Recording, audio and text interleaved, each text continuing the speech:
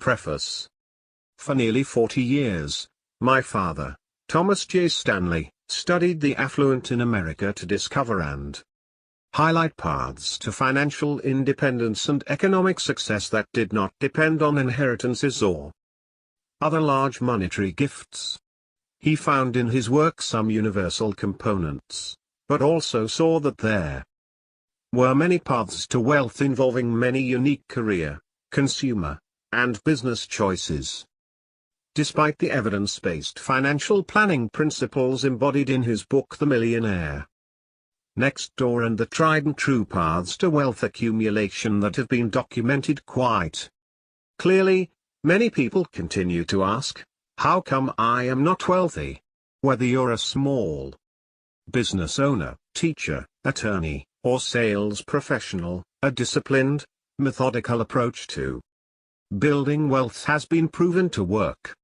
As my father wrote in The Millionaire Next Door, the millionaires profiled in the book, did it slowly, steadily, without signing a multi-million-dollar contract with the Yankees, without winning the lottery, without becoming the next Mick Jagger. 1. This slow and steady approach applies to many of life's challenges, such as learning a new skill, getting or staying in good physical shape, raising children, or starting a new business. Achieving any major goal, including financial independence, requires disciplined action over time, an awareness of one's own abilities, and the effective allocation of resources. But a desire for a certain type of lifestyle, one with a requisite level of consumption and displayed status, still makes the journey difficult for most of us. A lifestyle that is dictated by what others do, drive, and where cannot be sustained by most without a steady fire hose of incoming cash flow. Many of us simply accept our current habits, or refuse to do the hard work to change them, all the while complaining and often giving in to a life of dependency and worry. Despite the protestations of some critics of his work, my father was not naive and stated very clearly that the odds of becoming extraordinarily wealthy while starting with nothing were not very high. But his research demonstrated time and again that behaviors can change one's circumstances. And his life was just such a story.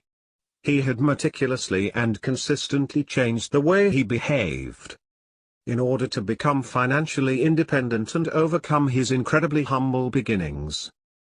My father never wanted to create a second edition of The Millionaire Next Door, a book that has become a classic since its publication in 1996, partly because he preferred to create new works for his readers that offered different, or fresh, viewpoints on the topic of affluence and building wealth in America. His follow-up works included The Millionaire Mind, Millionaire Women Next Door, and Stop Acting Rich. The research and development for this book began in 2012 in anticipation of the 20th anniversary of the publication of The Millionaire Next Door in 2016. The original aim was to examine trends over time related to some new topics, as well as to include comparisons to the data collected for my father's prior works. Together, we decided to take another look at millionaires in the United. Father was killed by a drunk driver in 2015, on the eve of when the first wave of research invitations were to be sent out. After his death, I took on the task of compiling his notes along with the research findings from our latest study, weaving the notes, blogs, and ideas he wanted to have included in our new book into chapters along with interpretation of new data and data he had advised me on collecting in the years prior. This bittersweet task took me more than 3 years. While I had access to many of his notes and writing, I couldn't replace my father's unique perspective on the new data and the headlines of today. For that, I would be required to humbly submit my own interpretations. There were several reasons why I felt this project, despite the absence of my father, needed to be completed.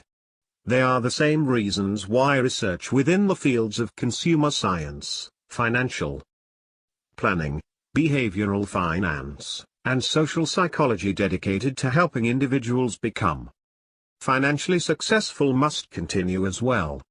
In short, we need an ongoing scientific study of how individuals can build wealth on their own to confirm or refute myths about wealth, anecdotes, and feel-good stories. We need to use scientific rigor to separate what sounds good from what actually works. Myths about wealth still abound in this country. Income continues to be confused with wealth by the media, the government, and in the minds of Americans. Anyone who has amassed a fortune on his or her own is often viewed with suspicion, as if the only pathway to financial success requires either high levels of economic outpatient care, financial gifts from family members, winning the lottery, or dishonesty. Shiny, glittering images fill our social media feeds and continue to confuse us about the reality of becoming financially successful. Many of us are also woefully unprepared and, in some cases, unable to manage our own financial affairs. Nearly half of all Americans could not cover a $400 expense without selling something or borrowing money. We continue as a nation to be worried about our finances. The American Psychological Association found that nearly 64% of Americans feel money is a somewhat or very significant source of stress within their lives. This ebbs and flows with the economy, but money tends to be the top stress factor for Americans ahead of work, health concerns, and family issues. Finally, it's important to note that some critics of the millionaire next door suggested that their stock market boom fueled by the developing internet economy in the mid-1990s was the reason for the success of the individuals included in the book, or alternatively that survivorship bias, asserting that the data only looked at those who had succeeded in becoming wealthy and not whether the same traits were exhibited by those who failed, was the explanation for the results. The critics ignored that there were clear comparisons, and often significant differences, in his work between the prodigious accumulators of wealth who were effective at transforming their income into wealth and the accumulators of wealth, those who, with the same level of income, had very little to show for it in their accounts. The same behaviors and habits examined in the millionaire next door have also been applied to populations of mass market and mass affluent individuals, that is, those who haven't survived to be wealthy yet, and the data from these non-millionaire populations is consistent in revealing the positive correlation between accelerated wealth building and factors such as making prudent financial decisions, ignoring societal pressures to spend, and being focused on goals. 4. This book not only includes descriptions and interpretations of the data collected just before and after my father's death, but also passages he wrote on his own, typically in the form of blogs that he had marked to include in the book. For the most part, the data highlighted in this book was collected during 2015 and 2016, but I also included survey results from other ancillary studies conducted between 2012 and 2018, along with data and research collected by my data research firm. Data points, at various points in time. In terms of narrative voice, I decided to use the pronoun we throughout this book. In some cases, however, the reader will also see sidebars that highlight my father's individual work, including notes, blogs, chapter ideas, and data reviews. I felt these were critical to the book and that the reader should know that these were his own words. In other cases, I have included a few sections in my own voice, noting that it is my own experience and research to which I am referring. His untimely death in 2015 has left a void not only in the lives of his immediate family but, based on the numerous communications we received through his website and other sources during the time after his death, also in the lives of the readers of his books and blog who were seeking assistance or encouragement on their journeys to financial independence. With all of these moving parts as a backdrop, I offer this book as a continuation of my father's research and work. In the days after the tragedy that took his life, some in the media used their opportunity to make the assertion that the millionaire next door concept is dead. That's not what our data says. I hope this book will demonstrate that the millionaire next door is still very much alive and well, and that financial success continues to be attainable for almost anyone who is willing to work for it. Sarah Stanley for Law. Atlanta, Georgia. June 2018. Chapter 1. The millionaire next door is alive and well. Believe it can be done. When you believe something can be done, really believe, your mind will find the ways to do it. Believing a solution paves the way to solution. Dave Schwartz, The Magic of Thinking Big. Dr. Thomas J. Stanley spent the majority of his professional career examining how Americans achieved financial success on their own. He studied business owners, executives, teachers, engineers, and a whole host of individuals with average to above average incomes to answer the question, why are some individuals better able to transform income into wealth? The works published from this lifetime of research answering that question have sold more than 5 million books. Why did this work have such a significant impact? Perhaps it was because the research revealed that wealth could be achieved via our own behaviors. There were no preconditions such as privileged birthright or ethnicity. Despite sensational headlines to the contrary, it is still possible today to build wealth without a lump sum inheritance or a lucky lottery ticket. So long as the freedoms that we enjoy exist in the United States, there will be individuals who will build wealth, not because of luck or the color of their skin or their parents' success, but because of the goals they set, the behaviors they employ to reach their goals, and their ability to ignore distractions and naysayers along the way. The hallmarks of what made a millionaire next door 20 years ago continue to hold true. Living below your means is just another way of expressing a mathematical equation, an equation that works regardless of changing political landscapes, economic environments, and fads. The math always works, but the distractions of the day, whether the trading up mentality of the 1990s or early 2000s, or the ever-present social media of today, pull many people away from the simple power of saving more than they spend. The increased costs of healthcare and education also require us to think differently about the way in which we live our lives. The traditional lifestyle or career path that our parents and grandparents followed may not be conducive to building wealth today. Still, some critics have argued that the very concept of the millionaire next door is dead, that their internet-fueled stock boom of the 1990s led to the success stories my father covered in their Millionaire Next Door, and that survivorship bias was at work in our data set, that is, the idea that we analyzed only the winners and that the economic losers may have shared the very same traits.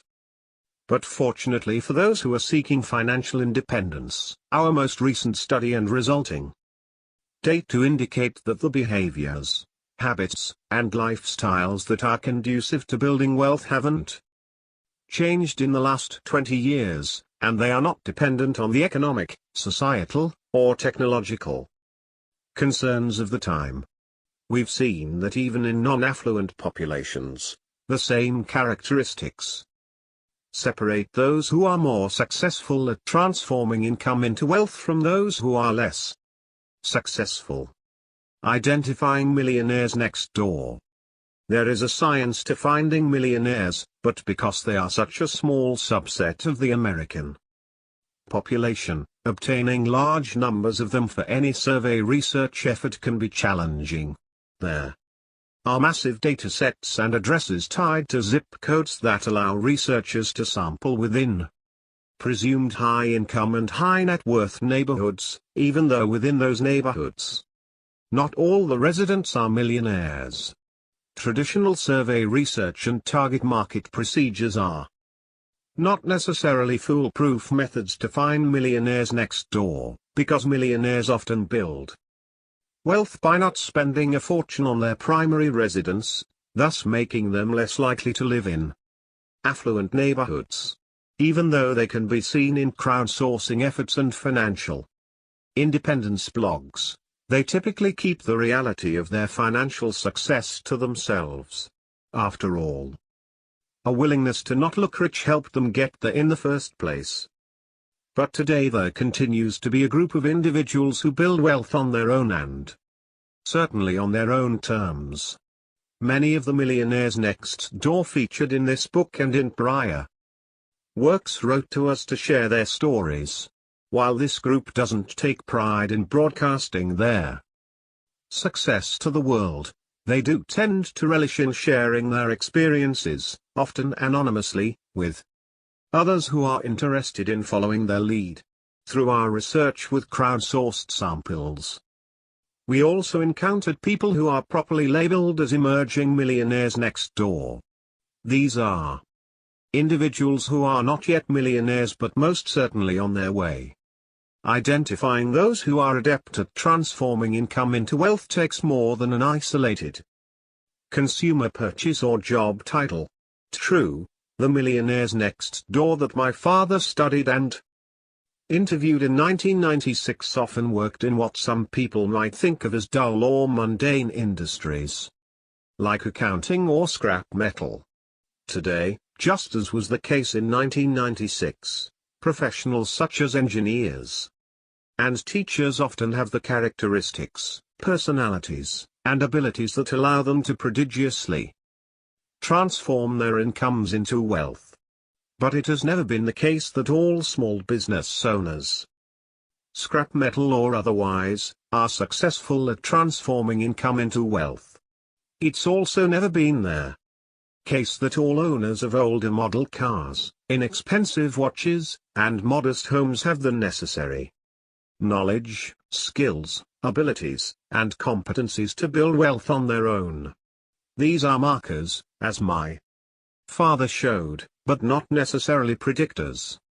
No, instead we have to consider a broader pattern of behaviors and experiences versus a single financial decision or lifestyle choice. Someone forgot to tell the financial independence community. Since the publication of The Millionaire Next Door in 1996, an entire community has evolved that focuses its lifestyle and efforts on the ability to retire, or have the option to leave salaried work, at a stage of life that today is mostly unheard of. 30-something. Saving money and being able to do what you want with your life as soon as possible. Many bloggers in the community reference The Millionaire Next Door as a transformative work in their journeys. The case studies and personal journeys of these bloggers are more voluminous than could be covered in one book and include a multitude of different approaches, from doctors and attorneys earning high six figures to other professionals with lower salaries. Some writers have multi-millions accumulated, but have not yet jumped ship from their careers, while some with less than $1 million in net worth have already retired. They preach being purposeful and disciplined in designing a lifestyle that allows you to stop being beholden to a company or organization so you can decide on your own what you want to do with your days. Again, these people are not in their 60s or 70s, but in their 20s, 30s, and 40s. Take 30 minutes and peruse through some of these blogs and get to know these individuals. Note: the lifestyles they describe and the details of how they got there. You may not like how they live their lives, but it would be hard to argue that their behaviors and choices don't work for them. It will become clear that the millionaire next door is alive and well in this particular community. Respect for money, a prerequisite for wealth. Alison Lamar, who grew up in a remote part of the United States, had an alcoholic mother and a father who struggled to make ends meet while taking care of his wife.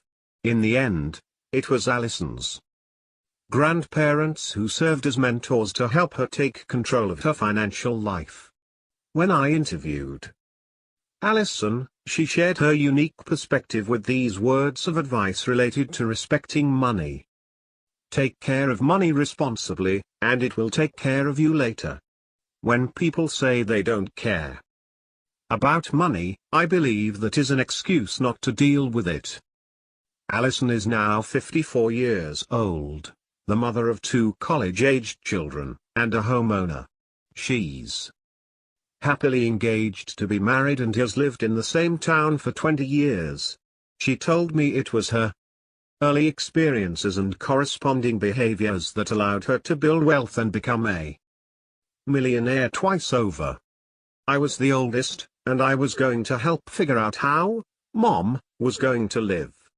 There were things I wanted as a 13-year-old, and it wasn't a pity party that I couldn't have them.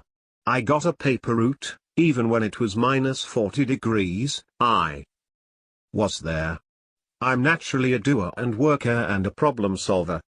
There was no extra fluff in our life. I spent a lot of time with my grandparents. My grandfather worked hard all his life and built wealth. I saw how disappointed he was in some of my cousins who felt entitled to his wealth. Now you see this instantly on Facebook. You see all of these people with what look like incredible lives, but in reality, it's not that way. My dad constantly told me to save 10%, and so did my grandparents. Even when I was in college, making $6.50 an hour, I saved 10%. My friends would laugh and say, "Why don't you wait until you have a real job?" It was the habit. I started this habit and never stopped. It wasn't a sacrifice to me, it was just a habit. I also felt like I was honoring my grandparents in saving to become a millionaire. I was content with the process of becoming a millionaire, hit one goal, then I wanted another one. I always knew I would be a millionaire. It wasn't a big deal. I just worked for it. Working hard, it's okay to work a 14-hour day sometimes. Those sacrifices are worth it. And, you look back and they are sweet in a way. Driving a car without air conditioning, for example, they're sweet. First became a millionaire when I was about 35 and now have about $2 million in net worth. I'm 54. My friends would never suspect that this is the case, as I act pretty average. Money is itself nice, but I am more concerned about what money can do than the actual accumulation of money. Alison shared her thoughts on why so many people are challenged when it comes to building wealth. They're playing the game of comparisons by using social cues to decide what's important and how they compete with others. Parents especially can be so competitive, she says. People need to face the reality of where they are. In other words, gaining an awareness and appreciation of your financial situation can lead to realistic decisions about how to move forward. They think small decisions do not have consequences. Alison learned to appreciate the compounding power of small decisions as she worked in the below-freezing chill of their Midwest to earn money. Alison's early influences and experiences helped to shape her financial journey. At many points along the way, she could have given up, or made easier short-term decisions. But by respecting money and taking a long-term view, resulting in part through the influence of her grandparents, her journey is now giving her great freedom. You have to be able to face your situation where you are and not be fearful, but be aware, facing the reality of your balance sheet. It really played out when I got divorced. I knew I had options. Some women stay in relationships because they don't understand money or are afraid. I knew I had options. I work in a fire department. I work because I want to work. I make more money now with my investments than working, and people have no clue. I like it that way. Alison shared her story not for fame or fortune, not for an Instagram post, but rather to demonstrate to others that regardless of your circumstances, achieving economic success depends not on what has happened in the past but instead on the behaviors you employ today and tomorrow. Behaviors that were described in 1996 and still hold true today. More millionaires next door. Hate the methods, love the outcomes. No one would argue with the reach and influence of Dave Ramsey in the world of personal finance. According to the Ramsey Group website, 13 million people tune in each week to Mr. Ramsey's nationally syndicated radio show, and more than 4.5 million people have attended his Financial Peace University 12-week classes. Some aspects of his message have drawn criticism from other purported experts. We will leave the discussion of specific financial advice for others to wrestle with and argue over. We'll focus instead on the behavioral side of his methodology and its associated outcomes. Mr. Ramsey instructs individuals to pay off their smallest debts first, thereby providing a psychological incentive to continue to pay off debt, ultimately leading to larger debts, for example, student loans, mortgages, being paid off and placing the household in a position to save and invest. And in his group consensus peer pressure, it appears, can serve as a positive influence in personal finance. The training courses, often multiple weeks of group meetings, associated materials, books, and technologies all provide ample reinforcement for positive financial behaviors. Many of my father's readers and fans have referenced Mr. Ramsey and his organization as their means by which they were able to correct their financial behaviors and achieve economic success. Many either approaching or having just accomplished the goal of reaching millionaire status when they described their journey. Like the FI/RE community, these individuals are often demonstrating their outcomes associated with behaviors that are conducive to wealth, and becoming millionaires in their process. Meet their, very much alive, Jacobsons. The Jacobsons are not front-page news, not by any means. They didn't win the lottery or start a tech firm that was bought by Amazon or Google. Their fortune came from a steady, simple lifestyle and decades of choices that were conducive to building wealth. Their 1,900 square foot home is more than likely not in any zip code dataset that includes America's top wealth holders. They followed what could be described as a typical millionaire next door path.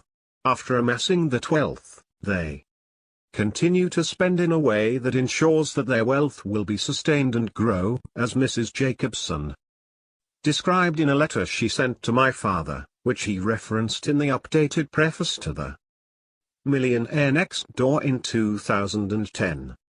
3. I married the right spouse and have a simple lifestyle. We've been married 22 years, 3 children, 3 dogs, 2 horses. We have lived in the same, modest 1,900 square foot, 1975 era home, for 20 years. I have an MS in chemical engineering. My husband has a PhD in chemical engineering and is now a VP at a chemical company. I made all A's in high school, 1,170 SAT. I was the first person in my family to go to college. I was born in there. backwoods of Arkansas. After college, my husband and I both got good jobs. We lived on one income and saved the other. Anytime we got raises we just saved more. I am now a stay-at-home mom. We are already millionaires. However, we still have 3 kids to put through college, so we don't feel rich. Sometimes my kids ask me if we are poor because I make them order from the $1 value menu. It's worth mentioning here that the average single-family home in America is approximately 2,400 square feet, about 500 square feet larger than the Jack Hobson's house. But even though this family is below average in terms of home size, they are in the top 10% in terms of net worth.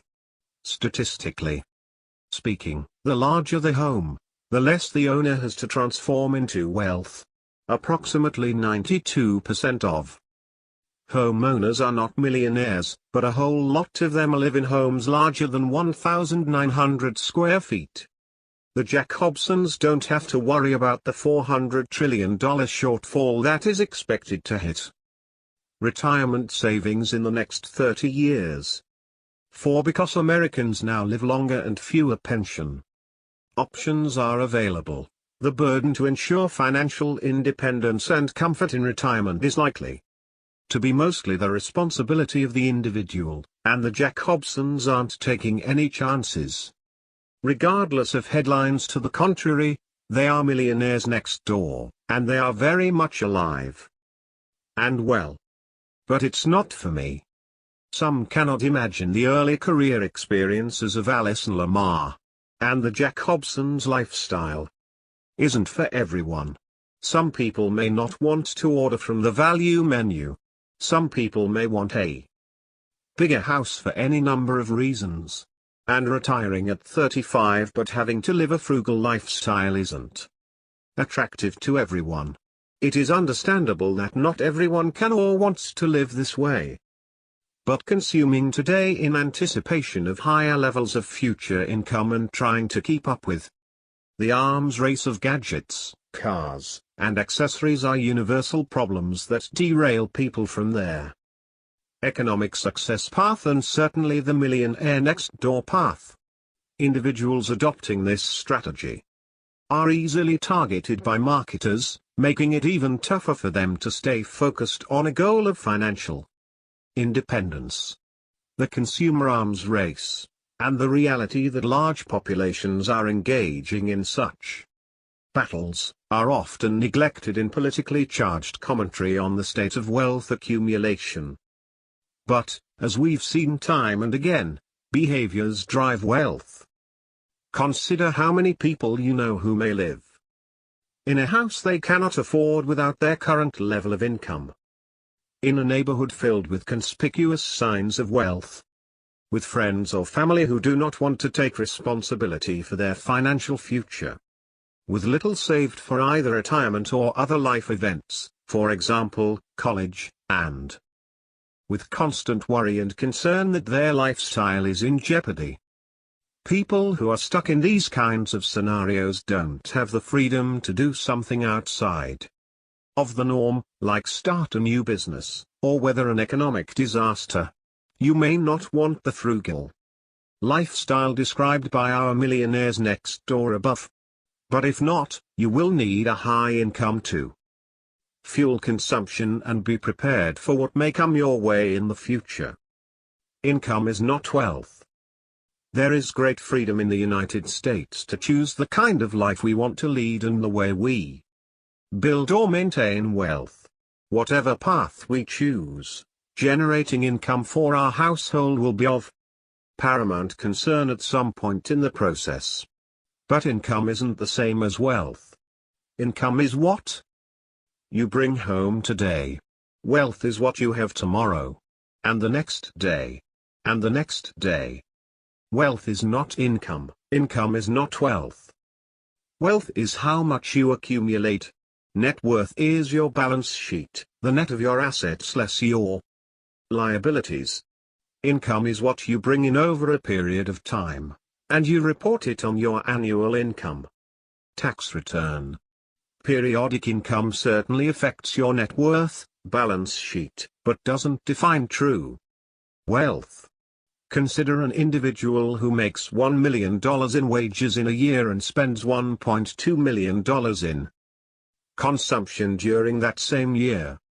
The wealth, balance sheet, impact would be negative $200,000.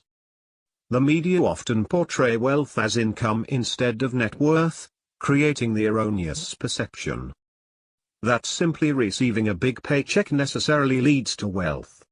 One similarity between the high income and high net worth crowds is that most of these people are economically productive as a result of their own efforts. And personal wealth in the United States is rising over time. In 2017, there were approximately 11,500,000 millionaire households. Roughly 9% of of all U.S. households. 6. By comparison, in 1996, there were 3,500,000 millionaire households, representing 3.5% of all American households at that time. Personal wealth in the United States was $22 trillion in 1996, but nearly one-half of this wealth was owned by 3.5% of households. The distribution is similarly disproportionate today, with personal wealth at approximately $84.9 trillion in 2016, nearly 76% is held by 10% of households. 7. We are by any definition a very affluent country. But most people in America today are far from wealthy. Don't be confused when you learn that the average, mean, net worth of an American household is $692,100. You may think that even if a typical American worker loses his job, he will be able to live off his wealth for 5, maybe even 6 years. But there is a problem with this figure. It is very misleading. The presence of high net worth households, think billionaires such as Warren Buffett or Bill Gates, skews the average disproportionately. The median measure of household net worth paints a much more accurate picture of the character of wealth in America. The median is that of the typical household, the midpoint range of the more than 124 million households ranked from bottom to top along the net worth scale, with few exceptions, and where noted, we use the median figure when we discuss dollars in this book. For example, their median income in the United States, as of 2013, was $59,039, while the mean or average was $83,143. 9. The estimated median net worth of Americans in 2016 was $97,300.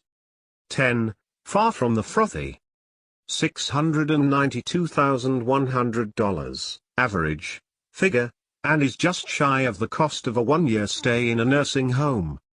11. This means that less than one-half of all households in the United States have enough to pay for such a service even if they sold everything they owned.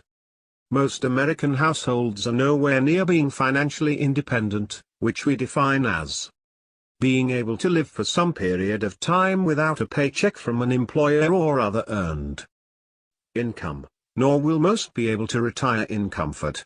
And there is more bad news. What if the equity in homes is factored out of the median net worth figure? Then the median figure drops to roughly $25,116, or about half of the annual median income generated by a typical American household. Who will care for these people when they are no longer able to support themselves? Don't bet on their government. In the not-so-distant future, it is likely that you will only be able to rely on yourself and your loved ones. Survival, like charity, begins at home. Let's look at net worth as the indicator of wealth status. We often hear, both directly as well as in the media, The following, $1 million? That's nothing anymore. So while $1 million is certainly worth less today than 20 years ago, $1.5 million today would equal approximately $1 million in 1996.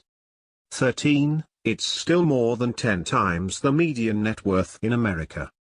As was the case in 1996, most households are far from millionaire status. And even more so today. Millionaire status in retirement may not be enough to perpetuate a lifestyle that includes heavy consumption. If this is your lifestyle, then securing high levels of recurring income is paramount. But earned income can be fleeting. Those who want to be truly financially independent rely instead on savings and passive income that invested capital can generate. A portrait of today's millionaire. So who are the millionaires of today? We wanted to determine if there were differences over time in the lifestyles, behaviors, and attitudes of millionaires, the subject matter experts of wealth. Accumulation were the key behaviors that would transcend time and lead to building wealth. What does this group of individuals who have amassed a median net worth of $3.5 million, the median net worth in our most recent survey sample, look like today? Below is a portrait of these millionaires. We're mostly 61-year-old men, 87%, who are either married, 69%, or remarried, 25%. More than 80% of us believe our spouses are critical factors in our economic success. Our median income in the previous year was $250,000, and our median net worth is $3.50 million. Compared to the average American, we earn 4 times as much, while our net worth is just about 36 times the average. Education has been critical to our success. More than 93% of us have at least a college degree. And nearly 60% of us have a graduate degree. A little more than half of us attended a public college. Nearly 20% of us are retired. For the 80% of us who are not yet retired, we work approximately 45 hours per week as business owners, attorneys, engineers, leaders, managers, physicians, and consultants. We live off what we've made, as more than 86% of us had 0% of our income from trusts and estates in the previous year, and only 10% received any gifts of cash, securities, properties, or vehicles from relatives. Nearly 90% of us are satisfied with life, and nearly 80% of us say we are in general or consistently good shape physically, and we get 7.65 hours of sleep per night on average. We are frugal and we budget. A full 70% of us know how much we spend on food, clothing, and shelter each year, and 59% of us have always been frugal. More than 60% of us consider frugality as a critical factor in our success. The most we've ever spent on jeans is $50, on a pair of sunglasses is $150, and on a watch is $300. But we don't shop sales in person. Roughly 77% of us haven't stepped foot inside a store for Black Friday in the past 5 years. Luxury cars? We tend to drive Toyotas, Hondas, or Fords that are at least 3 years old. On average, our most recent car purchase was $35,000. The most we've ever spent on a car? $40,000. Approximately 70% of us said our parents were very frugal. Most of our parents were married and remained so until we were at least 18, 86.3%. Nearly 75% of our parents encouraged us to excel, but only 42% of us believe that having attentive parents accounted for our success. Less than one-third of us said our parents were better off than others while growing up. We are confident investors. 70% of us say we know more than most people about investing, and only approximately one-third of us say we rely heavily on an investment advisor. More than 70% of us have at least one account at a full-service investment firm. But we have made mistakes along the way. More than 60% of us have sold a great stock too early. More than 73% of us sold a bad stock too late, and nearly 40% of us have tried to time their market. When it comes to investing, taking risks helped us early on, while 56% of us would call our current investment strategy balanced. When we first started working, more than half of us called our investing strategy risky or very risky. When we do want professional advice on investing, we don't pay a lot for it. 56% of us paid 1% of our income from the previous year on fees, while 33% of us paid 0. Do we practice economic outpatient care? Yes, a little less than two-thirds of us give gifts to our children and grandchildren. Roughly 34% of us give 1% of our income, and 23% of us give 5% of our income as gifts to relatives.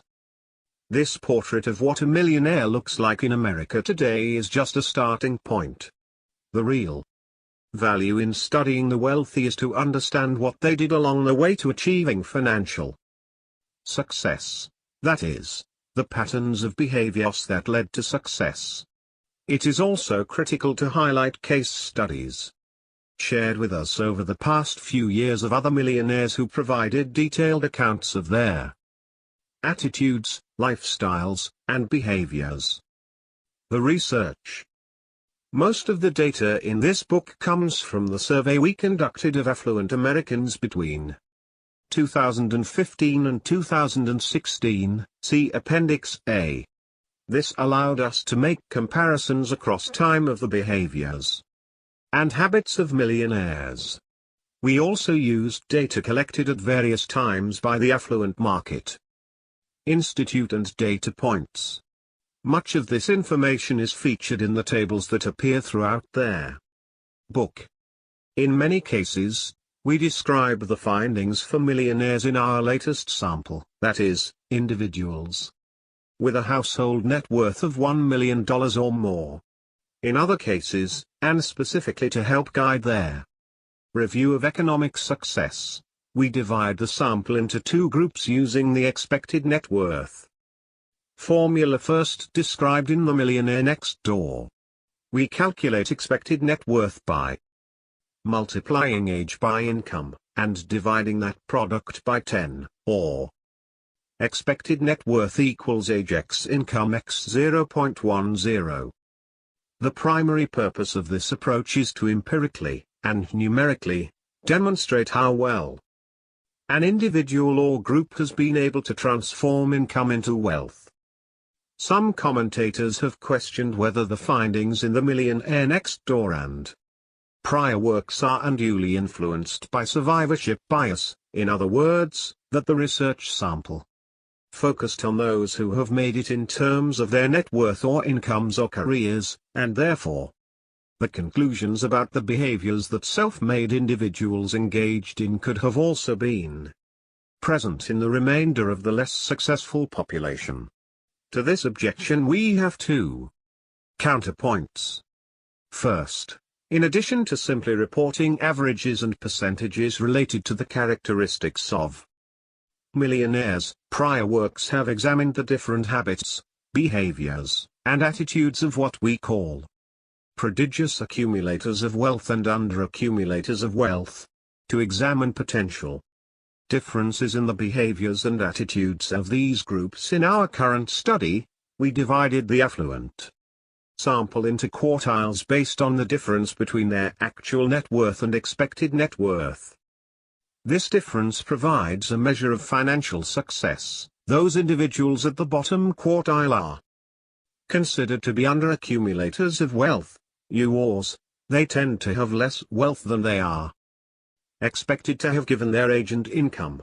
Likewise, those in the top quartile were considered to be prodigious accumulators of wealth, PAWs, and tend to have a net worth much higher than expected given their current income level and age.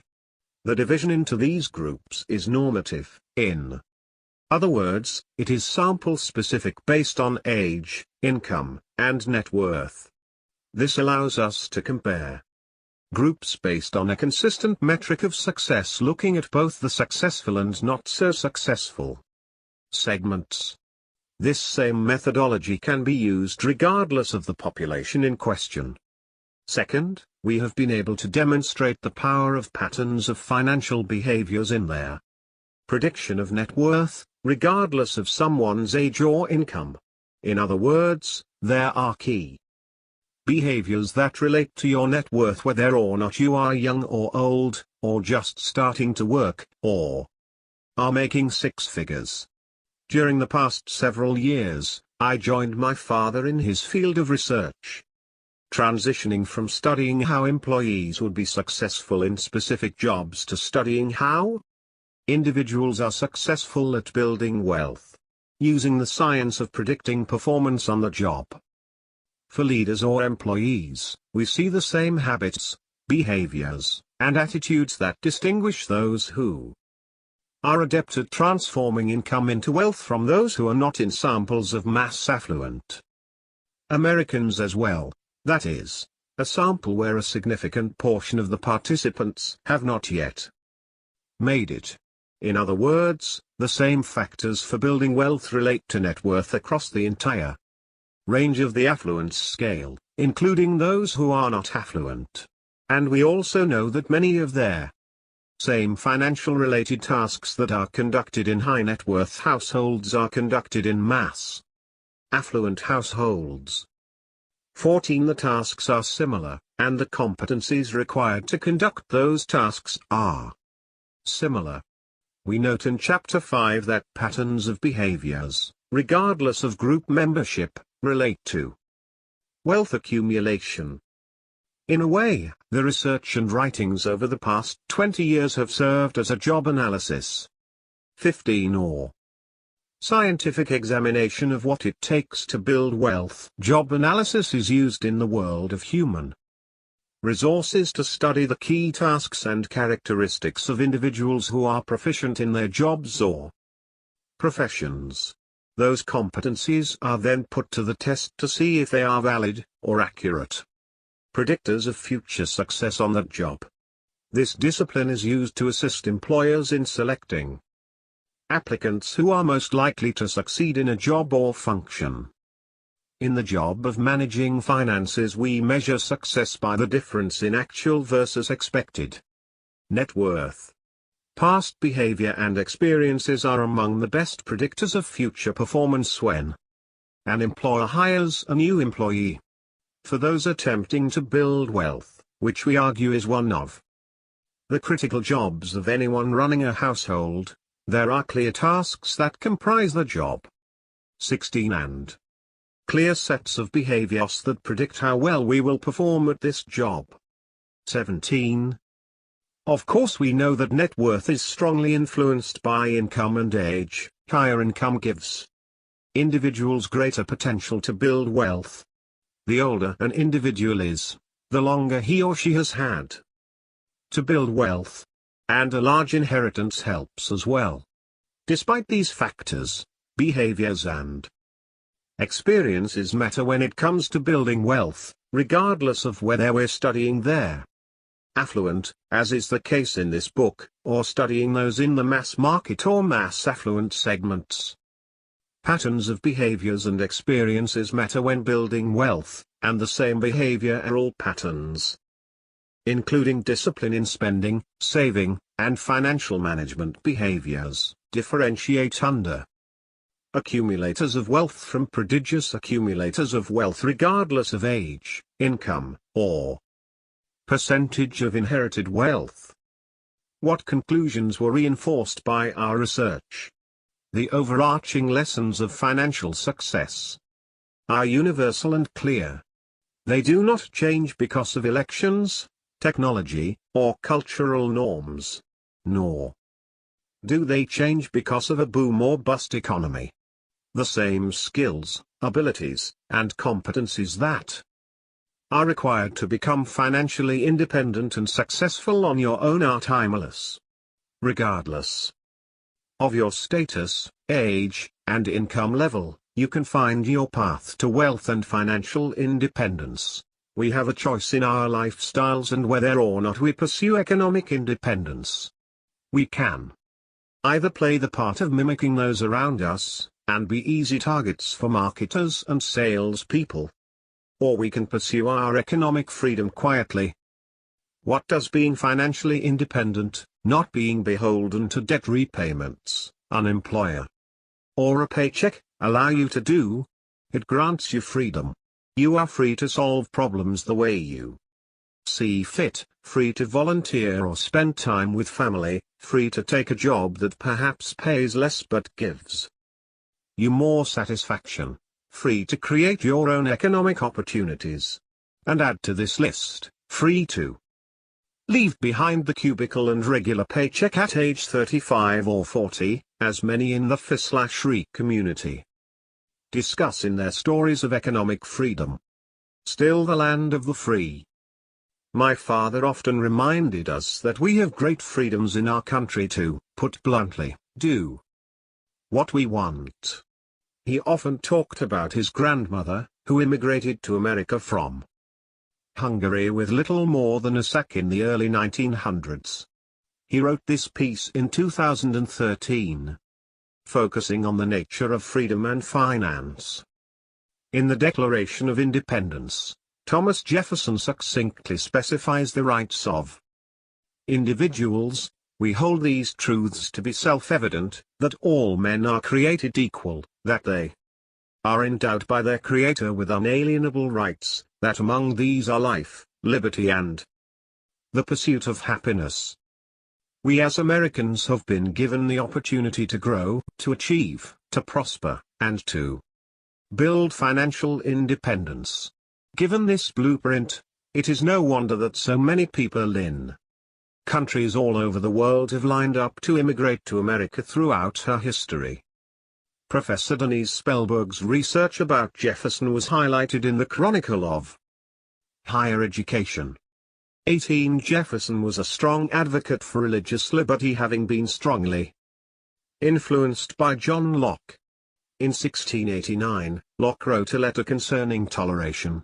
Professor Spellberg quotes Locke, "Neither pagan, nor Mahometan, nor Jew ought to be excluded from their civil rights of the Commonwealth, because of his religion." But that is not all that Jefferson read in preparation for writing the Declaration of Independence. He read the Quran, which is still in his library today. Jefferson's blueprint for freedom provided a base for the development of our great nation. For it is the many opportunities to achieve that result in our society's millions of success stories. Some countries may call themselves democracies, but a real democracy is evidenced by its people's behaviors and outcomes. It's interesting that countless immigrants and their children have prospered in our country while they barely eked out a living in their homelands. Economic freedom, like the freedom we experience in the United States, has a cost, the discipline and work it takes to get there and then to maintain it. Not everyone is willing to pay this price. Opportunities to prosper. Financial success in this country is not commonly the result of being handed money, despite the increasing number of large-scale wealth transfers from the baby boomer generation to their offspring. Lottery winners, and celebrities who capture the public imagination. And there will always be stories of people who have squandered their riches. In fact, the likelihood that even self-made millionaires' children will have the same level of economic success is low. As our research has shown, the path to becoming economically successful requires thinking differently about life and money, as illustrated for example by those in the FI/RE community. It requires discipline and hard work. It requires knowing one's own strengths and weaknesses, environment, and markets. It takes great skill in allocating resources, financial, emotional, cognitive, and time, to name a few. For many this means being frugal while building wealth, not being susceptible to fads, and not buying into myths about how to act rich. In other cases, it's managing a high income now in a way that allows for freedom later. In other words, not buying a house that requires a continued 6 or 7-figure salary and generally living in a manner that allows above average saving and investing.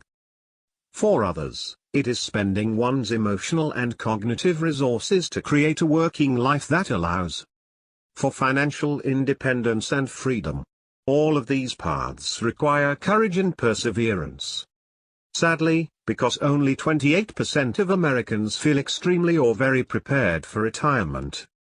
19, and only 54% of Americans could manage a $400 emergency expense. 20. The experiences of Alice and Lamar, or families like the Jacobsons, seem extremely out of the ordinary. Despite the proliferation of self-help books, personal finance blogs, and so-called experts who typically have something to sell, Americans are still behind the 8 ball in terms of their financial well-being. Maybe this is because adopting a simple lifestyle and building wealth over time are too simplistic to sell advertising and apparently too difficult for most Americans to do. The expense side of the ledger is typically their challenge, particularly for those with higher than average incomes. Paths to wealth. Despite this somewhat dreary national outlook, there are many roads to economic success. What paths to wealth are available in America? Consider the latest survey we conducted, targeting some of the wealthy zip codes in the United States. As we discussed earlier, the ability of simple geocoding to find millionaires next door is limited. The moonlighter or the millionaire who is living in the original house he purchased when he first started working is not represented here, though in this sample of high and ultra-high net worth Americans we are able to discern distinct paths to economic success. The truth of the matter is, there isn't an exclusive path to financial independence. If there were, the cottage industry of personal finance blogs, books, publications, podcasts, and financial planning in general surely would not exist. This industry, founded in part on the idea that wealth was something that could be created versus inherited or gifted, essentially the key premise of The Millionaire Next Door, now has its own conferences, critics, and informal leaders. But even The Millionaire Next Door described only a few paths to wealth in detail, typically defined by disciplined spending, focused savings, and a diligence in money management. In reality, achieving economic success is an individual endeavor, but commonalities have emerged from there. More than 16,000 case studies, interviews, and surveys we have conducted and letters we've received. In this book we highlight those commonalities while also demonstrating how, in more than 20 years since the first publication of The Millionaire Next Door, many of the same behaviors and success factors that led to independence and wealth endure today. Here we look at how specific decisions and behaviors relating to consumption, budgeting, careers, investing, and financial management in general can affect wealth building. We focus on how the areas of technology, media, and consumerism have changed between the 1990s and 2000s when we conducted research for the previous books and today. For example, we were interested in how their very same technologies that give freedom to those wanting to manage their own finances, create their own businesses, and educate themselves can also serve as a distraction from financial and other goals. We wanted to understand how rising costs, such as in education and healthcare, would impact individuals who were frugal in nature. How would the behavioral finance biases in investing, which have captured the attention of many in the financial services industry, impact prodigious accumulators of wealth? Would they make the same mistakes? Above-average earners. While the Millionaire Next Door included other examples of self-made, economically successful Americans, the prototypical millionaire next door in this book is an individual in a somewhat boring occupation with an above-average income, who is frugal and unaffected by trends and social norms. But this is a path that may ultimately not suit everyone. The strategy is good defense, and their lifestyle is typically simple and unassuming. 70% of millionaires state they have always been frugal. This behavior transcends job types and income levels. High-income producers. The often prone to being income statement affluent group, or EA group, referring to those with big incomes but low net worth, typically includes the executive leadership of larger organizations as well as professionals such as investment managers, doctors, dentists, and the like. If surrounded by exuberant consumption, this group is often tempted to look the part of their cohorts by buying big houses, luxury automobiles, and other expensive consumer goods. To build wealth with a high income takes considerable discipline in the consumption arena. To have economically self-sufficient children, this group must apply and teach a steady dose of frugality. Small business owners. Assuming they have creativity, courage, and determination, along with a clear ability to target market opportunities, small business owners tend to have a higher net worth than those who work for others. For the small business owner, his source of revenue is derived from a business he created which funds all of his other investments. But self-employment does not automatically translate into big income and wealth. Consider that of the more than 25 million Americans who were self-employed sole proprietors in 2015, their average annual net income was only $13,154. 21. Moonlighters, gig workers, and the FI/RE community. Nearly one-third of all working Americans are moonlighters, which means they generate revenue in addition to and outside of their regular full or part-time employment. Looking for multiple sources of revenue is a prototypical millionaire next door kind of behavior. It is much easier to have multiple sources of income than it was a decade ago.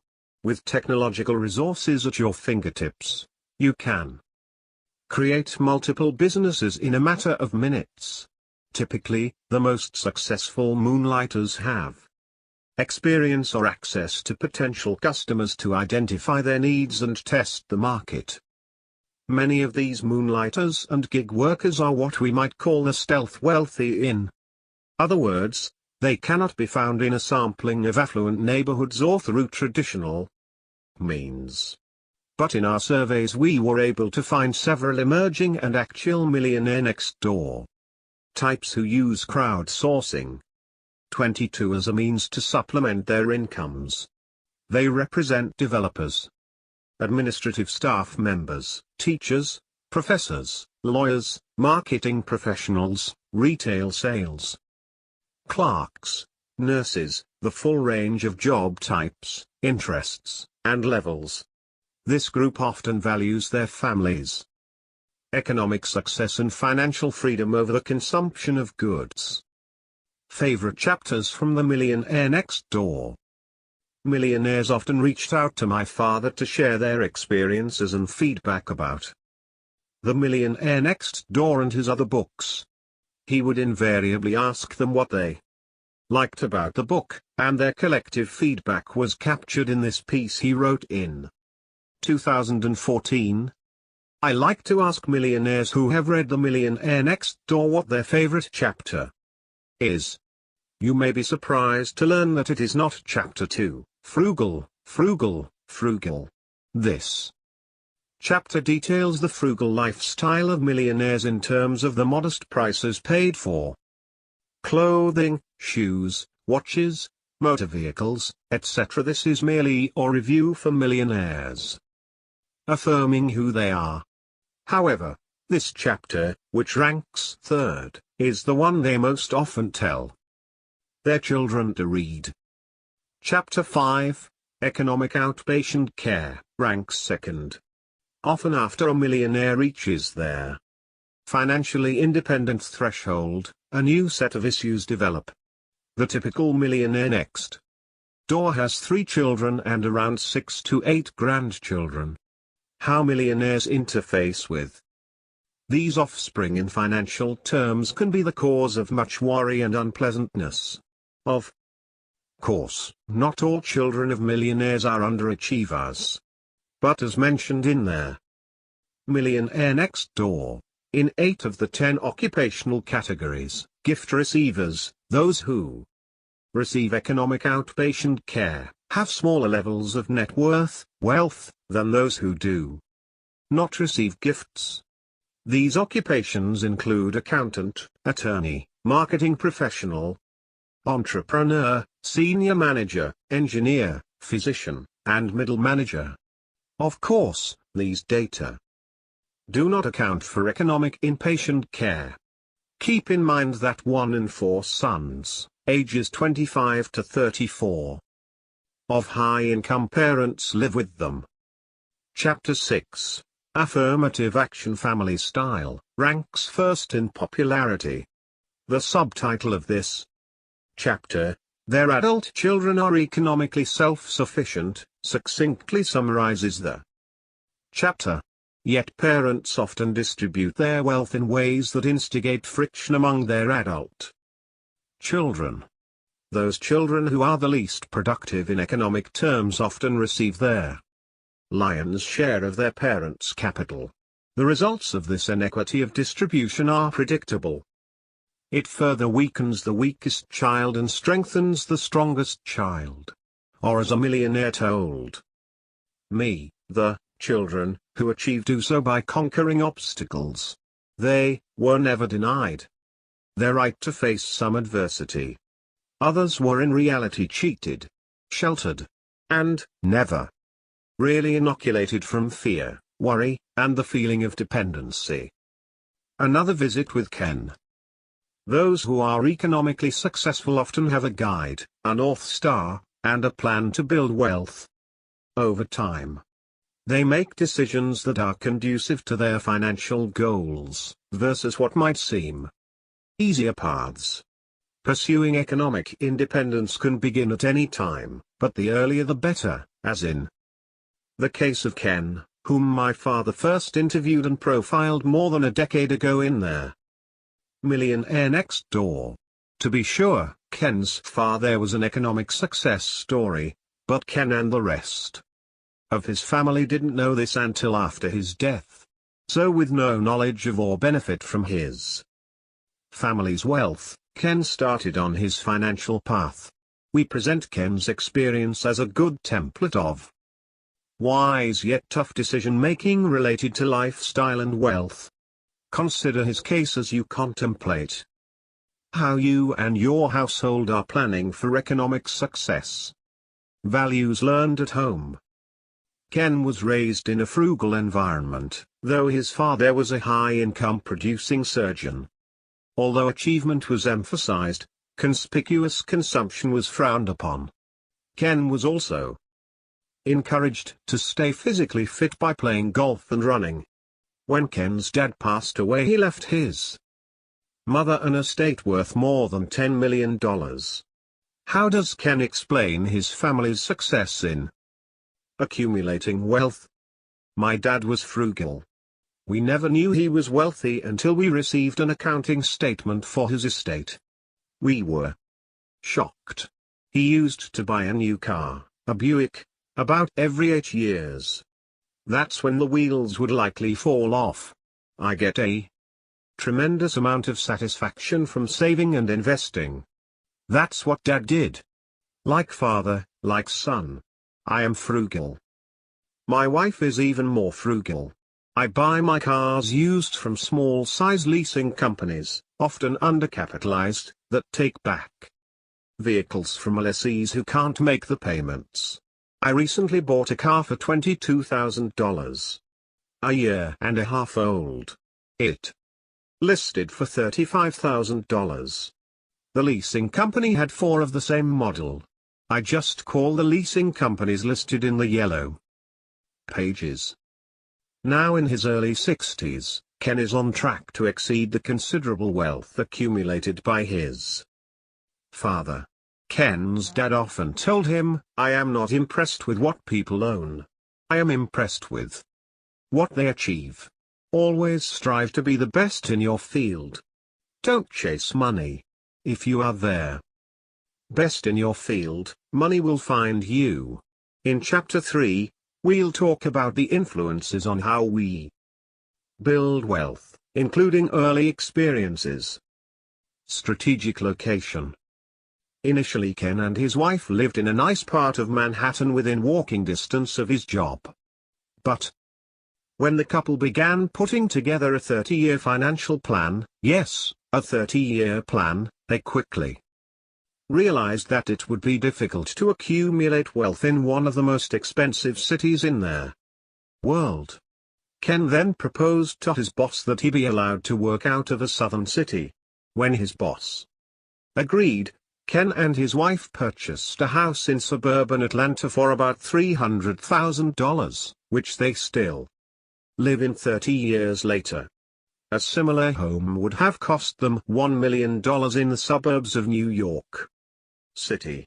In Chapters 3 and 4, we discuss homes and other consumption factors in building wealth, capitalizing on strengths and early work experiences.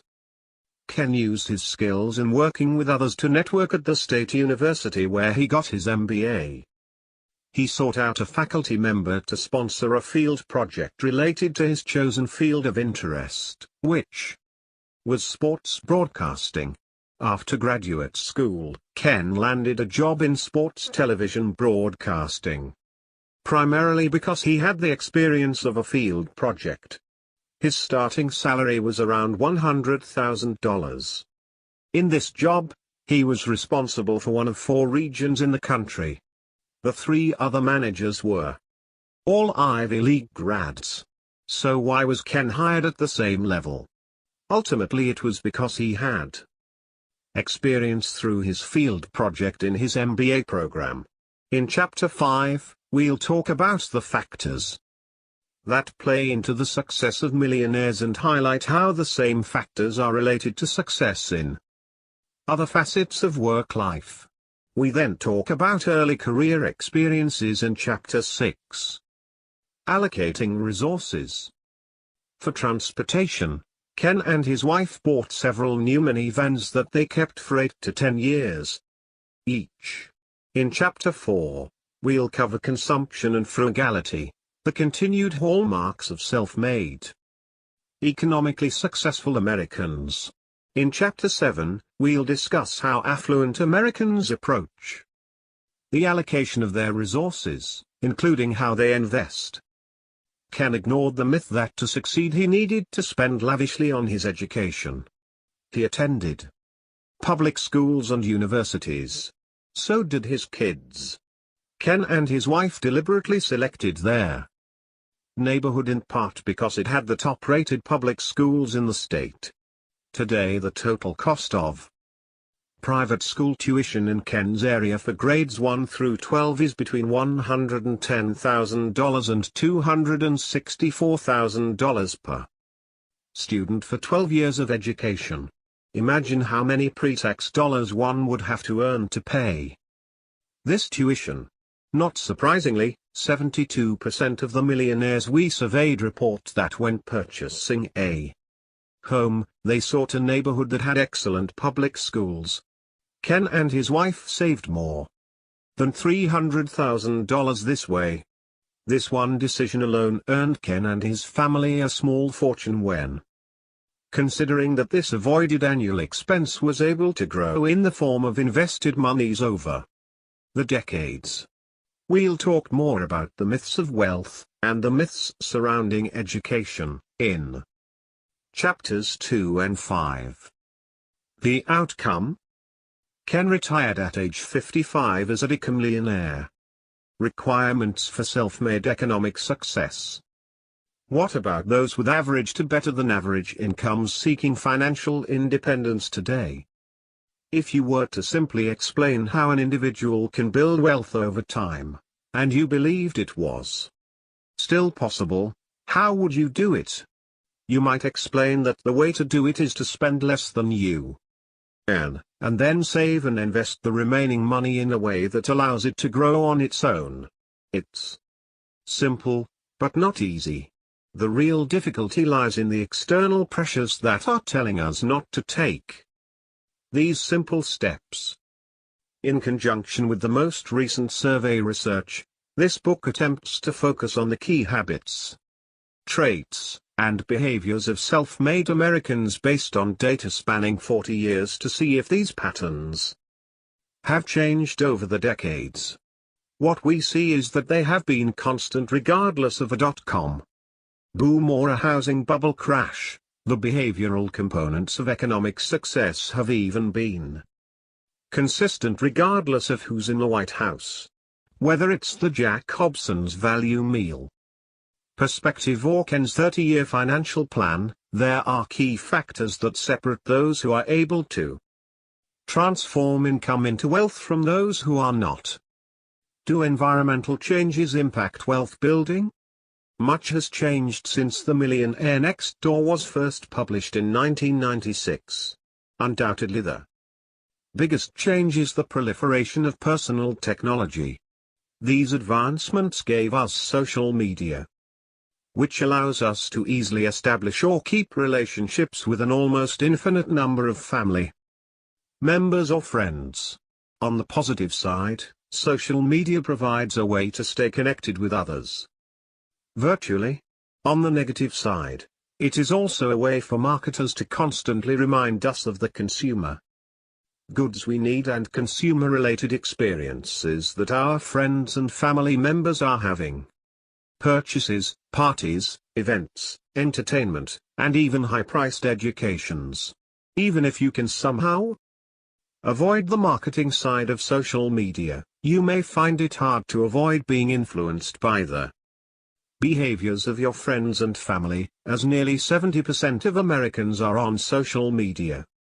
23. This steady inundation of what other people are doing, driving, and buying has made it increasingly more important to be disciplined in deflecting the influence of the proverbial Joneses.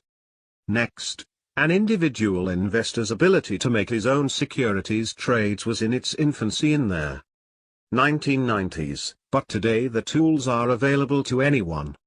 This has pushed down the costs of hiring financial advisors, and it's changing the nature of investing and financial planning, both for average Americans and for those with a significant amount of wealth. We'll discuss this more in Chapter 7 as our focus shifts to investing.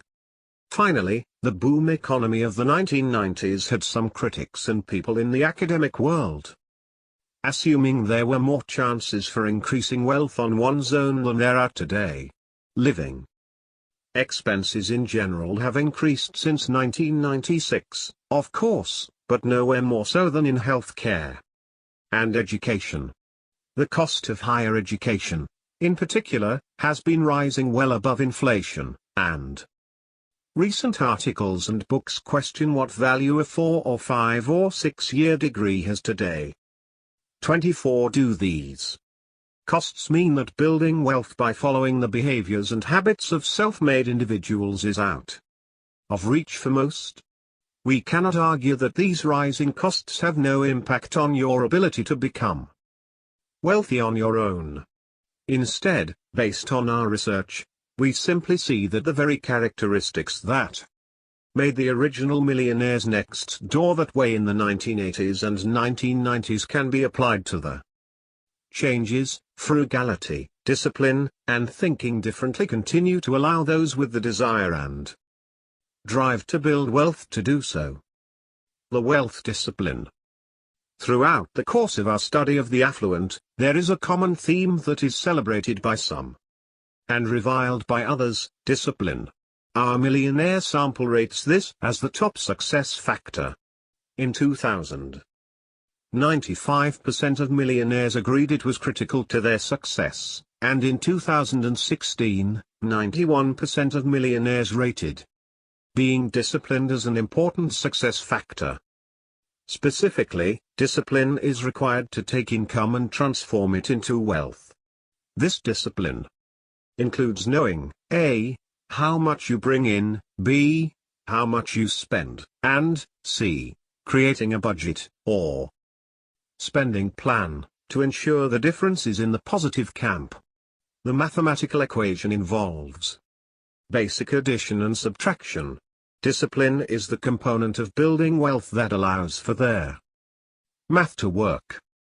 The more you save, presumably, the more opportunity there is to invest. Then we can apply another mathematical equation, compound interest. Here, too, discipline comes into play. The magic of this math cannot be seen in frequent trading, market timing, or exotic investments, unless you are in the vanishingly small population of investors who can reliably and consistently beat their market. Discipline is the factor that trials those who are looking for excuses why they cannot amass wealth, particularly among the hyper-consuming, high-income crowds. These people perhaps live in expensive urban areas and have amassed high college debt because they thought they had to. Does the D word trip some of us up because it requires us to make choices and not have everything we desire? Discipline often requires going against the tide, including the tide of your social influences, and perhaps even how you were raised or your long-held beliefs about what you are entitled to today. Discipline and awareness. The millionaires in our latest study, similar to those we've studied previously, tend to be attuned to their financial health. They are keenly aware of the small, perhaps mundane aspects of their financial lives, even though they have both income and net worth levels much higher than the average American. In our latest study, 70% of millionaires know how much they spend on food, clothing, and shelter each year. More than 65% of them, despite their high net worth, continue to operate their households on a budget. They engage in activities that align with building and sustaining wealth, such as studying, investments, reading trade magazines, and working. Most economically successful Americans have or gain an awareness of their own abilities, skills, and competencies, and how those can be transformed into careers, jobs, and businesses. They have their ability and foresight to examine trends in the environment, the market, and their communities, and target future or growing needs with their services or products. Typically, this awareness is gained through parental guidance, early career experiences, and trial and error. Awareness is required to make choices that are congruent with your own strengths, interests, family goals, and what is happening within your chosen playing field, including your neighborhood, social circles, job market, or industry. Allocation of resources. Critical to all goals, financial or otherwise, is the allocation of time, energy, and money in an intentional, disciplined manner. As discussed in Chapter 3 of The Millionaire Next Door and Chapter 9 of The Millionaire Mind, those who are or who become economically successful have the ability to allocate their resources effectively to meet their goals and do not become distracted from reaching them. Prodigious accumulators of wealth spend more time planning for future investments than Accumulators of Wealth. The same is true today. Millionaires next door still spend time on activities that are conducive to building wealth or to building wealth in the areas of health and wellness. As we'll see in Chapter 5, millionaires spend about half the time as the average American playing video games, yet twice as much time exercising and reading for pleasure. Economic independence belongs to those with the willingness to allocate time, money, energy, and cognitive resources to achieve financial goals. Bucking trends. Assume for a moment that everything you've read in the popular or social media press with regard to wealth accumulation in the United States is true, that with the rise in costs related to health care and education, the lack of pensions and retirement funds from employers, and the increased mechanisms by which companies can influence your consumer behavior, few people can build wealth on their own. What if you buy into the idea that only the top 1% or 10%, or some percent, will continue to stay there? And what if you decide you want to buck the trend, to try on your own to do what some are saying is essentially impossible today? My hope is that you will read the following chapters with some glimmer of hope in a world where many say doing anything on your own isn't possible without their help of government, handouts, or incredible good luck. What might it take for you?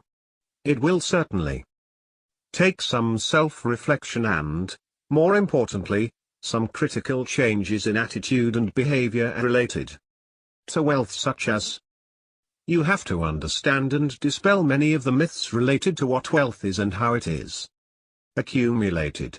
You will have to stop blaming those who have achieved economic success and instead examine how you can succeed based on your own unique background and talents. You will need to examine how everyone around you today, and those who were around you while growing up, faced financial matters. You will need to recognize that the errors of your parents and caregivers don't have to be yours. Perhaps more importantly, you will need to recognize the level of influence those around you are having on your financial behaviors and make conscious decisions as to whether or not you will allow those influences to persist.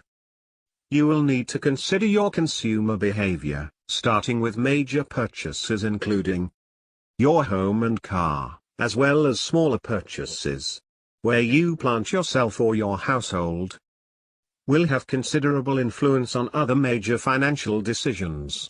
You will have to determine if those purchase decisions are conducive to your overall financial goals, or if they are being made to emulate those who are either glittering rich or, as is more often the case, those who pretend to have great wealth.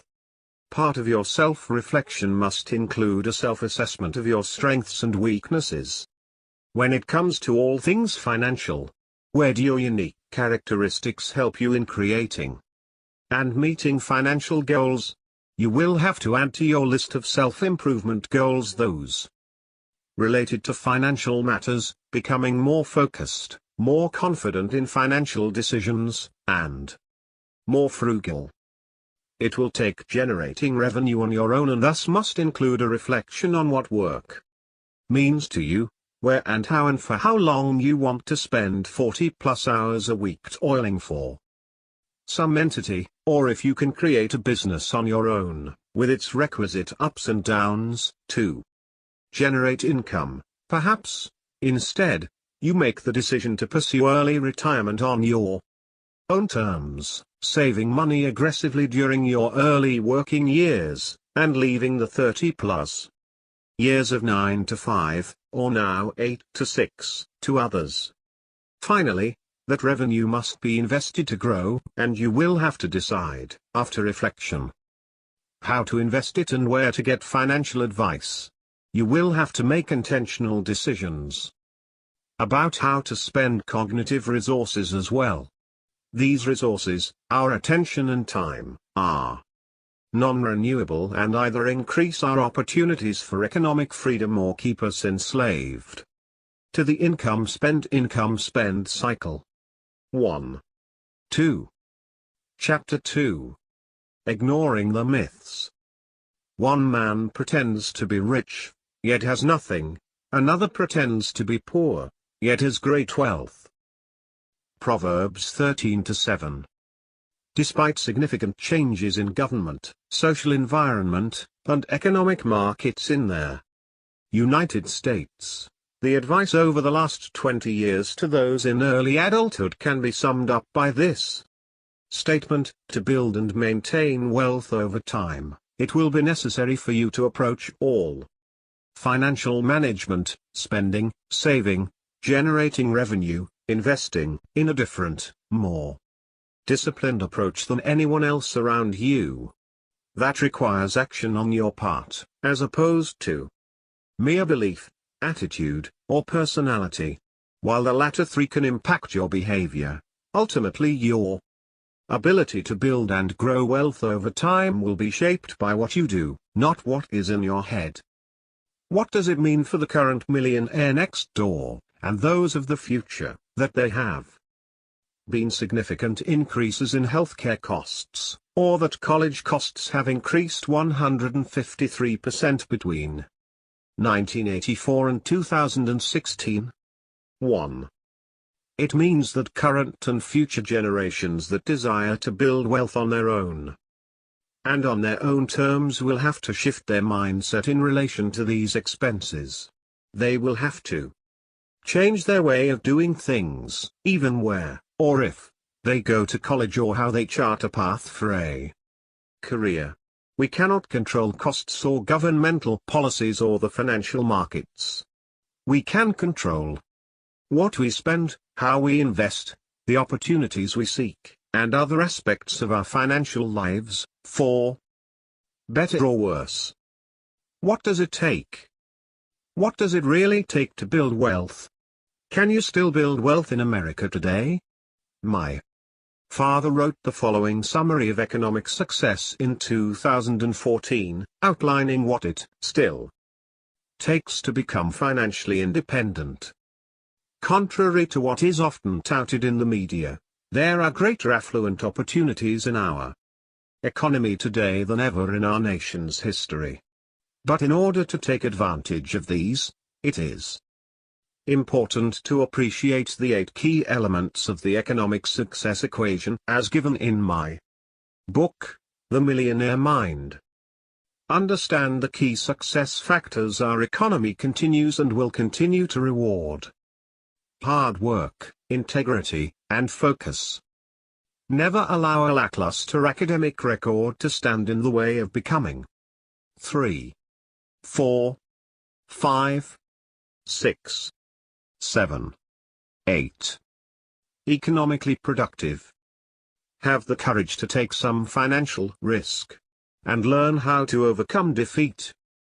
Select a vocation that is not only unique and profitable, pick one you love. Be careful in selecting a spouse. Those who are economically productive married husbands or wives who had the characteristics that are compatible with success. Operate an economically productive household. Many millionaires prefer to repair or refinish rather than buy new. Follow the lead of millionaires when selecting a home. Study, search, and negotiate aggressively. Adopt a balanced lifestyle. Many millionaires are cheap dates. It does not take a lot of money to enjoy the company of your family and friends. These are basic truisms founded on incontrovertible principles. But the fact remains that many people continue to buy into the myths of wealth, thus decreasing the likelihood of taking on their responsibility of building wealth on their own. Myth 1. You are your group. Believing that you have the same likelihood of success as others around you with similar demographic characteristics ignores the unique characteristics and drive that actually allow you to succeed on your own. If we look back at the not too distant past, there were laws in place that held back certain groups based not on their abilities or knowledge or skills, but rather on the color of their skin or gender. This wasn't 500 years ago, this was just a few decades in the rearview mirror. Even today, some of us in different generations, again, a group by year of birth, laugh about millennials with their lattes and avocado toast, or perhaps more positively, say that the baby boomer generation was one that will never be seen again. In many ways these general conclusions about groups of people, while convenient and perhaps useful at a marketing and policy level, are less helpful when we want to discover what it takes to build wealth. The obvious outcome of such thinking? It gives all of us an out. Blame the fact that I'm in this or that group for why I cannot get ahead or why I act the way I do. I see you're a Gen Xer female. White, with 3 children, married, and you live in this zip code. I'll put you here. A wise professor once reminded her graduate students in psychology that there is more variation within a group than between groups. In other words, there is more variation in our psychology and behaviors within a group, for example, variation in our interests, personalities, and abilities, than between 2 demographic categories. Instead, as we will see in Chapter 5, our behaviors, not the color of our skin or when we were born, can significantly impact our ability to build and maintain wealth over time.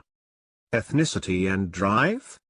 One of the areas of focus in the Millionaire next door related to ancestry, or where your parents and grandparents came from. When I joined my father in his research endeavors several years ago, I started to guide the focus more toward characteristics that could change over time and behaviors that could be altered. Group membership, while interesting and easy to report in articles and survey results, does little to help us change and grow and succeed. In that same vein, though, it is difficult to imagine that the experience of immigrating to the United States, spurred on by a desire to improve your family's life, does not have an effect on the ability of first-generation Americans to build wealth on their own. That desire and drive to reach our shores or borders may explain more about success within immigrant populations than their ethnicity.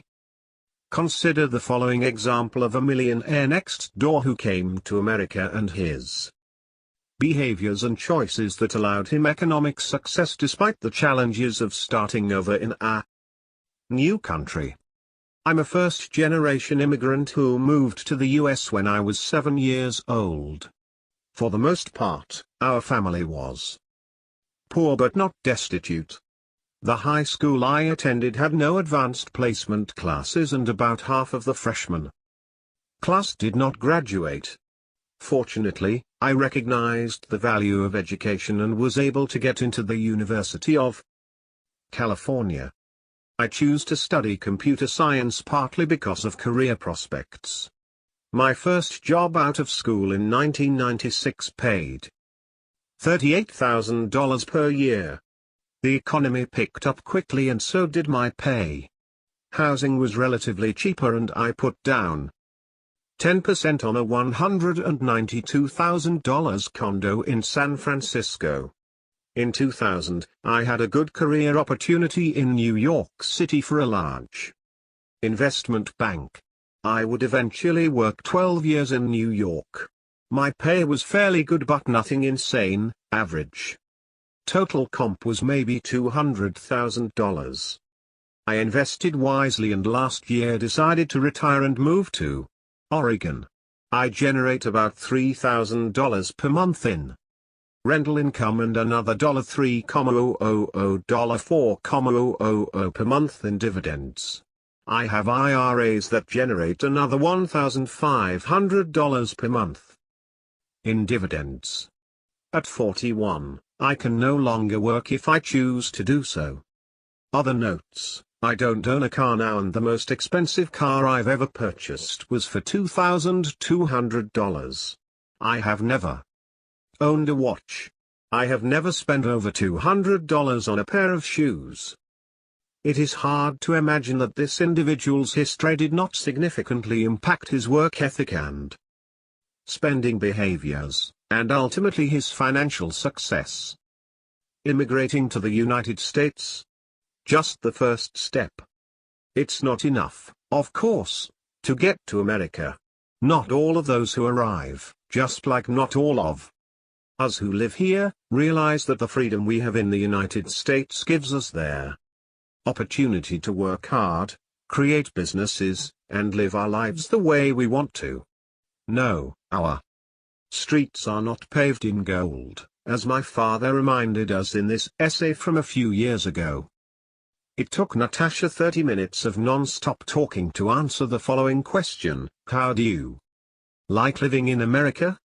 Natasha, aka Natasha Komplainski, is not happy living in the USA. She, a hairdresser and sole proprietor who rents her chair, and her husband, who installs and repairs hardwood floors, moved here from Russia in 2004. Both thought they would be rich by now. But they are not even close. The couple apparently read only the headlines about the vast amount of personal wealth in the US, about $65 trillion in total. And don't forget all those billionaires featured in the Forbes 400, even the Russian press highlighted the multi-millions paid to pro athletes, senior corporate executives, and even college presidents. Natasha may have been even more impressed with the Federal Reserve's estimates of the average household net worth in America, roughly $575,000. Even before they immigrated, it was over $400,000. She and her husband believed that they would quickly prove that they were better in generating wealth once they settled here.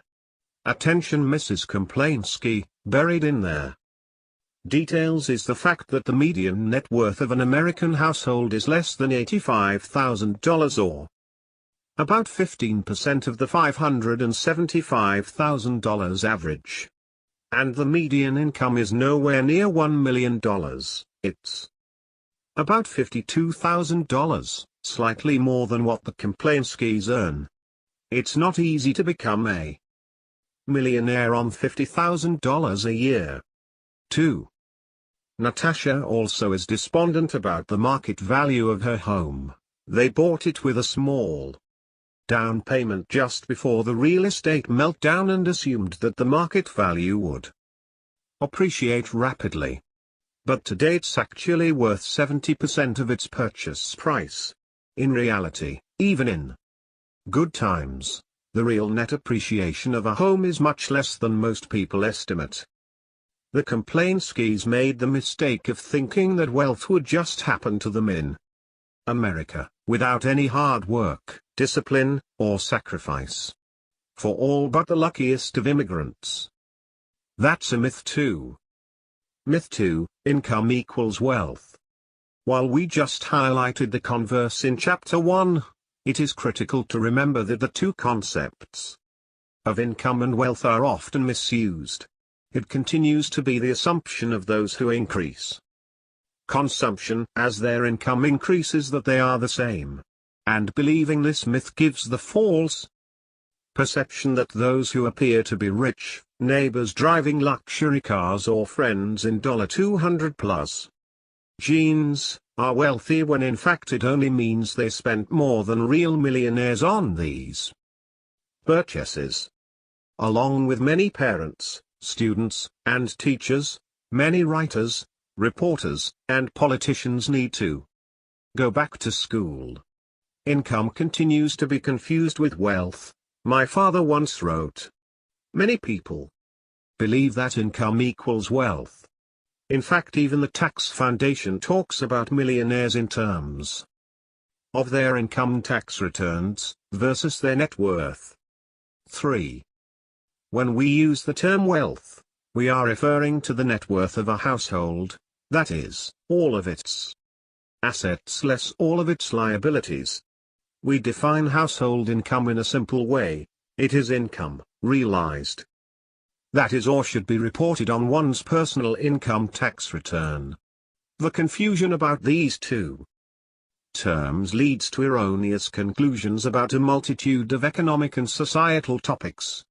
The practical effect of this confusion is that it distorts the metrics or numbers we pay attention to while trying to achieve financial and economic independence. A millionaire's income is only 8.2% of his wealth. Several years ago, Britt, age 36, and his wife were upside down on their heavily mortgaged home, had a negative net worth, and owed more than $60,000 on their credit cards alone. Today the couple has a positive net worth of about $20,000. Britt explains that paying off their debts was extremely difficult and took much sacrifice. The couple is genuinely proud of this accomplishment. But, in spite of this, Britt reports that he is depressed, bummed out. I can't see how we are ever going to become wealthy even with us both working our tails off. People who believe that they will never become wealthy generally fulfill this prophecy. My father explained to Britt, who was once a member of the Ultimate Income Statement Affluent Club, that he had an excellent chance of becoming a millionaire next door type and that the typical millionaire next door was 57 years old, at that time. The will and discipline that this couple demonstrated in paying off their considerable debt is telling. The same determination can be used in setting aside at least 15% of their income for savings and investing.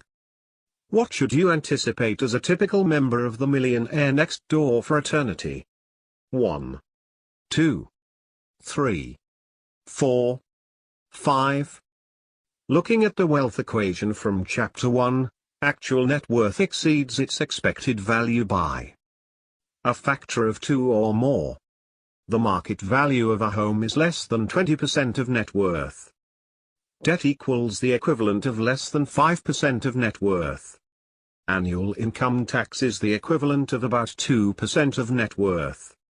Total annual realized income is approximately 8.2% of net worth, median, or the equivalent of $8.20 of income for every $100 of wealth. This $8.20 figure from my father's research is fairly consistent with the findings of other researchers. For example, 3 scholars employed by the Treasury Department compared the wealth characteristics of millionaires via 36,352 federal estate returns for dissidents who passed away in 2007 with the incomes of these individuals when they were living. Those millionaires, who were married and under the age of 70, like the large majority of the millionaire next door types my father surveyed, realized the equivalent of $8.45 for every $100 of their net worth. This figure is within approximately 3% of the dollar figure, $8.20, that was determined from his surveys. 4. Income and net worth of course are related factors, but they are not equivalent. Each should be used in different ways to assess overall financial health and progress. Myth 3: you can judge a person's wealth by what he drives, buys, and wears. Everyone has an opinion about the rich, perpetuated in part by narratives from the media and different political factions used for their own purposes. Dispelling myths about wealth, both what it takes to create it and what the wealthy do with their money, was of critical concern throughout my father's lifetime of research. He often demonstrated the myths through the case studies he related about those who demonstrated a clear adherence to those myths. Take, for example, Ranger X Rich, a pseudonym for an individual my father met in 2010 in a national park near Atlanta. His observations about Mr. Rich provide an illustration on the perils of holding on to myths regarding wealth, and how False assumptions about money and those who do or don't have it can impact satisfaction as well as diligence in pursuing one's own financial independence. We first noticed the ranger as we hiked out of the large parking lot adjacent to the wilderness area. He was just opening his ticket book when my wife said to me, "Did you put your parking pass on the dashboard?" I had not, I had left it on the console. With that, I said to the ranger, "I better run back and put my pass on the dashboard, otherwise you are going to give me a ticket." He smiled, pointed to the parking lot and asked me what kind of car I drove. I reported to him a Toyota 4Runner. He then said something that shocked us: "I'll probably never get around to the Toyotas. Most people who drive Toyotas, Fords, Chevrolets pay the $3 to use the park. It's the people with Mercedes, BMWs, Jaguars, the worst, and Range Rovers who usually don't pay. I've been doing this a long time. It's the working man who pays in this country. Rich people don't pay taxes. They don't pay to park. Our empirical research does not cover the parking habits of the rich. So we cannot say whether Ranger X Rich was correct in his assumption that people who drive status makes of motor vehicles are more likely to scoff at the notion of paying parking fees. It is interesting to note that Ranger X Rich asserted that those people who drive these status cars are by definition rich. But as my father pointed out in Stop Acting Rich, 86% of those who drive status motor vehicles are not millionaires. So, it may be that many people who drive expensive cars don't have enough money left to pay their parking fee, or tip the waiter at a restaurant, the caddy, etc. Drive rich or be rich. Ranger X Rich believed in the rich first system when distributing tickets.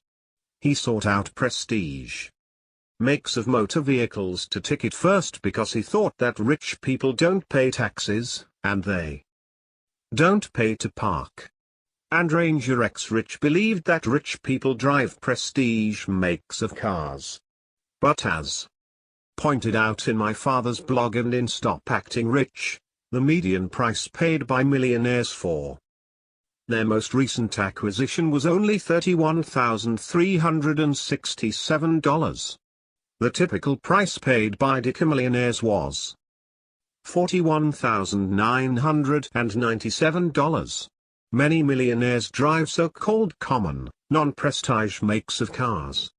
In our current study, the median price paid by millionaires for their most recent automobile purchase was $35,000. But Ranger X Rich is like many people who define rich in terms of income instead of net worth. Certainly, many drivers feel the need to display their socioeconomic achievements by acquiring prestige makes of motor vehicles. They may think that those who are successful in generating high incomes drive luxury brands, and correspondingly, drivers of more common makes have average income credentials. But the hard data suggest that the level of prestige of a car and the income of its driver are not anywhere near being perfect correlates. In fact, many drivers of luxury cars have neither the levels of income nor net worth which would qualify them as high economic achievers. Along these lines, Joanne Muller, writing for Forbes.com 5, wrote a piece titled "What the Rich People Really Drive." She defines rich people in terms of income, not net worth. The richest people were the most likely to buy luxury brands, 39% for people with household income above $250,000, versus 8% for those people who earn less than $100,000 a year. 61% of people who earn $250,000 or more aren't buying luxury brands at all.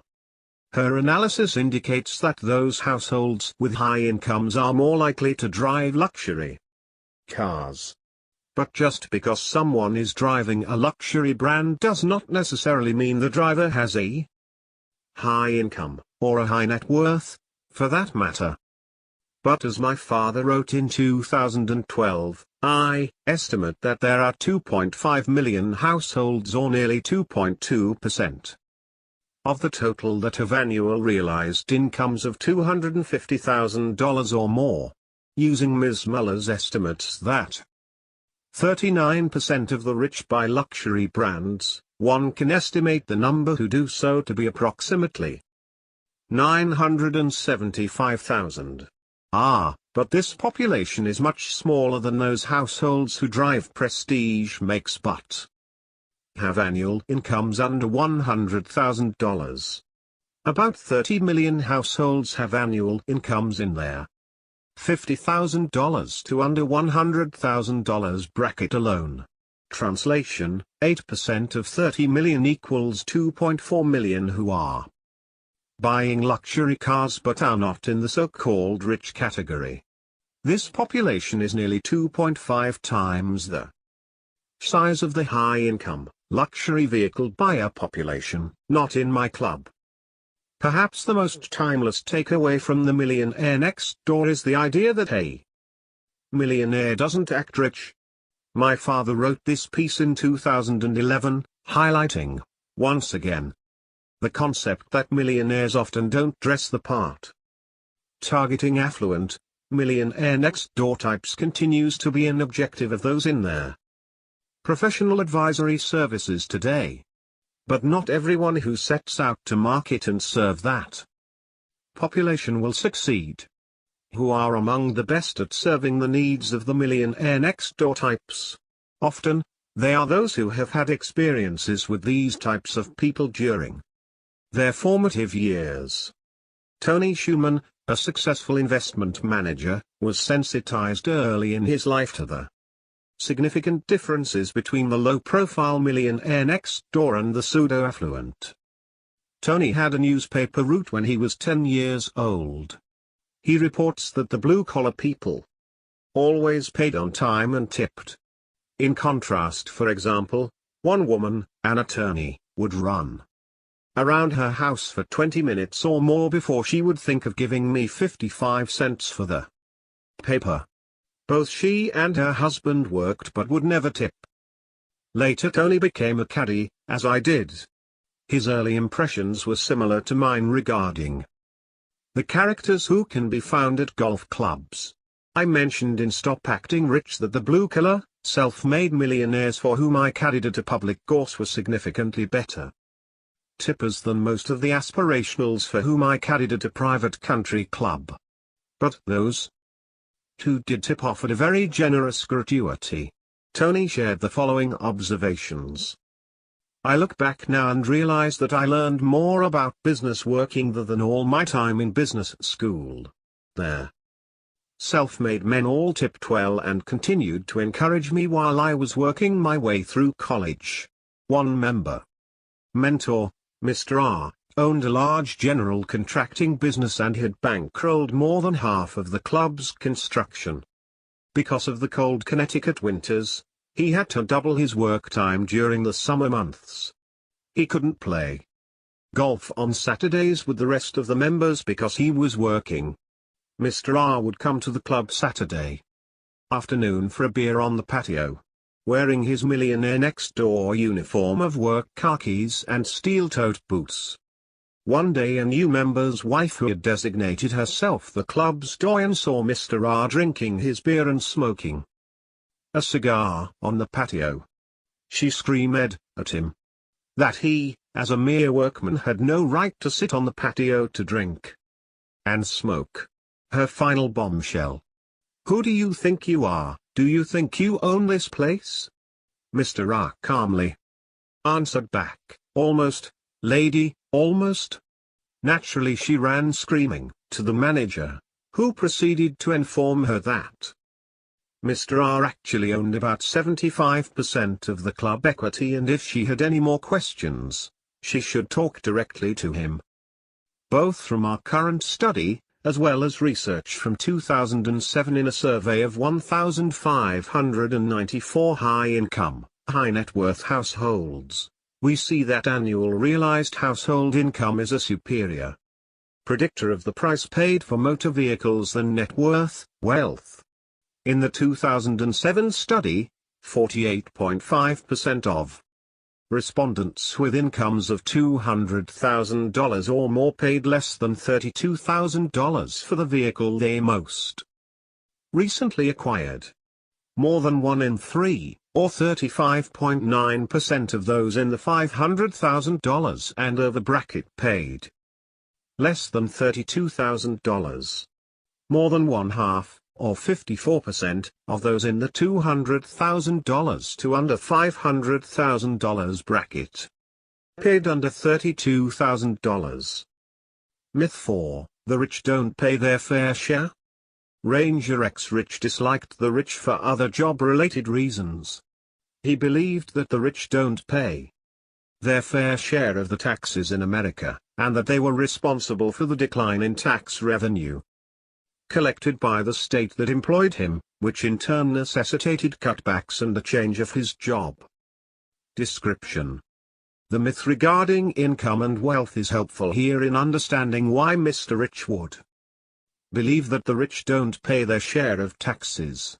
First, Mr. Rich was confused by luxury cars and wealth. He instead might have talked about income, and in that vein, he was wrong again.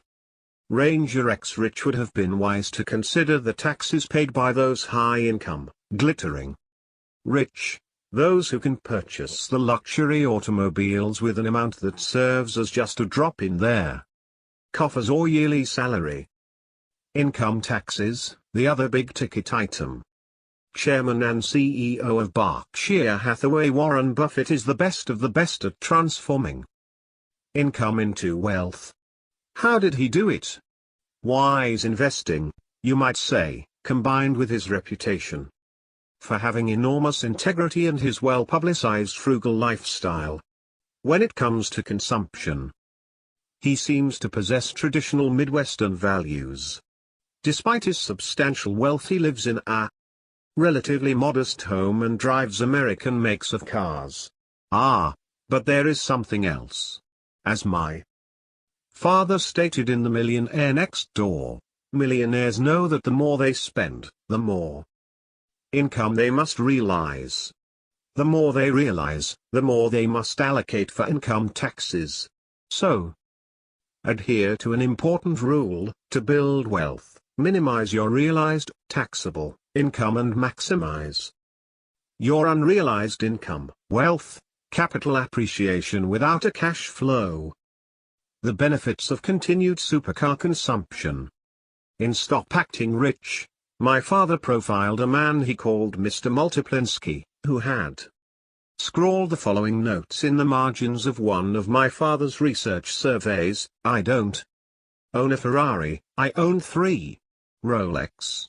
I have 3 plus Breitling, Cartier, Movado, Omega, Tag Heuer. Wine collection, 2,000 bottles. My father explained why Mr. Multiplinsky, a member of the Glittering Rich Club, wasn't shy about communicating his financial achievement.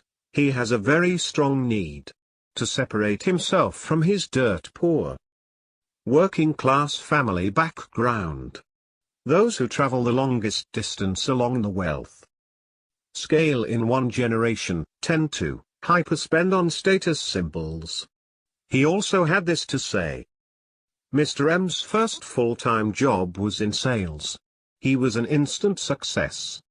He paid 100% of his college expenses via commissions. Solely on commissions.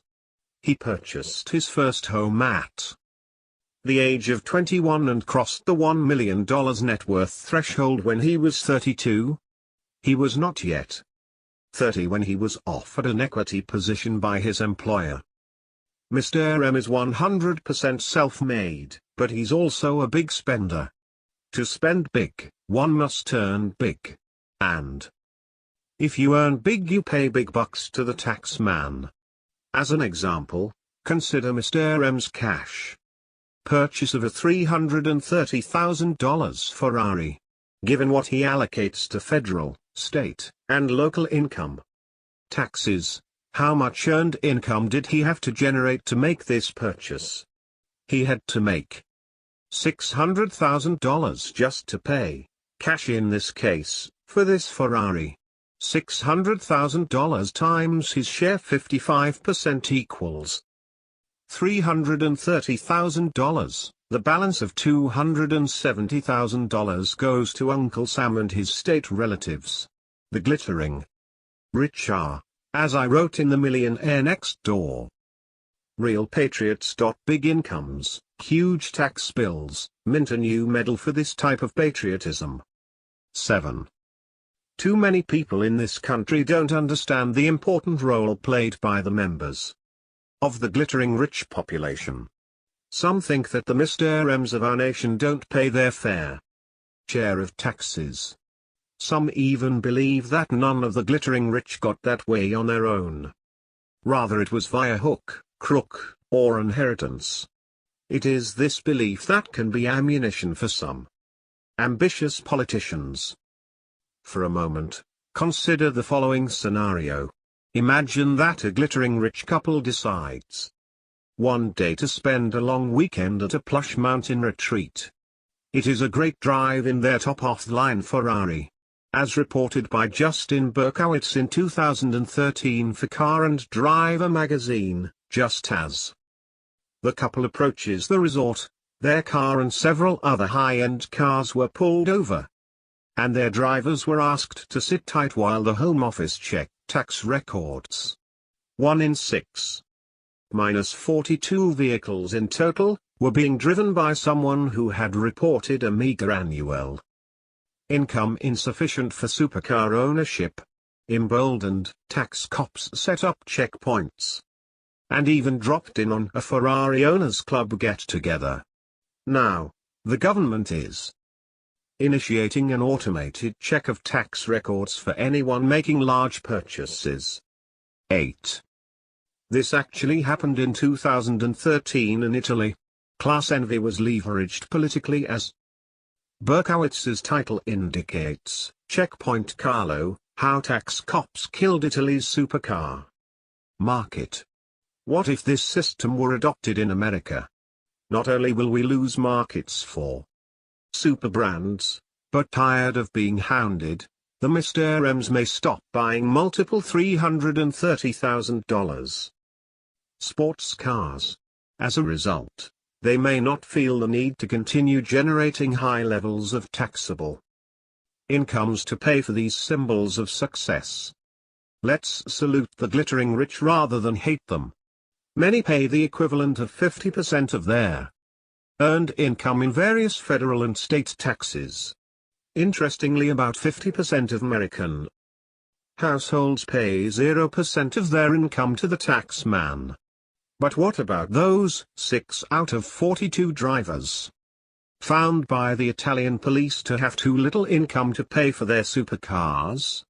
Could it be that most or all are just living off their considerable capital? The typical millionaire next door has a realized income that is equivalent to only 8.2% of his wealth median. But Mr. Buffett is much better at minimizing his income as a function of net worth. According to the 2012 Forbes 400 list, Mr. Buffett had a net worth of $46 billion. CNN Money reported that his taxable income was $39,814,784 in 2010. 9. That is the equivalent of only 0.087% of his net worth. Translated, the typical millionaire next door's percentage of realized income to his net worth, 8.2%, is nearly 95 times higher than Mr. Buffett's 8.2%/0.087%. Also consider something else in this equation: income tax as a function of net worth. The typical millionaire next door pays the equivalent of approximately 2%, median, of his net worth in income tax annually.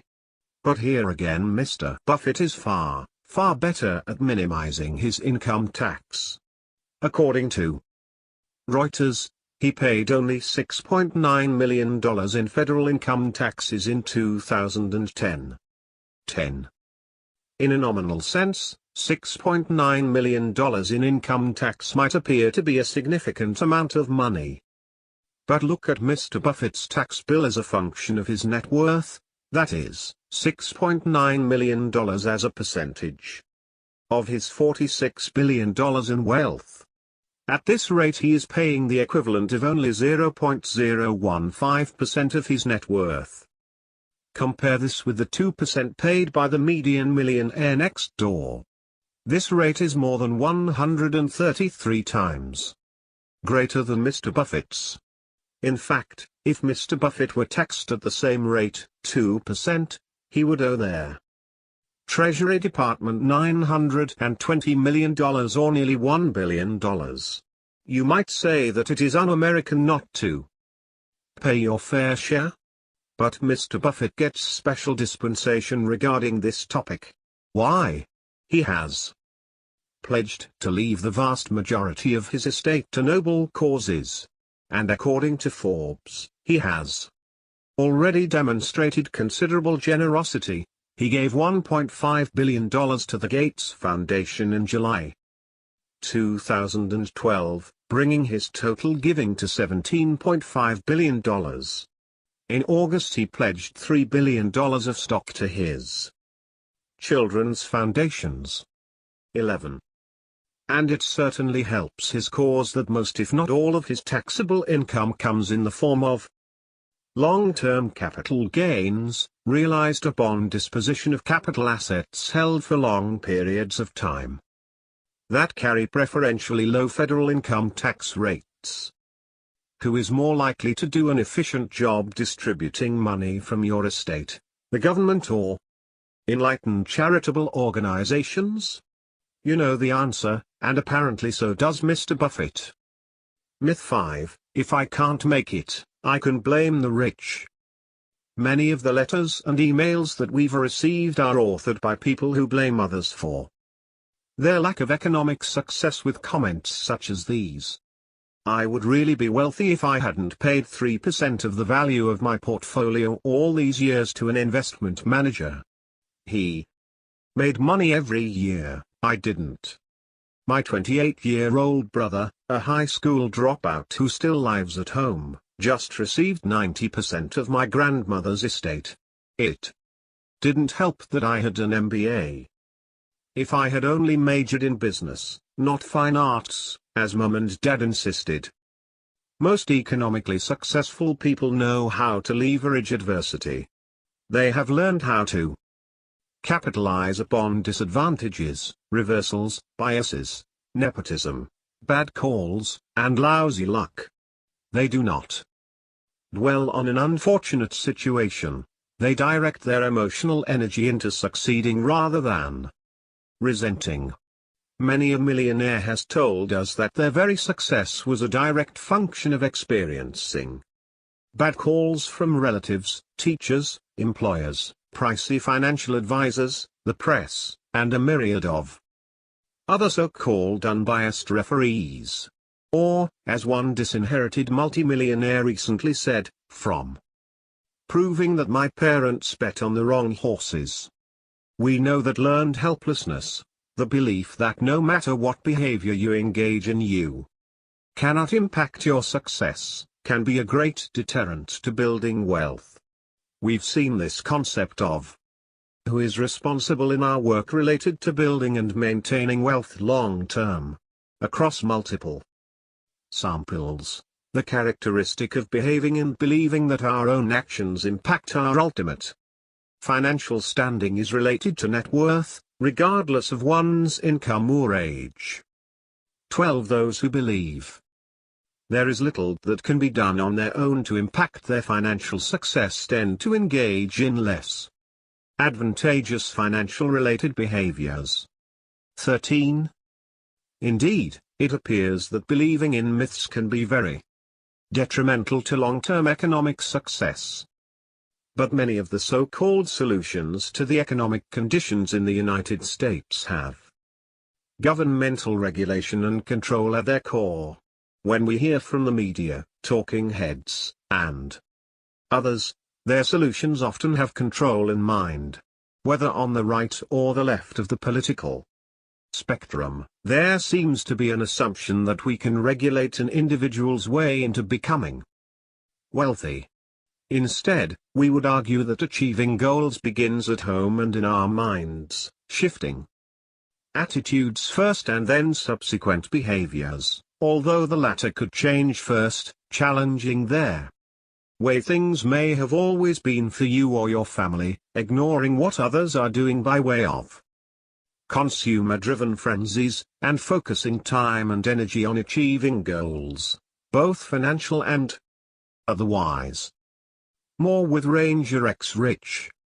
Back to our parking attendant, Ranger X Rich had always been an outdoor type. This is one of their major reasons he took a job as a natural resources ranger for the state. Before the last recession, he was assigned to patrolling wilderness parks and forests. He loved his job. Pride and enhanced self-esteem were products of the tasks involved in protecting the state's natural resources. But shortly after the recession hit in 2008, things changed for Ranger X Rich. Cutbacks and a hiring freeze necessitated that he adopt a different job description. Today he no longer does any patrolling in their wilderness areas and no more rounding up violators of game laws. Today he is relegated to being a monitor, patrolling parking lots and giving out tickets to those who don't pay to park. Other times he mans parking lot booths, collecting parking fees. Today Ranger X Rich dislikes his job. But he realizes that if he wants to continue working for the state he has to accept this parking-related assignment. In his mind, it's not the recession that's the root cause of his low job satisfaction. The recession, according to Ranger X Rich, was caused by the rich. Note that he did not elaborate nor detail a definition of the rich and how they caused their recession. He just was certain that the rich were ultimately responsible for the change of job description. It was their fault that he's no longer a protector of natural resources. He's become essentially a parking lot attendant and ticketer. Color him unhappy with his job and angry with the rich. Ranger X Rich never even tried to improve his job skills by taking continuing education courses. He could have made himself more marketable. If he loves the woods, forests, and trees so much, he could have taken night courses in timber management, forest farming, and so on. Several colleges in his area offer such courses and many more related ones. Often, by going back to school, students have a chance to interact with classmates whose employers are looking to fill job openings in these areas. From the time they both started working, Ranger X Rich and his wife had a good chance of becoming part of the blue-collar affluent segment. But instead this blue-collar couple chose to travel down the income statement affluent highway. This working class, two-income household, given their lower middle-class occupational status, education, and related socio-economic characteristics, was not socially required to live in an expensive house in a Tony neighborhood. Nor were they socially required to wear pricey clothes to work. Nor did they feel obligated to dress up for social occasions. Given their low overhead, their family could have easily saved or invested 20% of their realized annual income each year they were working. But they went in a different direction: no budget, no financial plan, and no contributions to the Pay Yourself First fund. Myth 6: I cannot get ahead on my own. For the most part, America is still a country where you can create a business and succeed without regard to your religion. the color of your skin, or whether your family arrived here yesterday or 250 years ago. If you can produce something or a service of value, either in an employment setting or in self-employment, you have the opportunity to prosper in America. This freedom continues to attract people of all nations to our shores. Approximately 13% of our 311 million citizens are first-generation Americans. 14.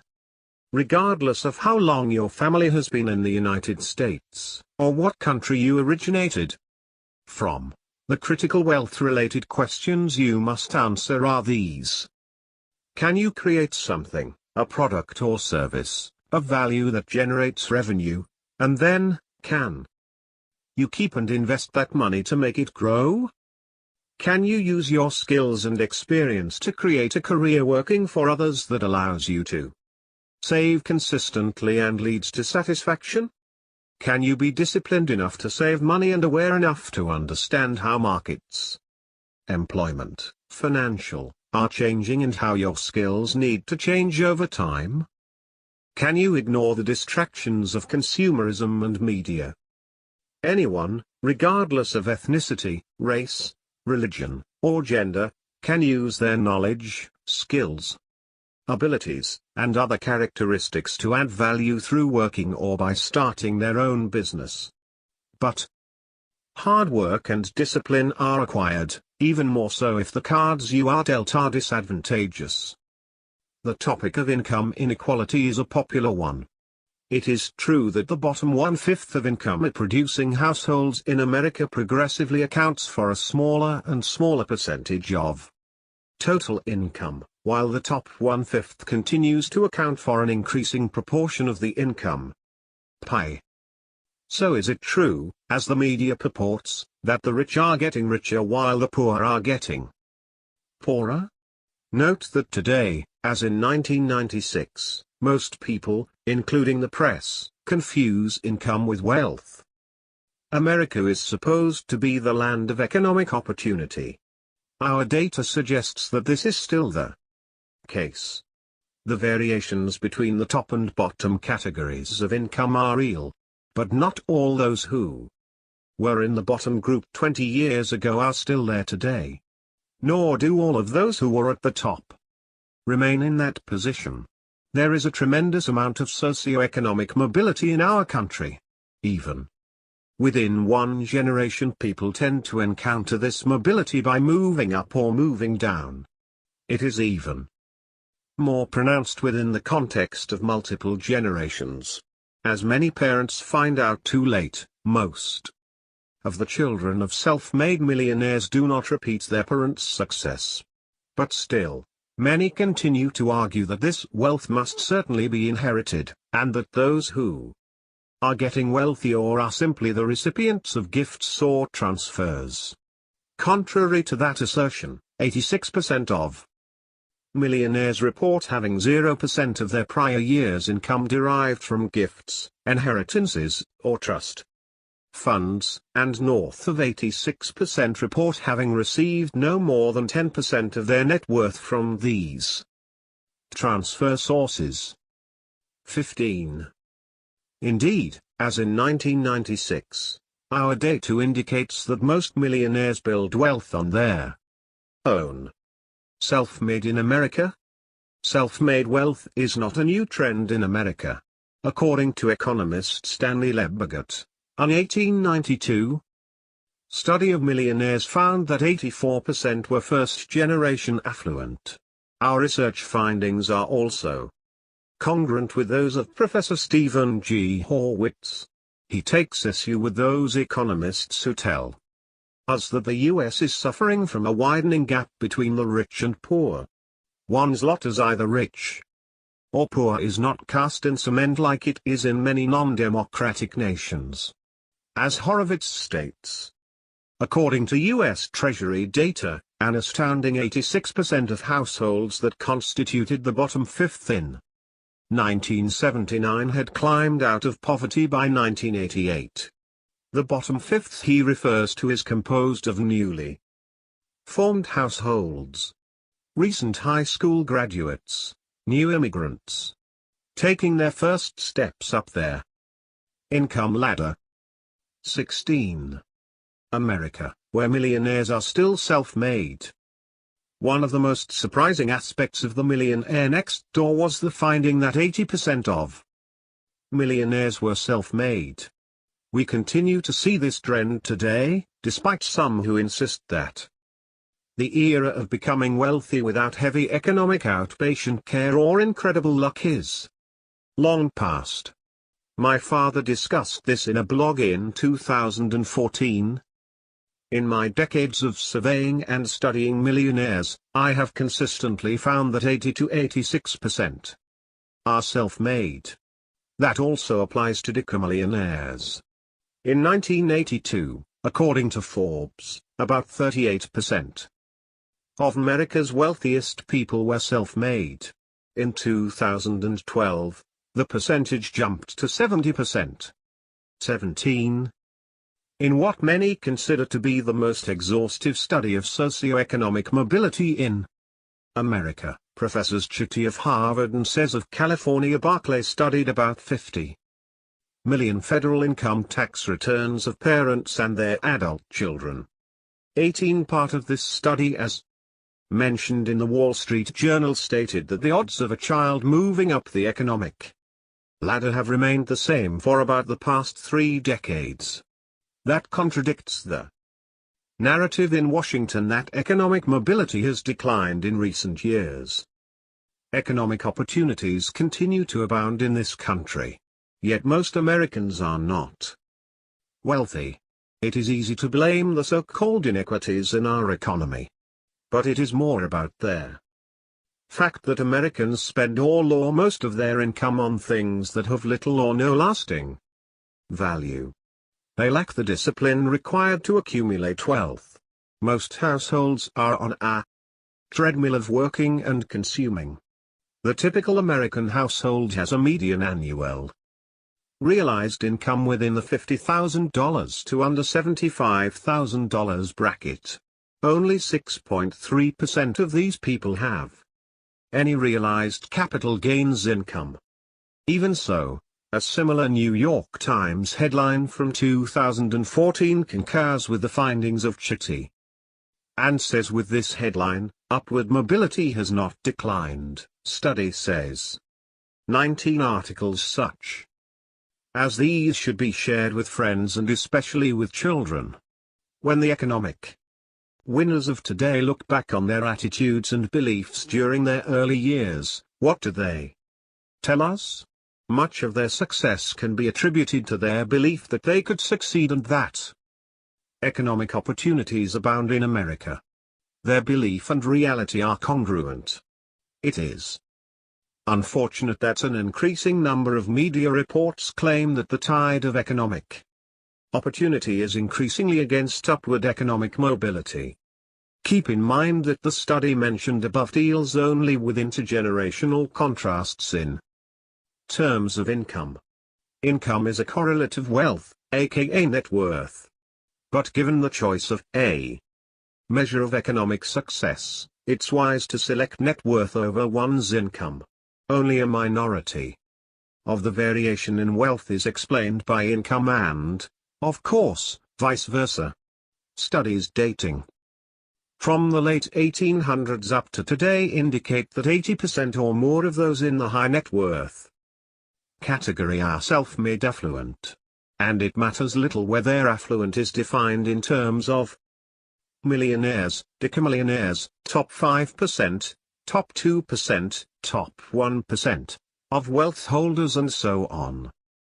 In terms of actual wealth, not using income as a surrogate, we have consistently found that at least 80% of America's millionaires are self-made.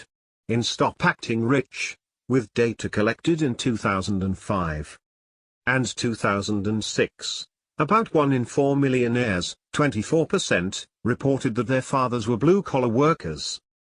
The largest occupational category to produce millionaires.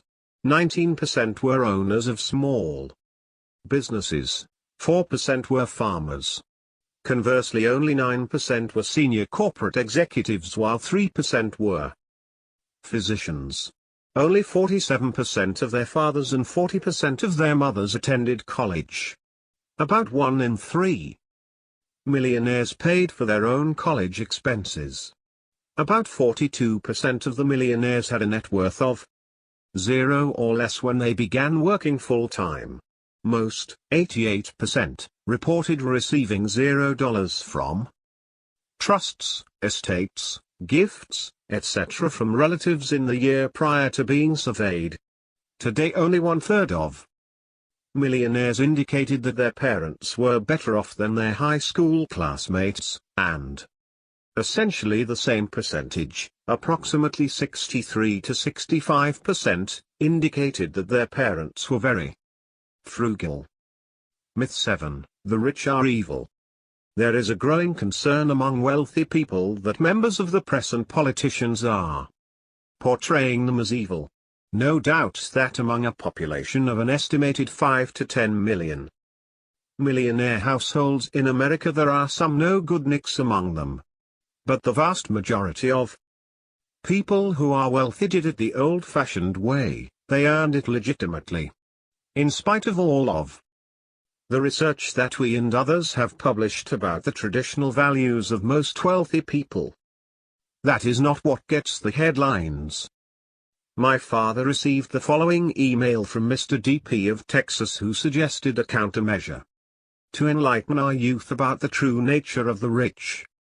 Have you considered creating, marketing a curriculum based on your work with the millionaire mind to the public schools?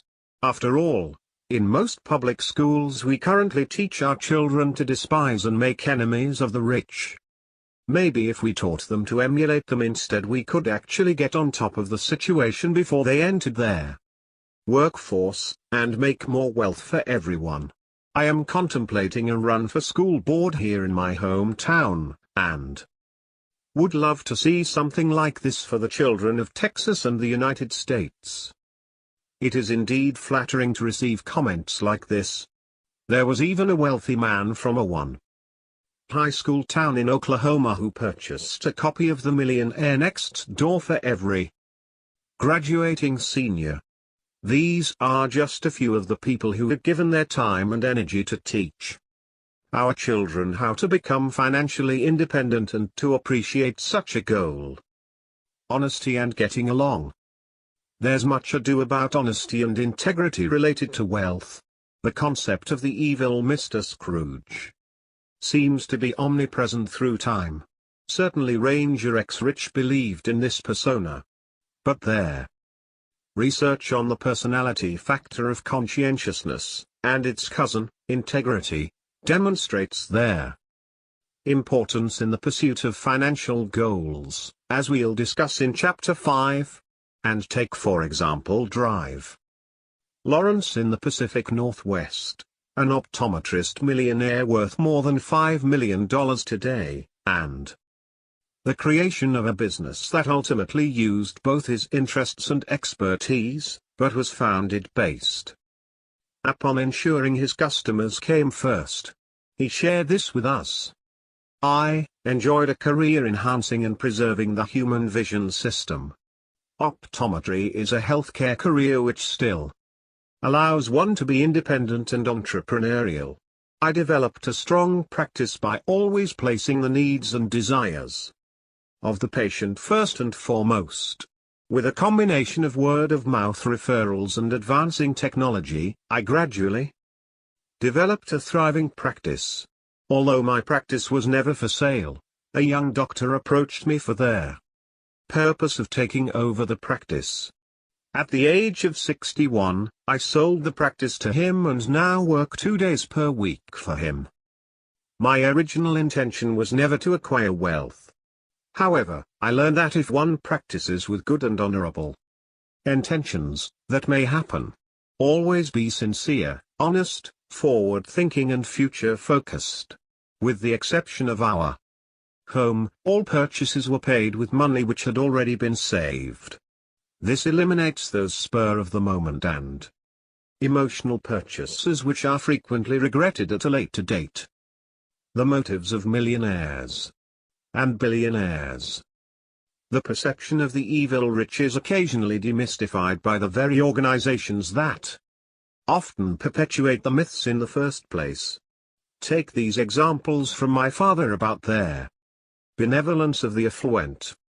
In a 2011 article in the New York Times, Andrew Ross Sorkin explored Steve Jobs' motivation for success and wrote, "Mr. Jobs has clearly never craved money for money's sake, and has never been ostentatious with his wealth. He took a $1 a year salary from Apple before stepping down as CEO. 20. Mr. Jobs, who was a billionaire at the time of his death, had much in common with their typical millionaire next door who achieves a great deal but not for the sake of a hyperconsumption lifestyle. For example, Mr. Allen, who was profiled in The Millionaire Next Door, stated succinctly, if your motive is to make money to spend money on the good life, you're never going to make it. Money should never change one's values. Making money is only a report card. It's a way to tell how you're doing." Mr. Jobs is quoted in Sorkin's article as saying, "You know, my main reaction to this money thing is that it's humorous, all the attention to it, because it's hardly the most insightful or valuable thing that's happened to me." The motives of the millionaires next door are misunderstood by most people. Building wealth is much more about becoming financially independent than living in a mansion surrounded by expensive artifacts. In a 2011 article published by the American thinker, Chris Carrado provides an excellent counter to those who advocate increasing the taxes of the so-called rich. 21. He briefly discusses the characteristics of the millionaires profiled in their Millionaire Next Door. Thomas J. Stanley's insightful book tells us that the majority of wealthy people live quite frugally, and about 80% of them are first-generation rich, receiving little to none of their wealth from inheritance. It's hard, for advocates of taxing the rich, to talk about the greedy rich guy when he drives a 2004 pickup truck and gets his clothes from Ross. Instead, the conventional picture of wealth is a morally questionable man in an Italian suit, driving a Ferrari onto his yacht before enjoying a cruise on the Mediterranean while smoking fine cigars lit with $100 bills, and don't forget about the corporate jet. This is the picture of wealth from the perspective of the left, and it is very politically advantageous. If anyone deserves to be resented and hated for his excesses, it's certainly this oppressive character, no matter how fictitious he may be. The family with the most millionaires. The head of private banking for a large financial institution in New York once shared an interesting case study with my father. An attorney from small-town America referred a very wealthy client couple to this banker. The couple wanted to establish a banking relationship with an out-of-state institution. Like many wealthy people who live in small towns, they did not want the local establishment to know about the considerable wealth they had accumulated. This was especially important because they were anticipating cashing in many of their chips from a variety of businesses that they owned. They also planned to donate anonymously a significant portion of their wealth to a variety of charities. Shortly after the couple arrived at the private bank in New York City, the banker began telling them about all of the ancillary services that clients could access, including hard-to-get theater tickets, endorsements to join upscale clubs, A-list co-ops or townhouses for sale, art and antique purchases, and so on. After about 10 minutes of this, the wife pulled out a copy of a book from her large handbag. She placed it on the banker's desk and pointed to it. Then she said, "This is who we are, there. Millionaire Next Door. You ought to read this if you haven't already." After the banker's red face returned to normal, they all laughed, which cut the tension in the room. The couple had made it abundantly clear that they wanted only the traditional financial services provided by a private banking operation, including anonymity. They weren't interested in hiring a consigliere, nor did they need their egos enhanced by gaining access to the New York social scene. Further, they had no intention of buying a townhouse or any other residence in New York City. Empathy for the needs of others is the key to success when marketing to millionaires. The banker, in this case, should have asked the couple, "How did you go from ground zero to where you are today?" In other words, the banker should have allowed the couple to tell their story. In most cases, no one ever asks the millionaire next door about his history and achievements. This couple is part of an American family that has the highest number of millionaires. Yes, they are part of an anonymous family. My father was on a mailing list for a variety of annual reports from foundations, universities, and other organizations of the noble or charitable variety. It seems that no matter where he looked, Mr. and Mrs. Anonymous were listed in the reports, often under the 5, 6, 7-figure or more dollar categories. Beyond the myths. Why is it that some people can build wealth? Why are others, often with a higher than average income, a good education, and little in the way of hardships, unable to build wealth on their own? Perhaps they subscribe to Ranger X Rich's myths. Without really knowing it, they buy into the constant barrage of news, opinions, and self-fulfilling prophecies of the myths of wealth.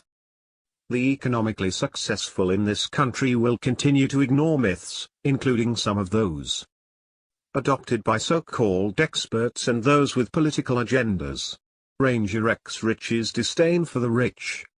His emotional energy not well spent. He is caught up in negative emotion while at the same time ignoring his own serious lack of financial discipline. His social media feed includes a steady diet of biased news and one-sided commentary. Think about this issue in another way. Ranger X Rich does not have enough money or net worth to afford spending time and energy hating the rich.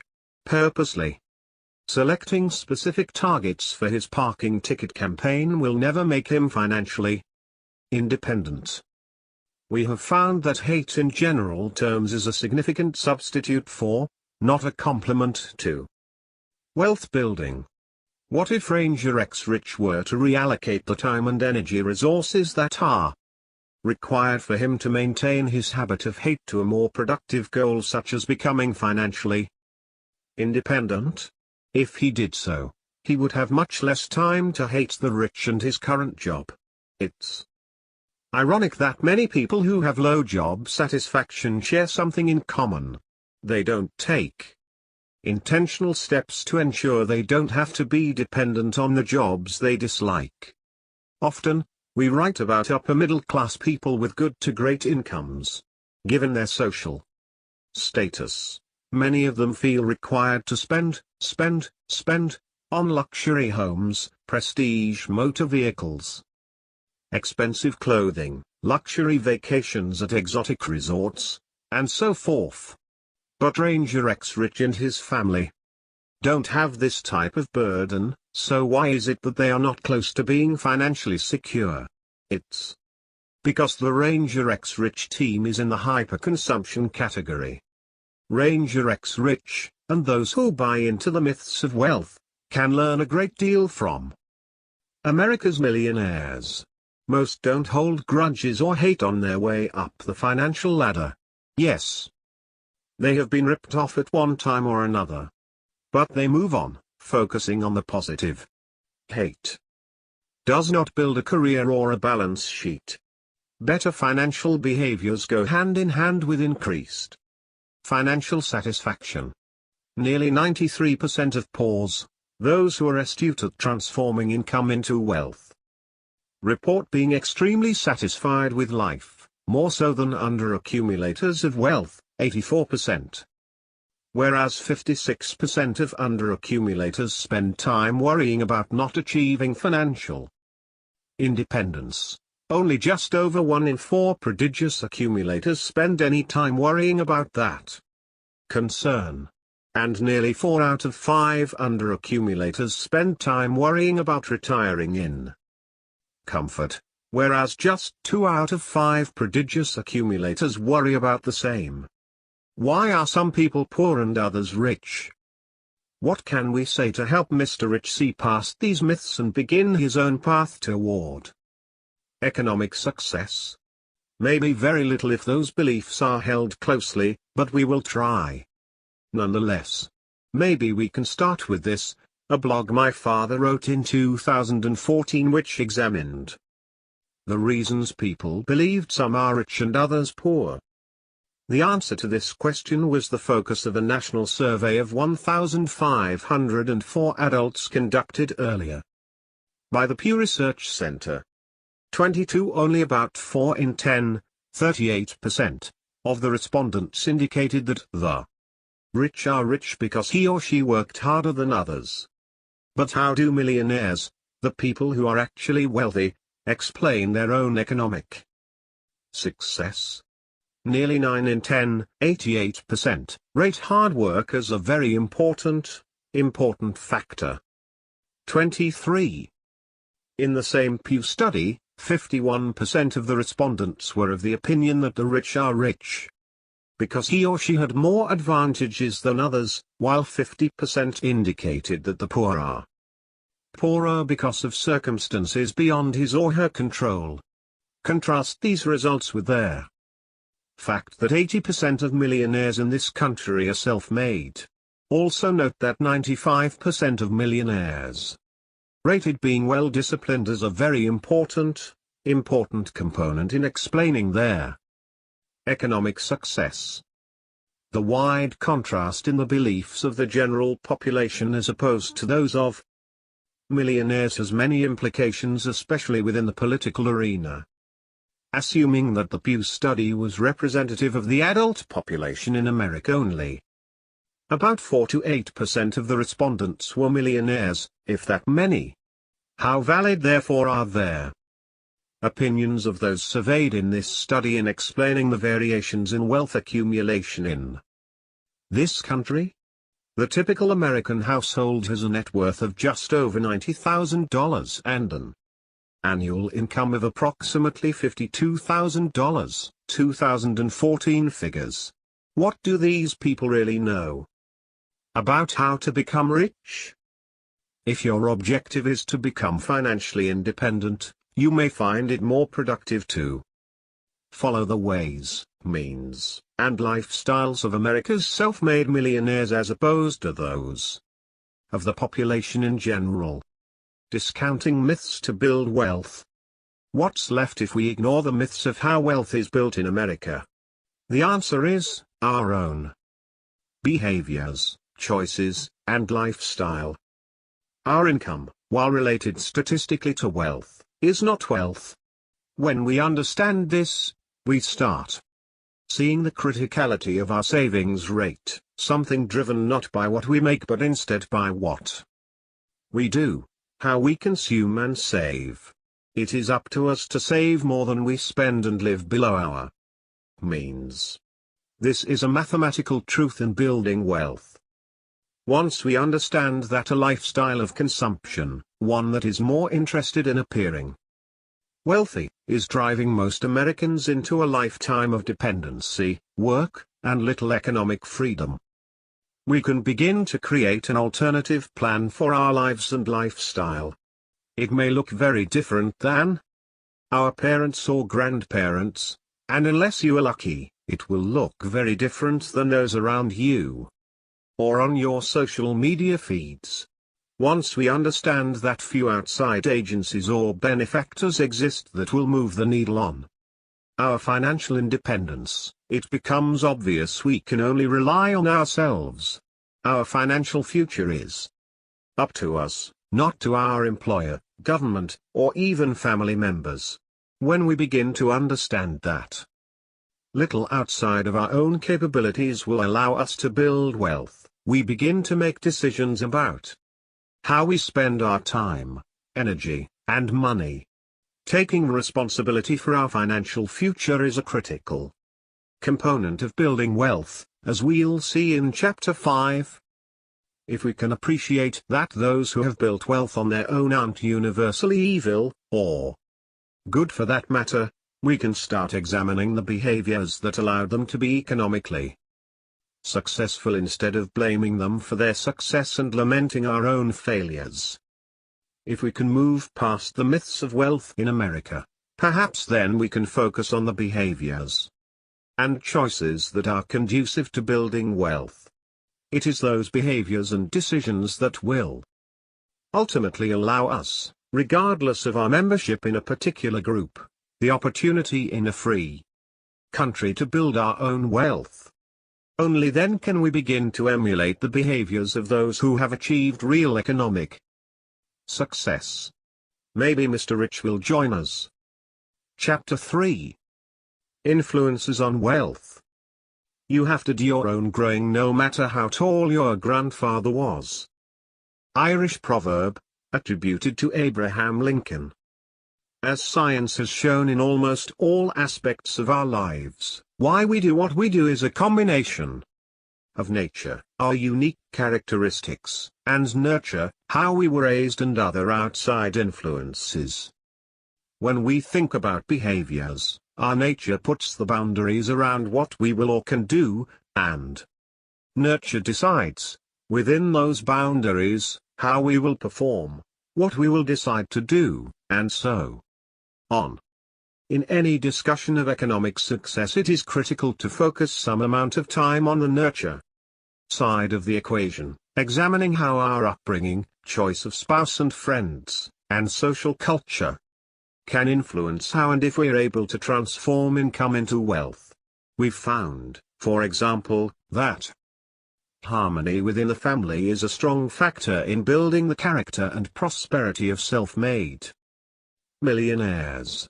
Over the past 3 decades, nearly 70% of millionaires in national surveys reported being raised in an atmosphere of love and harmony, and nearly 3/4 of them said their parents encouraged them to achieve and excel. But warmth and affection within households are not a universal condition. And we cannot choose where we come from, who our parents are, or what kind of early education we received. We may want to blame our upbringing for our situation today, and some of that blame may be warranted. But as adults living in a society that doesn't dictate our choices, we have the freedom to choose with whom and how we spend our time. Those choices can influence our financial outcomes. Those who are financially independent focus on their own choices, taking responsibility for their money-related actions and behaviors. More than a class. Some experts have proposed an educational approach to correcting financial illiteracy and poor financial behaviors. But changing financial behaviors is more complex than providing workshops or 6-week courses. There's no one class, special manual, or app that will lead to a lifetime of economic achievement. Instead, it requires a consistent pattern of financial behaviors. If this starts early, the likelihood of ongoing success is greater. For example, consider how the early experiences of a millionaire next door, John C., paved the way to behaviors that would become the foundation of his success and for the patterns of behaviors exhibited by his children.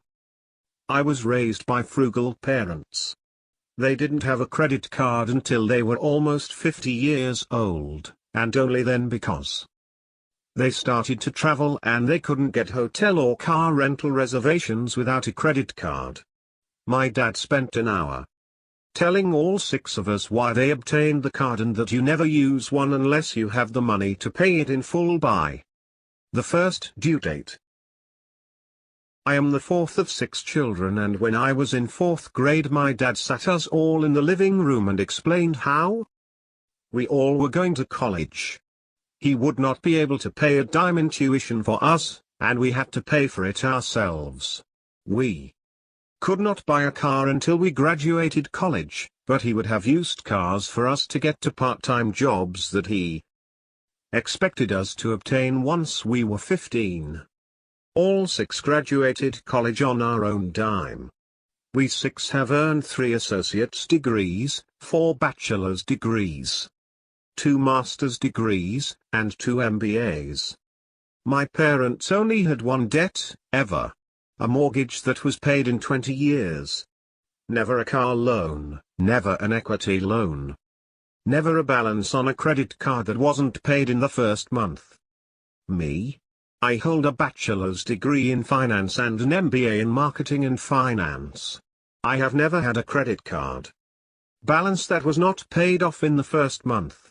I have had 3 car loans in my 28 years of owning cars.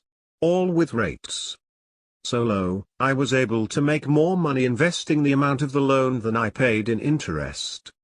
I have a mortgage and one of the 3 car loans currently but no other debt.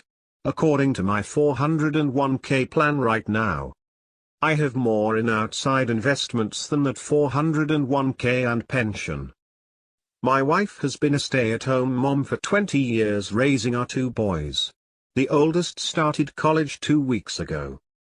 He earned a scholarship for academics and I have enough saved to pay his tuition and room for all 4 years. He is paying for his books. My college son's only paying job has been in my side business. In 4th grade he created designs for our side business that were purchased by customers.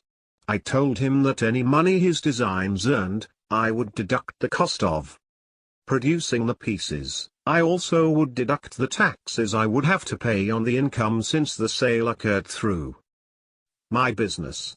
He could keep the rest, but 80% had to be put into savings for college. 10% also had to be put into savings because in life you have unexpected expenses and you need to have money ready to replace a washing machine, fix the car, or pay a medical bill. The final 10% he could spend, but his mother and I had to approve the purchase. The first sale in 4th grade resulted in him earning $3,000 after paying me for production and taxes. He had $300 to spend on whatever he wanted.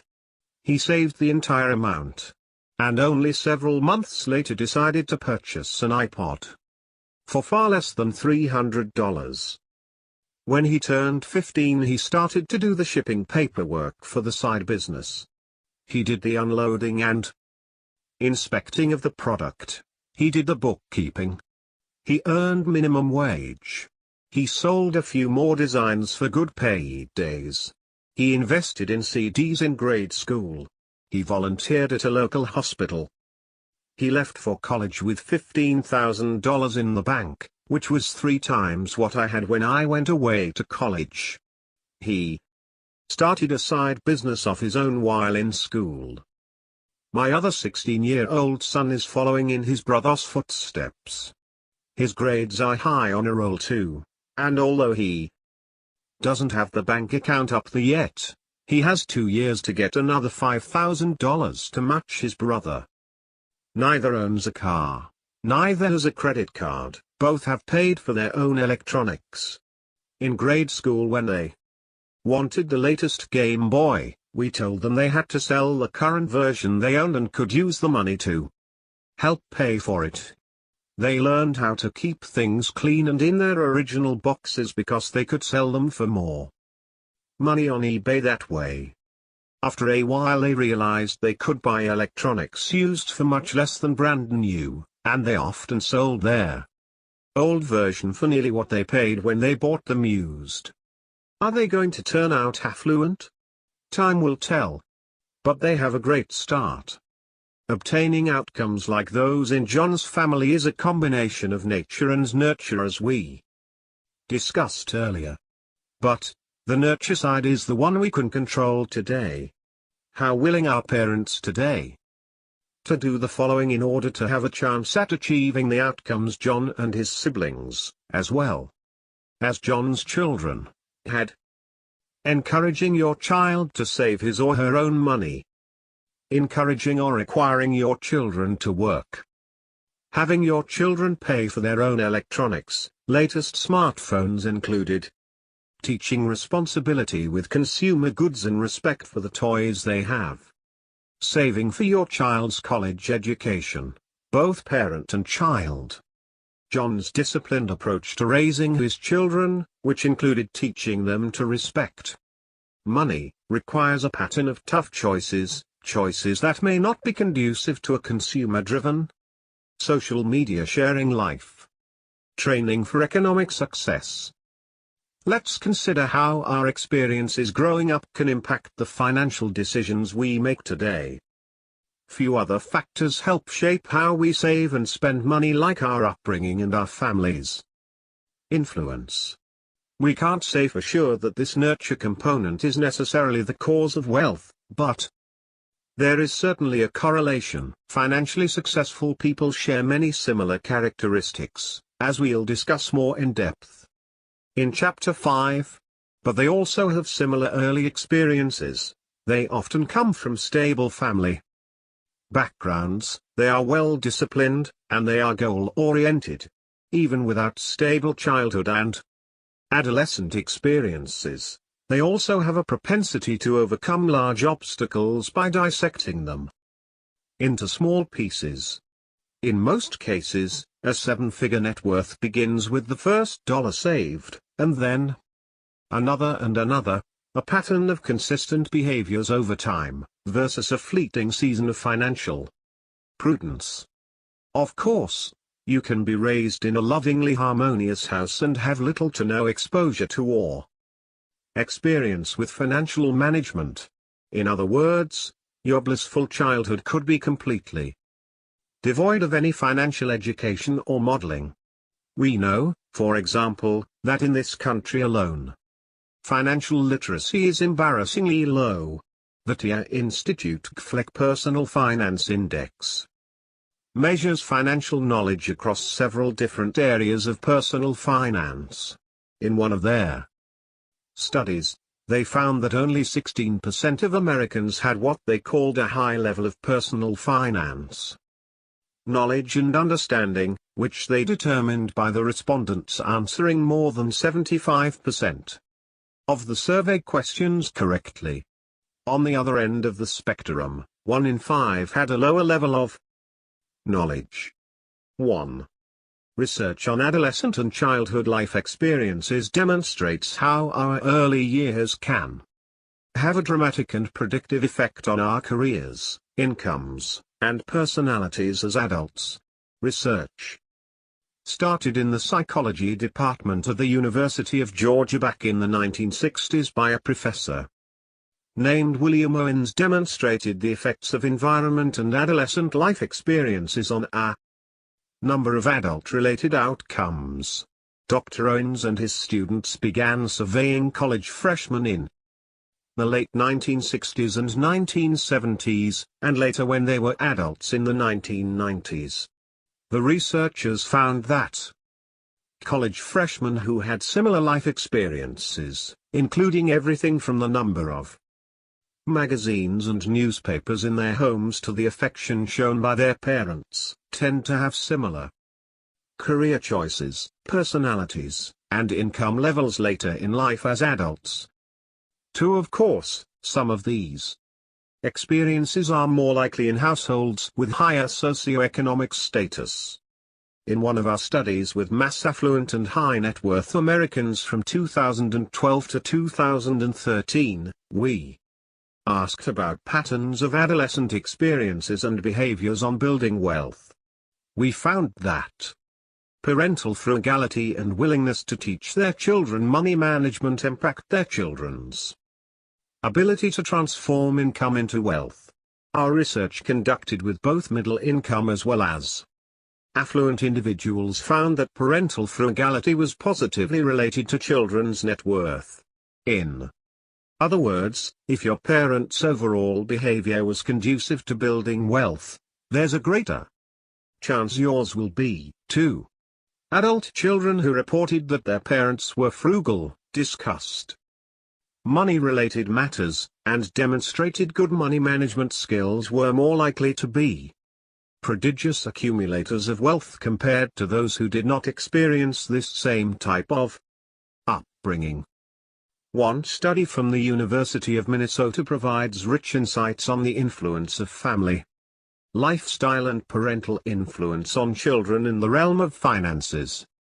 3 researchers found that parents provide 3 themes of financial management to children, including saving, how money is managed, and how financial matters are discussed. The vast majority of children in these studies learned about a family's propensity for saving and financial management through direct observation versus through conversations regarding these behaviors. In other words, parental behaviors tend to stick with children more so than discussions of what ought to be done related to money. Despite these results, when it comes to what contributed to their success, our millionaires tend to rate parental influence as less important than other factors such as resiliency and hard work. See Chapter 5, Table 5.5. Fully 42% of millionaires indicated that having engaged or involved parents contributed to their success, and 59% stated that their success was due to having supportive parents. Moving past early experiences. What other types of early experiences can impact our financial outcomes? In addition to seeing good money management modeled by our parents and caregivers, financial stress can also have an impact on our financial trajectory. In fact, our millionaire respondents had some interesting observations from their childhoods during which they witnessed firsthand how finances can impact families and relationships. Many of these situations highlight the importance of moving past negative experiences.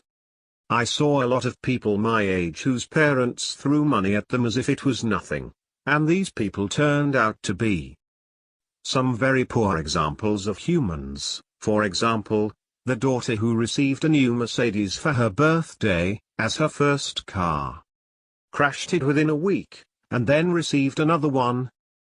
Millionaire from New Jersey with a net worth of $1.2 million. My parents were a prime example of how not to manage money. Millionaire from Miami, Florida, with a net worth of $1.9 million. I watched my father struggle with money management. Though he had a white-collar job, no matter how much money he made, he never had money. He spent it. Business owner from Nashville, Tennessee, with a net worth of $1.1 million. I heard my parents fight about losing our home. Wish I would have learned about credit, savings, investments.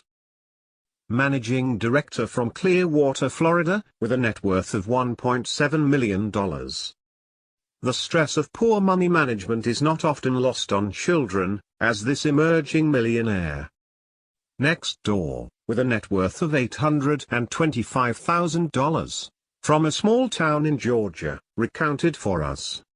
In high school I started to realize how financially stressed my parents were in spite of the fact that they worked very hard. In retrospect, I now realize that my dad was horrible with money. If he earned $50,000, he spent $60,000. All financial decisions were made with a sense of desperation. My mother has suffered greatly due to his financial immaturity, innumeracy. In spite of having millions of dollars pass through his businesses, my parents now live on Social Security. I blame that on my father. Almost all of my financial decisions now are made from the perspective of my father. I simply do the opposite of what he would do. I wish I had learned about the importance of saving money, investing money, prudent credit usage, and net worth accumulation. I got none of this from my parents. However, my parents love my siblings and me greatly. They were great parents, but did not teach us about money. At ages 33 and 31 my wife and I had a net worth of -$40,000. Today at ages 50 and 48 we are worth $825,000. What changed? We started maxing out our retirement plans, 403b and IRAs. We also made sure to keep our debt load down. Luckily, we figured out how to manage our money, but we could have easily squandered our financial lives just like my parents did. It is not fun writing about my parents' failings with money, but I hope my insights will help current and future parents realize the importance of teaching your children about money. We are drilling their importance of money management into our 8-year-old son. He will tell you very quickly that family and friends are much more important than money. At the same time, he will tell you that money is important because poor money management can ruin your life. Depending on the experiences you had while growing up, you could have had effective or ineffective practices ingrained in your psyche, but it is your behaviors now that will make their difference in your economic success. Respect for money. Knowledge about finances is critical to building wealth, but discipline often plays an even greater role in savings and spending. The combination of the two, that is, financial knowledge and self-control in spending, can be a powerful mix for future financial success. Financial literacy and personal conscientiousness have been linked positively to holding assets, illiquid and liquid. 4. Researchers in one study concluded that linking financial literacy, discipline, and financial success provided support for early childhood, adolescent, and adult interventions aimed at improving self-control. 5. Wealth is attracted to people who respect money, and respect for money includes the discipline required to manage it effectively. Those who do not budget or account for annual consumption categories demonstrate a lack of respect for money. Children who are raised in such households tend to turn out like their parents and become income statement affluent.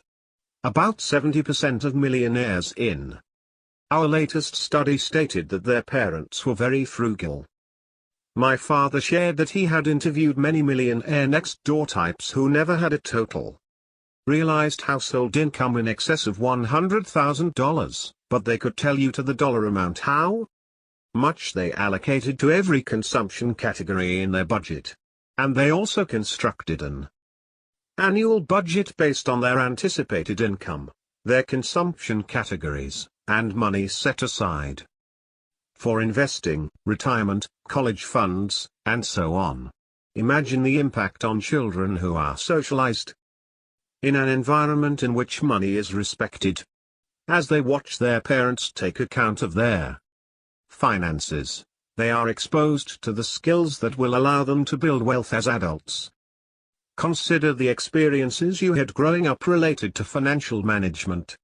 If money was a taboo subject, or you never heard your parents or caregivers utter the phrase "that's not in the budget" this month, the foundation of your financial behaviors may have a very different pattern from their early life experiences of a millionaire next door named Christy, whom my father first profiled in Millionaire Women Next Door. She attributes much of her success to her upbringing and particularly gives credit to her parents' diligence and openness in helping her develop a respect for money. Her father was a career Army sergeant. Her mother was a full-time homemaker.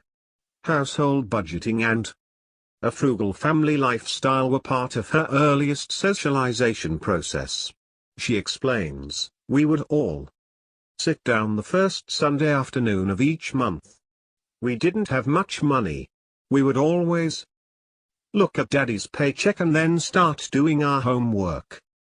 Her parents gave priority to charitable pledges, then outstanding bills, and then the upcoming expenses for the month were estimated. Christy recalled her parents smiling while they earmarked a good portion of their household income to their children's college funds, I knew how hard it was for them to save for us to go to college. But each time Daddy wrote a check for the college fund, he would smile and say, "I love writing checks that will pay the tuition bills. You can do this for your kids someday." One of the reasons for Christie's success today is the nurturing environment her parents provided. Christie and her siblings were respected as members of the family planning board. They learned early on about budgeting and planning. They had to justify their requests for a new notebook or new shoes. These experiences prepared Christie for her present vocation as a business leader. Of course, extreme frugality can have a negative effect, especially if it feels like deprivation. In some cases, individuals who experience this during their childhoods may ultimately decide that any caution in saving or spending is not worth repeating in their own households. Time will tell if children in extremely frugal homes will view the frugal lifestyle of their upbringing positively. Some financially successful Americans who had this type of background have been able to take the best aspects of extreme frugality and use them to their financial advantage. Young CPA lives by the principles found in their Millionaire Next Door. The early experiences and continued support of financial mentors can have a significant impact on financial success and can prepare those who receive any type of considerable financial gift from avoiding the trap of increased consumption based on the windfall. Consider the following case study of a millionaire next door who maintained effective financial behaviors despite a considerable gift from her parents. My father wrote this piece in 2014. Many millionaire next door types and those on their way were raised in a nurturing environment filled with harmony, mutual respect, discipline, and frugality. As an example, here is a case study from one of my readers. While still in high school, my parents had both my brother and I read The Millionaire Next Door. The topic was something that interested us both, and we saw numerous similarities in there. Where our parents ran our family. My dad was a long-time state employee who worked 37.5 hours a week and was always present in our lives. My mom was a stay-at-home mum who loved shopping at garage sales. We ate out 4 times a year. My brother and I worked since we were very little because we enjoyed it. My parents gave us each an allowance so we could learn to manage money and not just ask for it whenever we needed it. My brother and I are now in our late 20s, and the lessons we learned when we were young have paid off. We lost my mom 3 years ago, and due to her passing, our family has received a substantial amount of money. My father has kept a significant portion of it, but also passed down approximately $250,000 each to my brother and me. My dad has continued to live in the same house he had before and still drives his 2003 Toyota Avalon. My brother opted to buy a house in the same neighborhood and still works and drives his 2005 Toyota Camry. I still work at a very demanding job as a CPA, and choose to live in a house with 4 other girls, which is great for many reasons, including rent well below the average just outside of Washington, D.C. I have left their inheritance in my investment account and continue to aggressively save 20% of my income for retirement. We are not misers, and we all enjoy some little luxuries. For me it's travel, for my brother it's good food, but it is all within our means. I tell this story because I think my brother and I are anomalies in America today. When most 23 and 26-year-olds, the ages we were when we received the inheritance, receive such a large amount, and oftentimes, when they receive even smaller amounts, The kids quit their jobs, buy a fancy sports car, spend it all on shopping sprees and travel or numerous other activities. My brother and I kept our jobs, kept our same cars, and have not changed our lifestyle one bit, simply because we know how to be content. So, by preparing their children early in life to have a healthy view of money and equipping them with the tools to effectively manage it, these parents gave their kids, and themselves, their invaluable gift of liberation from economic outpatient care and a running start toward early financial independence. The experience of hyperspending. The head of a wealth management firm who works primarily with high income, high net worth individuals in the Southeast shared with us that his clients' wealth experiences were different than those featured in the Millionaire Next Door. Most of his clients are wealthy not because they are frugal but because their income is so high that, for the most part, it covers their expenses. Indeed, there are some people who may be able to amass great wealth without having to be frugal.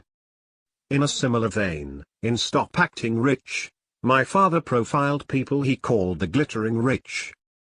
These are people whose incomes and net worth are so high that most of them do not have a household budget. They don't plan. They don't seem to need to. No matter what they spend their money on, it's just a fraction of their overall net worth. In other words, even the glittering rich spend below their means. If you are in this group, fantastic. You are in the top 1% of wealth holders in the United States. Starting out with a high income, but without achieving that elite glittering rich level, could lead one down a different path. Contrast an upbringing that is steeped in frugality and fiscal constraint with one of profligate spending and in displaying consumer behaviors that are in no way constrained.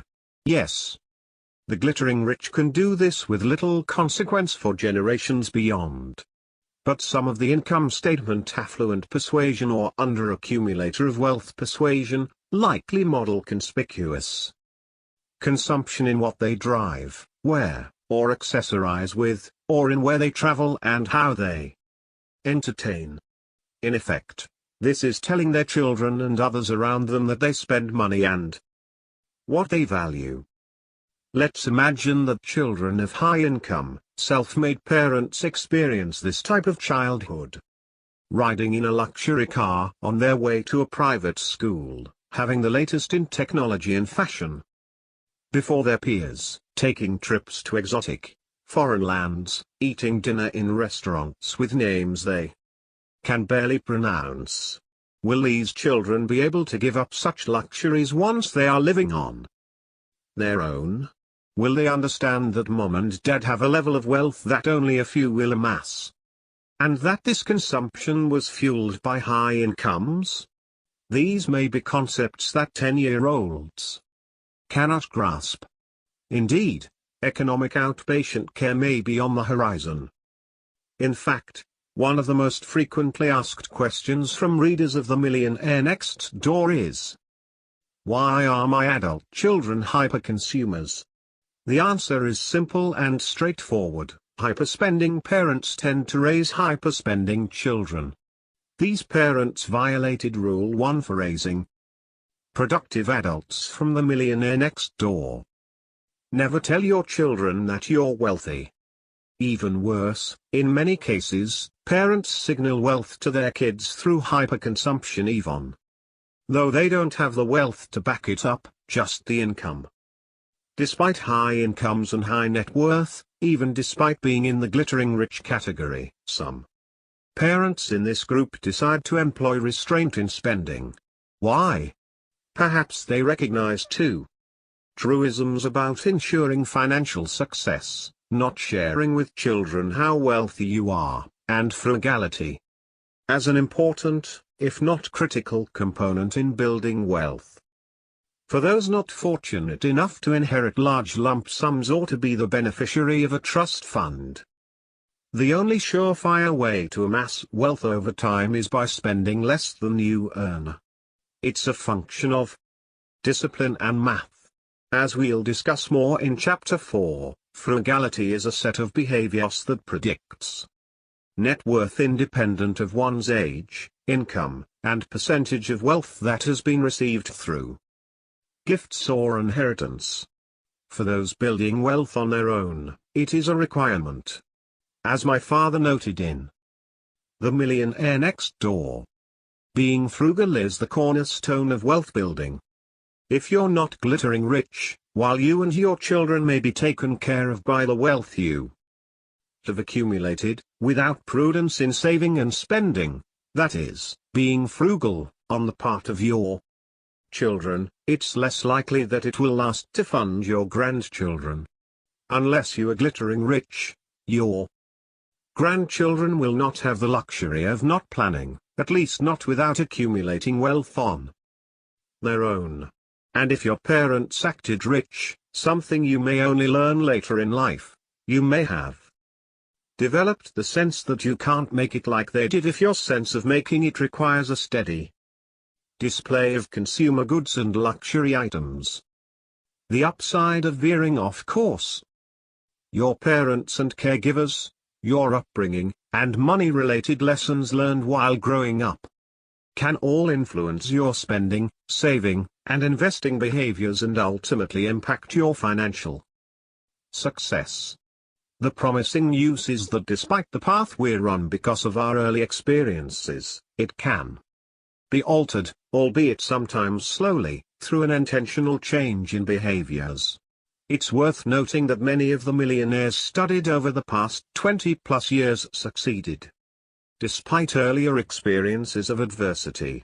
Even when the odds were stacked against them, they found a way to survive and be successful. We have a choice of whether what we've endured in the past or the way our caregivers behaved will set the tone for our financial lives forevermore. Consider the stories of some of the millionaires next door who share their early life experiences with us. My parents were always big spenders, and never really saved. They appeared to be rich but were not. My father died at age 61 without much money to give my mum. All of this pain has caused me to go the exact opposite direction. Business owner with a net worth of $2 to $2.5 million. I saw my father as a spendthrift, spending rent money, so to speak, on extravagant artwork and other status items that I couldn't understand because my mother would gripe that we never had enough money. I was the one who my dad would make answer the phone at home. At the time my mother was working second shift as a nurse. Several times a month it was Master Charge or American Express trying to track him, my dad, down. They wanted to get paid, and let's say it made an impression on a 14-year-old. They were divorced by the time I was 16, and I think it saved my mum's life. So the one thing, spending more than you make is a road to ruin. Marketing executive from Ohio with a net worth of $7 million. Many great men and women have been able to ignore the odds in order to beat them. In a way, they display a confident disregard for what is probably going to happen and instead focus on the hope for something better. Think about the failure rates for new businesses, the likelihood of becoming a leader within an organization, the chances of marital success, or the possibility of becoming financially independent. If we paid too much attention to the odds without considering our own behaviors and choices, we might not try in the first place. Consider this example from a soon-to-be millionaire next door, an engineer from Wisconsin. I was 23 years old, newly divorced, with no job skills and struggling to support 2 kids on a minimum wage job. My grandparents were traveling in the area and dropped in unexpectedly. My phone was disconnected, so they couldn't call ahead. My grandfather asked the most important question I've ever been asked: why do you want to live like this? Of course, nobody wants to live like that, but he explained that we live in America and you don't have to be broke unless you choose to. Eventually he persuaded me to go to college and get a degree in engineering. Only in America. Or the case of this executive from Georgia, who now has a net worth of $1 to $1.5 million. My mother, who was close to retirement, lost her job a few years ago. This event put extra pressure on my father, who was 4 years older and working to pay for a new expensive house that they had just purchased with a 30-year mortgage. Throughout my life growing up in my parents' home, it always seemed that my parents were financially strapped. Always paying for things with credit, financing new cars, etc. Looking back on this pattern of behavior, I vowed to not live the same way with my family and have done a decent job of staying out of debt, paying for vehicles with cash except for the big fancy home with a large mortgage that we owned. This is an eye-opener for me. In my family, I was the only working spouse. My wife stayed home with the kids. I became resolute to pay off the mortgage as quickly as possible and have true financial freedom for my family. The cases above represent just a few of the stories and anecdotes collected over the past 20 years that demonstrate there are ways around an upbringing that is less than ideal for building wealth. These economically successful individuals, perhaps because of these early experiences, sought a life that was financially free, and set about achieving those goals. But, the change in trajectory came because they altered their attitudes toward financial goals and, most importantly, their behaviors, aligning them both to be conducive to building wealth. The real American dream? In our hyper-consuming, distracted society, we forget, or ignore, the great freedoms we are afforded. In the United States, freedoms won by individuals who sacrificed much.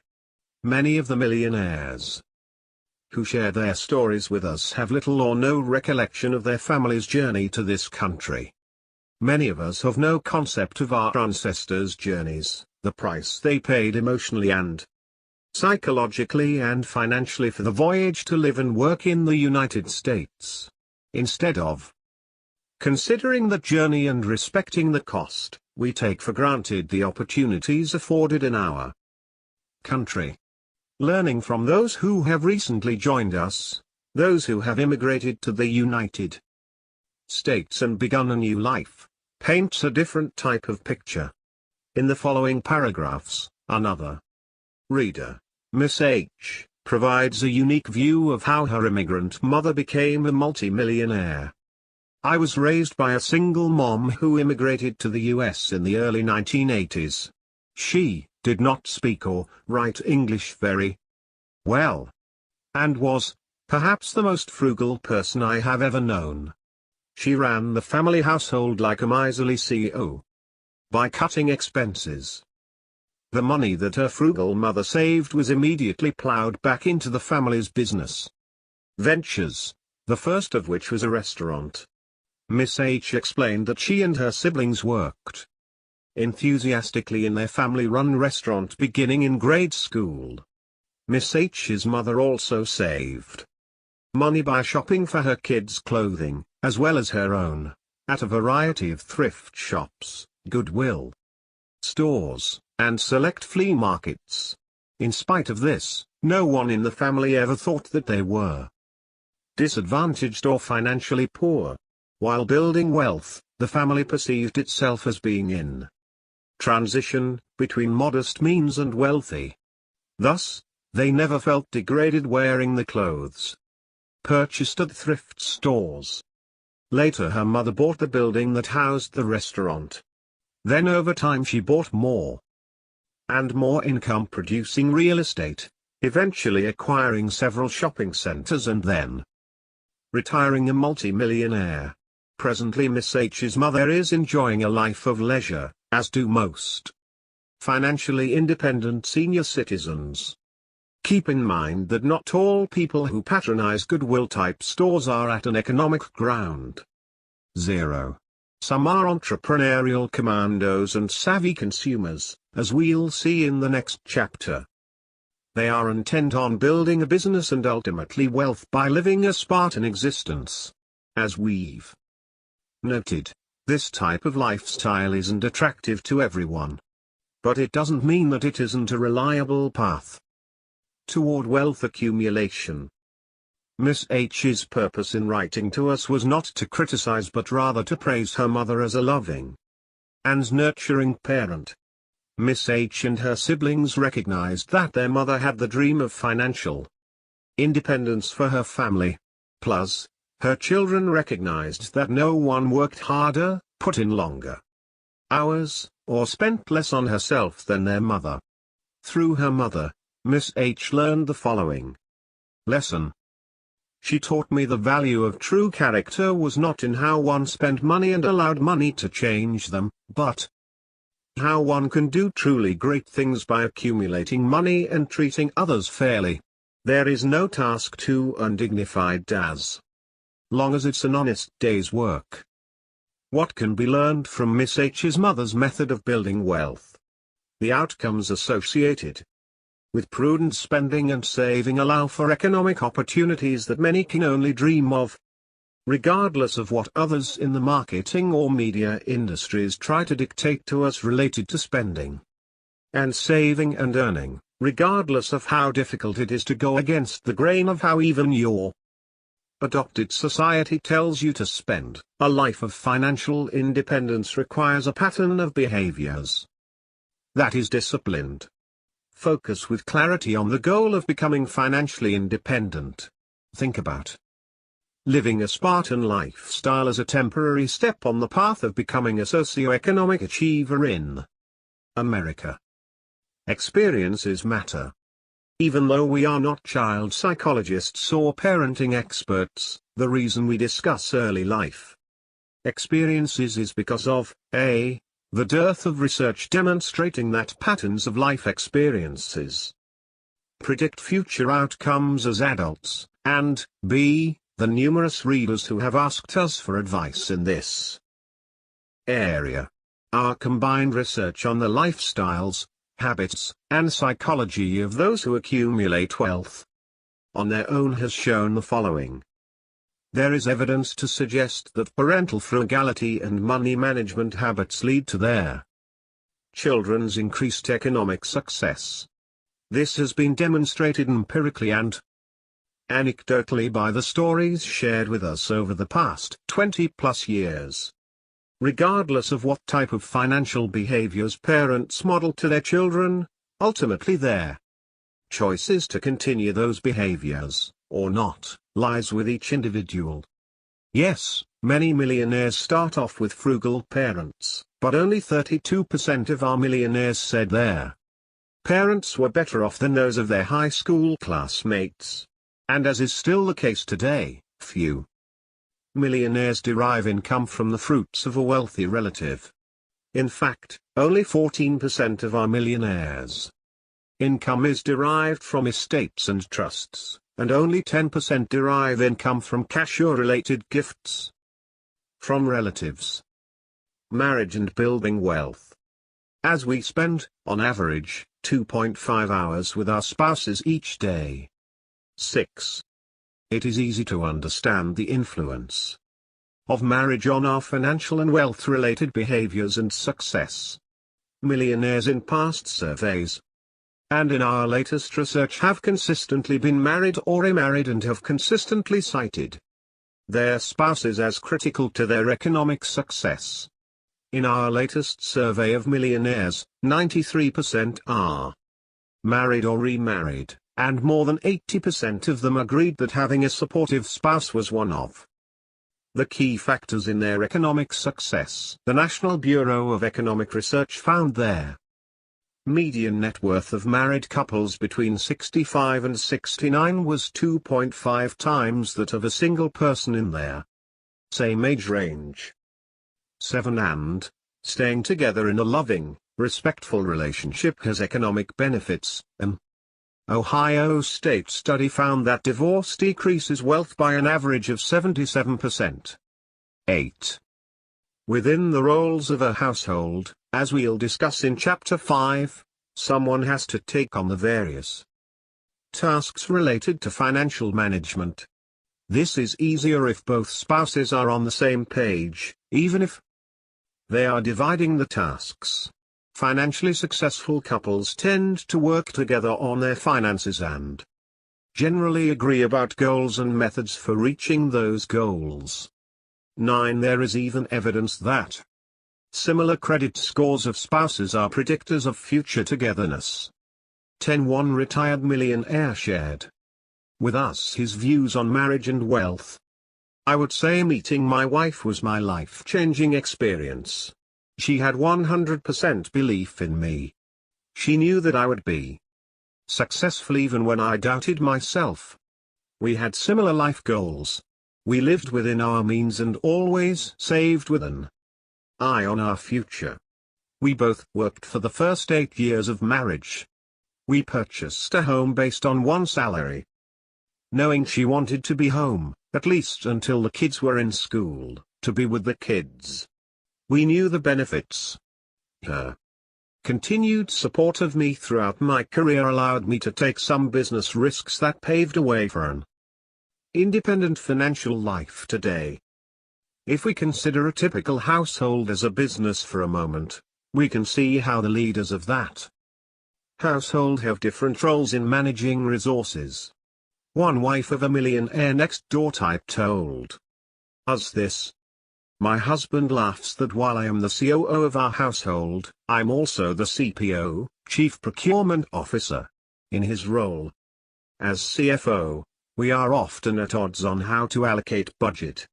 Well, and whether the budget should be examined, used, stuck to, etc. When there's friction about money, everything else seems to be falling apart. But we work hard to make sure we're on the same page most of the time, even if we have different views on money. In some cases, one spouse has to take on the lion's share of financial management. Again, this is ideal especially if one of the spouses tends to be on the spendthrift side of the spectrum, which, according to the wife, is the case with this millionaire next door couple. My husband became interested in our finances only a few years ago, as we move into retirement. We've been married 32 years. If it wasn't for me, I do not think we would have any savings to speak of. We had to separate our personal spending early in our marriage to keep the peace. He needed a free spending account, while I've handled the household expenses and savings. In the millionaire mind, nearly all millionaire respondents reported that their spouses were honest, 98%, responsible, 95%, loving, 95%, capable, 95%, and supportive, 94%. Most of these millionaires knew that their future mates possessed these qualities before proposing to them. A millionaire and senior corporate executive told us about how his wife had played into his success. After 2 years of marriage, he had asked her what she wanted for her birthday. She replied that the best gift in the world would be for him to return to college and finish his degree.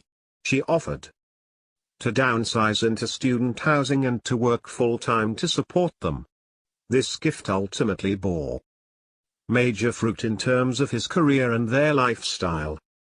We were reminded of this case study when we read an email from a senior corporate sales executive named Owen. When he hit the 50-year-old mark, Owen began thinking that his best years were behind him. Whether real or imagined, he had begun to worry. Jobs were being eliminated. His wife would hear none of it. She fervently believed in her husband's career future and spent $5,000 of her own money to hire a top-level career placement professional to help Owen land job offers. A litmus test for the future spouse. Some forward-thinking readers would often ask my father about choice of spouse. Clearly they knew or had read that this could greatly impact their future financial success. Our research doesn't provide us with a crystal ball on this issue. All my father could tell them was that there seemed to be certain qualities in a spouse that contribute to a millionaire's successful marriage.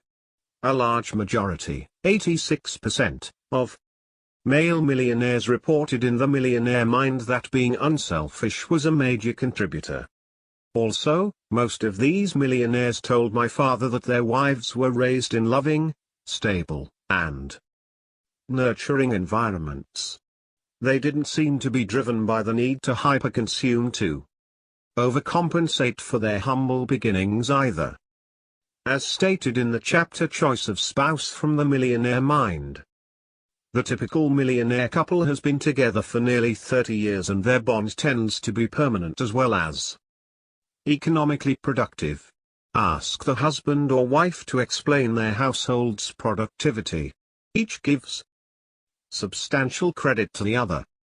For every 100 millionaires who say that having a supportive spouse was not important in explaining their economic success, there are 1,317 who indicate their spouse was important. Of the 100 who did not give credit to their spouse, 22 were never married and 23 were either divorced or separated. That leaves only 55 in 1,317, 4.2%, who believed that their spouse did not play an important role in their economic success. Spouses. And the 1%.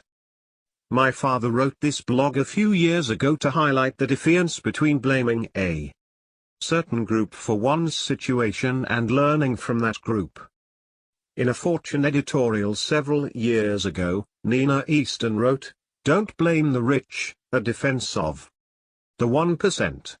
Instead of constantly criticizing the 1%ers, most people could learn a lot about accumulating wealth through understanding the habits of these wealthy people." She stated succinctly, "It's entertaining to wail about the fat cats and the greedy rich. But if we're serious about addressing widening inequality, we should figure out what the 1% is doing right, and apply some of those ideas to closing the gap." 11. The original title of The Millionaire Next Door was That's Why They're Wealthy. Stable and long-term marriages, while not a predictor of wealth necessarily, tend to run alongside millionaire status. And we know that divorce, moving, dividing assets, and demonstrating financial care for children of divorce are unfortunate and unbudgeted expenses related to the dissolution of a marriage. As stated in The Millionaire Mind, consistent participation in marriage results in significantly higher wealth. Conversely, those people who are not married continuously over time have a propensity to accumulate lower levels of wealth during their adult life cycle. Millionaires and those who will probably attain the status have a unique ability to select mates with a certain set of qualities. Among the first things millionaires say about their spouses include down-to-earth, unselfish, has traditional values, my emotional backbone, patient, understanding. 12. Among the nearly 670 millionaires surveyed nationwide in a prior study, 68% were married to the same spouse throughout their lifetime, while 25% were remarried. In the same survey, 86% of the millionaires indicated that their parents were never divorced or separated any time prior to their 18th birthday, slightly down from 90% reported in 2005 in Stop Acting Rich. It is well documented that income is a high correlate of wealth. High-income households tend to be of the traditional husband-wife type. Approximately 85% of tax returns at their $200,000 and above income level are filed jointly. Only 18% of tax returns with incomes under $50,000 are joint returns. 13 more than ever before. The high-income household is composed of a husband and wife who are both working full-time. Honesty is the best marriage policy. What if you are contemplating marriage and you have outstanding debts? Honesty is the best policy. Here, you should advise your future spouse about your financial situation, and you'd be smart to discuss further your proposed way of eliminating the debt. We were reminded of this fact by a man named Doug who shared this life-changing moment. For me, it was meeting my future wife. She told me that she would not marry anyone who had any debt. It took me 14 months to clean up the debt, $45,000. She introduced me to Dave Ramsey and the Millionaire next door. Both had a profound impact on me. Lack of honesty, particularly about financial obligations, can bring an abrupt halt to a flourishing courtship.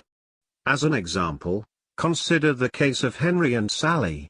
After dating for several years, they decided to get married. But not long before the wedding, Henry received a letter from one of Sally's lenders. His name had been given as a credit reference on several of her loan applications. Later he discovered that she had violated her loan agreements. She had already defaulted on a $20,000 consumer loan and was about to do so on $15,000 more. These did not include her outstanding student loans. When Henry confronted Sally about her credit situation, she had a proposed solution. It called for Henry, who was a high-income producer, to help pay her outstanding debts. She believed that her credit problems would not be a major concern to Henry once he said, "I do." She badly misjudged Henry. He broke off the engagement. And it was not just because of the credit issues and the betrayal of trust. Henry determined that Sally was totally irresponsible when it came to money. The company we keep, regardless of whether your home life was loving and provided some degree of education regarding financial management, and your spouse or significant other shares your worldview on financial matters, there are two other important influences that we have some control over which can impact our ability to achieve financial goals. The first is the game of comparisons, comparing what we own, what we can consume, and our successes with others around us. The field of sociometrics concerns how individuals fit into a group. And much of the focus within this field is how those rankings, that is, where we stand in relation to those around us, influence our behaviors and attitudes. Research has found that your subjective well-being, generally how you feel about yourself and your lot in life, is tied to your sociometric status, rather than your socioeconomic status. In other words, satisfaction with what you have is not necessarily related to where you stand in terms of the wealth or income of the national population, but instead is tied closely to your community. 14. Sociometric status is defined by how much others in your immediate peer group, usually people you interact with daily, respect and admire you. The second is ignoring the consumption habits of those around us in the first place. Our research with millionaires as well as other populations has consistently found that the concept of ignoring what others are doing, one of the main themes in the Millionaire Next Door, is related to net worth, regardless of age and income. We know, for example, that shopping in groups can influence how we view spending and ultimately on how frequently we shop. These results are typically found related to in-person shopping. Teenagers are a good example. 15. Even with frugal shoppers, frugality can wax and wane depending on who's around us, as self-perceived frugal shoppers tend to spend more when they're around high-spending friends. 16. We'll focus on consumption in the next chapter, but for now, let's consider a family we all tend to know, the Joneses. Social indifference. Who cares about the Joneses? The concept of ignoring what others are driving, buying, and wearing is what we refer to as social indifference. Those who demonstrate high levels of social indifference across all consumption categories have a better opportunity to build wealth. This indifference to what others are driving, wearing, and playing with, think the latest smartphone, is related to the ability to build wealth over time. 17. Specifically, social indifference can help inoculate us against the competition in life for conspicuous consumption. When measured reliably, we find that an indifference to the trends around us is related to net worth, independent of one's age and income. Those who focus intently on what others buy and consistently want the latest and greatest in consumer goods, such as technology or accessories, are less likely to build wealth over time. Social indifference predicts net worth regardless of age, income, or how much wealth someone inherits or is given. Like the prodigious accumulators of wealth in The Millionaire Next Door, those who practice social indifference have a greater likelihood of building wealth. Those who are successful at transforming income into wealth demonstrate a consistent pattern of behaviors related to what others have in their driveway or where to work or post on social media, like this millionaire from Ohio. The first 10 years of building my business my wife and I, would not keep up with the Joneses. My friends had season tickets to sporting events, concerts, nice cars, etc. I worked a lot and we chose not to join them in many of these activities. In retrospect, we didn't miss anything and we didn't truly suffer.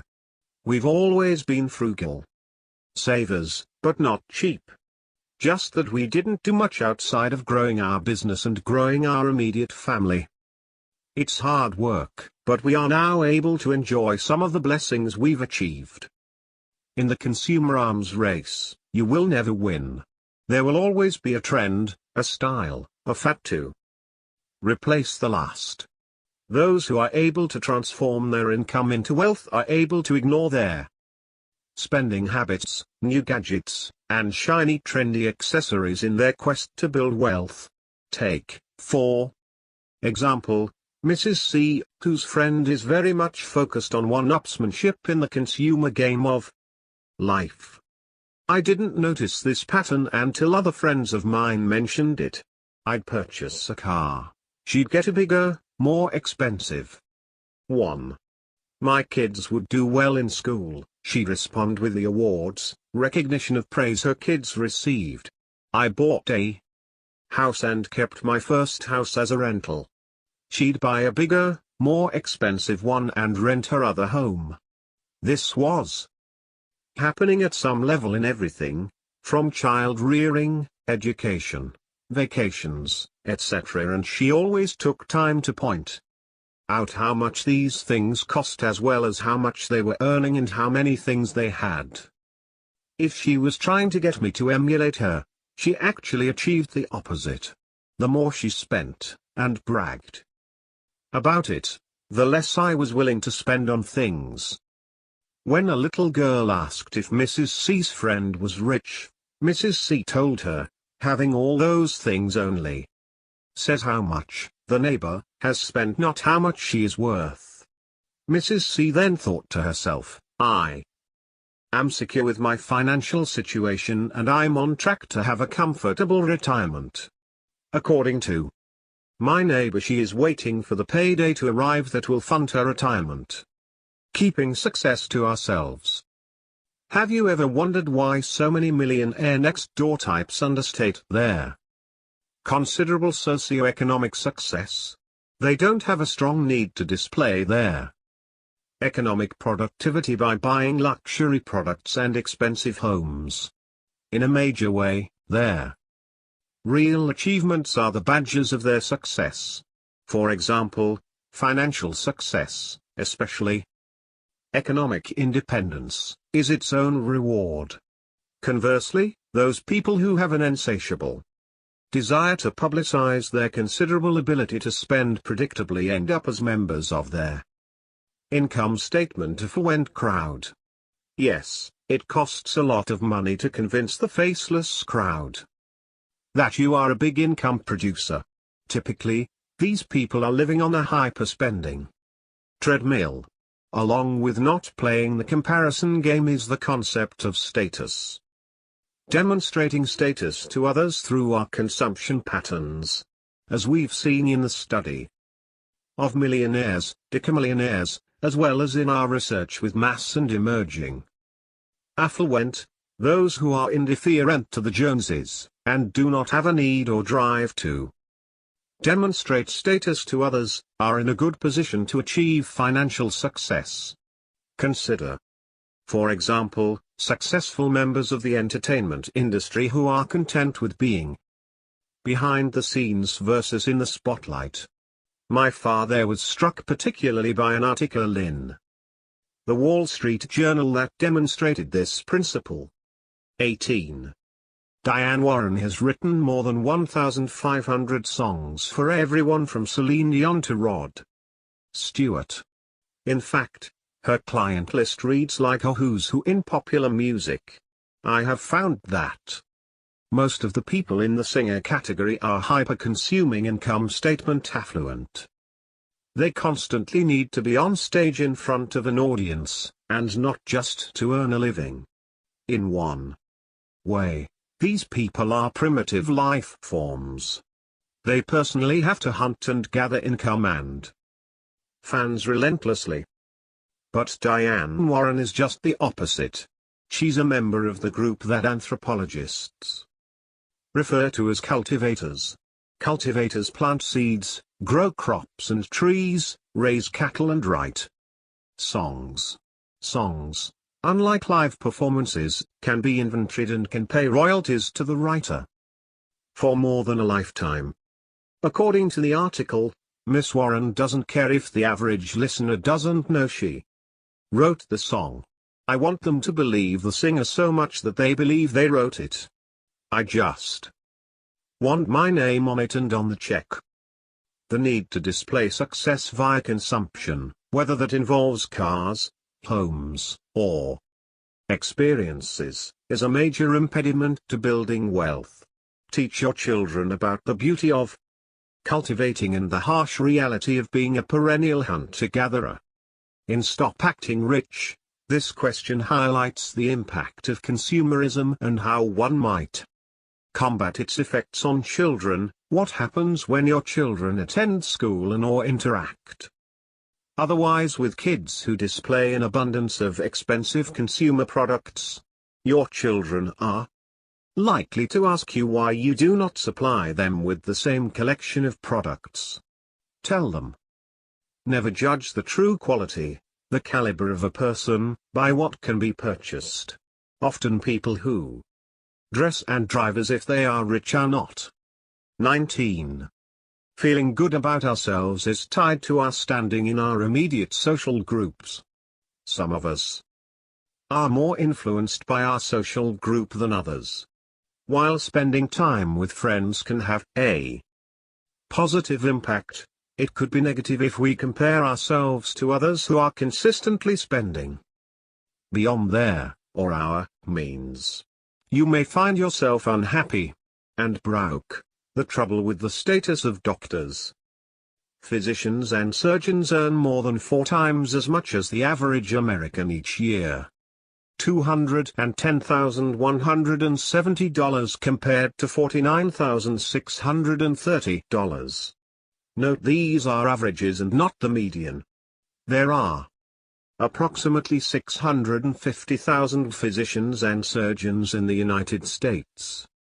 20, and they have typically fallen into a somewhat justified stereotype of high-income earners who are challenged in building wealth. We see this in our trend research at data points, where the majority of physicians fall into the 33rd percentile or below on our assessment of frugality and also tend to score low on financial acumen, a measure of knowledge and expertise in investing and financial management. My father addressed their timelessness of high-income producing, low accumulation of wealth individuals in the preface to the 2011 version of the Millionaire Next Door. Are people with high realized incomes today better at accumulating wealth than those say 20 years ago? Not really, is the clear answer. Most of what I wrote 2 decades ago still applies today. Yes, even today high-income producing physicians, attorneys, and corporate middle managers are still below the norm when it comes to transforming income into wealth. And most high-income producing couples in general are more of the income statement affluent types than their balance sheet affluent types. 21. I can't drive that. As we've discussed, in many cases, and perhaps in your case, there is disdain for the financial decisions some people make, decisions that are typically reflected in consumer purchases.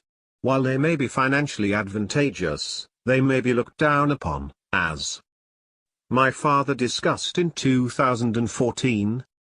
In Stop Acting Rich I profile the glittering rich as people who generate extremely high incomes, have a vast amount of wealth at their disposal, and spend accordingly on high prestige cars, mansions, etc. No matter what they spend their money on, though, it is just a fraction of their overall net worth. These people are highly concentrated in neighborhoods which my friend, John Robin, refers to as blue blood estates. I spend over an hour at a reception in my favorite American History Museum. While there I met Gillis, a highly compensated Fortune 100 senior executive, for the first time. After a brief conversation about the artifacts on display, we discovered a common interest in high-performance automobiles. Gillis told me that he has owned a stable of Porsches, BMWs, and V12 Mercedes. Then he asked me, "What do you think of the new Corvette?" I responded that it was given the highest praise by Car and Driver, Road and Track, Auto Week, Motor Trend. Then Gillis told me that he really wanted to buy one, but he just couldn't do it. If you live in the center of blue blood estates, you can't drive a Corvette. In fact, this topic had just been discussed among Gillis and his neighbors who didn't want a Corvette in the neighborhood. I often explain why people like Gillis will not drive a Corvette. The glittering rich, Gillis, is one who drive Porsches do not want to be associated with what they perceive to be the gold chain crowd. That is why they will pay substantially more for a Porsche than buy a Corvette, which outperforms the Porsche. In earlier writings, I have asked which of their following 3 variables is the best predictor of consumption: income, net worth, or market value of home. The market value of a home is the best of the 3. If you live in a pricey home situated in blue blood estates, there is enormous social pressure to forego performance for prestige brands. Often, physicians' median net worth is negative, due in most part to their student loans and age. But there is something else at play: the adherence to the stereotype of physicians' status. What's especially challenging is when our neighbors, friends, friends of friends through social media, and co-workers are hyper-consumers. And it may be even harder when you're in a well-defined, professional occupation, that is, physicians, lawyers, executives.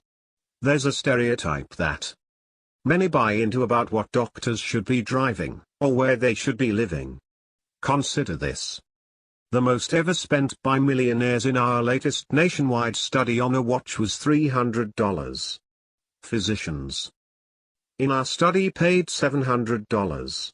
In The Millionaire Next Door, my father wrote, another reason very well-educated people tend to lag behind on the wealth scale has to do with the status ascribed to them by society. Doctors, as well as others with advanced degrees, are expected to play their part. 22. To build wealth, even doctors must be contrarians. They must make choices that enable them to be financially successful versus playing a part dictated by what those around them, their fellow doctors, and what others think doctors should be doing. To build wealth, we need to mind our own business and focus on what it takes to transform that high salary into wealth, ignoring what Dr. Jones is driving, where she is living, and that fancy watch she just bought is critical to building wealth. The financial downside of the connection economy. Journalists and readers have continually asked us if it is more difficult today to become their millionaire next door than it was in the 1980s or 1990s. Maybe you have the same question. Their answer is yes and no, or as many psychologists and social scientists would answer, it depends. The price of healthcare and education makes it seem unlikely that you could save your way to millions. But the building blocks of economic independence and financial success have not changed. As demonstrated throughout the case studies, interviews, and survey research we conducted since their first publication of The Millionaire Next Door. But this goal is made considerably more difficult because of the increased influence and proliferation of technology. Building upon the concepts related to sociometric status, technology now allows us greater connection to friends, family members, former colleagues, acquaintances, and celebrities. These connections, and the ubiquity of them, provide a constant way to check in on their myriad ways in which they spend both their time and money, as our relationships, careers, and their way in which we communicate increasingly include ongoing and persistent connections to others.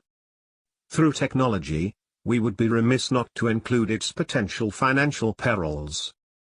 Today we carry the influence of others around with us in our pockets and pocketbooks and spend, on average, 2 hours on social media, and 50 minutes per day on Facebook alone. 23. Imagine if these 2 hours were spent developing a new skill, researching a new business idea, or engaging directly with friends, co-workers, or employees. By comparison, millionaires in our latest sample spend 2.5 hours per week on all social media sites combined. We know that social networks can impact their kinds of behaviors we believe are acceptable, and this is no different with shopping and consuming. What our friends are buying, wearing, and displaying can impact us psychologically through our desire to conform. The more time we spend on social media, the more the marketing of products, services, or experiences will affect our buying habits. 24. As one millionaire in a recent interview told us, now you see this instantly on Facebook, you see all of these people with what look like incredible lives, but it's not that way. Another millionaire was more critical: if people spent even half the time they spend on curating their image on social media, we would all be a lot better. Certainly, they would be a lot better off. It's a time drain that leads to nothing, it's ephemeral, it's not a lasting product of any value. All that time is wasted and people neglect to spend time on serious things that matter. Connectedness, it seems, comes with a cost, the cost of our cognitive and emotional attention, and when we consider our financial goals, our money, we have become accustomed to new, shiny, and now, more than in the 1990s, the proliferation of technology makes us like mice in the Skinner box, constantly touching our phones to get the next pellet of news, drivel, or consumer goods. Scientists have linked activity and satisfaction from screen time with dopamine and equated its use to other addictive habits. 25. Particularly if we are easily persuaded by either the consumption habits of others close to us, family, friends, neighbors, or others we see on social media, celebrities, politicians, professional athletes, that connectedness must be tempered with restraint to achieve economic success. The new marketing. Ignoring the trends around us from our virtual and face-to-face social networks is really only the start of a frugal lifestyle. There's another powerful source that our technology allows for today: social marketing. Up until the early 2000s, the reach of marketing into our lives was limited to non-social and untracked methods. In other words, you could turn the page of a magazine, change the channel on your TV or radio, or ignore the billboards you drove past. Marketers had to do research, create advertising campaigns, and then promote their brands through various non-social channels. We didn't have to give them permission to interrupt our day. Now, with email marketing, social media feeds, and website tracking, we often have the option of reserving our cognitive resources to things that matter. Consider for a moment the definition of permission marketing from the creator of the concept, Seth Godin, and his focus on the respectful way to use it, methods that many companies choose to ignore. Permission marketing is the privilege, not the right, of delivering anticipated, personal and relevant messages to people who actually want to get them. It recognizes the new power of the best consumers to ignore marketing. It realizes that treating people with respect is the best way to earn their attention. Pay attention is a key phrase here, because permission marketers understand that when someone chooses to pay attention, they are actually paying you with something precious, and there's no way they can get their attention back if they change their mind. Attention becomes an important asset, something to be valued, not wasted. 26. Today, your digital footprint leads marketers directly to you, tailoring the content, message, and frequency to your online behavioral patterns. Ingenious and effective, this new marketing strategy presents dangers to those prone to believe the tailored and persuasive images and messages. Inoculation against this marketing, that is, not giving away the precious resources of attention and focus, is critical to building wealth. The power we have in the marketplace is not spending our resources, including our attention, with any entity that could influence us off the course of achieving financial goals. The consumer science of awesome shampoo. Coming from a marketing research background, my father knew all too well the power and influence of consumer psychology on our behaviors. He wrote this piece in 2010 to demonstrate the absurdity of self-esteem tied to using a shampoo, the influence of marketing on our perceptions and potential well-being, and perhaps more importantly, the power of marketing and the requisite discipline we need to retain our cognitive attention if we are to build and maintain wealth. I have noticed in the last week or so that I have felt more excited, proud, interested, and attentive. Conversely, I have felt less hostile, ashamed, nervous, jittery, and guilty. I thought this euphoria might have something to do with the upswings in the sales of my books, or possibly the new 2010 Toyota 4Runner brochure I received. But then I discovered what must be the real source of these heightened emotions: a change in my shampoo.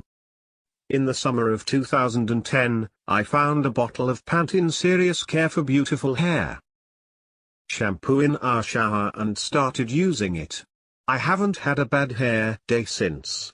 And then I read This insightful article in the Wall Street Journal, which explained how Procter & Gamble went to extraordinary lengths to study how it can encourage more consumers to buy Pantene products.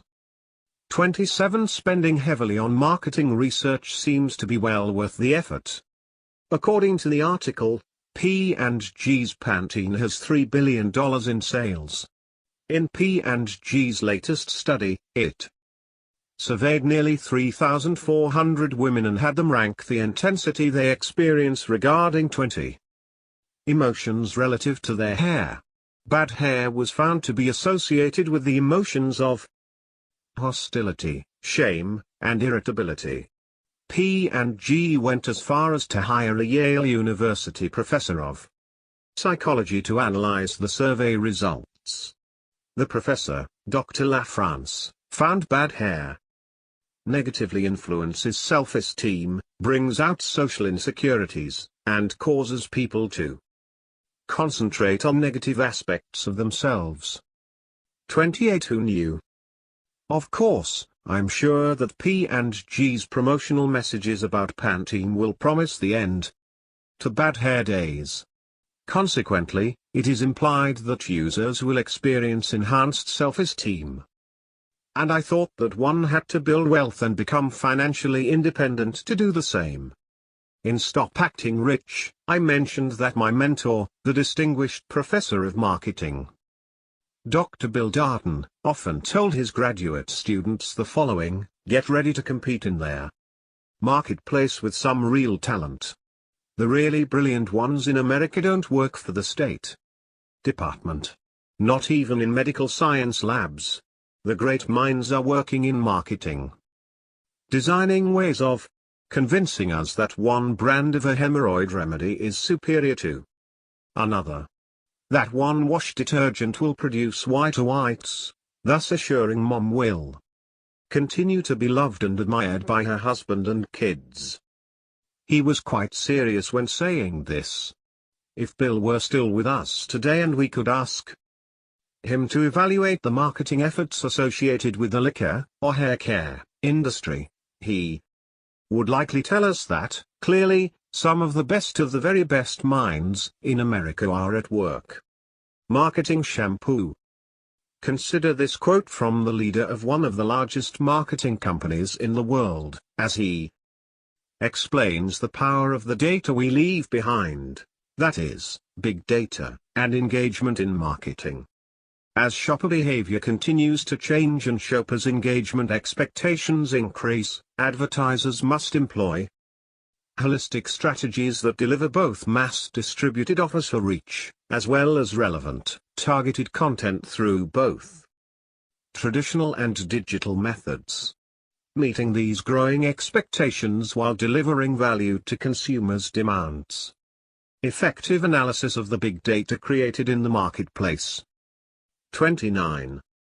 The power of data analytics and the footprints we leave online leave little doubt for marketers as to how to cater each product and service to us. The millionaires next door continue to ignore this hype and noise, as they did in the 1980s and 1990s. Those who are susceptible to the constant reinforcement of media and technology will find they need extraordinary discipline to ignore their hyper-targeted ads and pseudo articles that appear side by side with posts of their friends' pictures. Think about marketing today and how you might come to believe the hype about the Pantene shampoo discussed in the sidebar above. Content marketing would have led you to read an article in Good Housekeeping or Audiobook that appeared to be written by an editor or staff writer, but in fact was written by P&G. Social media advertising would follow you around the web after you searched for shampoo on Google, so that every site you visited that had paid advertising would present shampoo. When you finally decide to purchase shampoo, the ratings provided on Amazon or elsewhere were bought and paid for by clever marketing companies that provided products in exchange for honest ratings of bought and paid for raters. P&G spent $7.1 billion on advertising in 2017 to influence us 30. To build wealth today, we must become keenly aware of the kinds of information being presented to us, the source of that information, and the influence it could potentially have on our shopping behaviors and self-esteem. I don't fault companies for using the most effective marketing methods and mining data. That's their business, and we must remember that we are the target. Those who focus on building and sustaining wealth will be wise to remember that nothing is really free and always will be. The trend of frugality. Some of the critics of the millionaire next door seemed to display an air of superiority about their frugal shopping behaviors of those people profiled in the case studies. It's interesting that their economic downturn of 2008 to 2012 turned being frugal into a trend. Shopping at off-retailers, upcycling and recycling, and making things at home were in vogue. The trendy frugal were more than happy to extol the virtues of living below their means. Occasionally, when it was convenient, and when they were still able to demonstrate their success via how frugal they were, particularly in buying name brands at offer prices. For this group, and for many of us unknowingly, the fashion of frugality comes and goes with the changes in the economy and trends. For example, like trends in other areas, the use of coupons by Americans is cyclical. Inmer is a global marketing research company that tracks both distribution, how many coupons companies are offering, and redemption, how many people are using the coupons.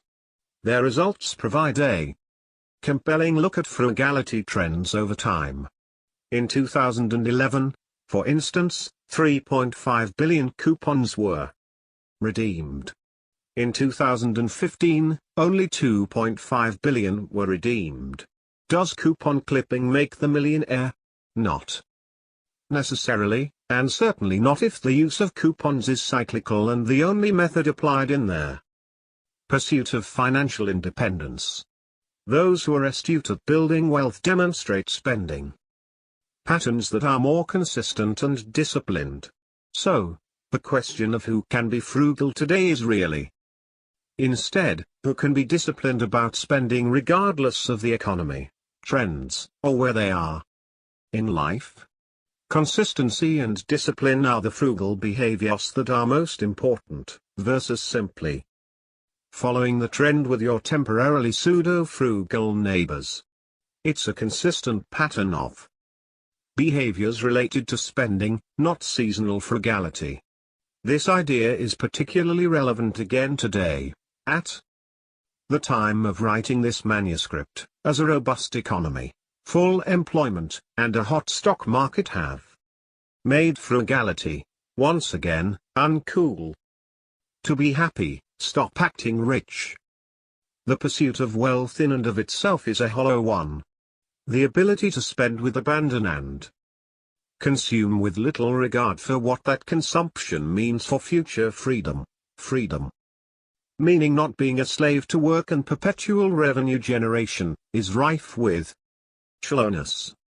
My father would frequently comment that money did not buy happiness, and that faith, relationships, helping noble causes, and creating meaning in one's life were the 1, 2, 3, 4, 5, 6, 7, 8, 9, 10 pursuits that led the millionaires he interviewed to greater satisfaction than their portfolio performance.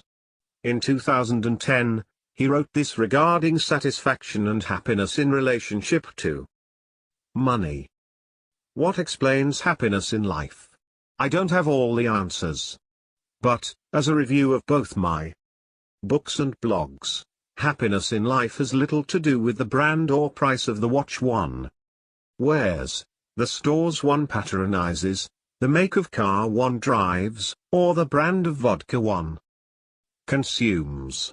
One's overall happiness in life has nothing to do with the overall price one pays for wine, the size or market value of a home, not even the price one pays for a haircut. To shed more light on this issue, I examined the relationship between happiness in life and more than 200 characteristics, behaviors, and attitudes of 1,574 high-income, high-net worth respondents from one of my national surveys. Note that correlations do not necessarily indicate cause and effect. Beyond health, family, and job factors, why are some people more satisfied with life than others? In terms of statistical significance, the higher one's level of happiness, the more likely he or she is to agree with the following statements, by rank order of variation explained. I have more wealth than most people in my wealth or income group. We are financially better off than our neighbors. I donated 5% or more of my income last year to charity. I live well below my means. I was raised in an atmosphere filled with love and harmony. My parents taught me how to invest and manage money. Politically, I am more conservative than liberal. I inherited less than 1% of my net worth. My spouse is more frugal than I am. I invested 10% or more of my income last year. Also, note that both net worth and income are associated with happiness.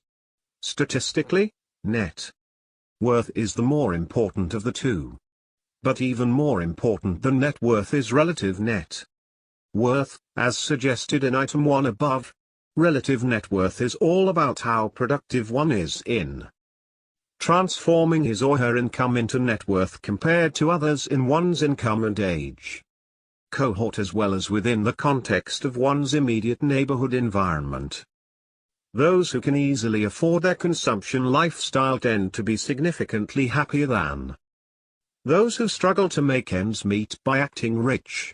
I have consistently found that those within the same income or age cohorts who were raised by loving and nurturing parents tend to spend less and save more of their incomes than those who are not raised in this type of atmosphere. There are opportunities to succeed financially for those who make choices based on tried and true methods of building wealth. If you had positive experiences growing up related to all things financial, you may have developed a pattern of behaviors that will allow you to stay on the economic independence highway more easily than if you had the opposite experience. Taking responsibility for our financial decisions, regardless of our upbringing, relates to net worth and the choices we make today and tomorrow about with whom we share our lives, choices that at least in this country we have the free will to make, will also impact our trajectory. Choose carefully. Chapter 4. Freedom to consume. I tell my family members often that my goal is to earn interest and not pay interest. Millionaire from Georgia who retired at age 54. Economic success takes different paths. For those who make an average to above average income in the United States, the path to economic success necessitates a certain amount of restraint in consumption. It requires an awareness of and inoculation from the consumerism and affluenza that plagues many households with significant income levels. There are very few Americans who, with a modest to above average income, can sustain high consumption lifestyles and become millionaires in their lifetimes. We've seen that the majority of those who have become economically successful chose a path of moderation or simplicity in consumption while they were working toward economic success, like the Jacobson family in Chapter 1. In many cases, they continue this practice even after they become millionaires.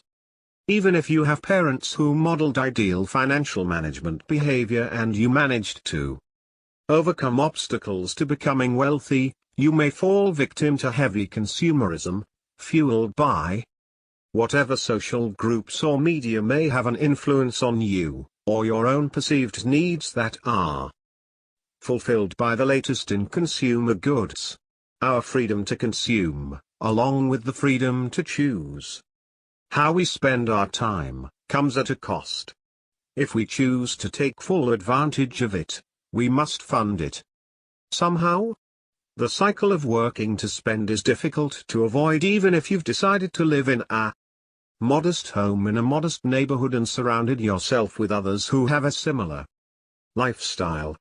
We are taught from an early age to consume, and America has much to offer professional consumers.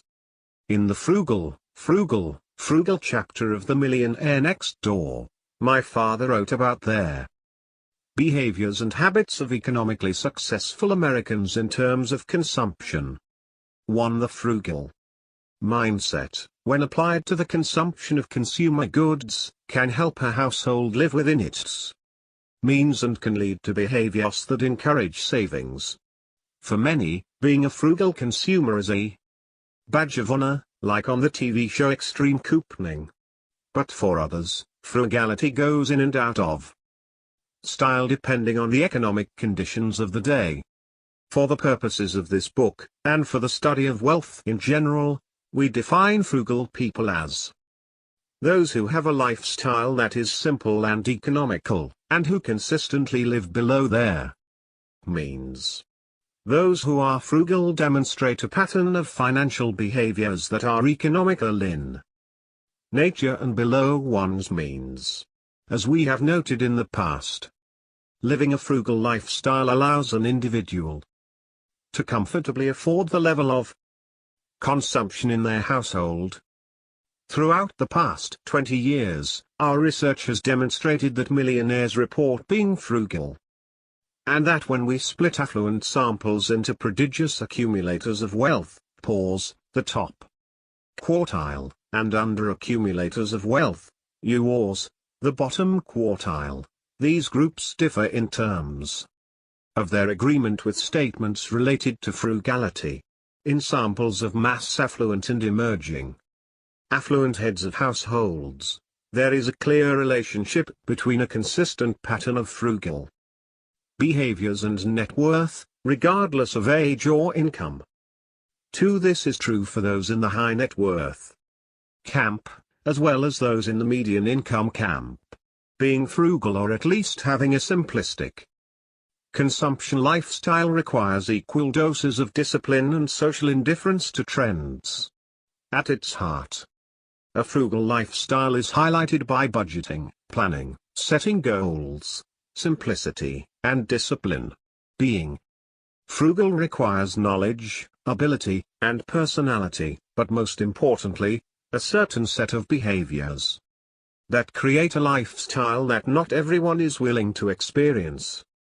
Regardless of whether you earn your revenue as an executive, a teacher, or scrap metal dealer, frugality doesn't go out of style for those who are committed to becoming economically successful and financially independent.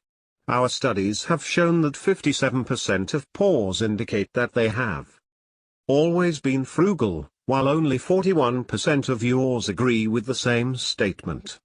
This is consistent with our findings from 1996. Home is where the spending starts. Where else do we find influences on our financial decision-making? We know that our choice of neighborhood influences attitudes toward work. 3. But it also influences our spending. We compare ourselves to those in our neighborhood and community. Recall the concept of sociometric status.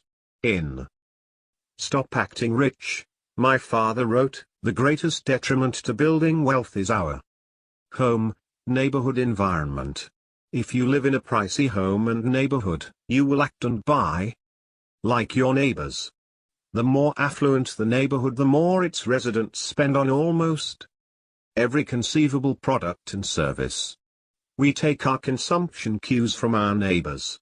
Most self-made millionaires were able to build wealth precisely because they never lived in a home or neighborhood environment where their domestic overhead made it difficult for them to build wealth. For as we discussed in the previous chapter, this is due in part to both the comparisons we make to those around us and the influence that others have on our consumption behaviors. 5. Does your neighborhood consist of high-income producing, high-consuming, income statement affluent types? If so, take a moment to consider your own patterns of consumption.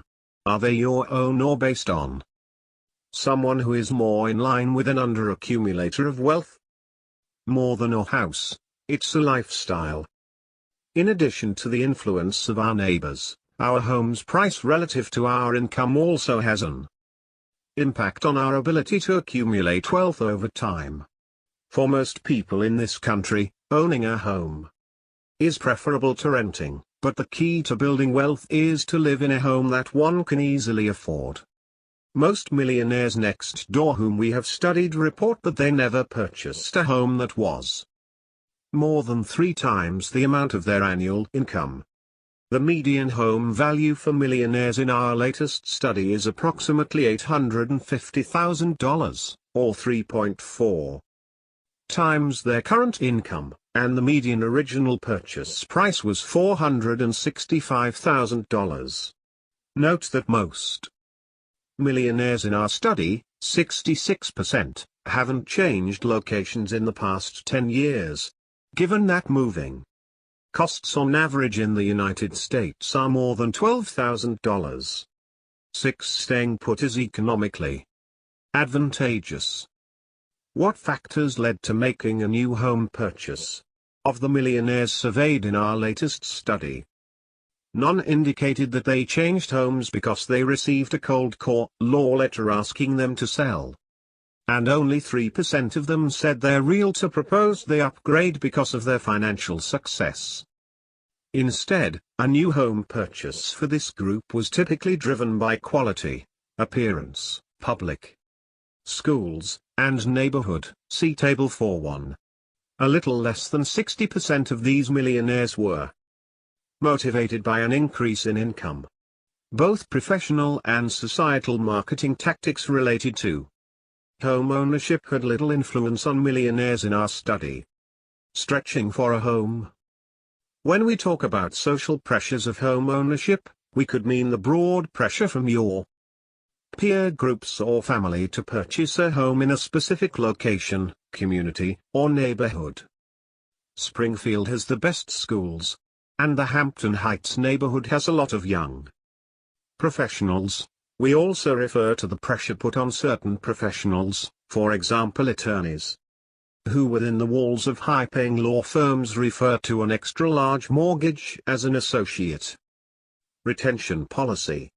Again, we see the impact beyond the financial cost of living beyond one's means. In this case, stretching for a home would ensure the young associate would have to continue working to fuel his and his family's house payment and inevitable lifestyle creep. In addition, another cost of stretching, as it's referred to, has to do with general wellness. Consider the following case study from a millionaire whose health and financial life needed revision. It was July 2006. I was within a month of turning 40 and I was driving home from work. I was having chest pains. My doctor told me I was very close to serious heart disease and diabetes in my current condition. I started working on my health seriously. When I started fixing one area of my life, I started noticing other areas that needed improvement. Financially, we were fairly typical of a middle-aged 6-figure income family. We had hundreds of thousands of dollars in mortgage debt, about $80,000 in consumer debt, and were basically living check to check. We were saving for retirement, but our net worth, including personal property, was just a little more than our income. We were told by several financial experts we were doing fine. We didn't feel fine. We woke up to our situation and started doing something about it. We set goals. We developed a plan and executed it. We paid off our consumer debt. We built an emergency fund. We paid off our home. today we are debt-free and over $1 million in net worth. We homeschool our children and live the life we want to. It has been a long, tough journey, and we still have several years to go before we're wealthy. Wealthy meaning we don't need to earn an income and will never run out of money. We have the goals and plans in place and we're working on them daily. Lessons from bubbles. The housing bubble and consequent economic meltdown in 2008 can provide some insight about their dangers of purchasing a home that requires more than 3 times your annual income and beyond. What can this teach us, and future balance sheet affluent Americans, about home values, income, and wealth? In 2010, a man named Jerry shared his concerns about his real estate situation with my father. Jerry was a computer programmer, and his wife was a part-time dental technician. The couple's annual adjusted gross income was about $100,000. They had 3 children. Just prior to the meltdown in the real estate market, the couple purchased a new home in a newly developed subdivision for $495,000.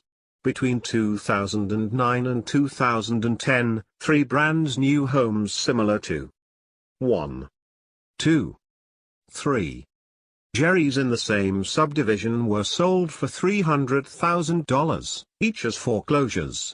Ouch, said Jerry.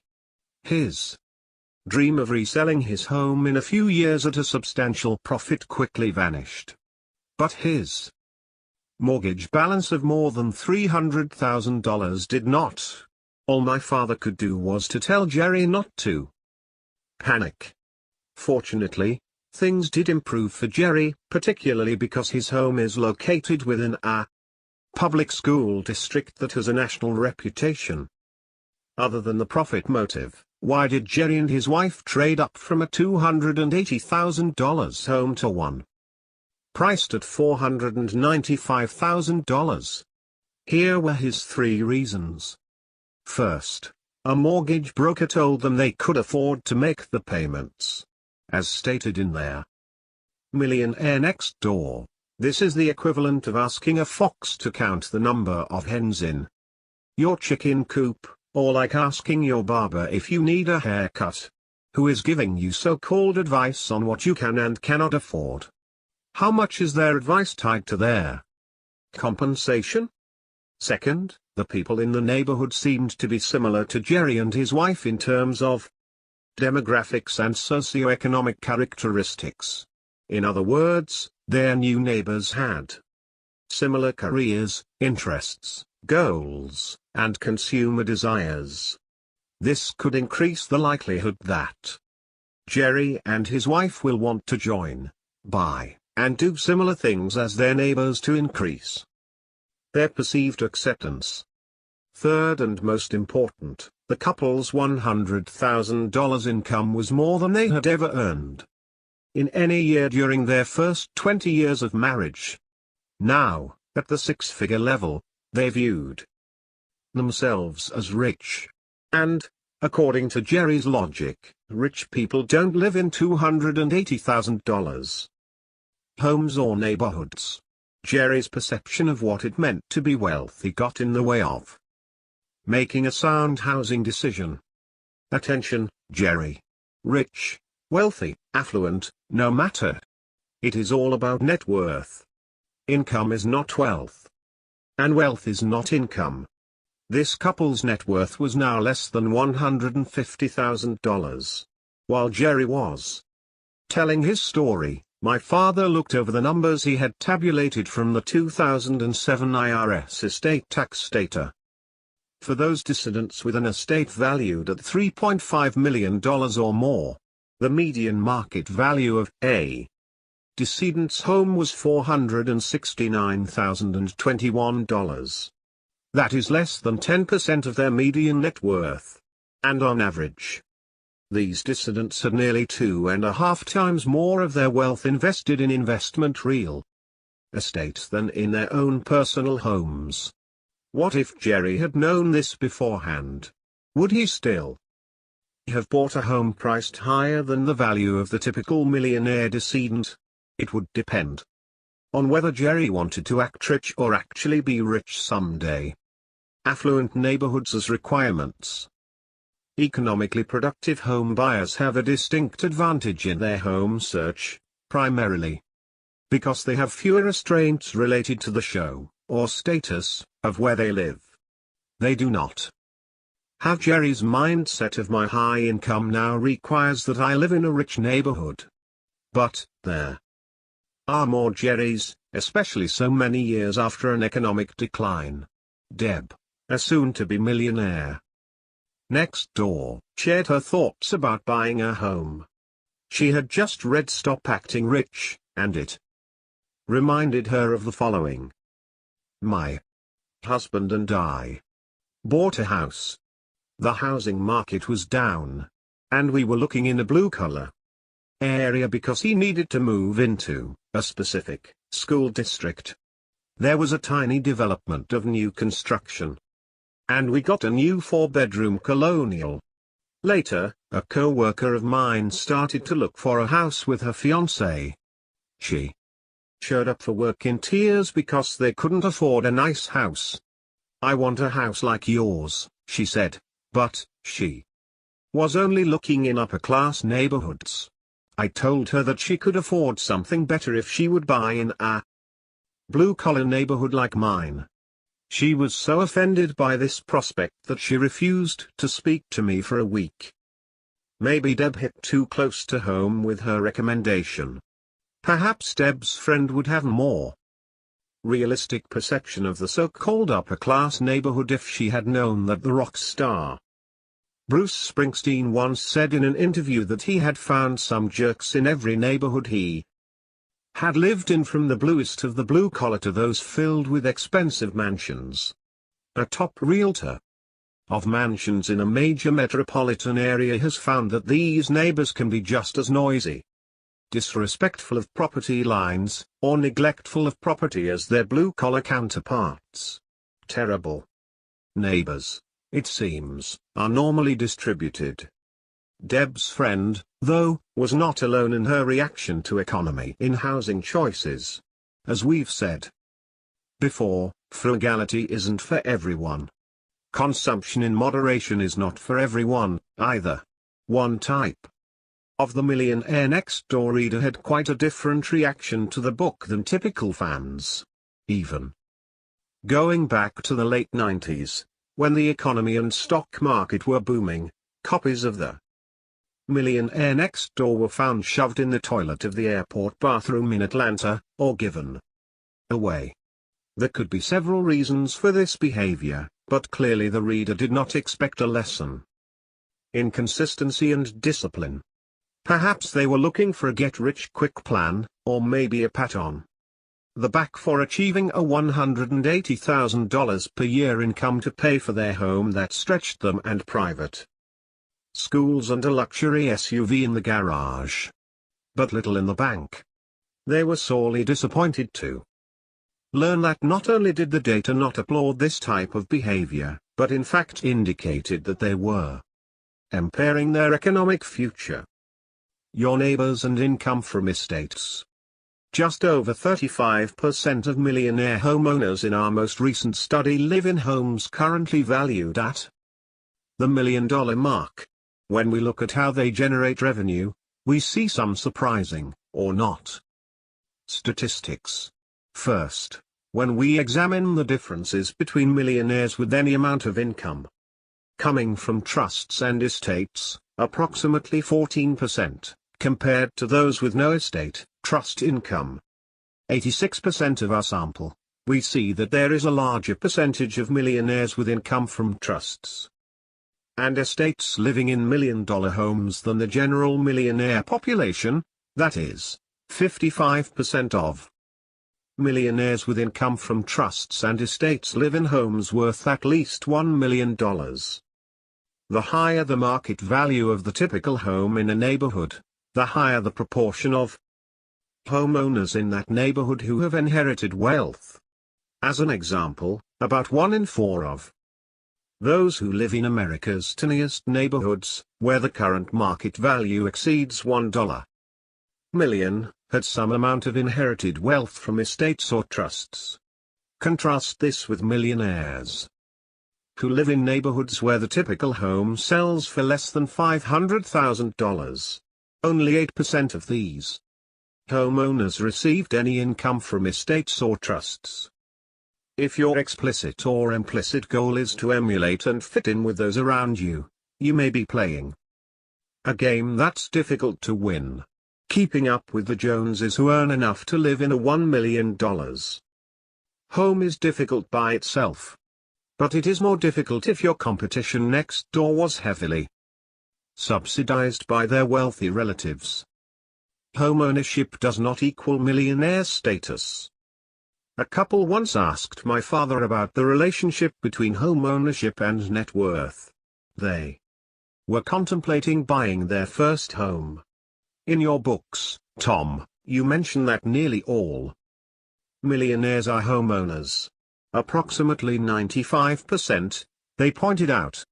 But homeowners are not millionaires.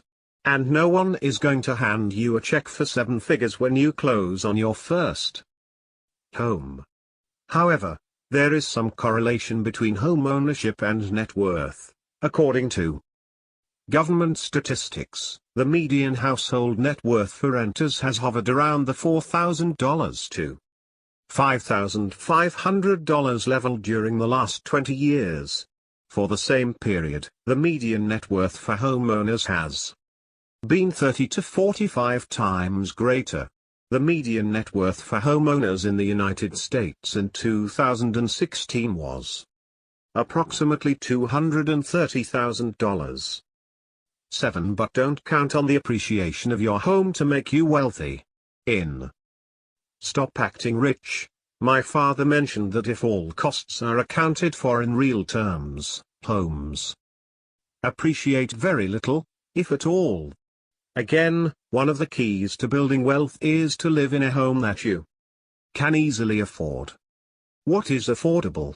A few years ago, Bankrate.com suggested that an affordable home is one where monthly housing costs, which include principal and interest on the mortgage, insurance, and taxes, would be less than 28% of a household's total income. This is close to the 3 times recommendation from the millionaire next door. Not only should you think about cost of living, but also how you measure your well-being within your new city, community, and neighborhood. Specifically, we still argue that your more immediate community, your school district, neighborhood, and town, is more important when it comes to your personal happiness. When you're thinking of buying that 4,500 square foot McMansion out in the suburbs to avoid a 2-bedroom fixer-upper in the city, you're trading size of home for commute. What's more important to you? Maybe a bit of wisdom from the millionaire next door is in order. Perhaps you aren't as wealthy as you should be because you traded much of your current and future income just for the privilege of living in a home in a high-status neighborhood. So even if you're earning $100,000 a year, you're not becoming wealthy.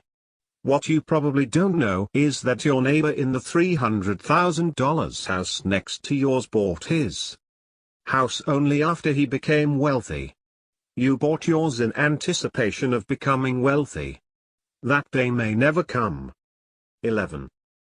The concept of spending today in anticipation of future wealth continues to plague those who are unable or unwilling to understand the long-term financial impact of large-scale purchases. Remember Ken, who traded Manhattan for Atlanta.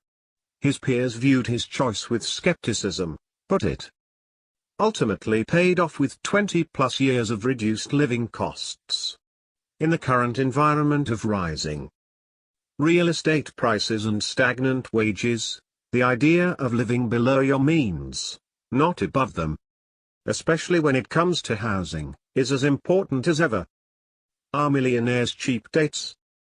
Is your significant other dropping hints that indicate he is interested in certain levels of requisite gifts, entertainment, and activities that require spending beyond your, or his, means?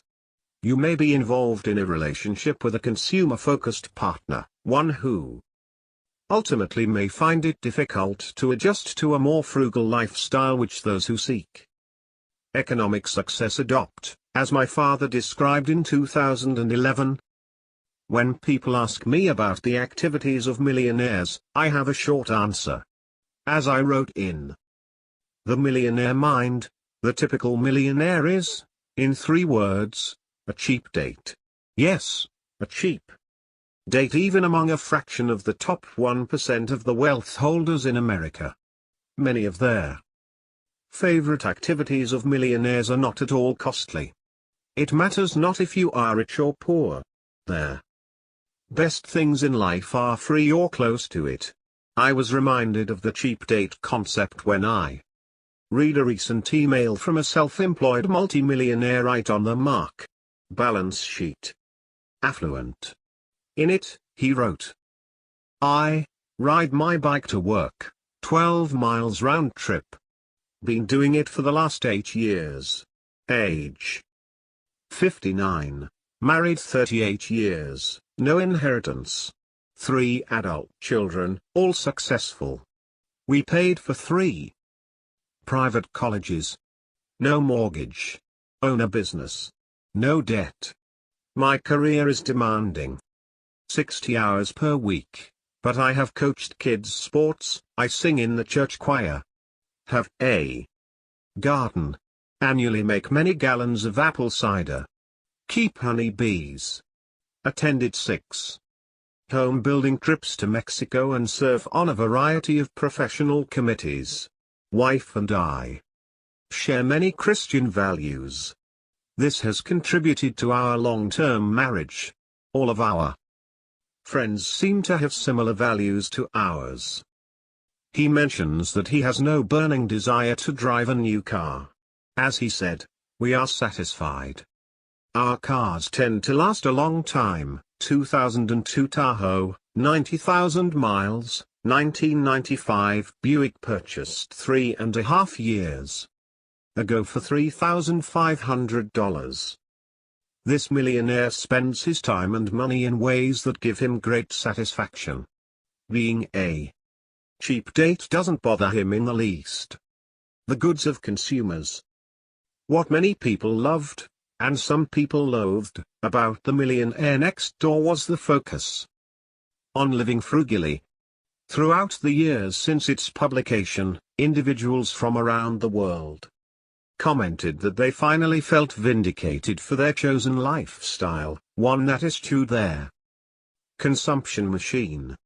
They described in detail their habits, from seemingly small behaviors like clipping coupons to how they purchased their latest automobile. The case studies in The Millionaire Next Door confirmed for them that they were not alone. Compared to 1996, the cycle for consumer trends is faster. Our social connections include non-stop information about what our neighbors are doing and buying, and marketing looks like journalism. Marketing and consumerism have all changed dramatically in 20 years, changing the nature of what is presented to consumers and how easily accessible shopping is, as discussed in Chapter 2. Despite those changes, and despite the influences of media, social and otherwise, we see consistency in their moderation of millionaires over the past 20 years. Prodigious accumulators of wealth continue to describe themselves as frugal more often than those who are under accumulators of wealth, and they recognize that they are more economically successful than their neighbors. While there is little difference in budgeting, there is a difference in overall wealth and frugality. Does it take more to be disciplined in the area of spending today than in the 1980s or 1990s? Certainly the advent of social media and the advanced ways in which marketers can track and remarket to us requires more discipline to ignore them. For now, we'll look at some similarities over time. The most millionaires will pay for consumer goods today hasn't changed much from 1996. In 2016, millionaires spent about the same amount on suits, shoes, and watches as they did in 1996. The median price paid for suits decreased approximately 18% between 1996 and 2016, most likely due to the decrease in apparel costs as well as the increase in informal business attire allowed today. But the important point here is that consumption, at least for these categories of consumer goods, continues to show that millionaires next door and otherwise are not consumers of top luxury items within conspicuous categories. In other words, even for those who wish to emulate the wealthy, the answer, as it was in 1996, is to not shop at the high end. Are your spending behaviors more like millionaires or more like what you perceive to be the wealthy in this country? Playing the part? A Lawyer's Guide. Ned Davis, 36, is a successful trial lawyer. Even at this early stage in his career, his tally of legal victories places him in the exceptional category. Ned was kind enough to share some of his insights about the importance of accessorizing when in the courtroom environment. I'm not a big watch guy, but I had wanted to buy a leather-banded, gold watch for some time. I have a silver, metallic Rolex watch that I received as a gift about 15 years ago, and I wanted a gold watch to wear on occasion. I thought that I could justify spending a couple grand on a new watch because I had never bought one, and my wife even offered to get it for me as a Valentine's Day present. After reading Stop Acting Rich, however, I decided that I would not go out and blow several $1,000s on a fancy gold watch. I ended up finding a Timex at the antique dealer, thrift shop at their end of my street. The one I found had a vintage look. It was from the 1970s. That made it look like a nice dress watch. The Timex label, however, made it extremely affordable, $40. Not long after purchasing it, I realized how useful it was to have a modestly priced watch to wear on those occasions when I didn't want to seem like a fancy pants lawyer. When I'm in front of a jury or meeting with a client or witness of modest means, I now prefer to wear the trusty Timex. I think our clothes and watches, and cars, do send a lot of messages that can be good or bad. I find that it is better not to have your clothes or watch or jewelry stick out too much in court, and I tell all my witnesses the same thing. By the way, Stop Acting Rich has also reinforced my decision to keep driving my 2004 Volvo. I figure I'm saving at least $500, $700 every month I keep driving my 7-year-old car. Ned's many successes and the well-earned respect that goes with them are true badges of achievement. Uniforms and accessories can be bought in stores, but they're not the same as a list of genuine triumphs in legal, or in any other form of economic competition. Also, note that nationwide, the typical millionaire paid at most $300, median, for a watch. About 1 in 4 paid $100 or less. Note here, though, that in our survey we didn't distinguish between traditional watches and smartwatches or other wearable technology which some argue may replace the traditional watches featured in the Millionaire next door. Even so, the median price paid is the approximate price of smartwatches. Luxury jeans. Let's take a look at the new staple of Business Friday offices, jeans. The U.S. denim industry is a $13.7 billion one. 13 and a recent study reported that on average, Americans owned 7 pairs. 14 while the average American pays under $50 per pair. 15. The millionaires in our study paid just over that mark, spending at most $50 on denim. In the luxury realm, though, we know that designer jeans can cost much more than that. Simply type in jeans into Amazon and sort from highest price to lowest, and you'll most likely see an opportunity to purchase a pair of Dolce & Gabbana jeans for more than $8,000. Only 25% of millionaires spend more than $100 on a pair of jeans, a far cry from the inexpensive jeans of one millionaire we interviewed, an attorney who left the corporate world to help with a family business. Clothing tips from Mrs. Point. Today Americans go through clothing faster than ever before.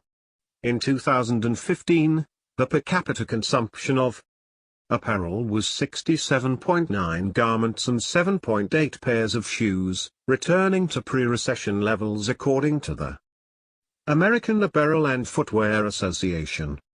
16. We also throw clothing away at a breakneck speed. According to the Council for Textile Recycling, every year, every man, woman, and child in the United States throws away 70 pounds of clothing and other textiles. 17. High-quality furniture, less costly in the long run. There are certain quality consumer goods that can be used, passed down, resold, and used again for years to come. In many cases, they are often higher in price but ultimately are only purchased once. My father wrote this piece in 2013, highlighting his lifelong hobby of woodworking and the concept of quality in consumer goods, quality that perhaps doesn't lend itself to a room redesign shopping spree every 2 years. Omitted from my online resume is the heading at Hobbies. Avid woodworker since age 12. Builds rustic tables, cabinets. Carves ducks, many from first growth white cedar. As a woodworker, I often make judgments about the quality of wood and workmanship in new and used furniture, even some antiques. My admitted preference is for traditional solid wood furniture. Well made, traditional furniture is preferred by many millionaire next-door types who see it as a lifetime investment. One of my favorite brands of furniture is Henkel Harris. The quality of its wood and craftsmanship are grade A+. I was saddened to learn that in 2013, Henkel Harris had closed its stores. I said to myself, just not enough wood-oriented traditional furniture buyers in America today. Through billion-dollar marketing campaigns, consumers have become part of the disposable society. Some in their furniture industry are certainly a part of this culture. As consumers, we are being trained to buy and replace again that which is trendy or so-called fashion furniture. All too often this kind of furniture is made from particle board, some even from sawdust held together with glue. And don't forget brand decks, which is composed of cheap veneers with painted stains nailed together instead of baked. How long will this furniture be trendy? Because we are the world's greatest economy, it shouldn't surprise anyone that we have the very best and most aggressive marketers in the world. They are successfully convincing more and more people that furniture is no longer really a durable good that might last through several generations, but is a disposable consumption item heading in the direction of plastic razors. Admittedly, high-quality furniture is expensive, but because of quality, previously owned. Henkel Harris, for example, can be a great value for those on a limited budget. On my last visit to the Scott Antique Fair in Atlanta, I noticed a Henkel Harris dining room set in mahogany table, 8 chairs, sideboard and break front, for $899. Today the raw wood alone that would be required to construct this set would cost at least that much. Even if this furniture was professionally refinished, you would still be paying less than 20% of what a new set would. cost. And here is some good news. By chance I googled Henkel Harris and found their following message: "We at Henkel Harris are delighted to say, Henkel Harris is back." After only a few months of closing the Henkel Harris stores in early 2013. First interviewed for the Millionaire Mind. 18 Mrs. Point and her husband live in a 4-bedroom home in one of Austin, Texas's nicest neighborhoods. I believe in living in the best section of the city. Location, location, location. I will do without fine cars, plus a lot of other luxuries, but insist on having the best home possible, she says. Mrs. Point understands the value of clothing. She never wants to spend big dollars on clothes. They depreciate too rapidly and put a hole in one's net worth. But she always wants to look well dressed. Here is her solution: "Oh, yes, I wear couture clothes, previously owned, that I buy at their Junior League shop." Yes, there is even a hierarchy among thrift shops. Many of the clothing items she purchases still have the original sales tags attached. In other words, they had never been worn. It seems that Mrs. Point's clothing expenditures are being subsidized by some of Austin's glittering rich. Unbeknownst to them, these aspirationals are also enhancing her ability to transform income into wealth. If some of the clothing doesn't fit perfectly, she and Mr. Point do what about 4 in 10 millionaires do: they have their clothes altered instead of buying new ones. Mrs. Point uses the money saved to purchase quality stocks. I am mindful of the fact we live in a time of medical miracles. I invest in stocks related to medicine. We have land and mining operations and oil leases. We do not tell our friends about our holdings because many of those we associate with do not have as much as we do. Could she be talking about the income statement affluent? Cars, the ultimate test in consumption? It's not often that one consumer decision makes or breaks one's ability to build wealth over time. Patterns of behavior are a better indicator of the likelihood of building and sustaining long-term wealth. But buying a car is a major financial decision that can have a significant long-term impact on wealth. In 2016, the median amount our millionaires paid for their most recent car purchase was $35,000. The median high price paid for a car was $40,000. Most millionaires do not drive luxury automobiles. Rather Toyota, Honda, and Ford top the list. These 3 manufacturers were reported by nearly 1/3 of all millionaires in our sample.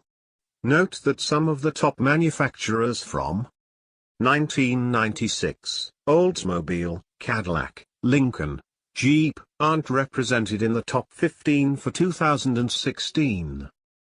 Non-luxury makes have consistently been at the top of cars of millionaires lists over time. Their most popular brands among millionaires are Toyota, Honda, and Ford, followed only then by BMW. So, for those who want to emulate the rich or show their millionaire status, consider the top 3 choices of millionaires today.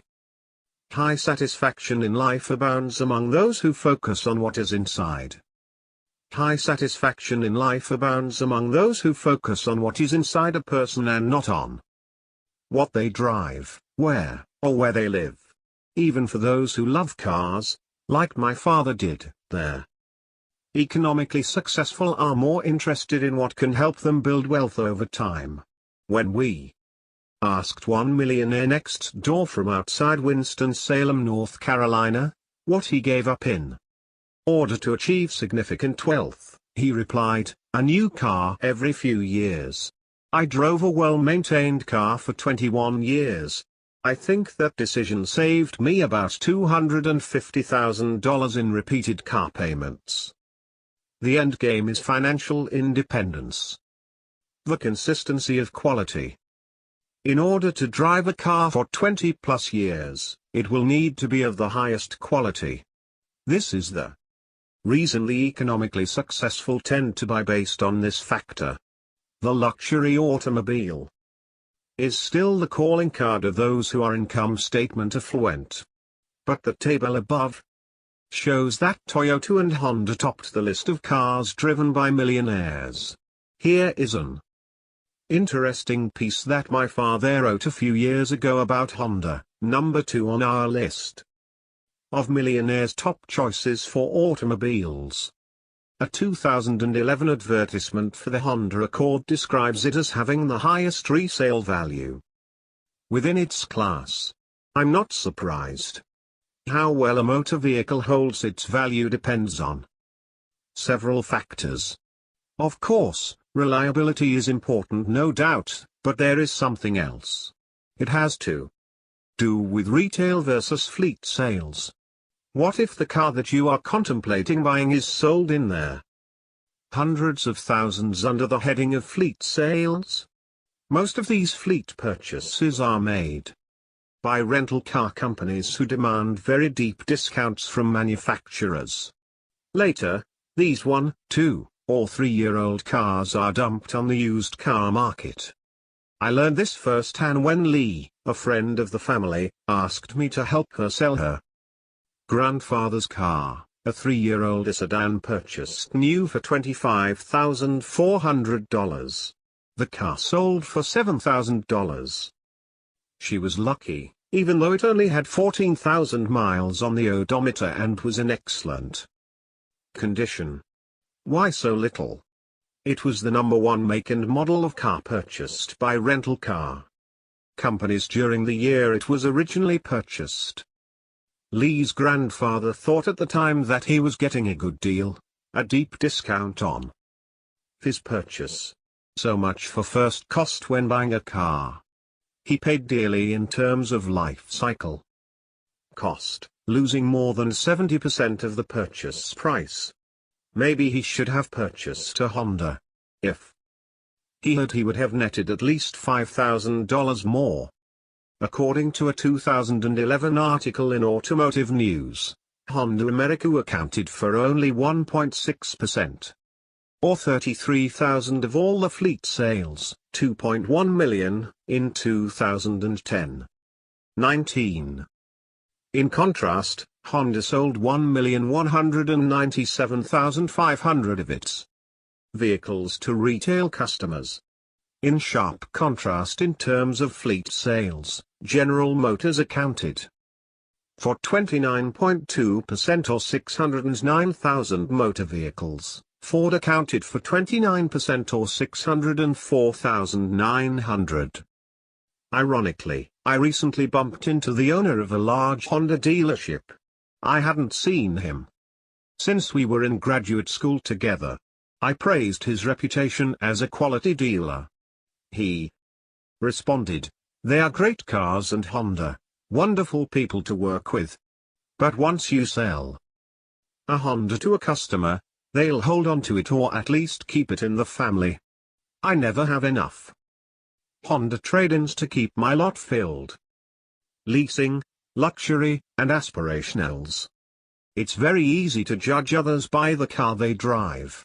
Marketers count on it and spend billions of dollars. So you have a certain, somewhat inaccurate, view of luxury car owners and drivers. But you cannot judge the wealth of your neighbors, friends, or family members by what they drive.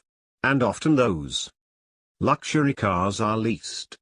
Income statement affluent consumers are especially prone to leasing during periods of economic prosperity.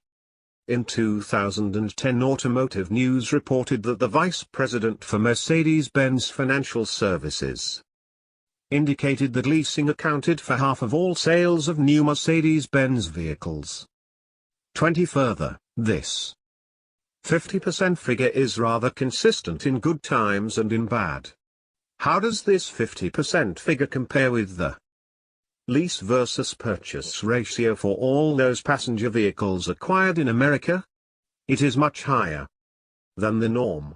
Over the past decade, leasing accounted for approximately 20% of all new passenger vehicles that were acquired. Aspirationals, people who aspire to be rich and play the part by consuming as if they are already wealthy, are much better at spending income to look wealthy rather than actually accumulating wealth. If this group was really interested in emulating those who are truly rich, they might wish to purchase instead of lease their motor vehicles. In our latest survey, only 14% of millionaires leased their cars, and the median value of those vehicles was $46,000, whereas millionaires who purchased their new cars did so for a median value of $35,000.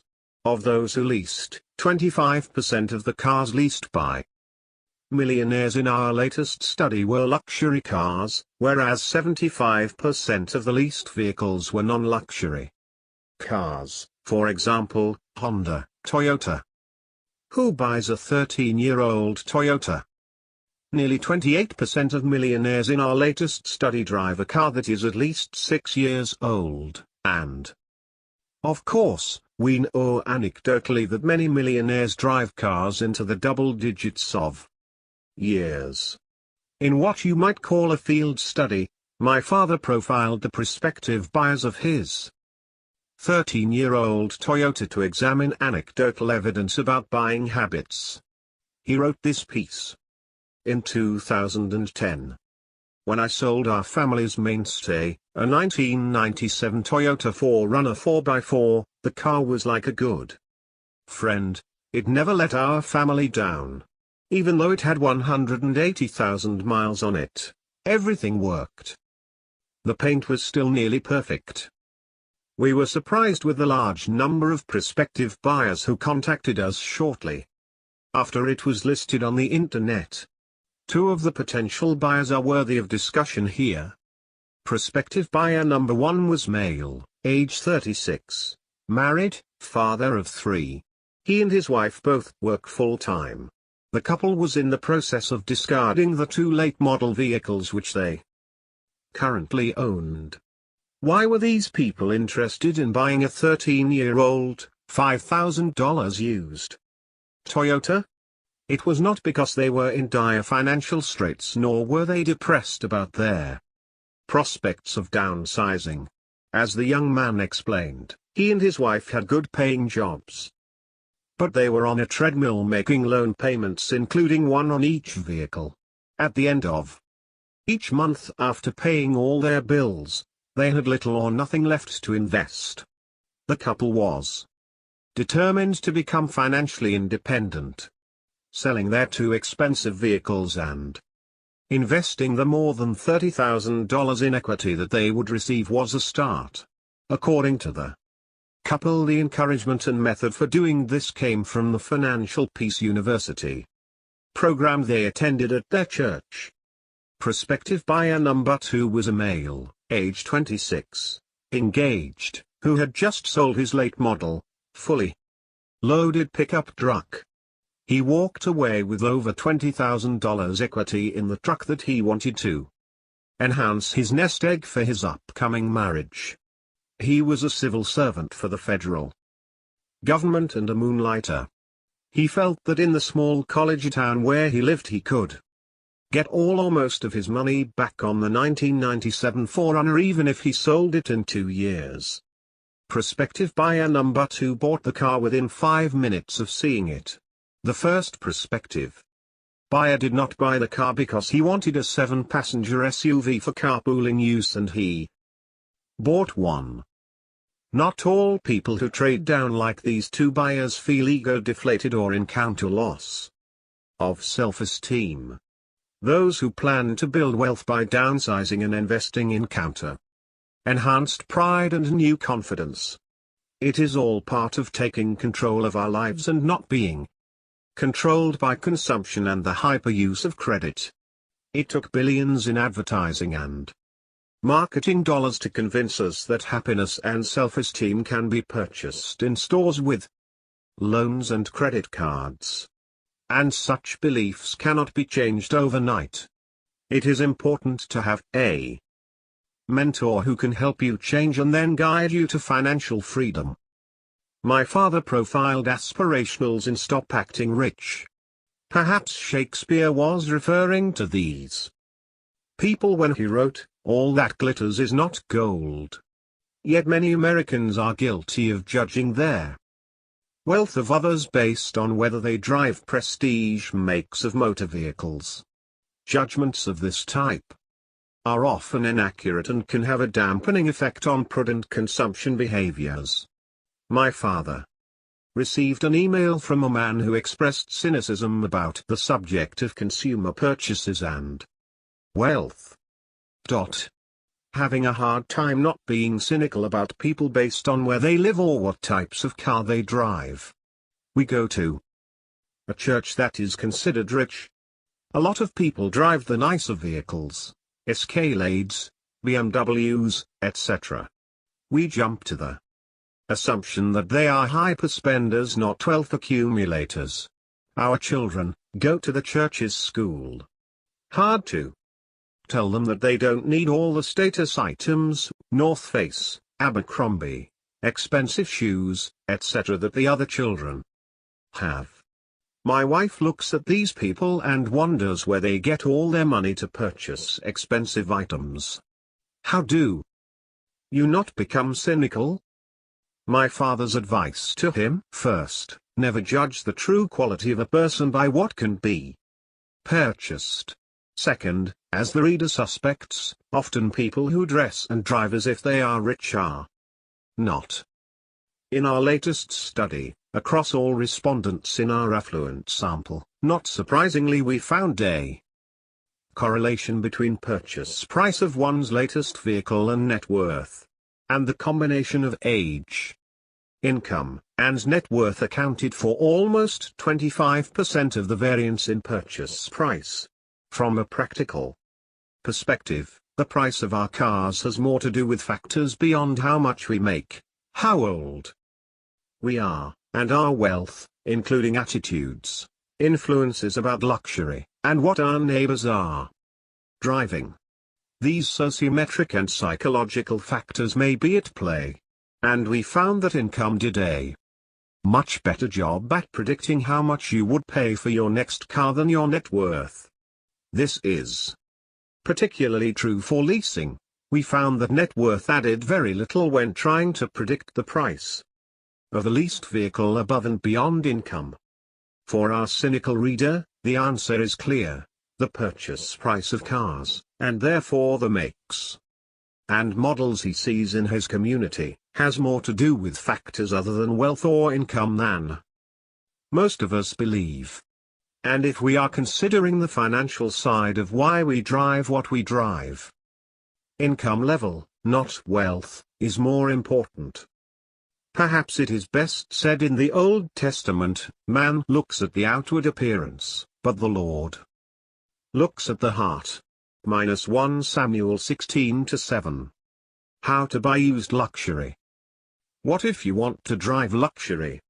The used vehicle-prone shopper category of the millionaire next-door population provides a guidebook to those who choose to have luxury in a pre-owned state. 1. Engineering professor detailed his latest car purchasing experience with my father. The sight of cash has a powerful effect on some people. Accordingly, I took $2,000 in $20 bills from my emergency cash reserve. I put $500 of it in my right trouser pocket and the remaining $1,500 in my left shirt pocket. After arranging to come and see the car, I got an old Navy shipmate of mine to drive me to the appointment.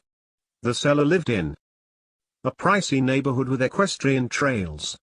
He had a new Jaguar sedan, a Toyota sedan, and a Cadillac Escalade SUV in the 3-car garage. His oldest daughter had been using the Mercedes to drive to her college classes. She was moving out of state, and he had just bought her a new Toyota. He also said, "I don't need 4 cars for just me and my wife." This passed the smell test and it indicated that this was probably not a lemon he was trying to unload on someone.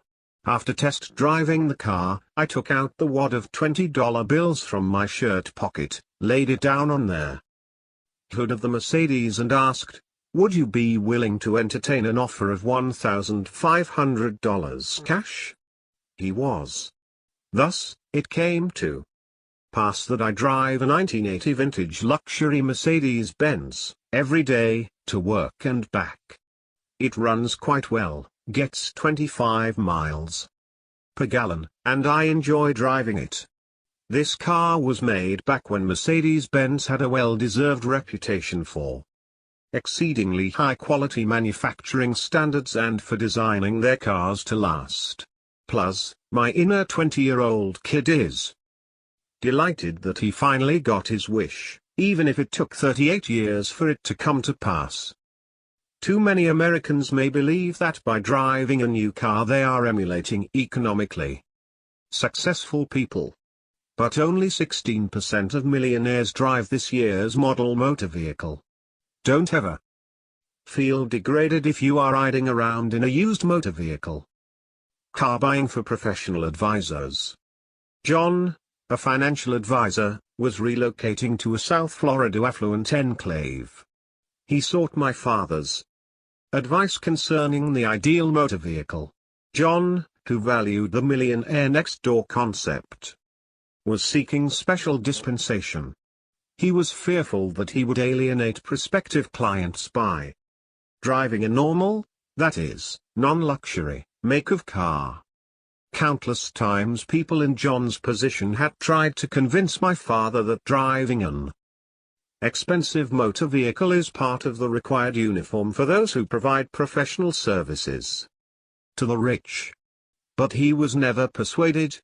Instead, he insisted that the key to success is to provide a high level of core service that is way beyond expectation. In other words, it was more important that John managed the money of his glittering rich clients successfully than worry about the make of car he drove. Here's what my father wrote about the glittering rich in Stop Acting Rich. These people are prodigious spenders on every form of prestige products and services. Yet they live below their means. Because to qualify they must have a minimum net worth of $20 million. The glittering rich own a top-of-the-line BMW, Mercedes, Lexus. Most have at least one SUV. Yet many of these SUVs are not in the luxury class. Full-size SUVs are extremely popular among the glittering rich. 21. My father had a compromise solution for John.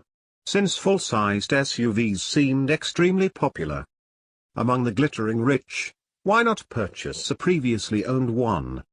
He recommended something within the GM family because they were big, comfortable, safe, and considered by many to rank first in quality among all full-size SUVs.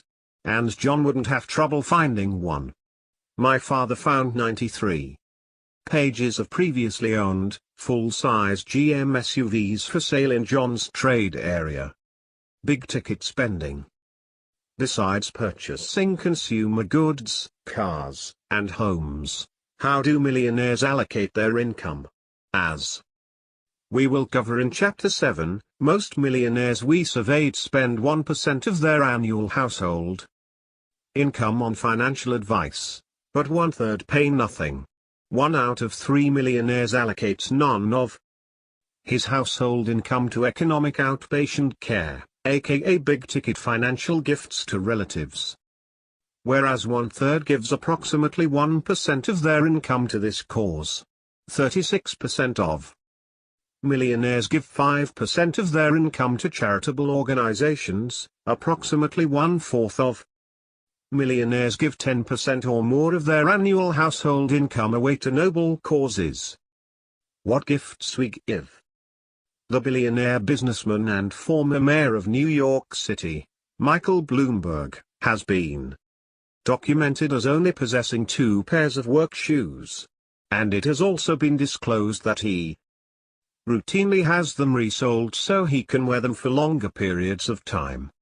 Our data indicates that of the top 1% of wealth holders in America, 70% regularly have their shoes resoled or repaired.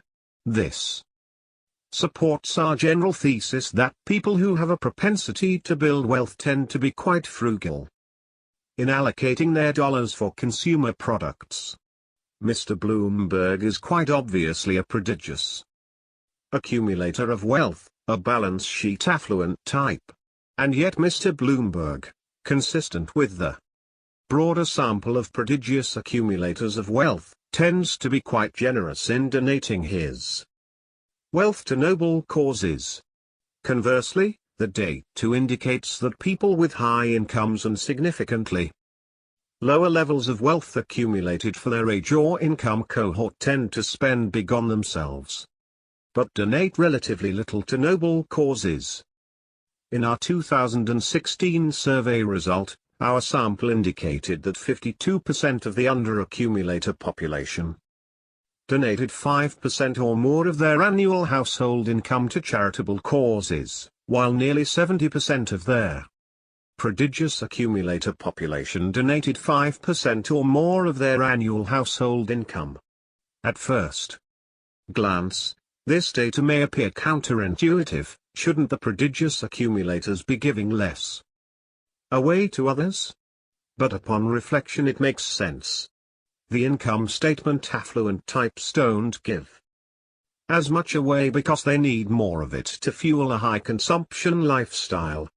The prodigious accumulator group has more to share because their fixed lifestyle costs are lower. The IRS estate tax data also shows that as estate size increases, charitable giving increases dramatically. In 2013 Mr. Bloomberg donated $350 million to Johns Hopkins University, his alma mater, thereby pushing his lifetime giving to the school above $1 billion. Let's translate that amount into consumer product equivalents. That's $500 million donated for each pair of work shoes he owns. Our research indicates that recognition is not a major factor motivating affluent individuals to support noble causes. It has more to do with the satisfaction they receive from helping others, especially in terms of enhancing the growth and development of future generations. That's why they're wealthy. If you've decided that being frugal isn't for you and you want to consume with abandon, can you still build wealth? The ultimate question of the income statement affluent. The trouble is that most average to high income producing Americans burden themselves, their households, their children, and most importantly, their adult children, with expectations for a lifestyle that perpetually requires a high income, heavy amounts of economic outpatient care, or debt. As we've already mentioned, the original title of The Millionaire Next Door was That's Why They're Wealthy until the editor, Suzanne Gallen, suggested the new title. One of the main reasons that they are wealthy is because they live below their means and shop for value. Those who are successful accumulators of wealth approach spending and consumption with consistent discipline. Training for financial independence day, transaction by transaction. This allows them to build wealth in good economic times and bad. They research, evaluate, and scrutinize their purchases over a lifetime. As my father wrote in The Millionaire Next Door, how did the wife of a millionaire respond when her husband gave her $8 million worth of stock in a company he recently took public? She said, "I appreciate this, I really do." Then she smiled, never changing her position at the kitchen table, where she continued to cut out 25 and 50 cents off food coupons from the week's supply of newspapers. 23. Ignoring trends, being indifferent to the views and influence of the herd, and living below their means are the hallmarks of those who are good at transforming income into wealth. As a result of this lifestyle, They have greater freedom and security to change jobs, start their own businesses, and take chances. In essence, a consistent and disciplined pattern of consumption behaviors is the marker of those who can be wealthy on their own, and those who are wealthy today. Chapter 5. Strengths for Building Wealth. It is very confusing, all this information about the keys to becoming economically successful. How did millionaires become rich in America? The best way to answer this question is to ask them from the millionaire mind. Without a higher than average income, most individuals working for others cannot amass wealth easily. And small business owners aren't universally successful. In fact, the failure rate for small businesses in the US within 5 years as of 2016 was 50%. 1. Finding great satisfaction in one's work, while important for long-term revenue generation, doesn't guarantee wealth. Put simply, their ability to transform any amount of income into wealth still relies upon the discipline and hard work associated with saving and managing one's finances effectively. This includes the mundane, for example, creating budgets, paying bills, and the more complex, for example, filing taxes, investment analysis. To achieve financial independence, someone, or more than one someone, which is more often their case today, will have to assume the role and responsibility of household CFO for budgeting, planning, and overall leadership related to all things financial. Just like the millionaires who are proficient in targeting market opportunities, most economically successful households have in them a leader or a team that is able to capitalize on their strengths for building wealth. They run their households like a business, assigning key tasks to the team member who can effectively do that job. So the question becomes, what competencies or characteristics allow for better personal financial management than others? Studying the habits and characteristics of the affluent was the main focus of my father's lifetime of work. As I began to join him in his research efforts, I had to apply the type of science I had been trained to use to help understand if the characteristics of the wealthy were, in fact, related to net worth. Was it really the case that frugality always led people to be more financially successful than their peers, or was luck at play? Was it really possible that confidence and discipline could impact one's ability to transform income into wealth, or were there millionaires featured in 1996 financially successful because of the times and a few good choices along the way? Much of our work examining the affluent had focused on demographics and consumer-related data, what they buy, where they live, what they drive, and how they spend their time. Some of that research included examining life experiences and characteristics, particularly in the millionaire mind. Beginning in 2010, we began to broaden the focus of our research, identifying common behaviors of individuals at various points on the wealth accumulation spectrum, those who are above average at the task of converting income into wealth, PAWs, and those who are below average at this task, UAWs. From this we can make certain inferences regarding the higher level behavioral common denominators of successful wealth builders. To study this critical job, one that to some extent all of us have, we began a series of studies back in 2012. Several of these included samples of mostly mass affluent Americans, selected from a crowdsourcing site. 2 of these were Americans who were essentially freelancing or moonlighting to generate additional revenue for themselves or their families. This endeavor was in some respects a reverse approach to our other historical research efforts. In the past, we examined traits and habits of millionaire populations and at times divided samples into prodigious accumulators of wealth and under accumulators of wealth based on age, income, and net worth, and then identified significant behaviors in each group. Our main focus in recent years was to find out what other big picture behavioral common denominators make prodigious accumulators of wealth better than their peers at converting their income into lasting wealth. These are the behavioral characteristics that were embedded in our survey research regarding purchasing decisions and career paths were not as obvious. The job analysis of the household CFO. If we forget about windfalls and inheritances for a moment, we can consider the characteristics that are most conducive to building wealth over time. What characteristics predict or are related to net worth, regardless of how old you are or how much money you make? To do this, we first considered personal financial management as a job, one that has a distinct set of responsibilities and activities that go along with it.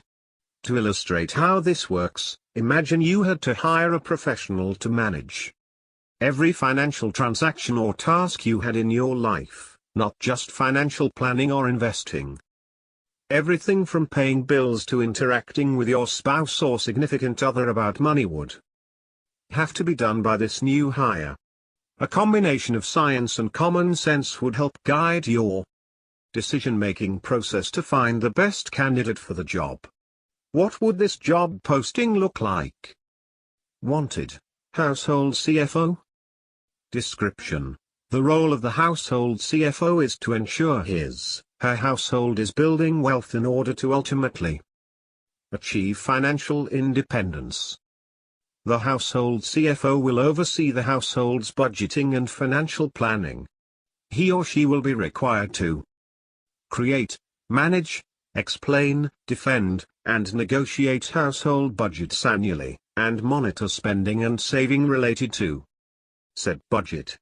He or she will be required to plan for the financial security and longevity of the family, focusing specifically on retirement planning, college savings planning, and other large expenses in the foreseeable future. The household CFO will be required to balance checkbooks, file tax returns, pay bills on time, create financial plans, create estate plans, research investments, monitor investments, and generally run all financial matters for the household. Their household CFO will serve as a check on household spending, and thus will work closely with the following individuals: household chief procurement officer and her team members, read, spouse, self and/or children. The household CFO may choose to outsource any number of her responsibilities to trusted advisors, and therefore, part of their household CFO job may include the ability to research and hire quality professionals who act in the household CFO's household's best interests. After a thorough search and finding no suitable candidates, you decide that you or your significant other will take on the role, regardless of the nominee's qualifications. The last piece above is the reality. This critical role is always filled by someone in the household. Even if partially, for example, some of the tasks are outsourced to professionals, and even if not effectively on with any great attention, regardless of whether there is interest, ability, or personality well suited for it, someone is in the role, even if they are not actually doing the job. The difference between economically successful Americans and those who are not is often that they know the universe of tasks that are required to do the job, understand what they can do well, what they need to improve on, and what needs to be outsourced. Demonstrate or work to improve in areas that are key to building and maintaining wealth. As we discussed in Chapter 3, a combination of both nature and nurture gives us strengths that can allow us to build wealth or get in the way of us being economically successful. Every individual steps into the household CFO job with a unique set of experiences and competencies, behaviors, and attitudes. Despite these differences, unless our financial lives are completely cared for by someone else, we have to perform the role of managing our money. Part of our research in the past few years has focused on an analysis of the tasks required for personal financial management. This was conducted in the same fashion that industrial psychologists study occupations. What are the requirements of someone who is in the role of household CFO? What does this person do to manage their finances? Once we know the requirements of the job, then we can examine what it takes to do it successfully. When an individual serves as the household CFO, his or her main tasks include those related to spending, budgeting, and doing administrative tasks, as well as making investment-related decisions, and finally, working with others, especially in the case of couples or households with children. Presumably, if someone in the household is completing the most critical tasks for her household, then the household will be financially successful, assuming no one on the team, spouse, children, is actively working against the goals. These tasks require different skill sets to some extent, but, luckily, there is some overlap across them. The list can serve as a what you need to know checklist, especially for those who either haven't had to manage their own financial affairs in the past or are now able to do so without a team. Critical tasks for household financial management. 3. General. Consider the outcomes of potential actions before deciding on a course of action. Make financial decisions based on household's budget, plans, and long-term goals. Focus financial management efforts on becoming debt-free. Spending. Live, spend, below means, income, net worth. Spend less on expenses than household's total income in a given time period. Budgeting. Create an emergency fund. Budget enough money for basic needs, for example, food, before budgeting for optional purchases, for example, entertainment. Account for important household needs, for example, food, clothing, shelter, in preparing budget. Analyze budget and financial goals when considering a significant life change, for example, job changes, additional children, moving locations, that may impact goals. Administrative tasks. Pay bills on time to ensure no late fees or interest charges apply. Complete and file tax returns on time, whether in-house or with assistance. Pay credit card bills on time to ensure no interest charges are incurred. Pay entire balance of credit card each month. Working with others. Discuss unplanned or unexpected purchases with spouse, significant other prior to purchase. Work with spouse, significant other as a team when managing household financial issues. Investing. Understand the nature of investments and their risk and return profile. Invest in employer-provided retirement savings accounts, for example, 401(k)s. Understand the appropriate level of risk to take for own investment portfolio. Someone in the household must complete these tasks in order for the household to run effectively, even if some are outsourced. Part of the success of such an endeavor is hiring the right set of trusted advisors. And the tasks listed here are just the tip of the iceberg. We found a total of more than 240 potential tasks for the household CFO, some more critical and frequent than others. Competencies for wealth. Consider the tasks of the household CFO, and then think about how much you enjoy those tasks and whether you have the knowledge, skills, and abilities to carry them out. Now we're not discussing what the job of financial management entails, but instead the characteristics of how they are completed. Perhaps one of the biggest steps to building wealth involves recognizing how one wants to live one's life, evaluating one's values and interests, setting goals, and achieving them. All of us have a wide range of competencies. These are personal characteristics that range from being detail-oriented and organized to leaving the details and organizing to others. They include interests that span from artistic endeavors to those focused more on conventional concerns like making lists and keeping track of daily routines.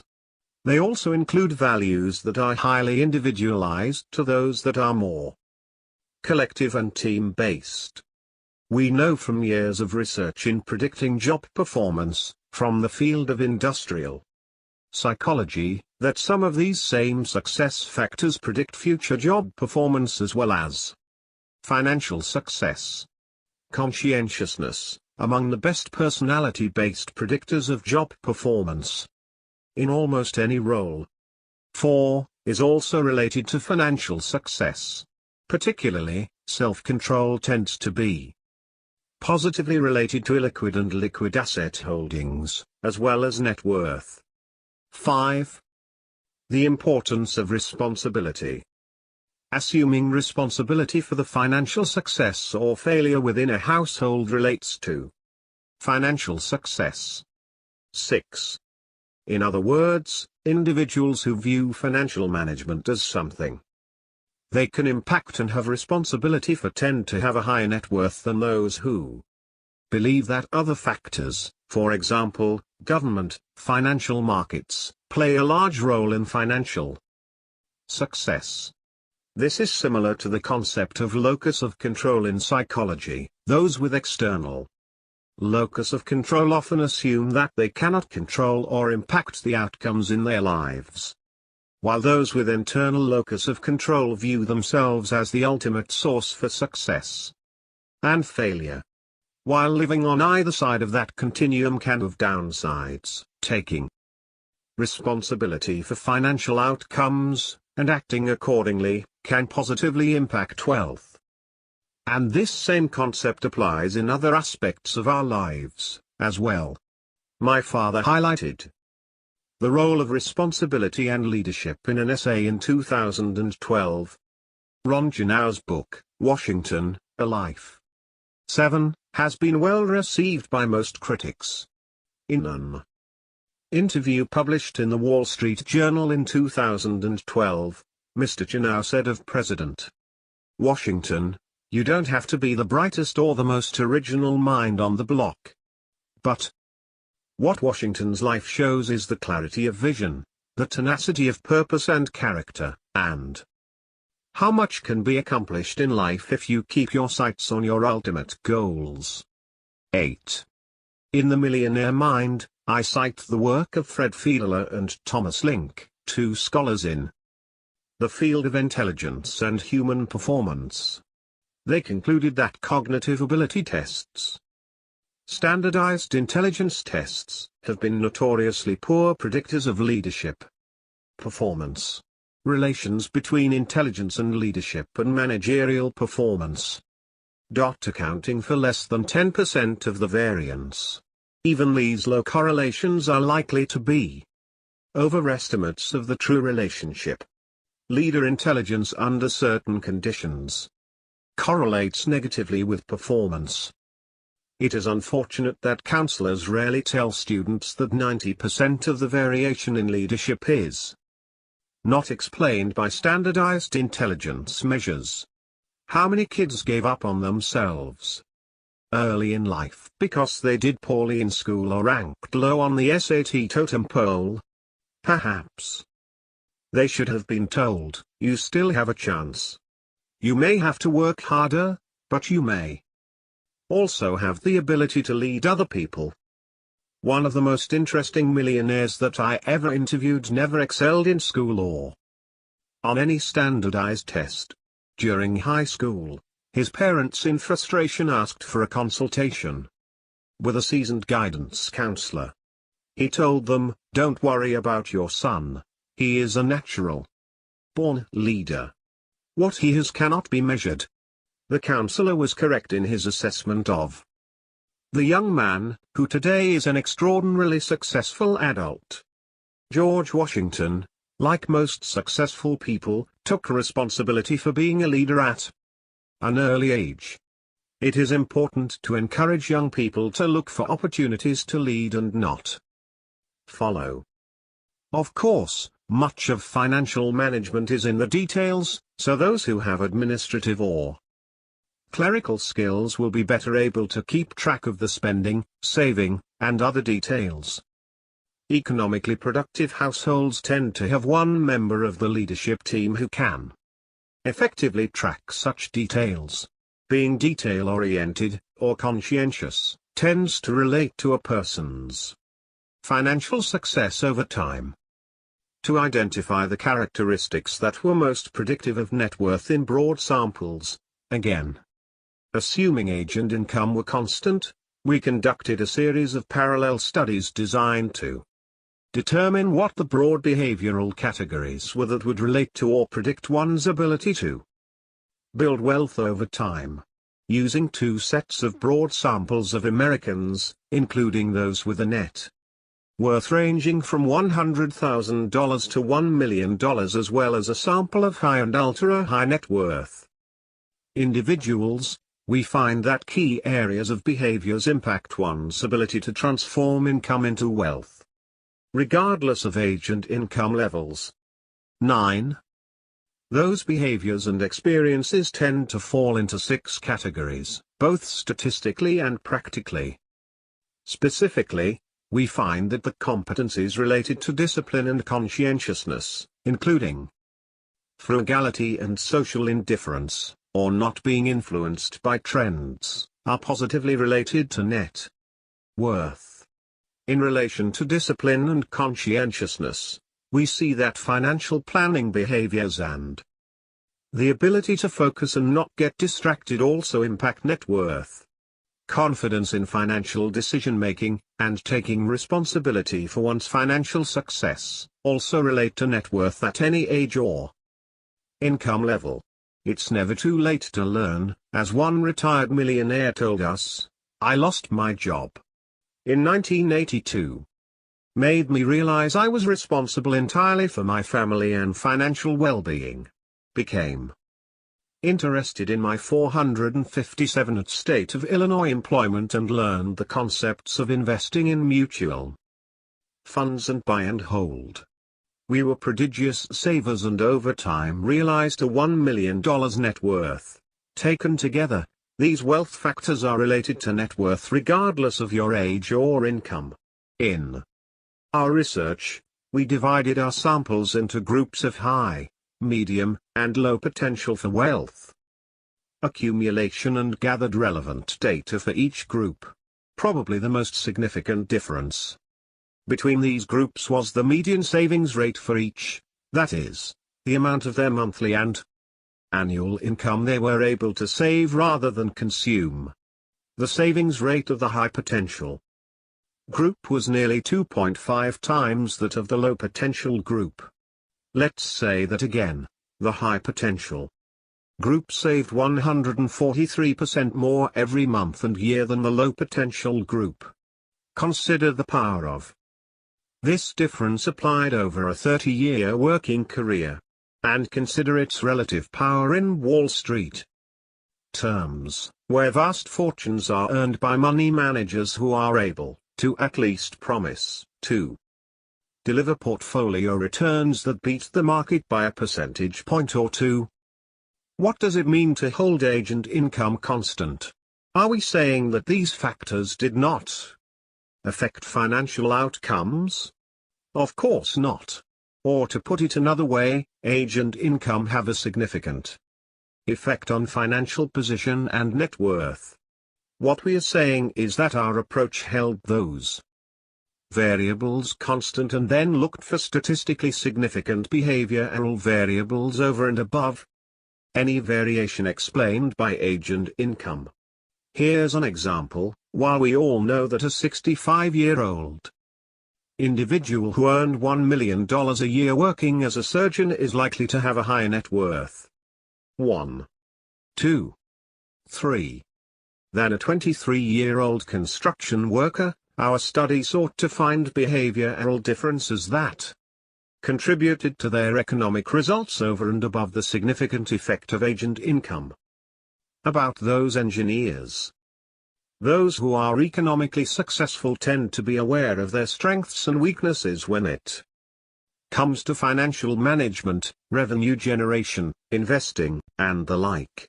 They are aware that even if they do have the skills and abilities to manage their financial lives, they occasionally need to outsource some of the more complex or time-consuming tasks to professional experts. The same can be said for those who tend to excel in their chosen career or vocation. They tend to be aware of their strengths and weaknesses, their interests, attitudes, and values, and find jobs that fit, that are congruent with their own unique skills. One vocation often tied to the ability to transform income into wealth is engineering. Many millionaires next door often come from this line of work.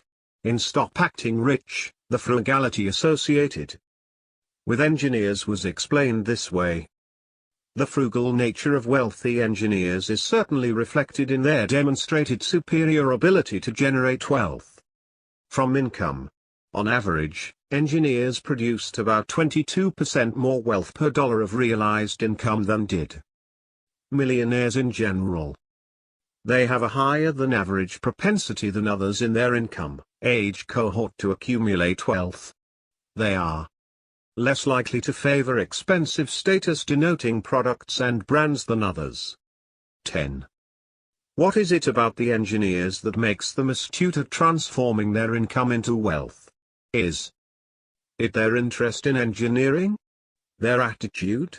Answer: it is the same critical skills that led them to be engineers. For example, think of the key work competencies required for a shipping engineer. 11. Dependability, attention to detail, analytical thinking, independence, and integrity.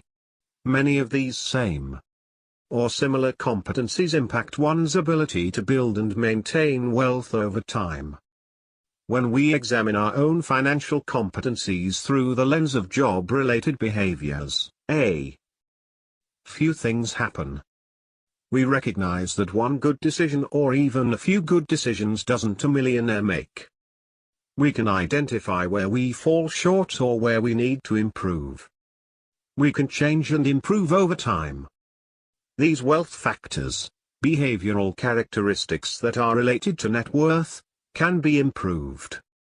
It's possible to become more frugal over time. You can increase confidence in financial matters through building knowledge and having some small successes along the path to financial independence. Through those successes, you can begin to see the effects of your own financial behaviors playing out, slowly increasing your savings rate, adhering to a budget, and having more left over at the end of the month. Millionaires next door. Today, we see the value in adopting a pattern of behaviors play out in real-life millionaires next door. In an upper-middle-class suburb of Atlanta, Georgia, live Mike and Holly Wells. Their disciplined approach to location, careers, child-rearing, education, and life has allowed them to achieve their distinction of millionaires next door in their early 40s.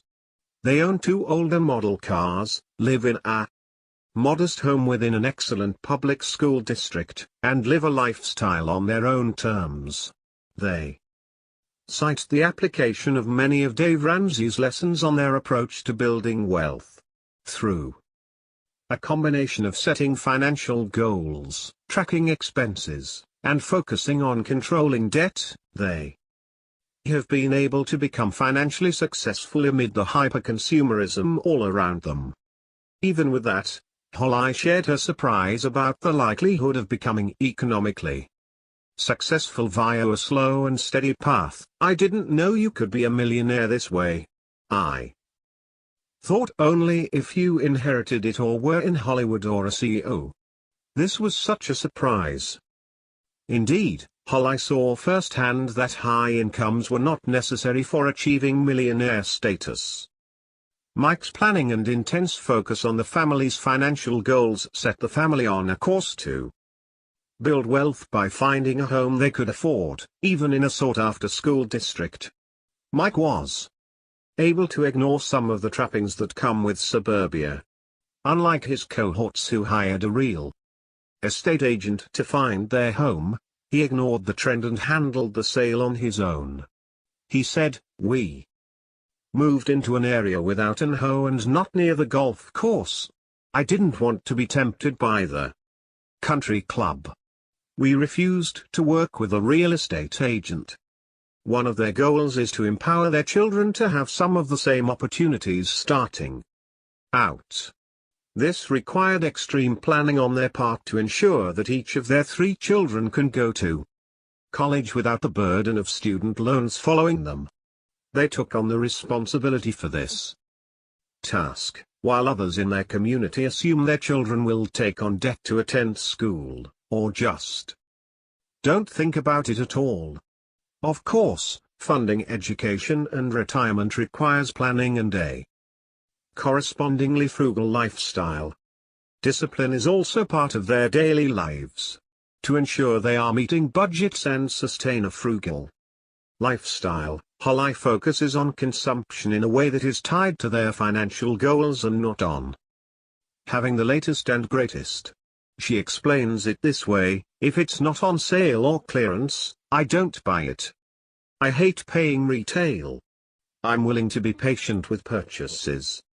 We have boys and a girl, so I usually buy mostly black or neutral clothes and gear so we can pass it along to all of them. We buy sporting equipment second-hand. It doesn't need to be new. We don't compare ourselves. We're not trying to outrun anyone. But we have to balance the children's expectations for wants and needs. Like many of their Generation X cohorts, the Welses tend to save for and spend on experiences with their families, such as traveling internationally to events with their children. The Welses spend in anticipation of market ups and downs that they cannot control, rather than spending in anticipation of future financial success or assumed increases in income. They demonstrate a consistent pattern of behaviors, versus being frugal only when the economy tanks. This disciplined approach to managing the household finances not only allowed them to reach millionaire status in their early 40s, but also allowed them margin when the environment around them was less than ideal. Mike says, when their housing market crashed, we were immediately underwater in 2010, but we kept going with our plan. We used to monitor our balance sheet all the time. Now we don't check and overcheck. I changed jobs in 2013 so I would have more freedom and more work-life balance. I was able to make a change because we had our finances in order. When we asked the Welses for some advice for those who are transforming themselves from income statement affluent to balance sheet affluent, their comments were peppered with the discipline required to build wealth. Don't allow your lifestyle to dictate your financial goals. For the Wells, and others who seek to achieve millionaire status, the reverse must be employed. Have a good enough mindset about consumer items. Regardless of current economic conditions, always have a well-thought-out plan. Be open to learning how to do things differently, particularly when those around you are living a high-consumption lifestyle. Have open discussions about wants and needs. The Wells' dedication may be in the 99th percentile on the discipline scale. They demonstrate an example of consistent hard work, tough choices, and discipline to set and meet a goal. They're committed to a lifestyle that provides just enough of what their family needs and some of what it wants, but not to the excesses of those around them. Because they do not live in a $700,000 house and drive a late model year SUV, many of their neighbors, co-workers, and friends might be surprised at their balance sheet and the great freedom they have knowing they can withstand changes without having to adapt their lifestyle or give up the independence they worked hard to create. The marathon of building wealth. The idea that there is more than just smarts to building wealth or becoming successful in other endeavors pervaded my father's work. He wrote this in 2011. In The Millionaire Mind, I said that the process of building wealth is a marathon. How well you do in this race involves much more than grade point averages. Standardized testing, SATs, GREs, etc., cannot be substituted for running the race. Otherwise our government could just redistribute our nation's wealth each year, give it to all those with high IQs. If they're going to end up with it all anyway, why not just speed up the process? I was reminded of this after reading an article about the limitations of using standardized tests to predict variations in achievement over the course of an entire career. The author points out that from the SAT to the NFL's combine the problem is, with short-term tests. 12. It turns out that many of the most important factors for life success are character traits such as grit and self-control. These can't be measured quickly. Grit reflects a person's commitment to long-term goals. And, as I discussed in The Millionaire Mind, Professor David C. McClelland, a Harvard-based distinguished scholar of intelligence and achievement, discovered that traditional measures of intelligence do not account for a substantial portion of the variation in achievement and success in life. What have I found out about multimillionaires who were not A students and didn't generate high numbers on achievement tests? They never allowed academic odds makers to dictate their performance in life. They recognized that their creativity, hard work, discipline, and certain social skills, including leadership, were more significant than grades and aptitude tests. The typical millionaire did not reach the seven-figure net worth threshold until he had worked for 59,800 hours, median. Those are many more hours than it took him to complete his SAT. Intelligence, not quite what makes us. We hear a lot about the importance of discipline in financial management, but typically it's without much research to back it up. The findings over the past 40-plus years of research regarding financially successful, self-made Americans consistently support the conclusion that discipline, for example, frugality, hard work, and perseverance are factors in economic success. From studies of high and ultra-high net worth individuals in The Millionaire Mind to the mass affluent studies conducted by Data Points, we see that conscientiousness, whether in terms of how these individuals run their businesses or how they manage their family finances, comes into play. It's been cited as one of the most important success factors, and a relationship has also been demonstrated between conscientiousness and net worth, independent of age and income. If you look at any publication related to how well we perform on any given job, you will undoubtedly come across the concept of cognitive ability being one of the major predictors or indicators of success on a job. In other words, most research finds that the smarter we are, the better we can perform. Should this be the case for financial management at home? One of the more interesting findings from the study of millionaires featured in The Millionaire Mind was the lack of support for the relationship between wealth and intelligence, measured by SAT scores of the respondents.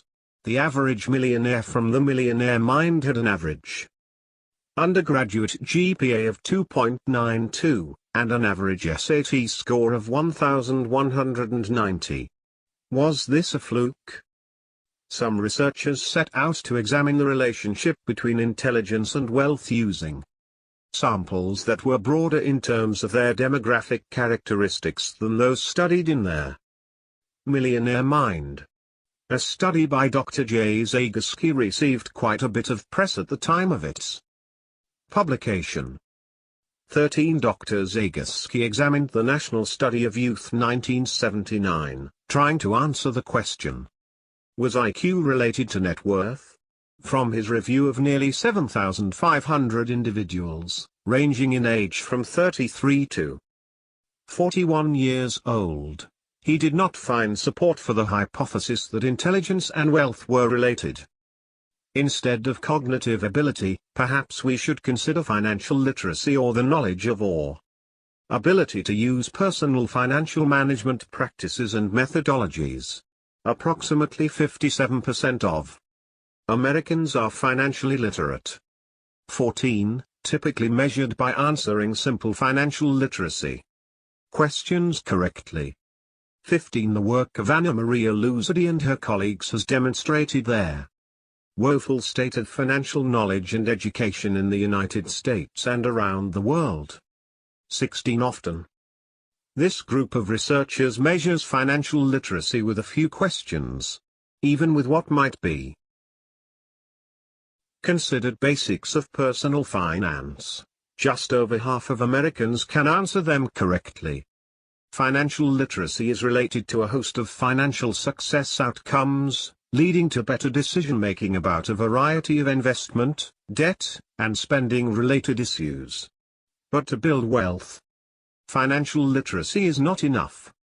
Think about the last time you worked with a brilliant colleague who couldn't or wouldn't show up on time, consistently pushed the boundaries of behavior that are appropriate at work, or missed deadlines. Something else is at play when it comes to success at work: conscientiousness. One of what's known as the Big Five personality characteristics. Conscientiousness includes aspects of industriousness, working hard, confidence, virtue, doing what's right morally or socially, self-control, being cautious, delaying gratification, order, the detail orientation component, responsibility, doing what's right for others, community, traditionalism, adhering to authority and rules, disliking change. It has been consistently tied to job performance and retention in a variety of jobs and organizations. If you're in the position to hire someone and you can only measure one aspect of personality, this is the one you want, with some key, artistic exceptions. So, too, it goes with financial management. Many of the behavioral components that impact net worth, regardless of how old we are or our income levels, including frugality, planning, and responsibility, tie into this personality characteristic, and help us understand why it is so critical in the creation and maintenance of wealth over time. In another study that examined the National Longitudinal Survey of Youth, researchers found that conscientiousness, specifically self-control, was related to illiquid and liquid asset holdings, as well as net worth. 17. Financial literacy had some effect on net worth, but only in relationship to self-control, a key component of conscientiousness. The study found that financial literacy by itself is not significant, but when paired with conscientiousness it seems to help those low in conscientiousness to increase net worth. The authors of this study called on early intervention as well as the financial services industry in general to focus efforts not only on education but also on self-control. Perhaps the concept of financial education should be interpreted more broadly.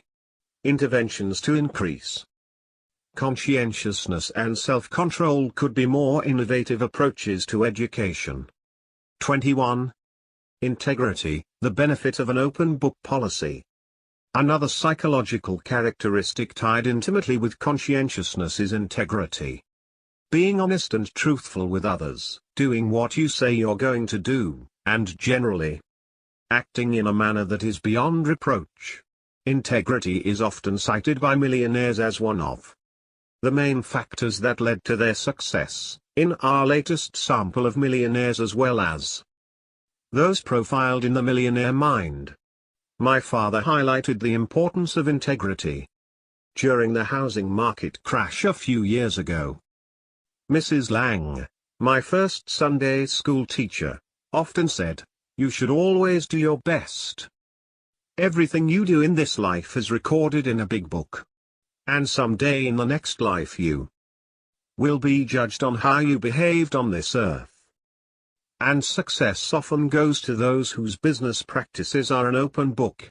I was reminded of this as I read an article in the New York Times about the current state of their residential real estate market here in Atlanta. 18.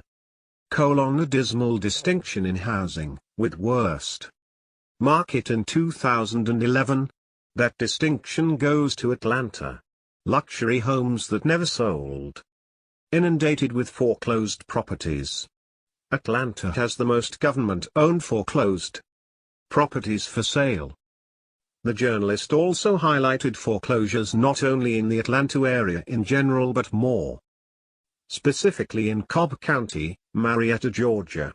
Marietta, that rings a bell with me as part of my research of high-income producing, extraordinary sales professionals.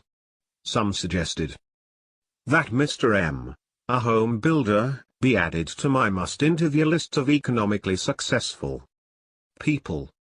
Mr. M's profile is more important today during this down market than it was even when I first interviewed him. There is a special kind of builder who can succeed even in a depressed market. According to an article published in the Atlanta Journal-Constitution. 19. There were 53,410 new homes sold in 2005. In 2011, there were only 7,664 new homes sold. While I was digesting these facts, I thought of Mr. M. On my daily commute with my dog Lily, to our favorite park, I see signs and building permits at construction sites which read, "This home being constructed by Mr. M and Company." How can it be that Mr. M's business is flourishing? Even in a down market, some people have more than enough money to have homes built for them. Mr. M has a reputation for building homes of very high quality. One of Mr. M's competitive advantages is his open book policy. All his prospective home buyers receive more than a building proposal. They are given a complete list of their names, addresses, and phone numbers of every family for whom Mr. M has built a home. Yes, all 163 of his growing list of customers. A long track record for delivering a quality product, combined with his outstanding reputation with those in his open book, explains how Mr. M succeeds in a miserable market. Also, it has something to do with how Mr. M looks at a so-called down market. Call it adversity. View adversity as an opportunity to strengthen your resolve and enhance your reputation. The limits of metrics. In large organizations, schools, companies, government agencies, making hiring, placement, or admission decisions often requires some type of metric to make those decisions more convenient and cost-efficient. Who is succeeding? Who might be leaving next? Who is falling behind? For organizations making decisions about large numbers of people, standardized testing and other metrics, like GPA, are a legitimate business necessity. However, not everything that is critical to future success can be captured by standardized tests. And these tests are not often useful for the individuals who take them. They are used to help the organization, not to propel us to greatness. Often, though, we apply too much to those numerical values, insisting that a high GPA, for example, dictates the rest of one's life, or is an indicator of more than just succeeding in rote memorization and academic endeavors. My father wrote this piece in 2015, highlighting how more than GPA is required in leadership. The archetype millionaire next door is an economically successful self-employed business owner. In other words, he is an employer, not an employee. He is in essence a leader. This fact has much to do with understanding something important about millionaire business owners. There is little or no significant correlation between cognitive intelligence test scores and demonstrated leadership performance. I'm of the opinion that the SATs, ACTs, GMATs, GREs, and the like are essential measures of cognitive intelligence. Along these lines, I cited the related findings of two eminent scholars, Fiedler and Link, in The Millionaire Mind. Cognitive ability tests have been notoriously poor predictors of leadership performance, accounting for less than 10% of the variance. 20. As an example of this, consider Dave. Today he is a decamillionaire.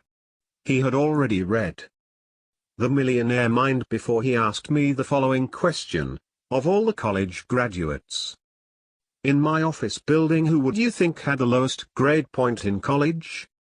You guessed it. It's Dave, who had a low C average in college. Dave owns the building that houses his very successful investment management company.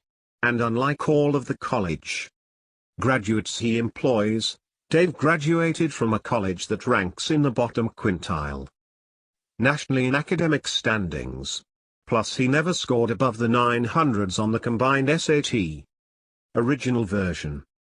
Even today Dave continues to be amazed that each week he receives a stack of resumes from kids with Phi Beta Kappa keys. Summer come everything who want to work for me. Very intelligent young men and women from great schools.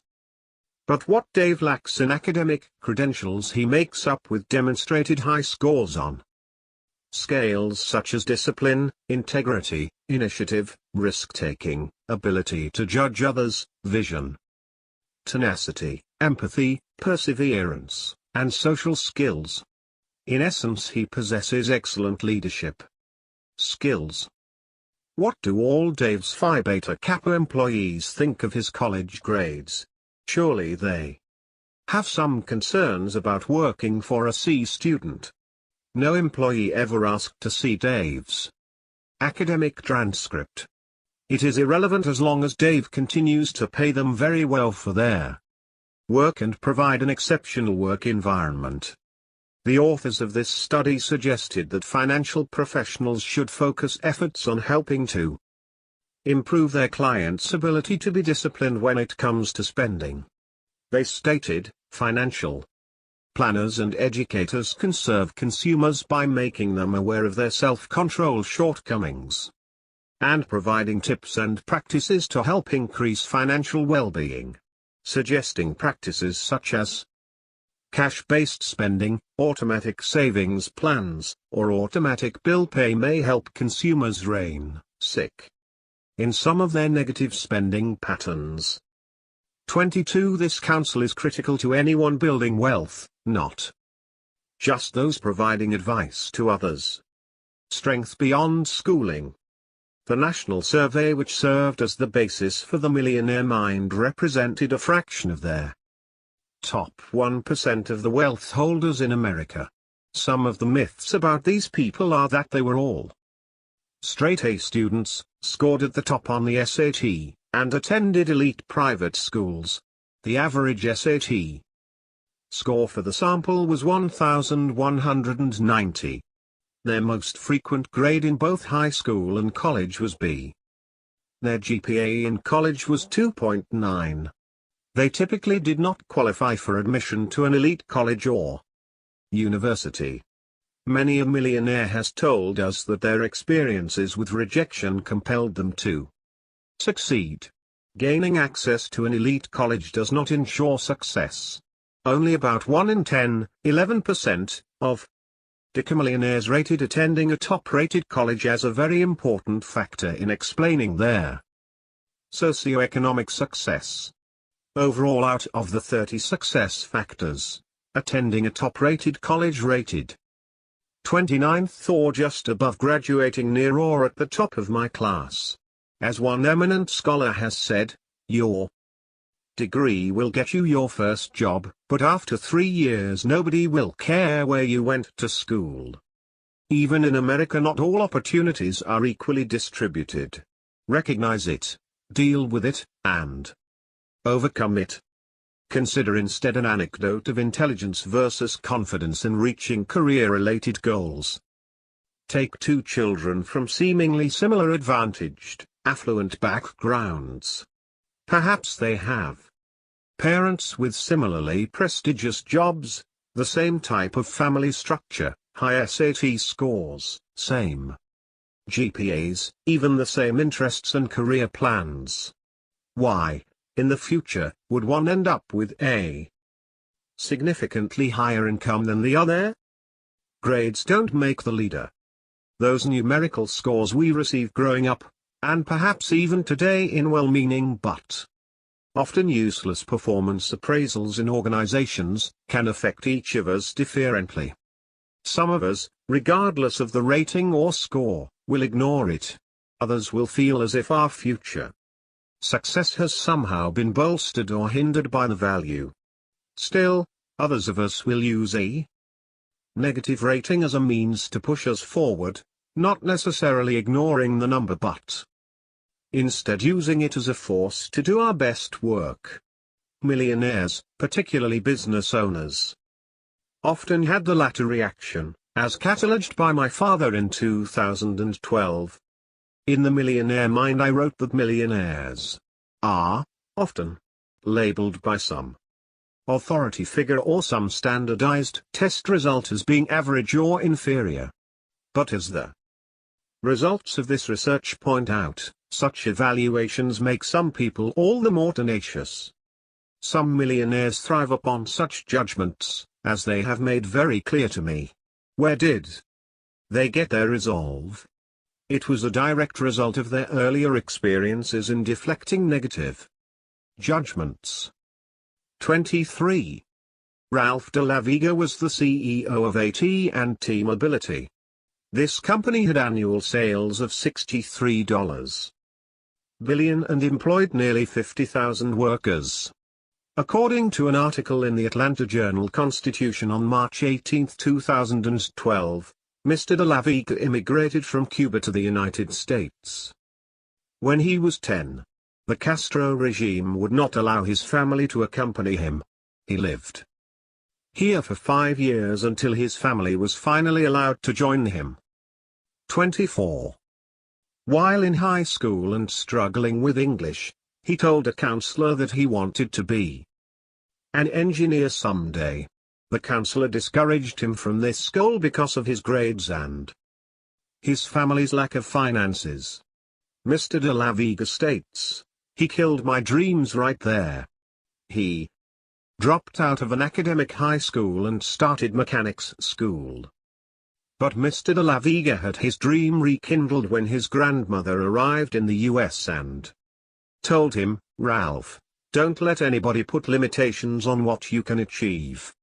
If you want to be an engineer, you can be an engineer." And so, he did. And he continues to offer his grandmother's advice to young people who wish to achieve.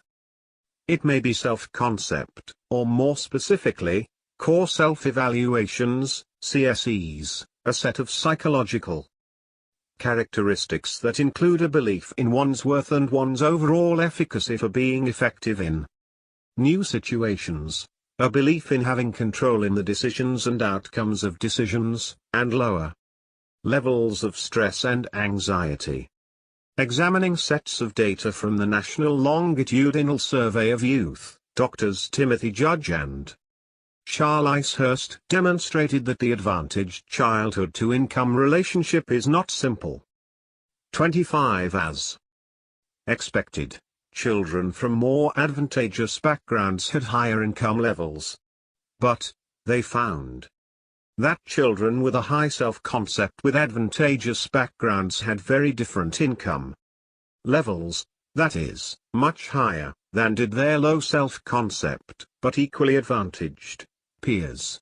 Judge and Hurst state, these resources, family advantages, high SAT, GPA, barely seemed to make a difference to individuals with low CSE and, in some cases, that is, SAT scores, actually seemed to have a slight negative impact.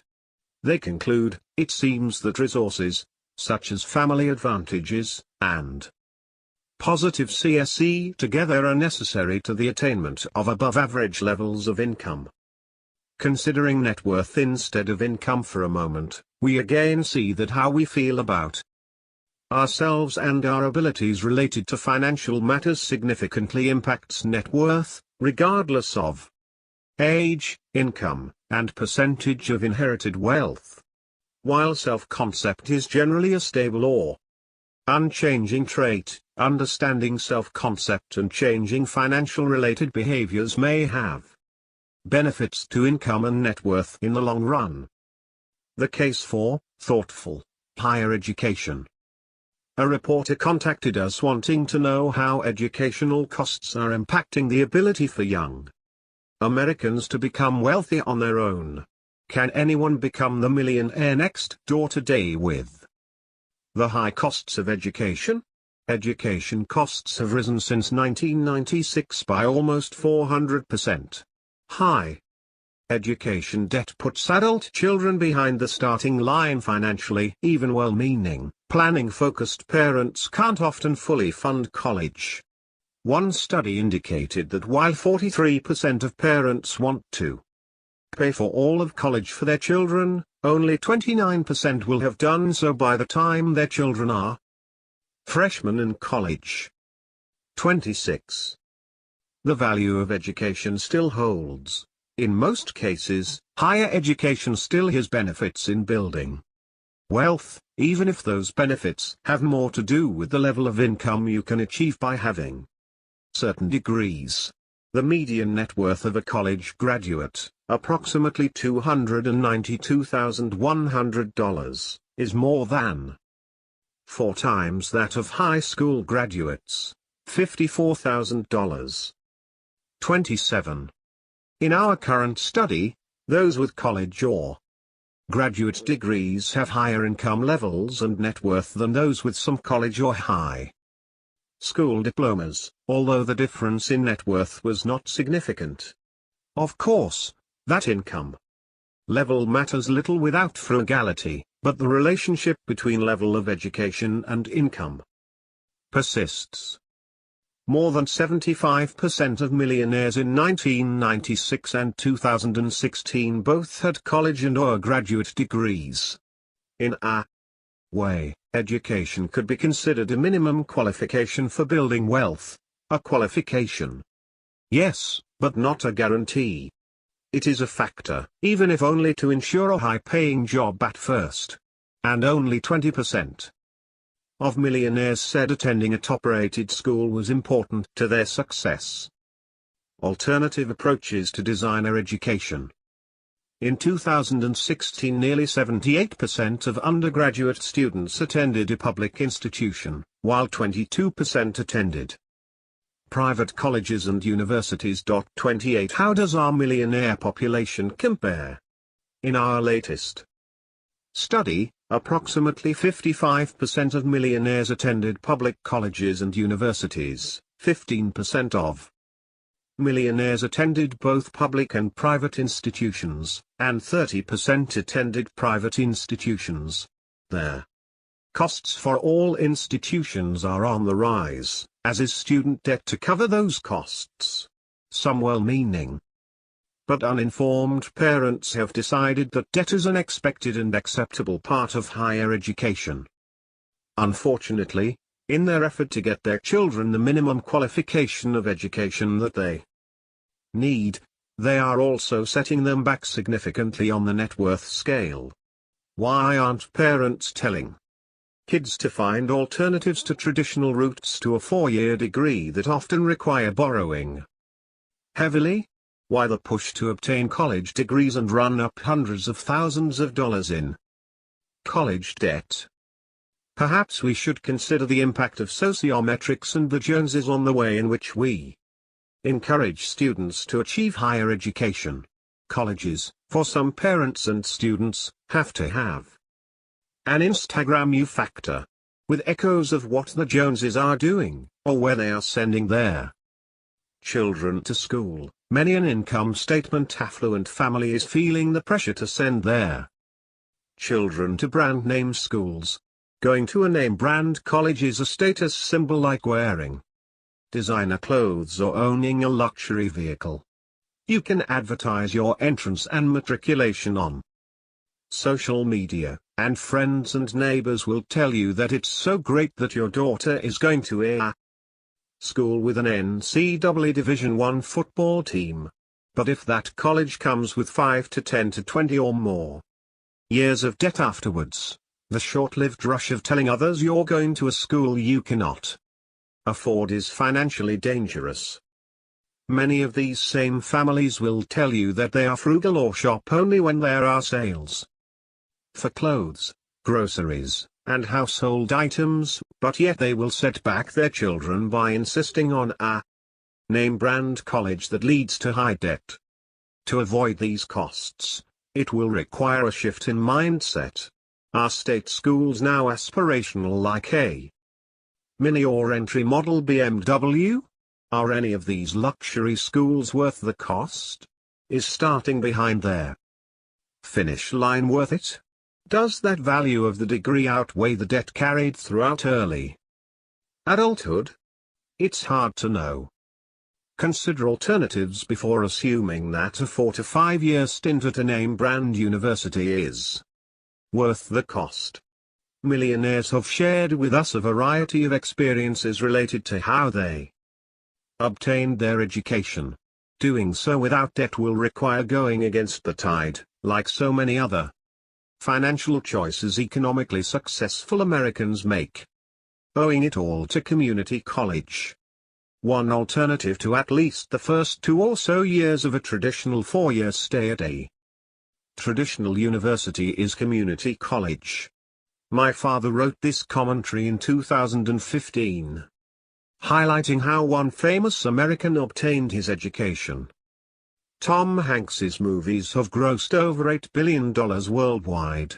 If you read his op-ed I Owe It All to Community College in the New York Times 29, you might understand why he should be nominated for an honorary membership in the Millionaire Next Door Club. So, what if he graduated from a public high school? He describes himself as an underachieving student with lousy SAT scores. I couldn't afford tuition for college anyway. So it was off to Chabot, a community college, which because it accepted everyone and was free, would be my alma mater. According to Hanks, he received an excellent education. All free but for the effort and the cost of used textbooks. That place made me what I am today. Hanks may not have asked the SAT, but he was extremely creative and insightful about gathering resources at Chabot which were used in perfecting his chosen occupation. I stated in The Millionaire Next Door, economically successful people demonstrate an uncanny ability to select the right occupation, that is, one that they love and that is financially rewarding as well. Hanks obviously had a great deal of discipline in terms of selecting specific courses and professors on the basis of his chosen vocation. As evidence of his discipline, he invites the reader to examine Chabot's library takeout slip on the celebrated actor Jason Robards's monologues of Eugene O'Neill's The Iceman Cometh. Hanks listened to these recordings at least 20 times. classes I took at Chabot have rippled through my professional pond," he says. In fact, Hanks gives credit to his history professor whose lectures were riveting for the outline format he adopted for his HBO miniseries, John Adams. If you follow Hanks's lead in taking advantage of the resources available at the majority of community colleges and four-year colleges and universities in America, you can get an excellent education. Subject matter experts, millionaires. When we group some of these wealth competencies from current and past surveys as well as other research, we see similarities between what it takes to build wealth, which could be considered a job, and how successful someone may be in a traditional job. Being aware of our own competencies not only allows us to pursue the right type of occupation, which we'll discuss in Chapter 6, but also allows us to capitalize on those strengths when it comes to managing our own household affairs, or, if we have the means to do so, to hire those who can be trusted advisors. While the Millionaire Next Door focused on targeting market opportunities and selecting their right career, the Millionaire Mind focused on the mindset, or psychology, of high net worth and ultra-high net worth individuals. In the chapter on success factors, 7 different categories of what we might call wealth competencies are featured. The profiled millionaires had a median net worth of $4.3 million in 1998, which is roughly equivalent to $6.3 million today. For this book, the millionaires we've studied have a median net worth of $3.5 million. Despite the difference in median net worth, there are similarities that seem to be timeless when it comes to becoming financially independent. These millionaires serve as subject matter experts in the field of building wealth. Today, as in 1998, we find that millionaires continue to rate discipline, getting along with others, integrity, and hard work as critical to their success. We see the factor of resiliency and perseverance as well, most likely because of what these individuals experienced as they climbed the corporate ladder, built a business, or navigated managing their household affairs through different seasons of their lives. Discipline and wealth. Success in life and work has been consistently tied to conscientiousness, whether it's being disciplined, having and meeting plans, or focusing on details. As we discussed earlier, research in their field of psychology shows a relationship between this personality characteristic and how well someone will perform on the job. 30. The research conducted on those with high net worth the past several decades also provides insight into why they are balance sheet affluent. They have a long-term, disciplined approach to saving, spending, and investing. These individuals are not distracted by what the Joneses are doing. More than 9 out of 10 of the top 5% of wealth holders in America reported that being well disciplined was very important in explaining their socioeconomic success. This finding is consistent over time. From the Millionaire Mind, we are reminded that a disciplined person sets his or her sights on a lofty target, then figures out productive ways to reach the target. Disciplined people are not easily sidetracked. They could live in a French bakery and not gain weight, or they could encounter hundreds of economic opportunities and then select 1 or 2 that are best suited to their strengths and the market's needs. 31. It's no wonder discipline is rated among the most important factors in becoming financially successful. Managing one's financial life to ensure money-related goals are met requires high levels of discipline, routine, and conscientiousness. Discipline in building wealth also means setting our own goals. Take for example graduate education, a gauntlet that requires self-directed study and large-scale, independent project management. Sadly, Half of all graduate students drop out before completing their PhD. 32. How can this be possible? It's not about a lack of intellect. From my father's experience as a professor for more than 20 years, he had his own views about why students bailed out of PhD programs. There are several reasons, but he believed the most important was a lack of self-discipline. As undergraduates, these students were told specifically what to do, what to study, and what tests to take. It was all programmed on the syllabus. Later, in graduate school, these same students did well in terms of classroom assignments. But when it came to proposing and completing a dissertation, an activity that, by its nature, requires those who undertake it to create their own project plans and execute those plans with little external reinforcement, he found that many of these students were unable and possibly unwilling to do it on their own. Completing a dissertation is akin to being self-employed. In both instances, it is the individual who must allocate time and energy in the most productive way. There is no job description or curriculum given by the employer.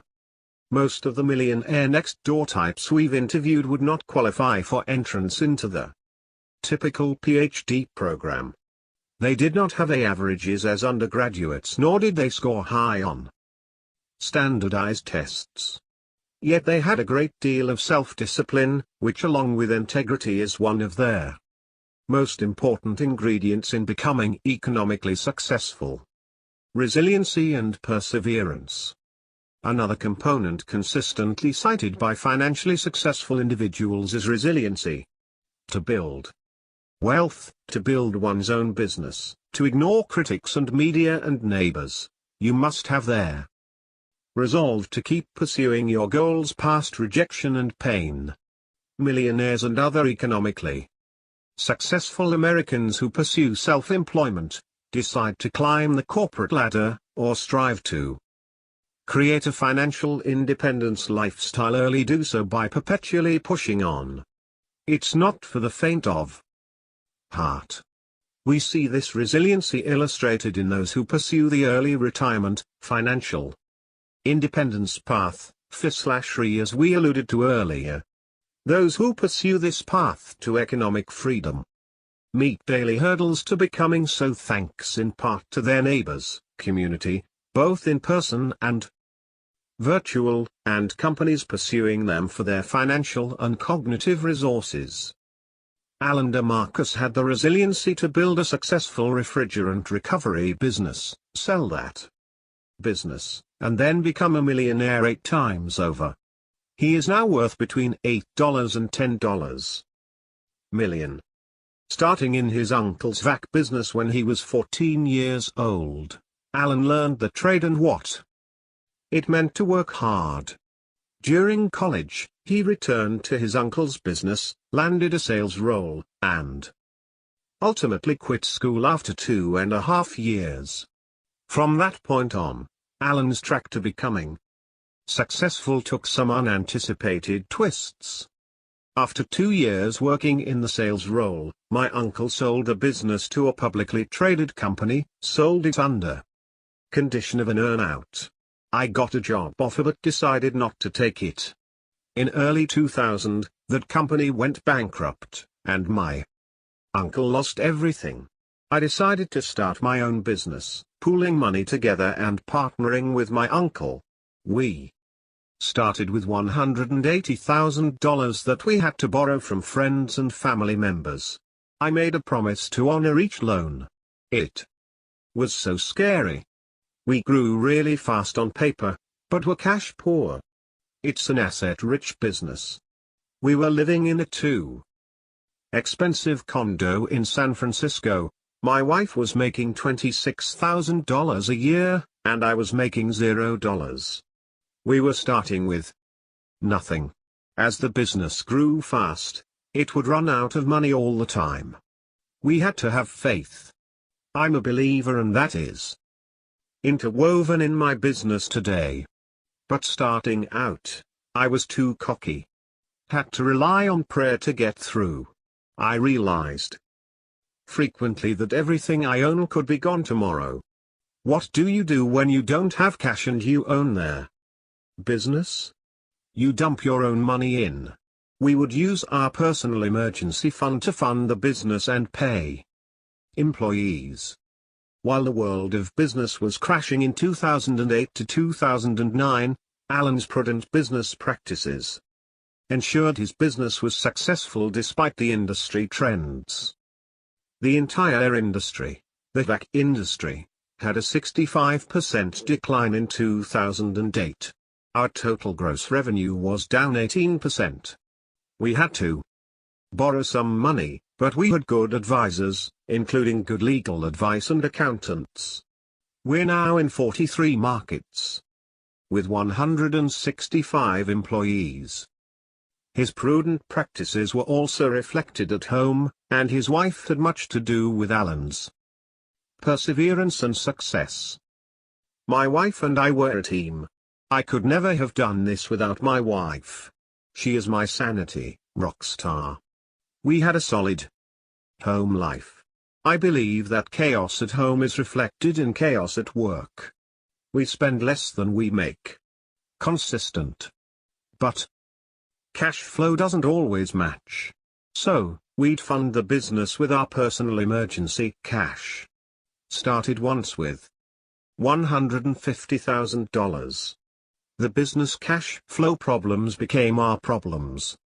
We never had to sell assets or anything but had to deplete our savings regularly. Having left college after 2.5 years, Alan's perspective on education and feedback from a wise CEO give us an interesting perspective on the importance of building wealth and leadership. Our society places a lot of emphasis on education. But people are still so rudderless when they come out of school, just like when they went into school, but now they have tons of debt, too. This is fine if you want a corporate America job. It's a prerequisite. But learning more knowledge is needed for a business. Trying more things helps you find a sweet spot in the market. You don't have to have a degree. There's too much emphasis on the degree. You just need to try more things. People who have money don't care about your degree. Investors don't care, they care if you can do it. I know way too many Harvard MBAs with luxury cars and tons of debt. Hard work in academia, lots of wealth with lots of discipline. Teaching at a research-focused, higher-level institution requires consistent production of peer-reviewed journal articles, which is the reason for the common phrase publish or perish. My father spent the first half of his professional career in this environment and knew well the personalities and pressure of this type of culture. He wrote about this in 2013. After a former professor wrote him to share his experiences. As stated in The Millionaire Mind, a distinguished scholar once told me, if you don't publish, you may not get tenure at a good school. But you will have a lot of friends. Publish a lot and you will not be really popular among your colleagues. I received an email from a former college professor we'll call Dr. F. O. In it, he told me, just a few years after I resigned a full professor position at the university to begin my own business.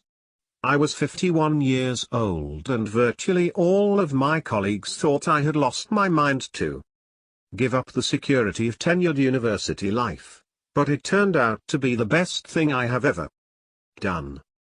9 years after he started his own business he reached near-millionaire status. He is now retired and has had the time to reread The Millionaire Mind and shared some of his experiences related to discipline in the pursuit of financial freedom. Many things in the book. He said, describe my experiences from the living beneath our means. I was worth more than $1 million before the business, to taking risks, the frustrations of working for others, in this case university administrators and tenured colleagues, to a supportive wife of 42 years, to my religious beliefs, to believing in myself, to finding a business niche. Some of his friends told Dr. F.O. that he was just lucky, and he pointed out that he was very insulted by their comments. In the survey of 733 multimillionaires that was the base for the Millionaire Mind, luck was rated among the least important success factors, while being well-disciplined was at the very top along with integrity. Discipline and integrity continue to top the list of critical success factors in our latest survey. Dr. F.O. explained his path to success in this manner. I come from very humble beginnings, and from educational institutions at the bottom of their university food chain. Like the findings in the book, The Millionaire Mind, I was rejected by top-tier institutions, but out-published all of my colleagues. The idea of luck denigrates the hard work and preparation I put into everything I have ever done. Even though many of them, his colleagues, come from elite educational institutions, none of them ever worked as hard or as smart as I did for many years, and they would never have jumped at the opportunity like I did if it came their way. In fact, they never even looked for any such opportunities. I have been blessed in many ways, but luck had very little to do with my success. I want you to know just how true I think your research findings are. I made this money in my 50s. It can still be done in America with the right attitudes, beliefs, and hard work. Unfortunately, this is not their message society is sending to our young people. After 9 years in business on my own, I have more money than I ever dreamed of and loved the experience of running my own business. I love a comfortable retirement even more. Since retiring a few years ago, I have had time to reflect on my university and business experiences, and this reflection included rereading The Millionaire Mind over the last few days. It resonates with me now more than ever. I have not had 1 cent of debt for 15 years and I now have a net worth of $89 million. I have never revealed this amount to anyone before this moment. I don't think any of our friends have any idea we have this much money. Other than considerable overseas travel the last few years, we don't live appreciably different than we did previously. Costco and Walmart are our favorite stores. Dr. F.O. used his prolific publishing in academia to create his own business. Like building wealth, publishing in academia or creating a business has metrics by which you can judge success and work toward. Hard work pushed him over the finish line of economic success. Alan had created margin in his business by building up cash over time and not following each must-do idea. He made sure that each decision was made with calmness. The more economically successful you become, the more critics you will attract. A Marine's life. Are the personal characteristics of millionaires next door the same today as they were more than 2 decades ago? Have the significant changes in technology and increases in the cost of education and healthcare had a significant effect on what it takes for individuals to build real wealth on their own? In our 2 major samples of the top 5% of wealth holders in the United States from 1998, their study featured in The Millionaire Mind, and 2016, integrity and discipline were consistently ranked among the top of the 30 success factors they rated. These factors play into a full range of areas related to managing one's household finances, from making investment decisions to simply paying bills. A millionaire next door consistently applies discipline to building wealth, regardless of their times, the economic conditions of the day, or technologies available. As described in The Millionaire Mind, It is hard to overemphasize the importance of discipline in accounting for variations in economic success. If you lack discipline, the chances of you ever accumulating wealth are very, very small. Yes, you can win the lotto. But in most cases, you have a better chance of contracting leprosy. 33. Interestingly, the three success components that come under the heading of intellectual orientation are nowhere near as important as discipline in explaining one's socioeconomic success. Having a high IQ or superior intellect, graduating from a top college, and graduating near or at the top of the class were consistently at the bottom of success factors. Congruent with these findings is a recent case study we received from a lawyer who had benefited greatly from his Marine Corps training. Keep in mind that discipline is a major component of the Marine Corps experience. Dr. Stanley. I've read The Millionaire Next Door and The Millionaire Mind, and I loved them both. I just finished The Millionaire Mind. The book spoke to me because although I am not a millionaire, I plan to be. I am like your main character there. Millionaire Next Door. I went to officer candidate school in the Marine Corps, I went to college, I went to law school. I am not highly intelligent and I am not gifted with a high IQ. I am disciplined and I work hard. I also happen to have a twin brother and we are identical in every way. We both opened a law firm about 5 years ago. We practice real estate. We are social, we get along with people, we have a high degree of basic common sense. Also, we practice in real estate, so we are not competing with the prototypical high IQ people. We are doing well. Last year both of us made over $250,000. As far as personal consumption, I follow the Dave Ramsey plan and maintain a cash budget. I drive a '98 Honda Accord with 247,000 miles on it. Every time I get behind the wheel, I smile as I drive the beast as a badge of honor. All my friends are buying big homes they cannot afford and luxury cars that they lease or purchased with loans. They are income statement affluent. They earn fairly large salaries and they spend it all. One of my best friends says that he takes out loans to buy things because it puts pressure on him to earn more money. I cannot think of a more flawed logic. My intention is to do the exact opposite. I am 37 and I have no debt. My goal is to invest as much as possible in mutual funds and to accumulate commercial and residential real estate over my lifetime. I will do this without ever having taken out a mortgage. I love reading your books, so if you keep writing them, I will keep reading them. All the best. Semper Fidelis. Resiliency in Action. My father wrote this piece in 2012 in response to a Forbes online article by Clara O'Connor about Spanx founder Sara Blakely. The article stated that Sara Blakely is the youngest self-made woman to join this year's Billionaires Club, turning $5,000 in savings into a new retail category, shapewear. 34.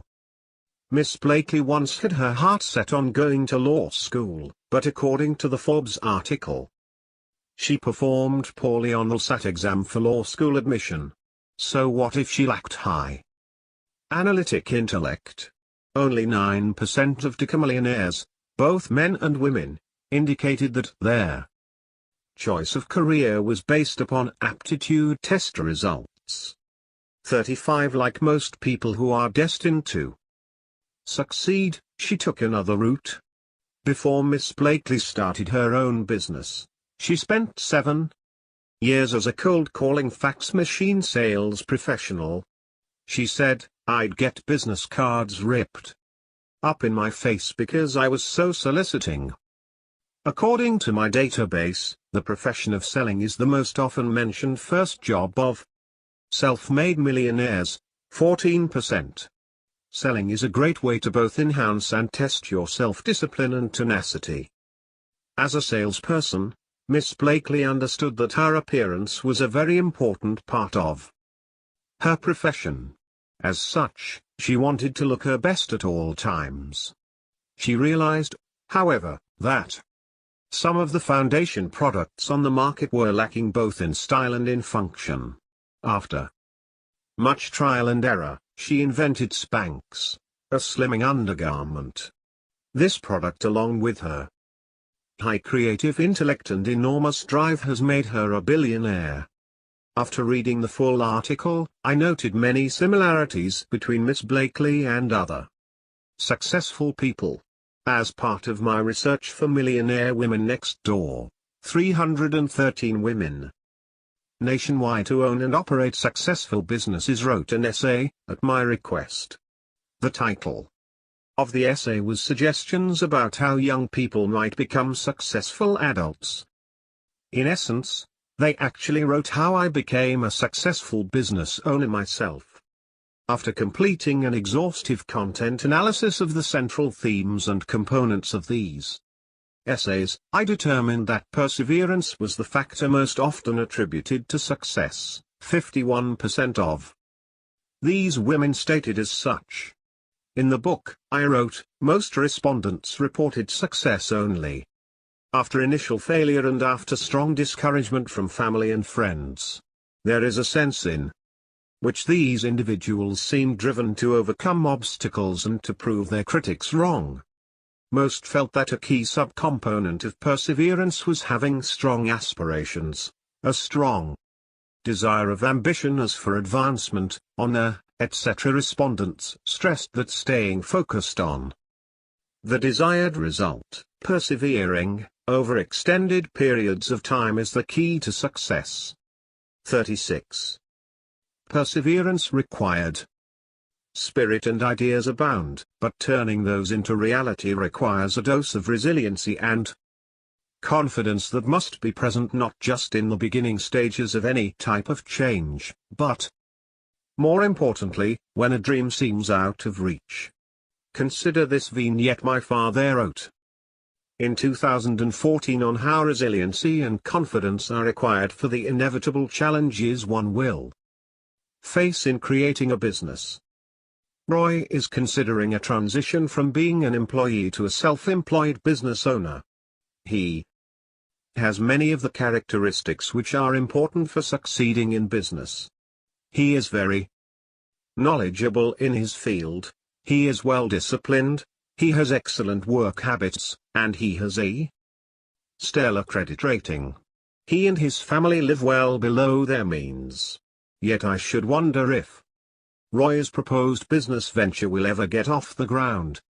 Roy's enthusiasm has dampened since all three of his applications for business loans have been turned down. He has difficulty with those who criticize his business proposal. He found loan officers to be condescending, aloof, and even insulting. Even his in-laws have no desire to lend him money. They told him that it was much too risky and that he lacked business aptitude. I suggested that Roy reread the topic of dealing with critics in the millionaire mind. Here are just a few quotes that I hope Roy will find comforting. There are countless examples of critics who try to destroy the dreams of ambitious men and women. But critics are a necessary part of our social system in America. They screen out those who lack the courage and resolve to take criticisms and triumph despite them. Even steel cannot be hardened unless it's hammered, and it's no different with people. Self-made millionaires report that degrading evaluations and comments by certain authority figures played a role in their ultimate success in life. Hammering built the antibodies they needed to deflect criticisms and temper their resolve. Life is not one short race, it is a marathon of marathons.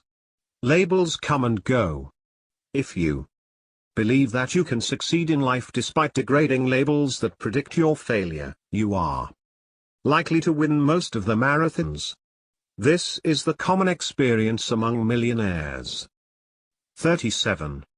and Roy needs to understand that the length of the line of his critics will get longer as he becomes progressively more successful. Occupying our minds and time.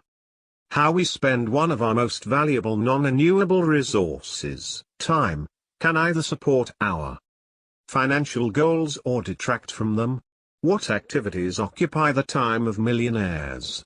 How do these activities compare for prodigious accumulators and under-accumulators of wealth?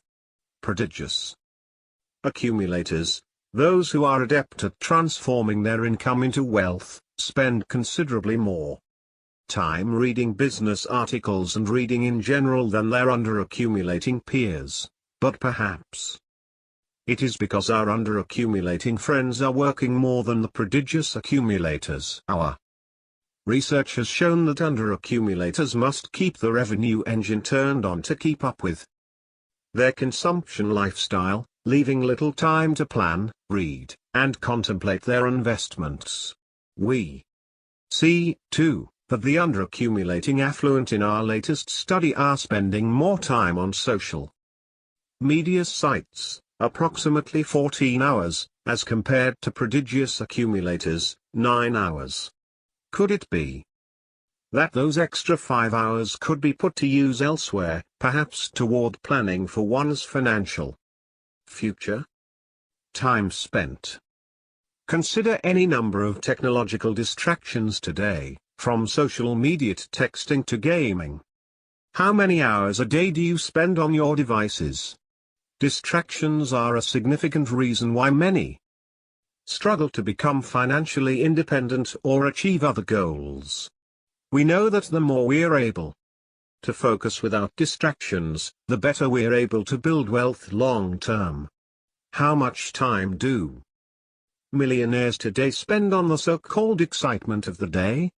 Consider this: most millionaires in our latest study reported only spending 2.5 hours per week on social media, versus the average American who spends almost 6 times more, 14 hours per week.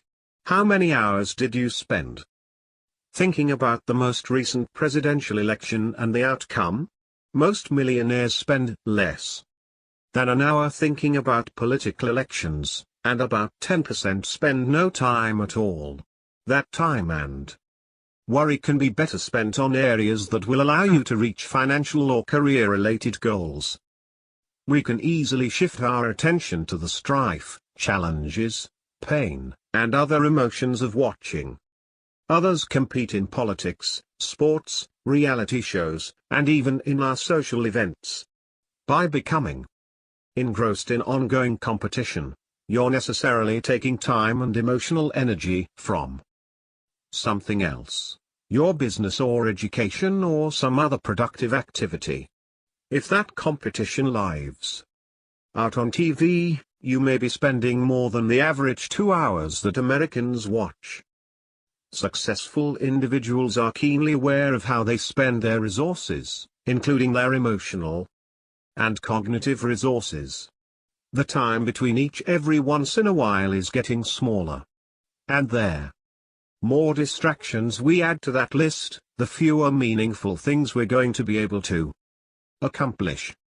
If the distraction is a habit, then we will be even more challenged to avoid it. Changing behaviors requires more than listing out resolutions. New habit formation can take approximately 66 days and also requires rewiring our brains. 40.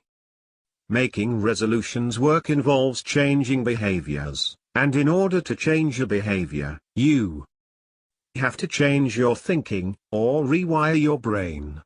Trying to change that default thinking by not trying to do it, in effect just strengthens it.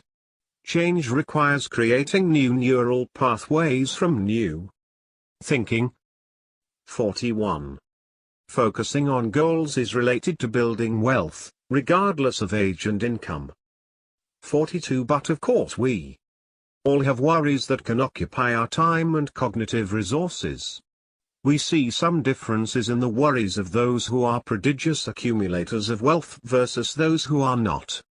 Specifically, The worries of the under-accumulators tend to include lackluster sales profits, job being eliminated, never achieving financial independence, having to retire, children with little initiative to become financial independent, not enough wealth to retire in comfort. The decisions we make, particularly related to the allocation of our time, energy, and money, impact our ability to become financially independent. Coupled with the patterns of behaviors we exhibit are the topics that occupy our cognitive resources. Those who are effective at transforming their income into wealth spend those cognitive resources in ways that are conducive to building wealth. The activities and topics of concern may not be tweetable or make it into Instagram feeds, but over time, those behaviors will allow you greater freedom to pursue life in the way you want, versus in the way you want to have others believe you want. Chapter 6. Getting to work. They chose the right occupation. From the Millionaire Next Door. The time we spend toiling at an occupation, whether we enjoyed that occupation or not, is a valuable resource. A resource that, unlike, to some extent, money, is non-renewable. Time spent generating revenue either working for someone else or ourselves cannot be retrieved and cannot be used for any other endeavor, which makes the discussion of work and careers critical for anyone who wants to be economically successful, even more so for those wanting to be financially independent. The world of work, like technologies that enable us to manage investments on our own, has changed in the past 20+ years since The Millionaire Next Door was published. Consider again. Our friends in the FI/RE community, we may have marginalized them in the 1990s as being eccentric. But we now celebrate their independence. And that independence makes more sense today as working for large organizations is no longer a guarantee of pensions and long-term financial support. Still, most of us want to skip past vacations and go directly to the exciting world of investing, addressed in the next chapter. Indeed, if you were to Google investing tips, approximately 656 million sites would pop up to provide you with insights into the world of buying and selling securities. Compare that with career search tips, which only provides 1/7 of those results. 87.7 million sites. Compared to the stock market, or managing money, or to discussing behavioral finance, work, careers, and vocations seem immeasurably dull. There isn't a career development exploration search movie equivalent of Wall Street or The Big Short. Maybe Forrest Gump qualifies, but his career experiences and the ultimate success in his own business are closer to the myths we covered in Chapter 2 than to reality. My father wrote in 2013. A newspaper headline once proposed that the best way to get rich is the stock market. 1. Building wealth via stocks or other investments is akin to growing trees. You can't grow oak trees if you don't have enough money to buy acorns. So, suggesting that the stock market leads to wealth is putting the cart before the horse. It is not just about being frugal. Frugality has its limits.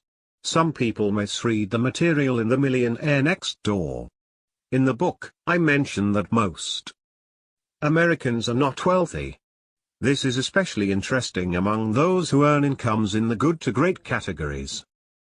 Many of these people live from paycheck to paycheck. These are the people who will benefit the most from this book. So in essence the book is designed to help those who make a better than average living.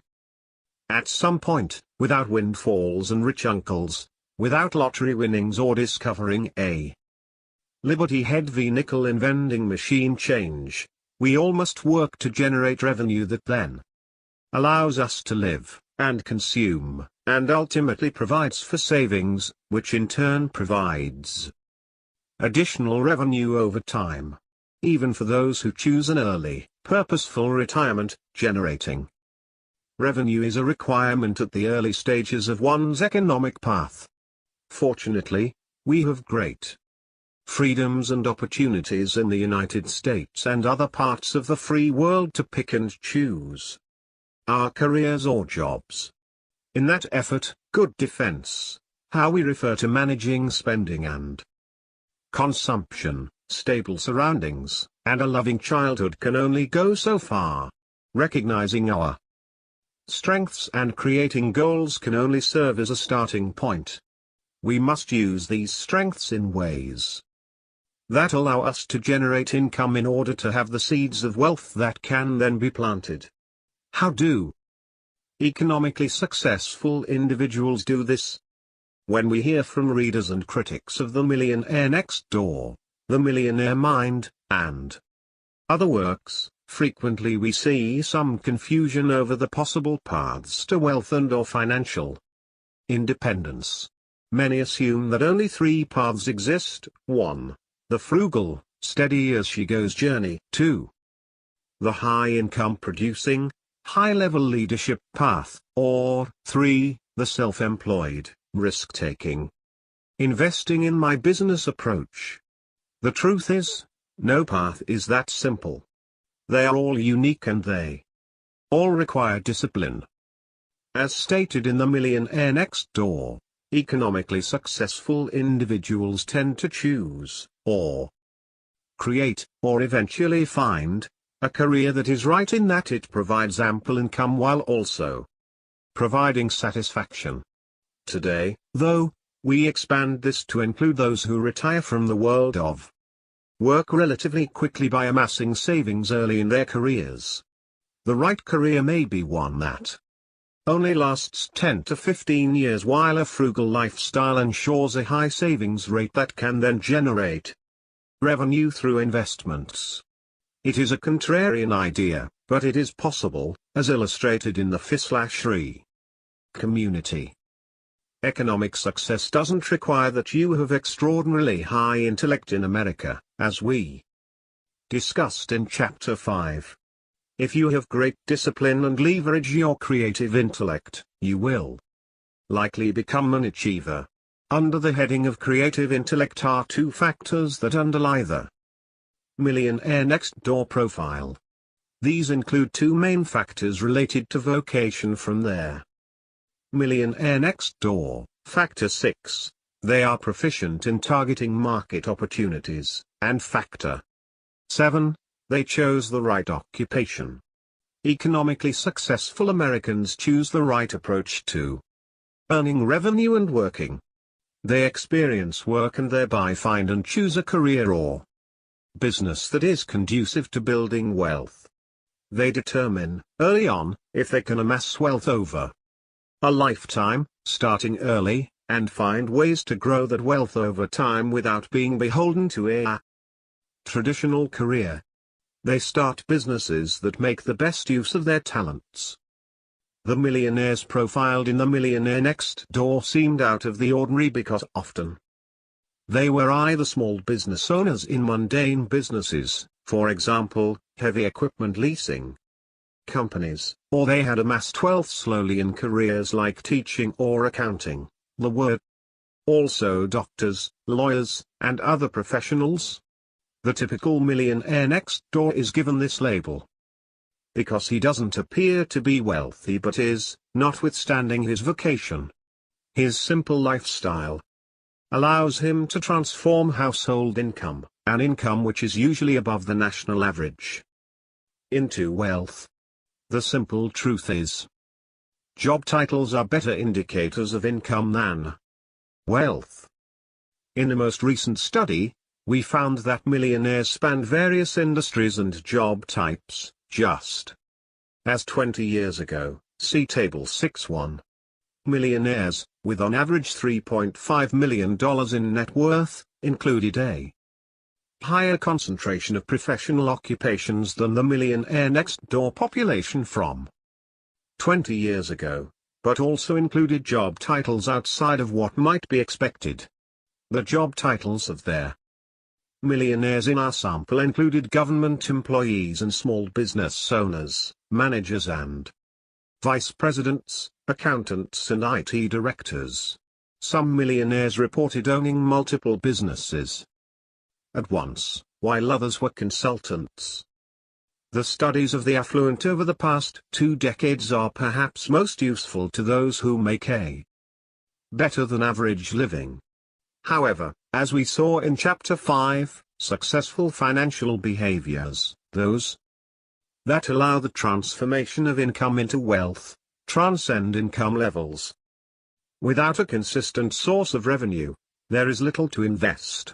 And having something consistent, or at the very least, relatively stable, requires finding a career in which one's skills, knowledge, and abilities can be put to use, in which one can find a passion, or one that provides income enough to meticulously save and exit the traditional world of work early.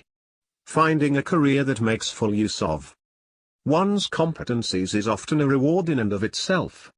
And becoming financially independent may also prove to be even more rewarding.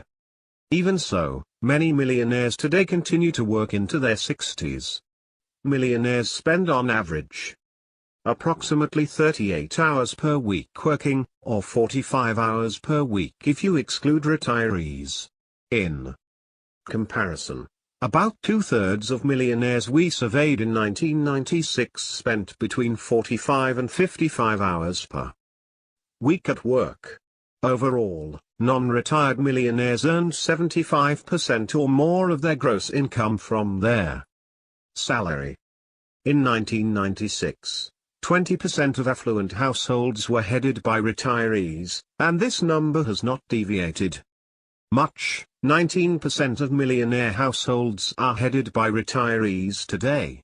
Of the remaining 81%, just over 42% of these millionaires are self-employed. In 1996, 2/3 of affluent households not headed by a retiree were headed by a self-employed business owner. This difference, 66% in 1996 compared to 42% in 2016, is similar to changes in self-employment in general. In 1996, about 18% of American heads of households were self-employed. In 2015, that number was 10%. This number has been on the decline, partially due to decreases in agricultural self-employment.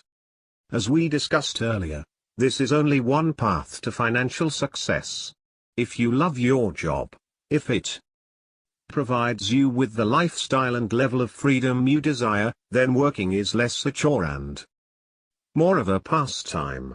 If this doesn't describe you, millionaires next door before you, and today, have alternatives to suggest. Benefits of early experiences. The challenge of careers, and for those in the field of career development, is that rarely do we know everything required to make perfect career choices when we begin working. Many millionaires shared with us that their parents provided them with early and frequent realistic previews of the world of work. The parental emphasis on career exploration in financially successful individuals hasn't changed since The Millionaire Next Door was first published. Early experiences continue to allow self-made Americans to hone their ability to target opportunities and find careers and jobs that give great satisfaction. For example, imagine as a student you had the opportunity to work one summer in mineral engineering, spending time with others in the field, learning what it's like to put in 60 hours a week in the dirt. At the end of that experience, you would be able to determine, A, if the field was of interest to you, B, if you could survive in the type of environments that mineral engineers often find themselves, and C, if you, in general, liked the work you were doing. These early experiences would allow you to make thoughtful decisions about the way in which you were going to generate revenue in the future. We see these early experiences and their impact on millionaires, particularly with early sales experiences, which we'll discuss later. Some of us were lucky to have had early experiences that helped us decide what we liked and didn't like about working, as well as what we were interested in and able to do. When we asked one of our samples of mass affluent Americans about their career experiences, and what they had hoped for in their career experiences, that is, what would have allowed them to be more successful, here's what they shared with us. I was taught to work hard, and that no job is beneath me.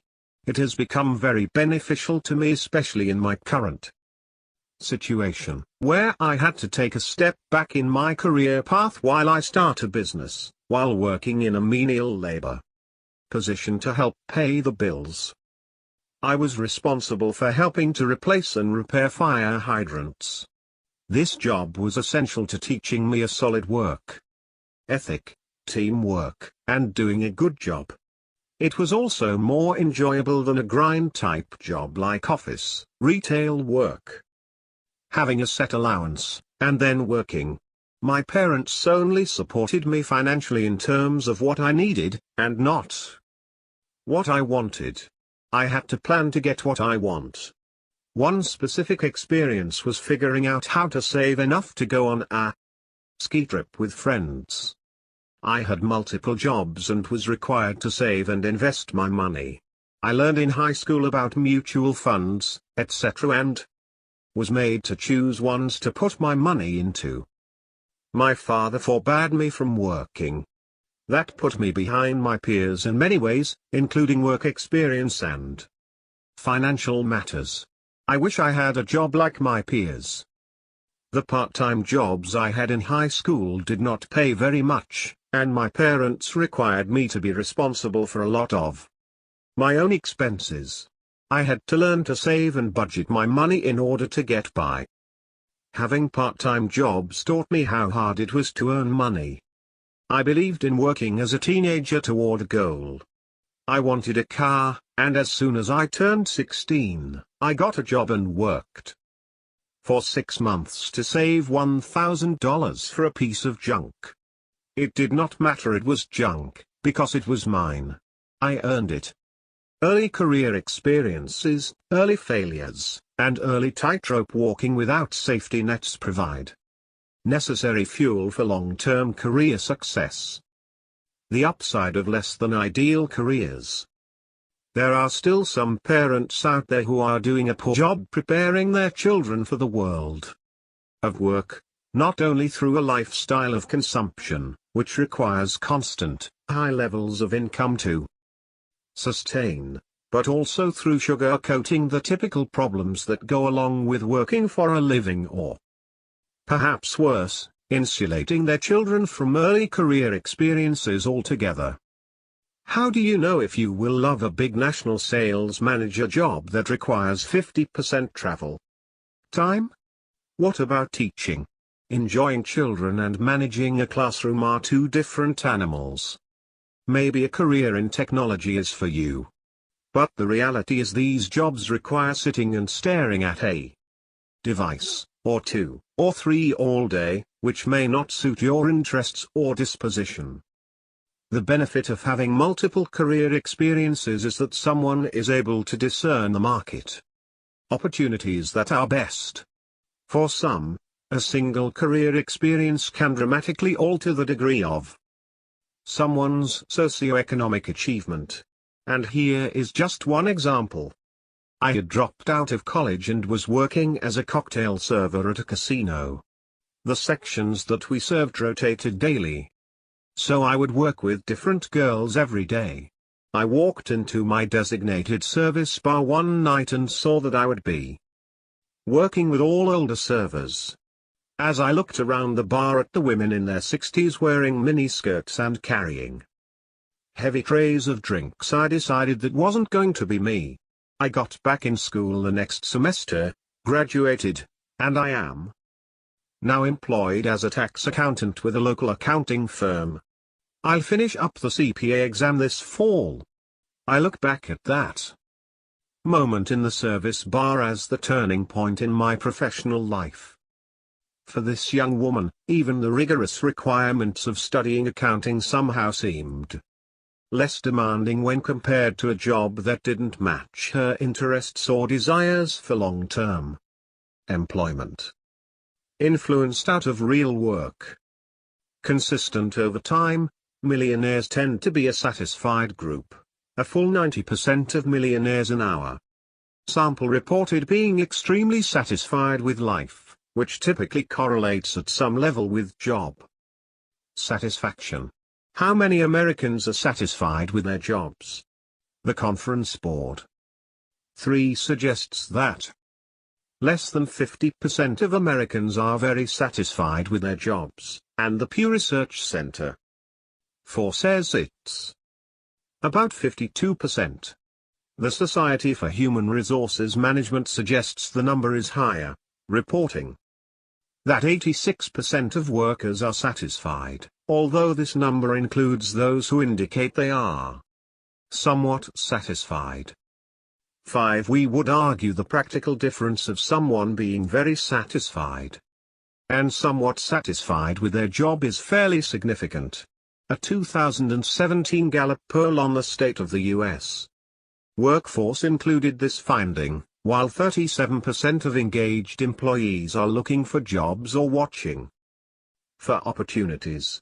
Higher numbers of not engaged and actively disengaged employees are doing their same, 56% and 73%, respectively.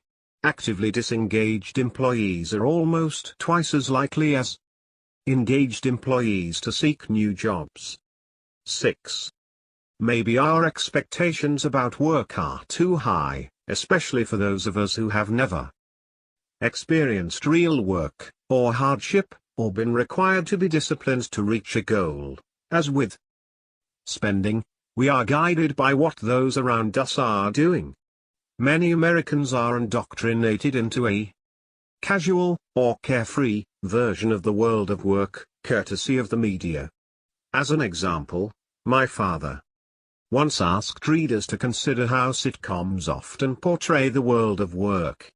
From 2003 to 2015, their television series 2.5 Men had its share of controversies, primarily due to its original star, and its share of awards and accolades for its cast and production team. Required for career success, sell something. The early part of my father's career studying the affluent involved helping financial institutions and other related companies target wealthy Americans for their services and products. Part of this research focused on extraordinary sales professionals, individuals with seemingly endless resilient passion and assertiveness, coupled with respect for those to whom they were soliciting, particularly the affluent. The excerpt below combines material from 2 essays, one written in 2010, one in 2013, he wrote on the benefits of sales experience. I recently asked nearly 1,000 millionaires nationwide what was your first full-time job. Out of those 1,000 respondents, 137 answered, sales, marketing professional. In fact, this proportion places the sales, marketing vocation as the #1 first full-time job. Does this mean that people in this profession have a significantly higher probability than those in other jobs of becoming wealthy? No. There is a smaller proportion of millionaires who are sales professionals than would be expected given the large size of the sales professionals category in general employed in America. Only about 1/2 of those millionaires who started with a career in sales remain in that profession today. Those who moved on are highly concentrated in 2 areas. They are either owners, managers of successful businesses, or they are senior executives of public corporations. This in no way should discourage people from entering the sales profession. For this vocation is often the incubator for future corporate leaders and entrepreneurs. Given the right Sales position, you may be given the opportunity to interact with possibly thousands of key people in other corporations and businesses. This often stimulates one's creative side in finding opportunities that have not been exploited. One of those opportunities is to be hired by one of the organizations that are among your customer base. If you are successful in selling for others, you may be able to sell your own product via your own company someday. Most millionaires are leaders. And most leaders must sell their ideas to their troops. When considering career paths, one should look at the trade-offs between income and other factors such as responsibilities and growth opportunities. But understand that building wealth is highly correlated with the size of one's income. Ideally, you will find a job that pays well and has great opportunities. I mentioned that the profession of selling was the most frequently cited first job after college by millionaires. And today many are either senior corporate executives or successful self-employed business owners. In fact, according to my calculations, there are more sales professionals with annual incomes of $200,000 or more than there are physicians and surgeons who generate this high level of income. Too many people shy away from the opportunities that are provided by selling. Some fear they will not be able to produce at a level that is required in the job description. No sales, no pay. However, if you can succeed in sales, you are likely to be able to succeed among the ranks of the self-employed. Look at the profession of selling in another way. Some sales positions actually pay you for constantly enhancing your image. In essence, your description is to contact people who may ultimately offer you a great position and or become patrons of the business that you may start one day. The benefits of experiencing and developing skills in sales transcend a sales job, and prepare the economically successful small business owner for selling his own ideas, services, and products in the future.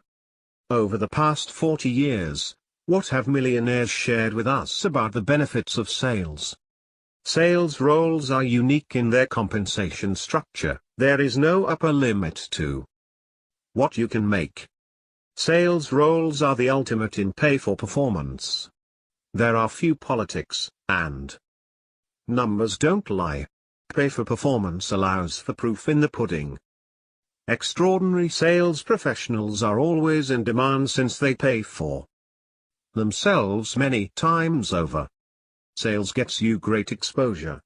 You are getting paid for doing interviews for jobs you may have in the future. Sales roles allow great freedom. In some ways, a sales role is the closest role to that of an entrepreneur. Great sales numbers cover most all other metrics and demographics. With excellent sales numbers, your employer will give little attention to your college GPA, SAT scores, or even if you graduated. Sales roles require less education than becoming a doctor, lawyer, or other professional, but still can provide a high level of income. In sales, you are really an intelligence officer looking for great strategic opportunities. The show, still in syndication, featured a character named Charlie, whose lifestyle suggested that he could afford to hyper-consume without working very hard or at all.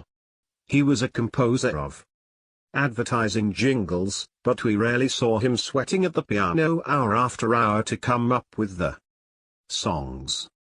Somehow, he supported a multi-million-dollar beach house in Malibu, his brother and his nephew, and a housekeeper.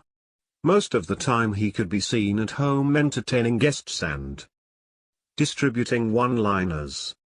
Often viewers of shows such as 2.5 Men, as well as other mass media, are unknowingly conditioned to believe that most successful people are like Charlie. Somehow these people are so talented and gifted that they can make a great living working 5 minutes here and there. It is easy to become discouraged if you think that Charlie's method is the formula for success in America. Clearly it is not. Feel-good television, and now social media, is filled with depictions of people who succeed without really working. This, of course, is fantasy land. Excluding heirs, lottery winners, and other folks who receive windfalls, building wealth typically requires that someone starts with a self-generated source of income. Our research on economically successful people differs widely from dramatic fantasy. Most people in America must hunt and gather every day. Without an alternative form of income, which most in America do not have, they rely on their jobs, day in and day out, to provide income to survive, as 78% of American workers live paycheck to paycheck. Even most millionaires we have interviewed or surveyed work nearly 40 hours a week. More than 90% are married and typically have 2 children to support. Most did not become wealthy until their late 40s or early 50s. And very few of them were ever leisurely entertaining throughout the day. Millionaires and working today. One hallmark of those who have become economically successful is that they are congruent or have high fit with their careers. In other words, their skills, abilities, knowledge, interests, and other characteristics match the requirements of their jobs. The income from a career can't last if you cannot last in the career.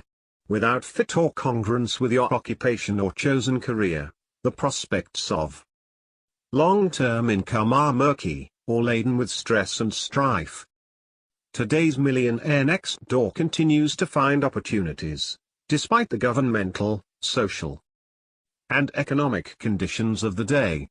Awareness of one's own skills and the corresponding market for those skills is still required. Millionaires and those who become economically independent and successful on their own are able to a. assess their own skills, abilities, and characteristics and their environment, market, and b. choose an occupation that makes the most of both. The 733 millionaires surveyed in 1998 nationwide for the Millionaire Mind were asked about their important choice factors regarding their selection of vocation. 4 out of 5, or 81%, indicated that they chose their vocation because it allowed full use of their abilities and aptitudes. 70% of millionaires in 2016 stated that loving their career or chosen business was important in their economic success. For small business owners, 3 out of 4 stated it was important. The experience of jumping out of bed each morning and loving your job requires alignment. Millionaires in a regular job. Just as in 1996, it is possible today, with an average to higher than average income, to become a millionaire through steady, prudent, disciplined financial management and regular income. Regular meaning not extraordinary commissions from sales roles or extremely high salaries like those of attorneys, doctors, and CEOs. How can this be? This is the most pressing question for those who cannot imagine or want to challenge the idea of building wealth with a slow and steady career. From the research conducted for Stop Acting Rich, we know the typical balance sheet affluent millionaire had an annual realized median household income of $89,167 when he first became a millionaire. In other words, 1/2 of the balance sheet affluent had incomes that were less than this figure. What does this tell us about building wealth and becoming financially secure? For most Americans, one's desire, discipline, and intellect are more important factors in accumulating wealth than earning a high income. The problem today among many high-income earners is that they think that money, income, is the most easily renewable resource. Consequently, they act according to the principles found in the Handbook for Hyperconsumers. But not all Americans follow these principles or the path taken by the modal crowd, that is, their group we see around us most frequently. In America, they think for themselves. And most rich people in this country become rich and remain that way because they receive much more satisfaction from building wealth and financial security than displaying expensive store-bought badges. So it is with Mrs. CC, who was kind enough to share some of her thoughts in a letter to my father about becoming financially independent without ever earning a high income. Dear Dr. Stanley, when my friends read your Millionaire books they always say, CC, it's you he's writing about. I attended public schools where the teachers were role models and mentors. I have had the benefit of knowing many strong women, some who did well financially. From them, I learned to rely on myself and not wait for Mr. Right to support me. I was a scholarship student at a small liberal arts college. I had many mentors whose examples shaped my life. While my net worth can be attributed to frugality and canny investing, my lifestyle is shaped by an excellent education. I have always tended to wander away from the herd in my thinking, but my education taught me self-discipline, independence of thought, and strong ethics. I am the child of a single, working mother, and my early years were fraught with financial uncertainty. I learned by watching my mother that women have to work harder and longer to achieve financial success. While I am not as wealthy as most of your subjects, my net worth is above $1 million, and like most of your subjects, I started with nothing more than a college scholarship and a good mother. The thing that you may find interesting about me is that I have never earned more than $60,000. I have worked in middle management in state government most of my career. I have accumulated most of my net worth by living below my means. I have everything I want, but I have learned not to want too much. Also, I avoid debt. Midway through my career the state government was being downsized and I was in danger of losing my job. I told myself I wanted to get into a position where I would never again be faced with that uncertainty. First, I stopped giving myself raises. All new money went into investments. Then I paid off my house loan. And the house payments could go into investments. I am fairly conservative in my investment but not afraid of risk. Most years, I saved 30% of my income, if not more. My net worth is my own, separate from my husband's, and I manage it myself.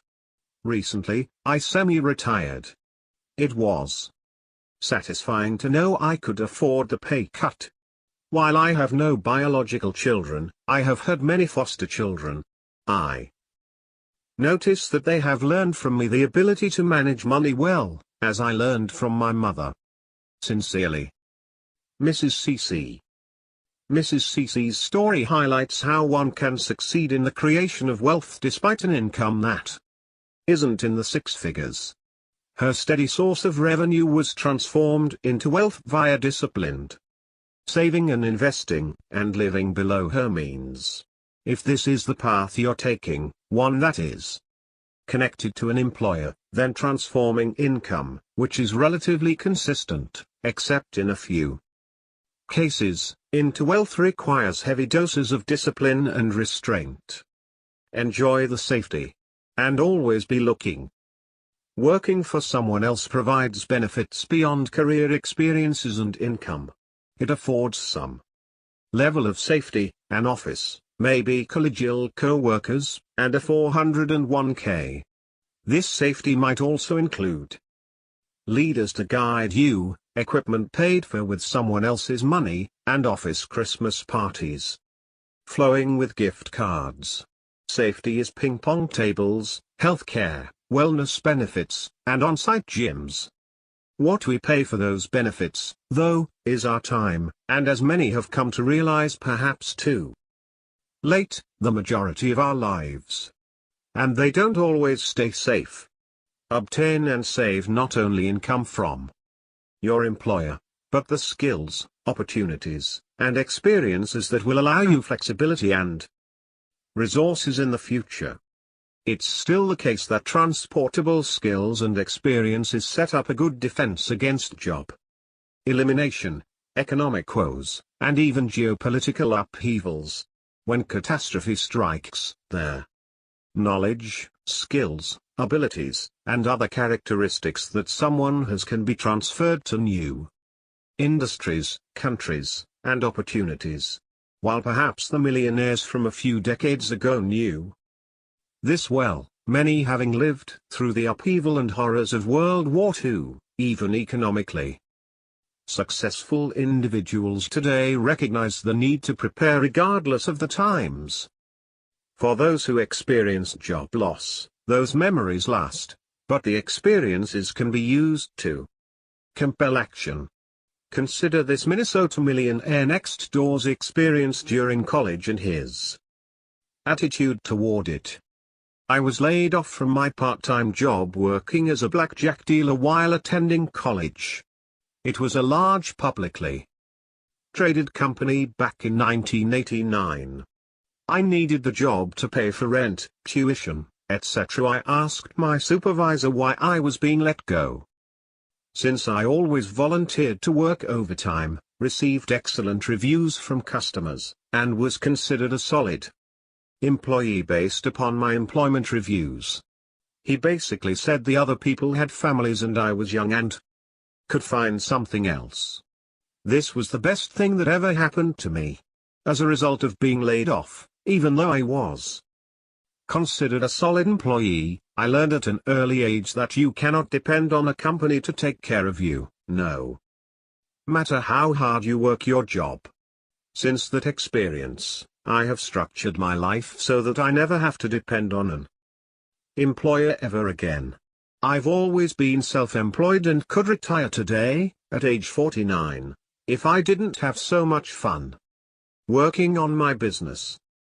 Economically successful individuals use challenges and career setbacks as springboards for greater experiences in the future. They spend little time blaming others. That valuable resource, time, is used to contemplate, plan, and execute their next career move, be it self-employment or employment in some other capacity, or, as we've seen, early retirement along with a less consumer-focused lifestyle. 3 components for escaping the trap. After years of education, and perhaps years working in a career, what if you find yourself trapped by the time and effort you've spent building, networking, and climbing within an organization in which you no longer want to work? Particularly, if you're relying on paychecks, this is a source of dissatisfaction and stress that can permeate the rest of your life.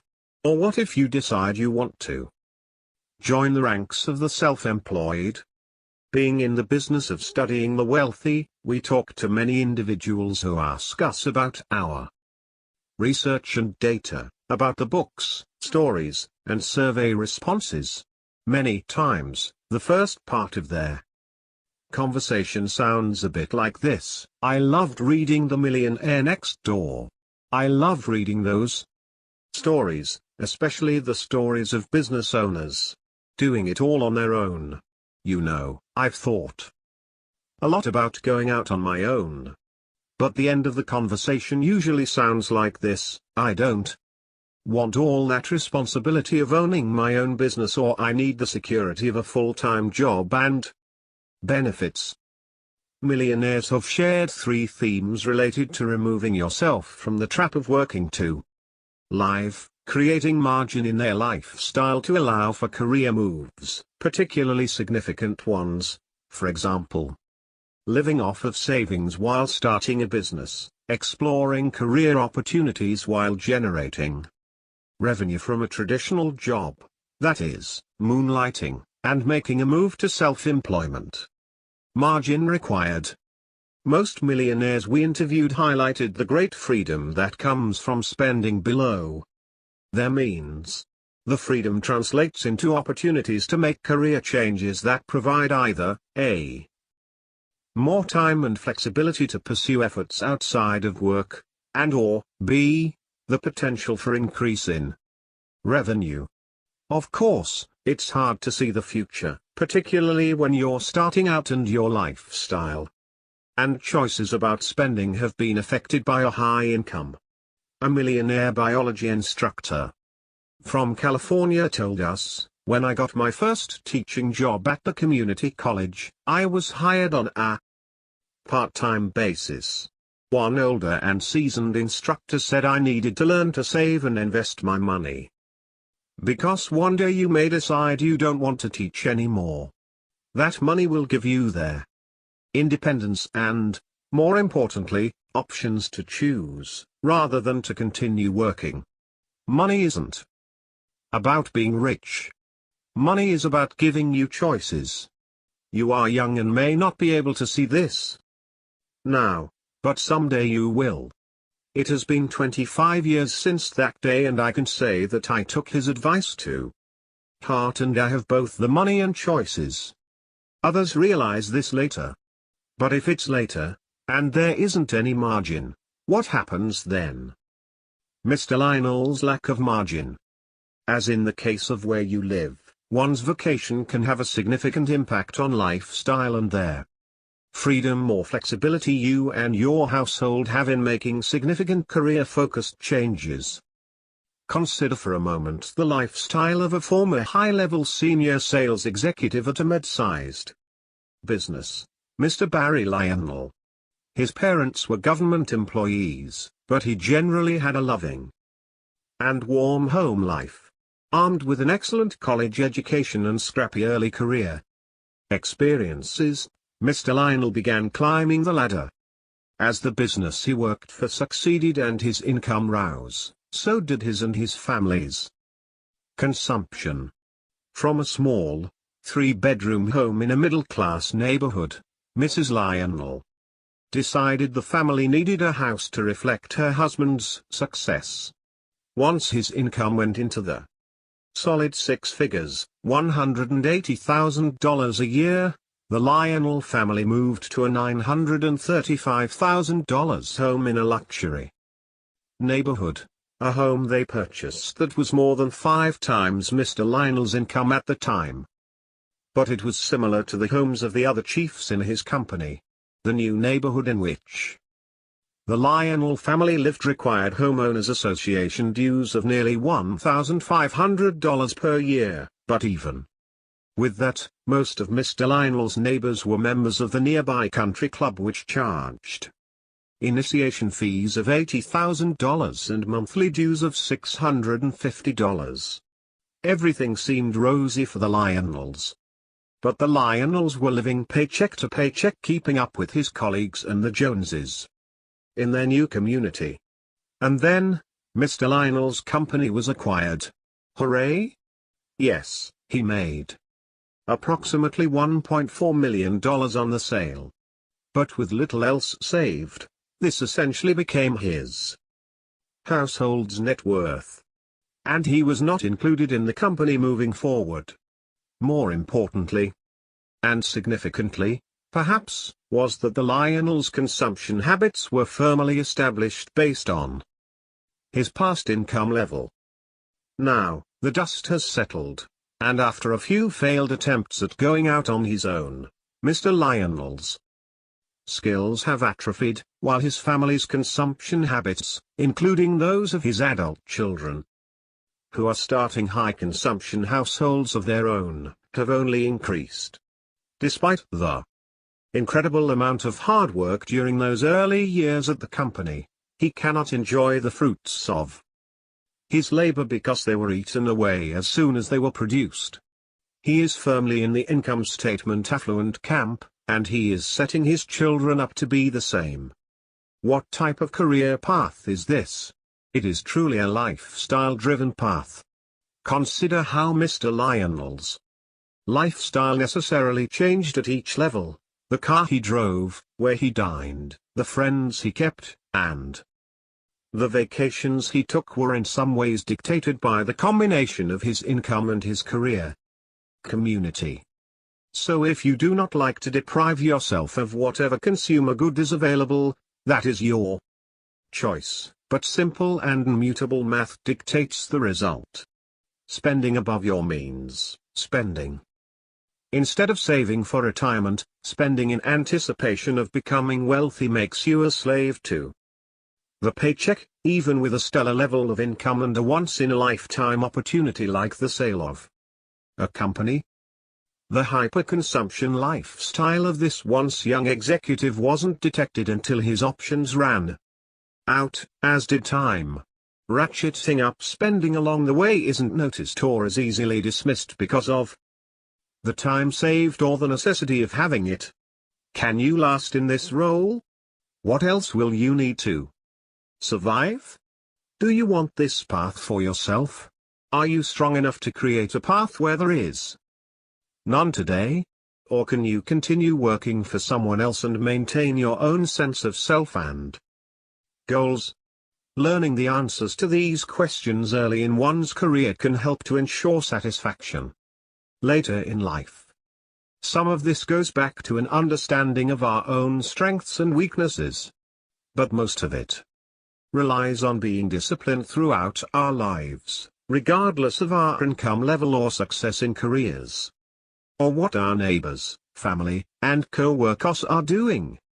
Indeed, financial margin is required for freedom in career choice. Changing your work-family balance. Having margin, or creating it through prudent saving, is often required when our work life begins to interfere with more critical aspects of our lives, including our families.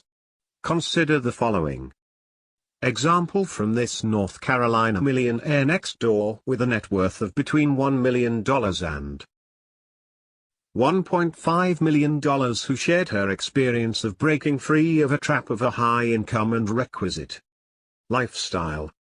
I was working for a very large global company, managing a large group of people across 7 countries and 3 continents.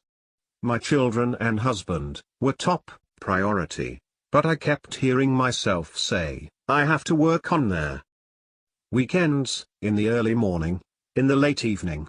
I realized one day that the company was becoming too demanding. When I was on a 7 a.m. conference call, one organized by my executive team, one that I had to take, my 3-year-old was crying on my lap, my 5-year-old was knocking on the door, and my husband was running out of the house to work for a meeting of his own. I realized that morning that there is more to life than work. After that we got serious about the idea of me staying home with our kids full time. This meant giving up the executive training program I was in and their financial security that we have always known. We sold stock to pay off our house, so we are officially 100% debt-free. And then I quit. Life is different now. We live on a budget and can't do whatever we want to do whenever we want to do it. But our priorities for saving haven't changed. Our kids are happier, we are happier and much less stressed. Life is only lived once, and I wasn't going to let my job tell me how to live it. Moonlighting and millionaires next door. There is one way to explore options while remaining employed full-time: moonlighting. Nearly a third of all employed Americans moonlight in some way, some because they must supplement their incomes, but others because they are continually looking for opportunities to expand revenue generation and a setup for a future career move. These side hustles can be small or large, but as with most endeavors taken on by economically successful Americans, creating a successful one, or even a moderately successful one, requires resources, both time and money, to develop and maintain. Their hours spent per week you might spend looking at Instagram feeds or gaming could allow you to pursue other interests that could ultimately lead to a new career or your own business. Generating multiple sources of revenue has been part of the strategy for many millionaires next door throughout the years. Those who are able to create multiple opportunities to generate revenue, who can translate hobbies into income-producing activities, will be successful at becoming millionaires next door in the future. Technology enables more of this, but it requires more of their factors of wealth, such as discipline, perseverance, and resiliency, than many are willing to give. It requires more discipline than simply holding one job and living below your means. It requires perseverance beyond being rejected while working in sales, but also having a company behind you for support. For those who can make it work, it provides an opportunity to experience a job and all that comes with it prior to quitting a current one, with the added benefit of an additional source of revenue. Economically successful millionaires who have shared their stories have a few commonalities about what makes moonlighting work. They have courage. They recognized the need for a moonlighting career and risked any free time they hadn't capital to pursue it outside of their safe job. They gained access to market data.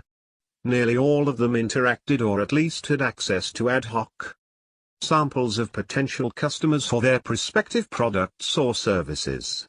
Even before they launched their businesses, many moonlighters demonstrated considerable empathy for the needs of their future customers. They did so by constantly asking them, "What do you need and what are your problems with current products?" They are proud and confident in their business. From painting houses to being virtual assistants, to advertising their services on freelancing sites, like Upwork, or reaching out to former classmates, successful moonlighters care little about what others think of their on-the-side profession. Moonlighting benefits: access to market data. A good example of the importance of customer access is highlighted in a profile of Paula Kent Meehan, who co-founded the Redken hair care products company.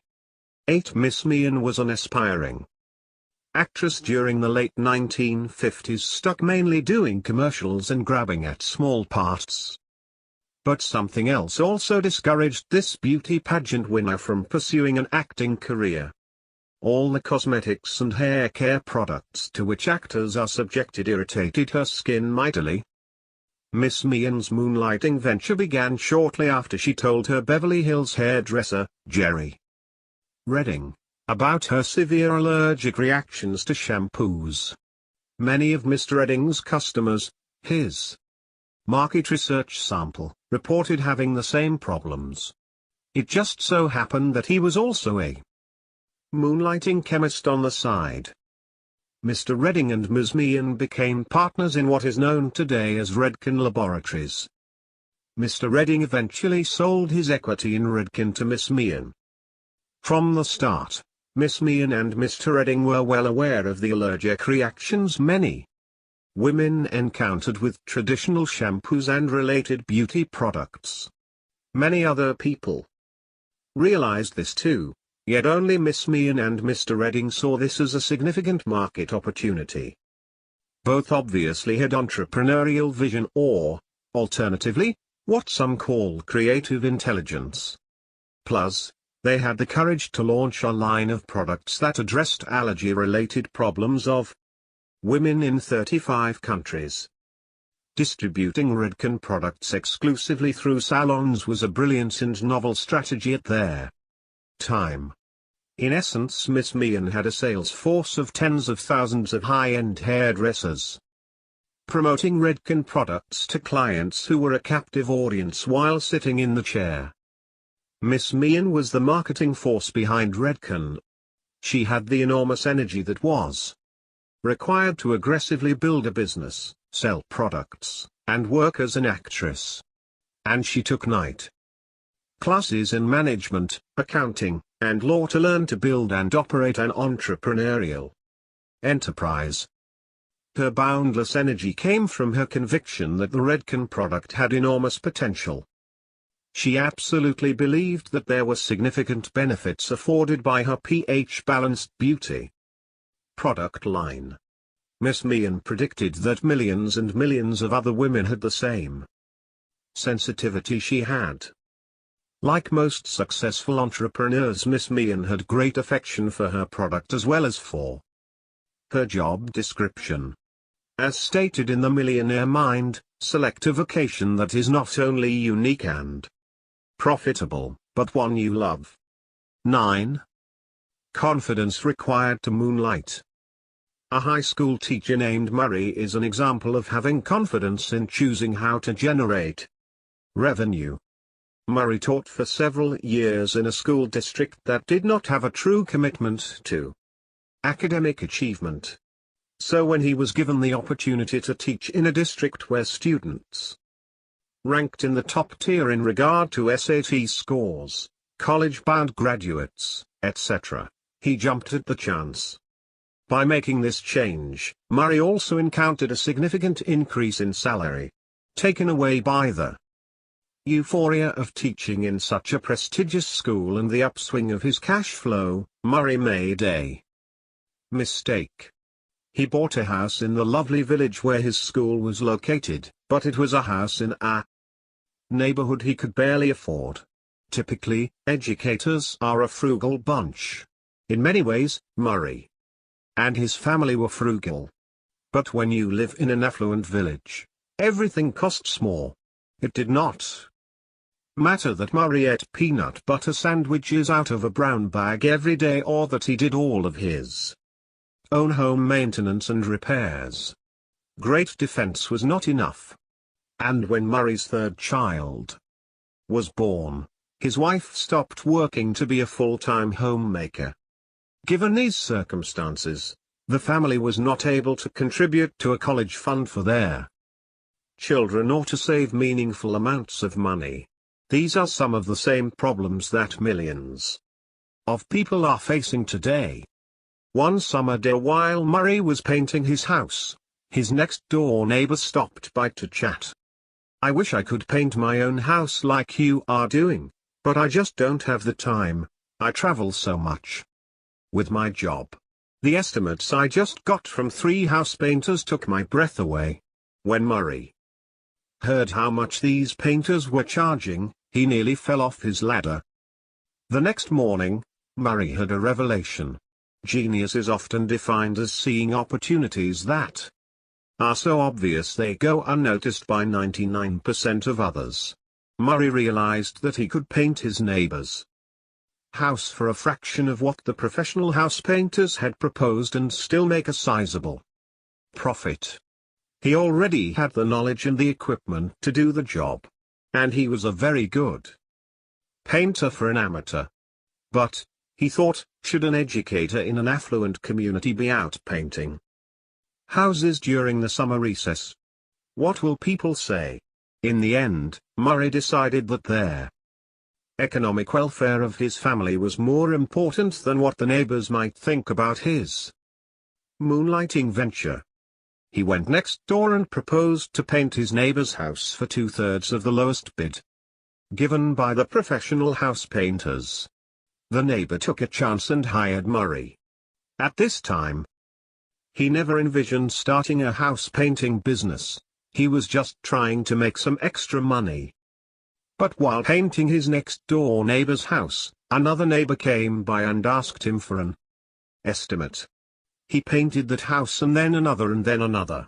In short order, Murray became overwhelmed with business. The next summer he hired several of his colleagues to help paint.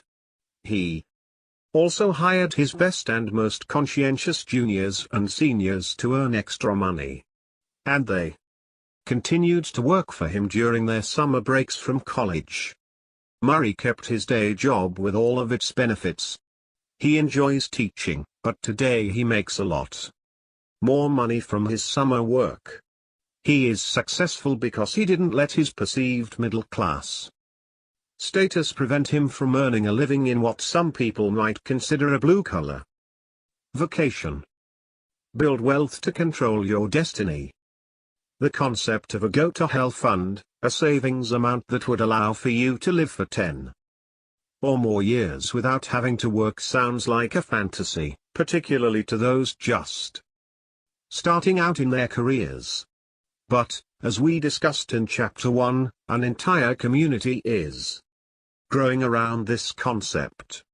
Indeed, the financial independence's go-to-hell fund lasts them a lifetime, once invested. In 2012, my father wrote about the benefits of such a fund on their heels of a reader's email regarding being trapped in a career. In The Millionaire Next Door, I profiled a millionaire corporate sales professional. He, like other self-made millionaires, said that he had a go-to-hell fund. Just in case my employer insists, that I leave Austin for corporate headquarters in Rochester. He never had to leave Austin, and he added, PTL, praise the Lord. In other words, the millionaires next door have accumulated enough wealth to live without working for 10 or more years. Those words still ring true today, as we were reminded of this wisdom after reviewing an email from Miss F, who currently resides in a lovely community in the southern United States. I went to my local library this morning, hoping to borrow The Millionaire Next Door. However, the only available book was in Spanish, so I borrowed Millionaire Women Next Door instead. By the time I completed the second paragraph on page 8, I had collapsed in a fit of laughter, simultaneously crying and laughing at my sad truth. My newest work assignment is no less than 8,200 miles, 18 hours of flying time, and 12 time zones away from everyone who means the most to me in this world. Simply put, the situation stinks, but I had convinced myself that it was necessary to pay the bills. Suffice it to say that I have renewed my concerted efforts to become a cultivator of wealth, and I plan to share my transformation with you soon. Thank you for creating this compilation of evidence-based encouragement. What precipitated Miss F's laughter? Consider the words I wrote in Millionaire Women Next Door. Aren't you growing tired of being among the ranks of hunter-gatherers? Do you enjoy your hyper-consumption lifestyle so much that you must fly out of town every week to earn a paycheck to pay your bills? Begin making their transformation to a cultivator of wealth. Think about that the next time you are 10,000 miles from home, surrounded by strangers, and flying in dreadful weather. It is up to you. Those financially independent folks make their own decisions about their next destination. Right now, you and your career are essentially corporate property. Neither one of you has the luxury of self-determination. I also wrote, the millionaire business women profiled herein will not tolerate such an existence. They are free. They are cultivators of wealth and satisfied with life. They are in control of their own destiny. 10. Case studies in moonlighting.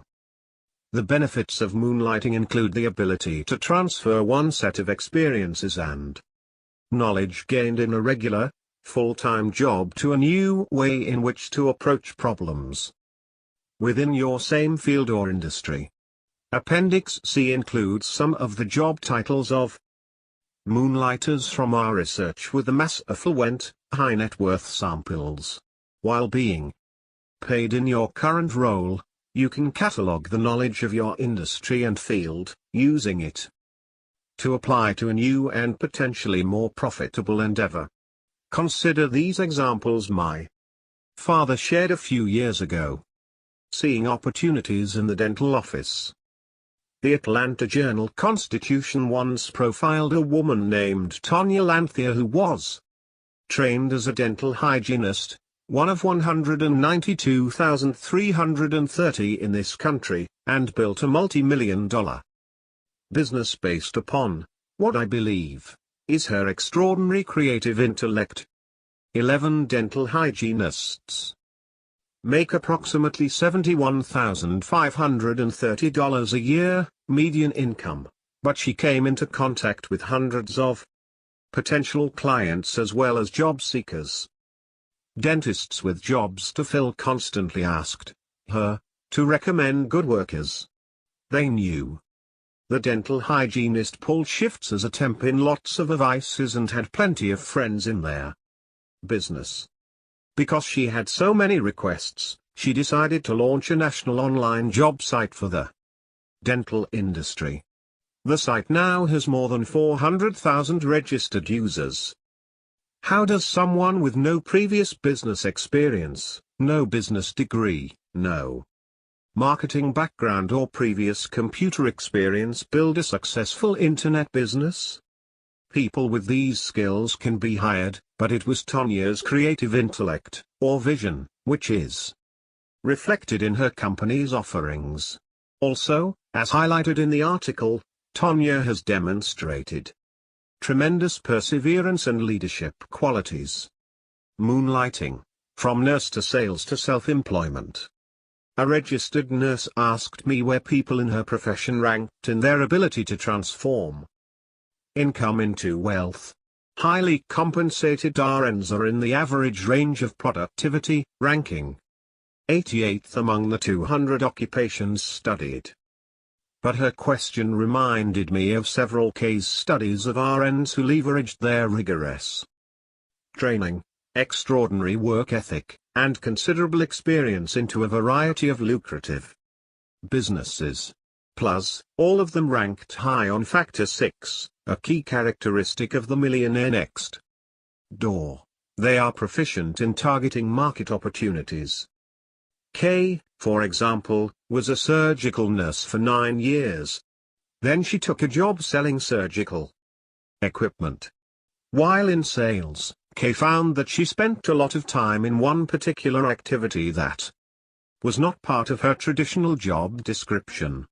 She became an amateur headhunter for hospitals and medical practices that were in need of physicians, nurses, and medical technicians. This fringe benefit provided for free to her many clients had much to do with Kay's designation as a top producer. Eventually she recognized an opportunity to fill a market need. Plus, she had much goodwill and many contacts in the medical field. Accordingly, as I wrote in there, Millionaire Next Door, most successful business owners had some knowledge or experience with their chosen industry before they ever opened their own business. Kay left her sales job and began her own employment agency specializing in the medical field. Much of her motivation to go out on her own was the need to be self-employed. She previously had high job satisfaction being a nurse, but she found that being self-employed did not require any more hard work or responsibility than being an RN had. Other former RNs have also opted for self-employment. Among the types of businesses they chose are management consulting, medical science administration, in-home healthcare services, employment agencies for home healthcare professionals, owners, managers of nursing, rehabilitation facilities, and owners, managers of mental health facilities, daycare centers and preschool facilities. Making the move to self-employment. The Millionaire Next Door of tomorrow can play it safe while playing good defense. The self-employed Millionaire Next Door of tomorrow will take considerable risks, working to create something of value from the extraordinary resources given to him or her. Nearly 30% of self-employed millionaires say most of their career decisions throughout their lives were risky or very risky. Contrasting that with all other millionaires, only 15% said the same. As an Austin millionaire's wife shared with us, my husband decided to start his own business. I was nervous, but we made a plan. We downgraded, scrimped, saved, and sacrificed for several years to prepare for him to leave his salary job and go out on his own. We lived on my income. And banked all of his. It paid off nicely for us. While it is not the case that all millionaires are self-employed business owners, 42% of millionaires in our sample are, it is the case that extraordinary success in terms of revenue, and reinvesting in one's business, can be found in being a business owner. As my father wrote in their Millionaire Next Door, fear abounds in America. But, according to our research, who has less fear and worry? Would you guess it's the person with the $5 million trust account, or the self-made entrepreneur worth several $1 million? Typically, it's the entrepreneur, the person who deals with risk every day, who tests his or her courage every day. In this way, he learns to conquer fear. 12. The potential payoff for those career risks, specifically for the risk associated with starting one's own business, is the ability to generate revenue, more revenue often than would be possible working for someone else. Self-employed millionaires in our latest survey have over 1.5 times the median income of those who work for others. On average, their actual net worth minus their expected net worth is more than twice those who work for others. When it comes to their finances, self-employed people are often extremely well disciplined, just as most economically successful people are in general, as discussed in Chapter 5. They have a daily routine that maximizes output for every moment of work. They write their own job description. 81% said that the job they designed allowed full use of their abilities and aptitudes. The probability of becoming a millionaire is quite low for those who generate low levels of income. The median household income in America was about $60,000 in 2016 according to the U.S. Census Bureau.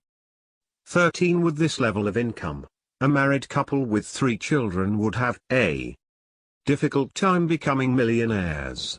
Of the thousands of interviews that my father pored over during his career, one of the most interesting involves a multi-decamillionaire who expressed how most millionaire next door types feel. He described making money in stocks, commercial real estate, cattle, oil fields, even high-grade antiques and precious metals. Yet he eloquently summed up what most millionaire next door types believe: it is hard to be knowledgeable on a great many investment topics. The best thing that I have done has been my own business and to be as good as I can in that. That's the motherlode that supports everything else. In other words, the major league revenue generated from his business funded all his other investments, as in the acorn analogy earlier. But self-employment does not automatically translate into big income and wealth. Consider the following: of the more than 23 million small business owners who are self-employed sole proprietors in 2015, their average annual net income was only $11,637. Investing in one's own business has been one of the hallmarks of those who have become economically successful, provided they have the strengths, including perseverance, resiliency, and discipline, to get through the inevitable highs and lows of the business. The ease with which you can start a business today is unfathomable to those who grew up 20 or more years ago. Starting a business just by spending a few hours on a laptop was not possible in 1996, and certainly not in 1976 when their average millionaire in our sample was 17 years old. None of these individuals were being told by their parents, mentors, coaches, teachers, or guidance counselors that the way in which they could generate income and make a mark in this world was entirely up to them, and there were resources literally at their fingertips. But today, in just a few hours, or even minutes, you can create a business online and run it with little overhead. The internet and its related technologies for running a small business have leveled the playing field in many ways, allowing those who have challenges with steady employment to create their own opportunities, regardless of what might have held them back before. For example, among the self-employed there is a greater percentage of disabled Americans, 11%, than the regular population, 6%. 14, in part due to the accessibility that technology brings. See and create value. Of course, income from small businesses varies considerably across industries and over time. Not all types of businesses are equally profitable. For an example, see Appendix C, and not all businesses with any net income can cover living expenses for their owners. Take dentist offices, where 89% of the offices are profitable, and restaurants, where 66% of them are profitable. For the 69,364 dentist offices that were profitable in 2015, that income was on average $118,676. Contrast this with their over 400,000 people who own restaurants and/or drinking establishments. Their net income was just above $7,000 from a gross of $129,304. Selecting the right business is a major factor in explaining profitability and ultimately wealth. Regardless of tools, technology, and smarts, business success still requires focus and creativity, hard work and discipline, and analysis and foresight. There are a great many businesses that begin, and few that actually succeed. My father often quoted fighter pilots and generals, citing the focus and awareness they require to become successful at their professions. He wrote, "A great fighter pilot once said about inexperienced combatants, they see but they do not see. In other words, despite having better than 20/20 vision, like being born with high analytic intellect, it does a combat pilot little good if he never looks in the right direction." The same is true in targeting market opportunities and selecting the right occupation. Those who are self-employed tend to be contrarians, as they think differently about business, generating revenue, and using creative intelligence to solve a market need. This helps to explain why many of them are in niche, backwater, low-status type businesses where competition is light or non-existent, offering them better chances of succeeding. In addition, as we saw in the Millionaire Mind, 4 out of 5, or 79%, of millionaire business owners indicated that they chose their specific business type because it gave them a high probability of becoming financially independent. 15. In both the Millionaire Next Door and the Millionaire Mind, my father listed the types of businesses owned by the millionaires surveyed. These businesses ran from the dull normal to the unique. For example, in the Millionaire Next Door under businesses of self-employed millionaires, you will find bovine semen distributor. 16.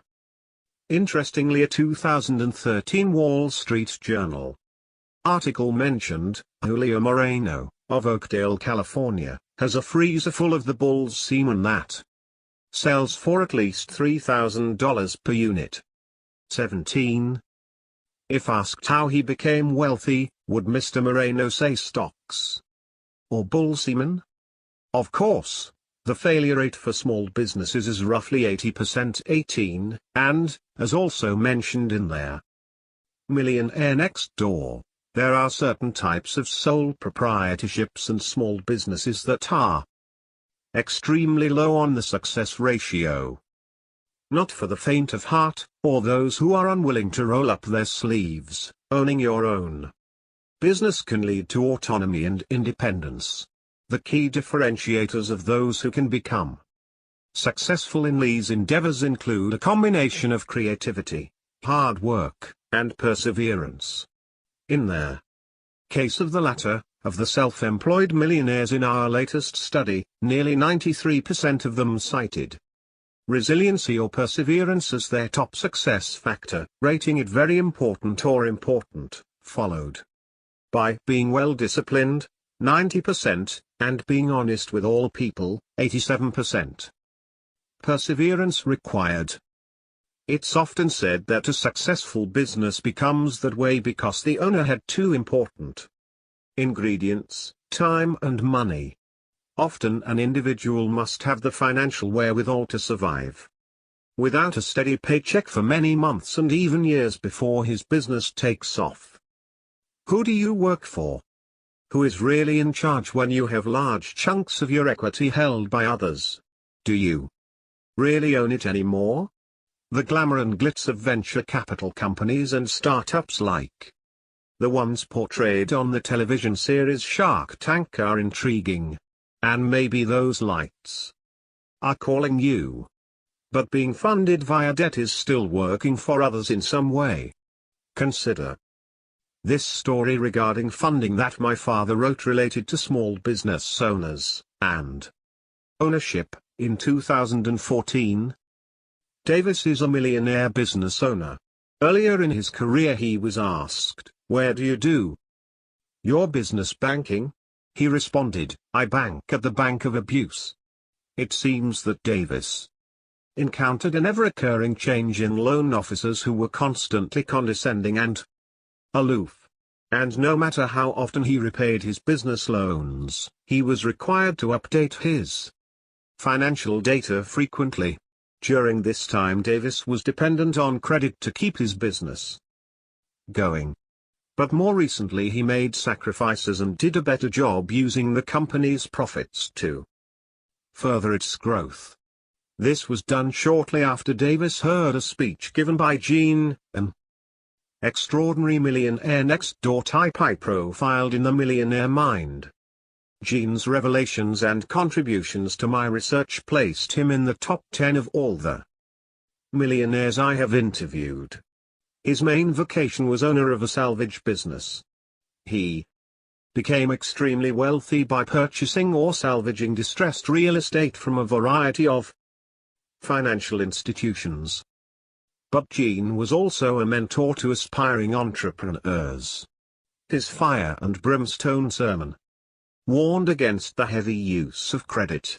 Part of his sermon, which I understand was highly persuasive, details an experience that Gene had while cutting a deal with a large commercial bank. Immediately after the deal was signed, the senior credit officer of the institution signaled to Gene and walked him over to the large window in the officer's top floor office. They could see for miles, thousands of commercial buildings all around. The officer pointed to all the buildings and said the words that made a lasting impression on Gene: "We, their lenders, own it all of it. The business out there? You, borrowers, just run these businesses for us. You guys run them for us, the financial institutions." Gene told me how angry he was and couldn't see straight after hearing those words. He used this scenario in his sermon to emphasize that if one is addicted to credit he has little or no control over his own business. Bankers don't respect you. Why should they? They've got you trained like a seal act in a circus. One of the main reasons that people become self-employed or entrepreneurs is that they want to become independent, to run their own ship. Going solo takes a lot of courage and initiative. Yet according to the senior bank executive above, business owners don't really own their own businesses. They are controlled by lenders. Certainly, credit has a place in the world of business ownership. But over time business owners should strive to be less and less dependent on financial institutions for their existence.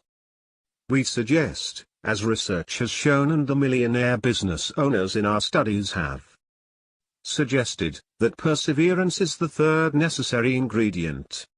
Success in any meaningful endeavor, but particularly in creating a business, is more akin to a long-term journey than a leisurely night out. That long journey requires time, resources, and the ability to manage the inevitable pits of despair and highs of running a business and presenting one's ideas to the marketplace. In fact, for many, success only emerged after they were able to negotiate their way through a series of gauntlets of adversity. A 2014 article in the Wall Street Journal outlined how adversity can be overcome to create a successful business. 19. The article profiled the trials and tribulations of Kevin Hartford. After his once successful consulting business went belly up, Mr. Hartford began searching for a white-collar corporate job. During years of searching he never found one. He maintained that prospective employers were turned off because of his stuttering problem. The article reported, for several years he did odd jobs, delivering packages, gluing together medical supplies, sorting mail, and mowing lawns. He and a partner took over a struggling small business that made metal parts. Today the business is thriving. Sales in 2013 were $6 million. Mr. Hartford overcame adversity including an early business failure and a speech disability. And according to the article, it cites Labor Department data. Workers with a disability are nearly twice as likely to be self-employed than those without disabilities. Many self-made millionaires who own businesses report that they selected self-employment because it allowed them to capitalize fully on the abilities and aptitudes that they possessed, that is, 83% of millionaires in the Millionaire Mind. Mr. Warren, a self-made decamillionaire profiled in the Millionaire Mind, eloquently stated, "Frankly, had I been able to get a decent job, I would have never gone into business for myself. I was forced into self-employment. I didn't opt for self-employment. If I had the credentials to be an executive employee, I would have accepted mediocrity." Making your own destiny? Consider this case study, first presented in the Millionaire Mind. Given his less than stellar academic background, WK's job prospects were limited. Consequently, he realized that he would have to become his own employer. In that way, he would be evaluating his own job application. Today he is quite successful as a self-employed mortgage broker. According to WK, age 43, not one of his $1.7 million net worth clients ever asked him about his SAT scores or class. In other words, his reputation for his work was the reason he was sought out, rather than a score or grade or fact about his family. People who seek mortgages want mortgages. They are not interested in the fact that he was raised by a single mom who immigrated to America at age 16 carrying a plastic bag. She worked 80 hours a week while raising 5 children. As he puts it, she did a great job in raising her kids. The greatest lessons I have learned from her: hard work, live within your means, and treat people right.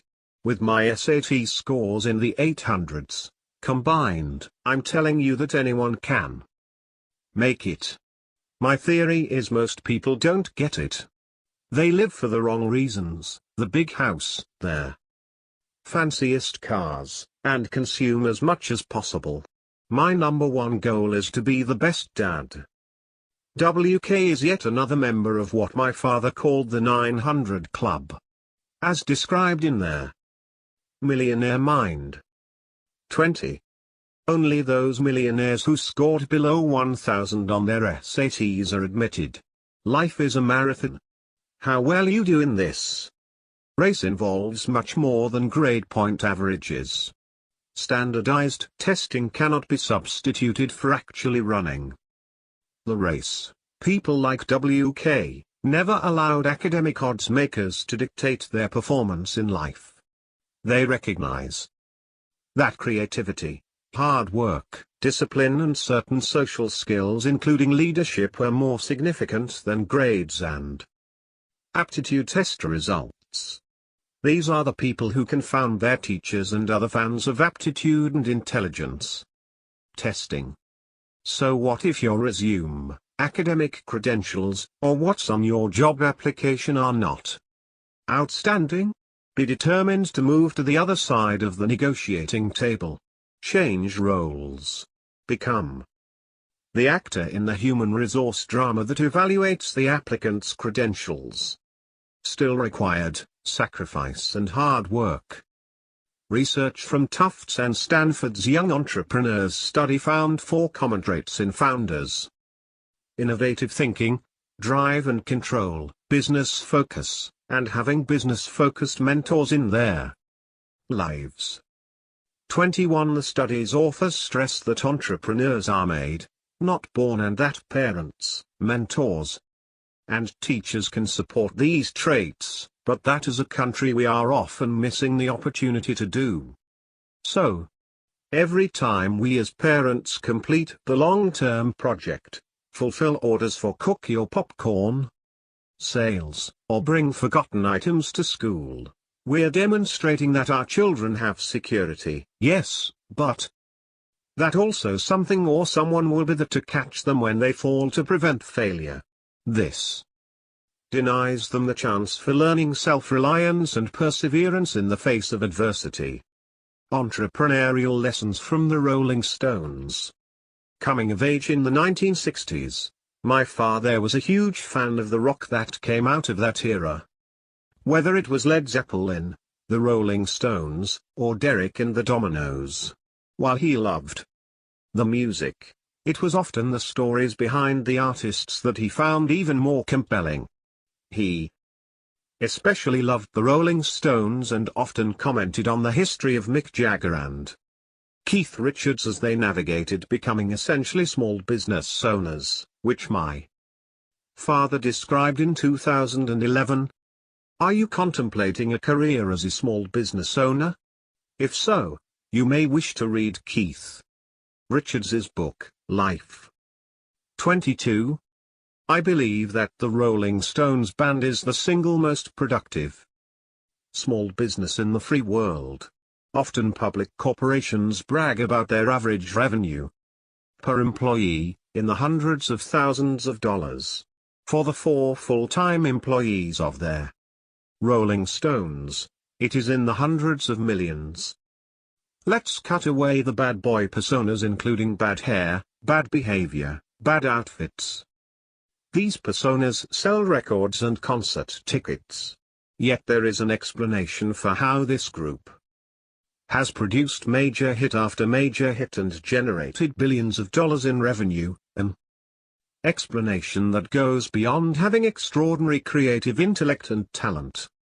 Consider this: after completing their first grueling 1,000-gig tour, Mick Jagger and Keith Richards made one of the best business decisions of their short careers.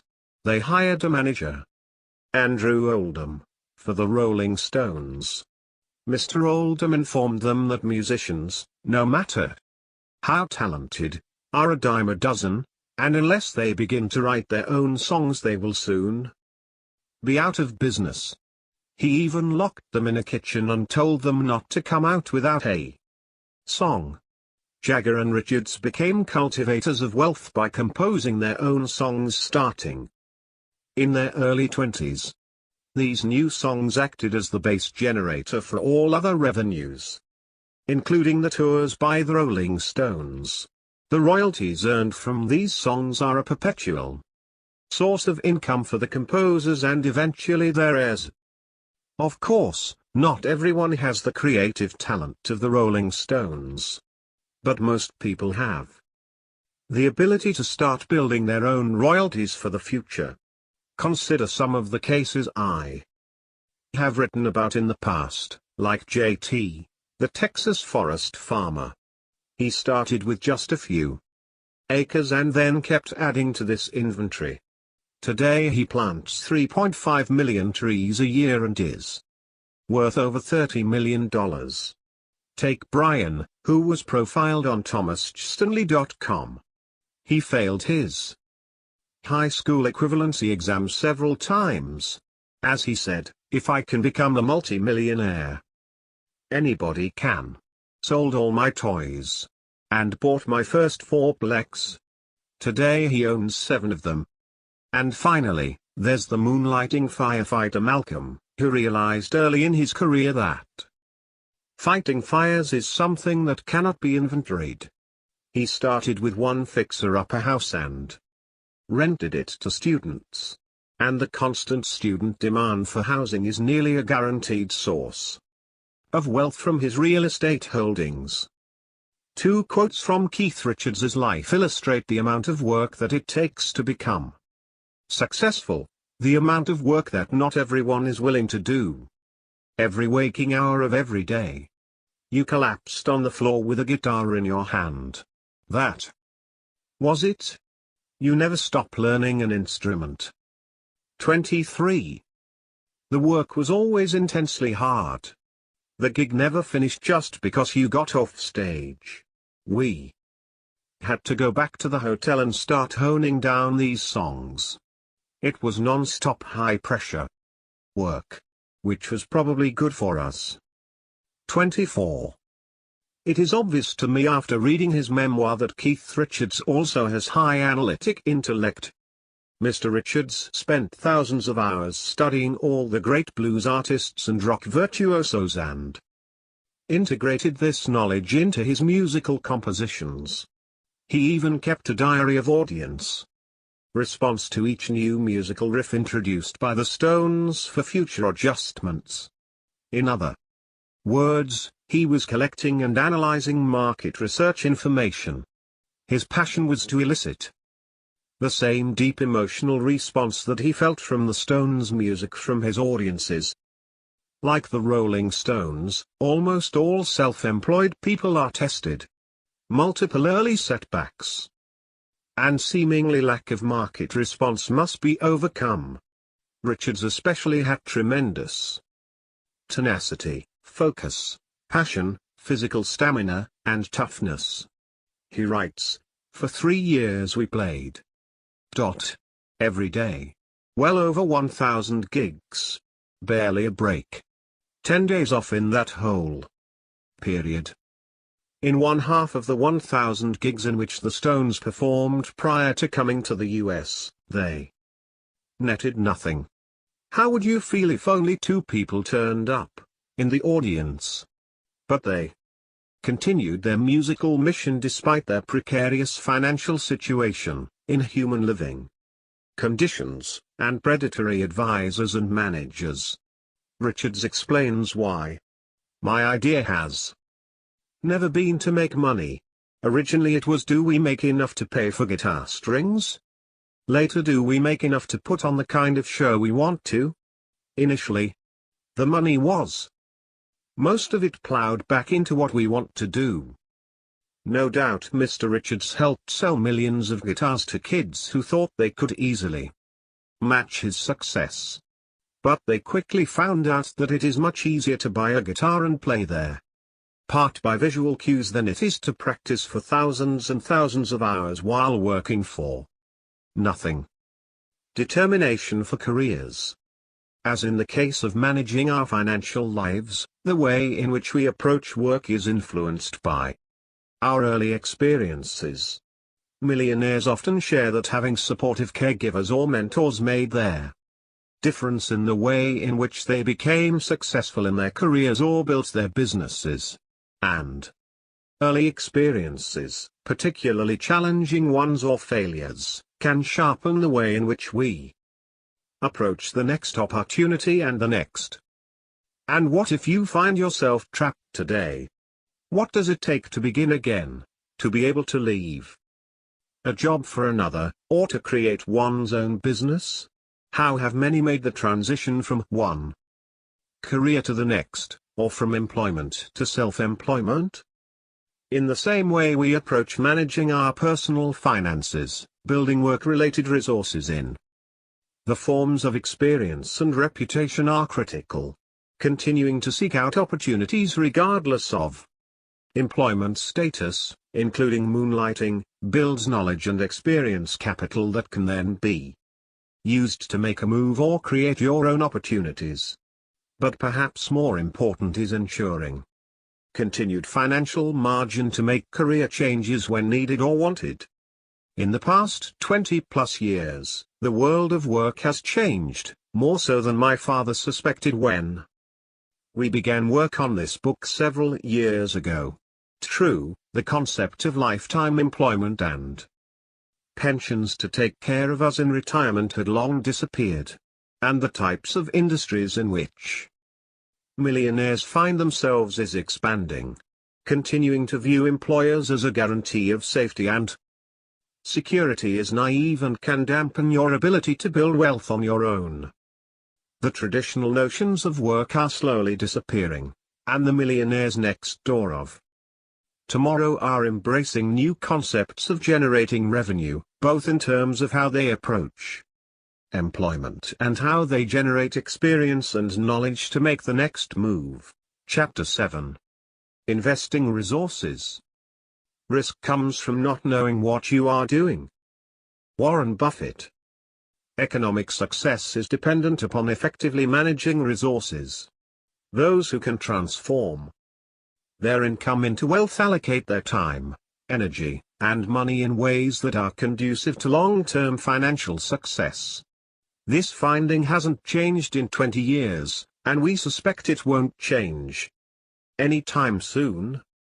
Economically successful Americans do not do this by following the crowd, and by this we mean the crowds that shop on Black Friday in person, the crowds that spend any and all free time ingesting and fuming over politics, or the crowds that spend more than 2 hours a day on social media. As we've seen throughout the years, and continuing today, most millionaire next-door types are contrarians.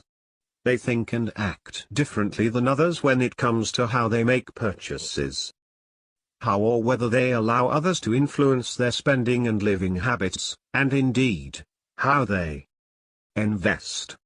They are savers and investors in a population of hyper-consumers. They study their investments, including their own businesses and industries, and make educated and wise decisions about how to use the resources they have to invest and grow. The success factors listed in Chapter 5 not only impact our ability to determine ways to generate revenue, create jobs, and find careers, but also impact the way in which we manage the income we make. Generating revenue through a career we are passionate about, as we saw in Chapter 6, provides resources beyond the consumption areas in Chapter 4. How do economically successful individuals grow and utilize the wealth they bring in and accumulate over time?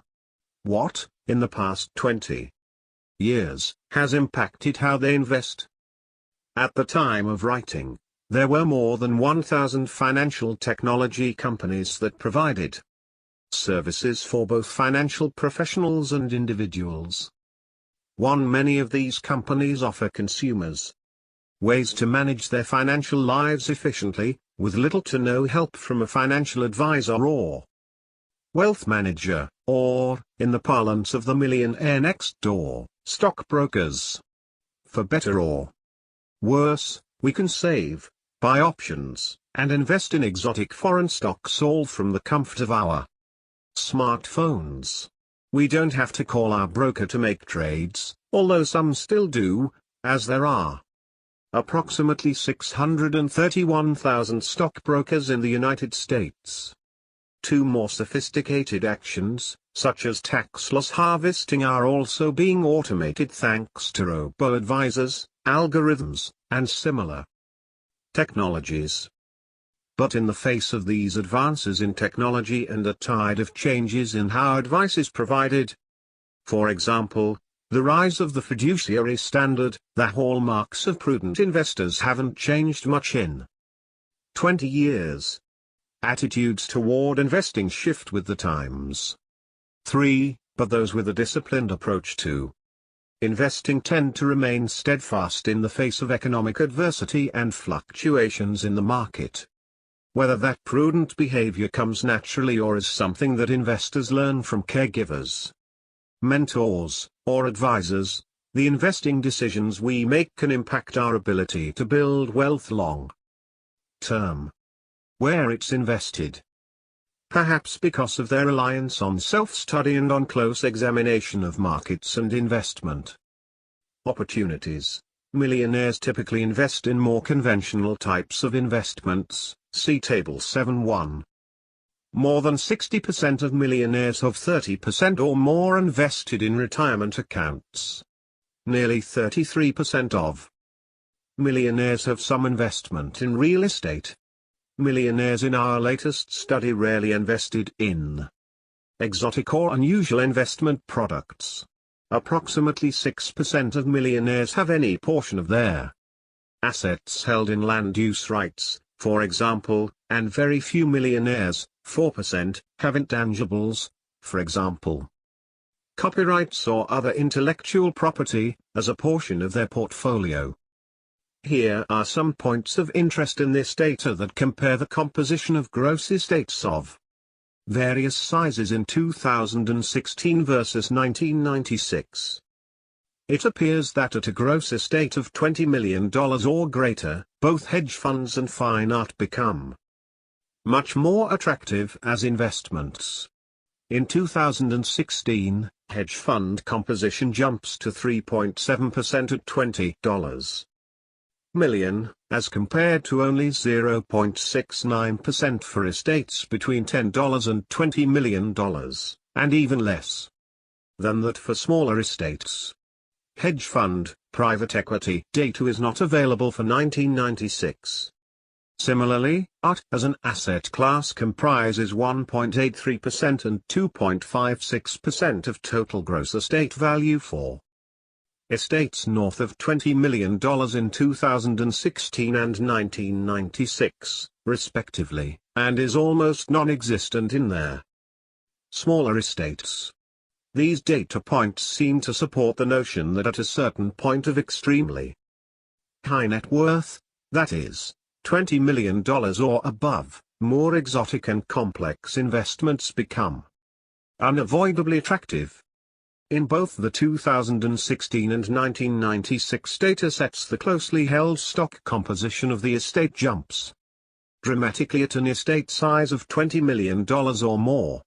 Family-run businesses would fall into this category.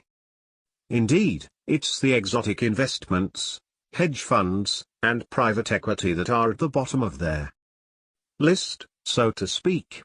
One of the myths of the wealthy, a myth perpetuated by the media and lack of awareness, is that those with any wealth have exotic investments. Based on the IRS estate tax data highlighted above, it appears that this exotic investment phenomenon sets in at around a net worth of $20 million or more. That is, after you have made your fortune and can afford to pay more in fees for less return. Most individuals who are the millionaire next door types do not put money into these types of exotic investments. In his 2016 letter to Berkshire Hathaway shareholders, Warren Buffett explained this behavioral phenomenon to perfection. 4. Over the years, I've often been asked for investment advice, and in the process of answering I've learned a good deal about human behavior. My regular recommendation has been a low-cost S&P 500 index fund. To their credit, my friends who possess only modest means have usually followed my suggestion. I believe, however, that none of the mega-rich individuals, institutions or pension funds has followed that same advice when I've given it to them. Instead, these investors politely thank me for my thoughts and depart to listen to the siren song of a high-fee manager or, in the case of many institutions, to seek out another breed of hyper-helper called a consultant. That professional, however, faces a problem. Can you imagine an investment consultant telling clients, year after year, to keep adding to an index fund replicating the S&P 500? That would be career suicide. Large fees flow to these hyper-helpers, however, if they recommend small managerial shifts every year or so. That advice is delivered in esoteric gibberish that explains why fashionable investment styles or current economic trends make the shift appropriate. The wealthy are accustomed to feeling that it is their lot in life to get the best food, schooling, entertainment, housing, plastic surgery, sports ticket, you name it. Their money, they feel, should buy them something superior compared to what the masses receive. In many aspects of life, indeed, wealth does command top-grade products or services.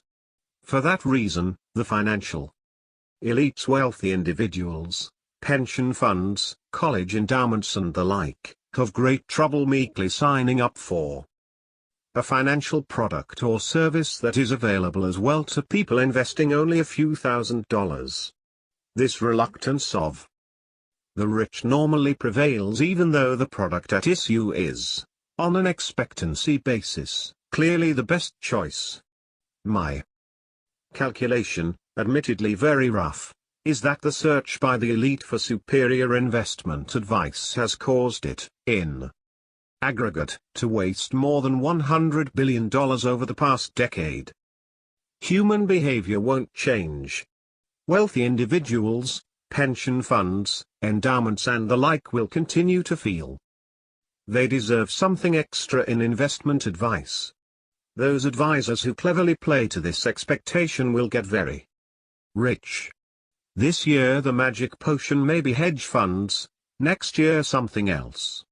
The likely result from this parade of promises is predicted in an adage: when a person with money meets a person with experience, the one with experience ends up with the money and the one with money leaves with experience. Compare this exotic investment mindset that Buffett describes to the approach employed by the famed Fidelity stock picker, Peter Lynch. Mr. Lynch's axioms about companies whose stocks he bought are congruent with the philosophies held by many of the millionaire business owners we've studied over the years. Much of Mr. Lynch's success in selecting stocks was predicated on their enormous number of personal interviews he conducted with key players and the visits he made to corporate headquarters. Some of his most colorful conclusions or Lynchisms included: 5. One way to judge a company's commitment to frugality is by visiting the headquarters. The extravagance of any corporate office is directly proportional to management's reluctance to reward the shareholders. If you could tell the future performance of a stock from a balance sheet, then mathematicians and accountants would be the richest people in the world. The amateur investor can beat the market by ignoring the herd. All else being equal, invest in the company with the fewest color photographs in the annual report. Especially noteworthy are some of Mr. Lynch's observations about several companies that he correctly predicted would become winners. At corporate headquarters, no executive dining room, no limos in the parking lot, no corporate jet at the airport. Avoid spending money on a Greek temple for the main office, Queen Anne furniture for the lobby, blimps, billboards, celebrity sponsors, and original artwork for the walls. Travel posters suffice. Executives get no bonuses unless the company does well in a particular year. Success and not occupational status is the basis for rewards.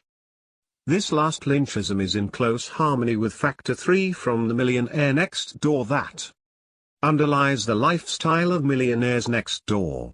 They believe that financial independence is more important than displaying high social status.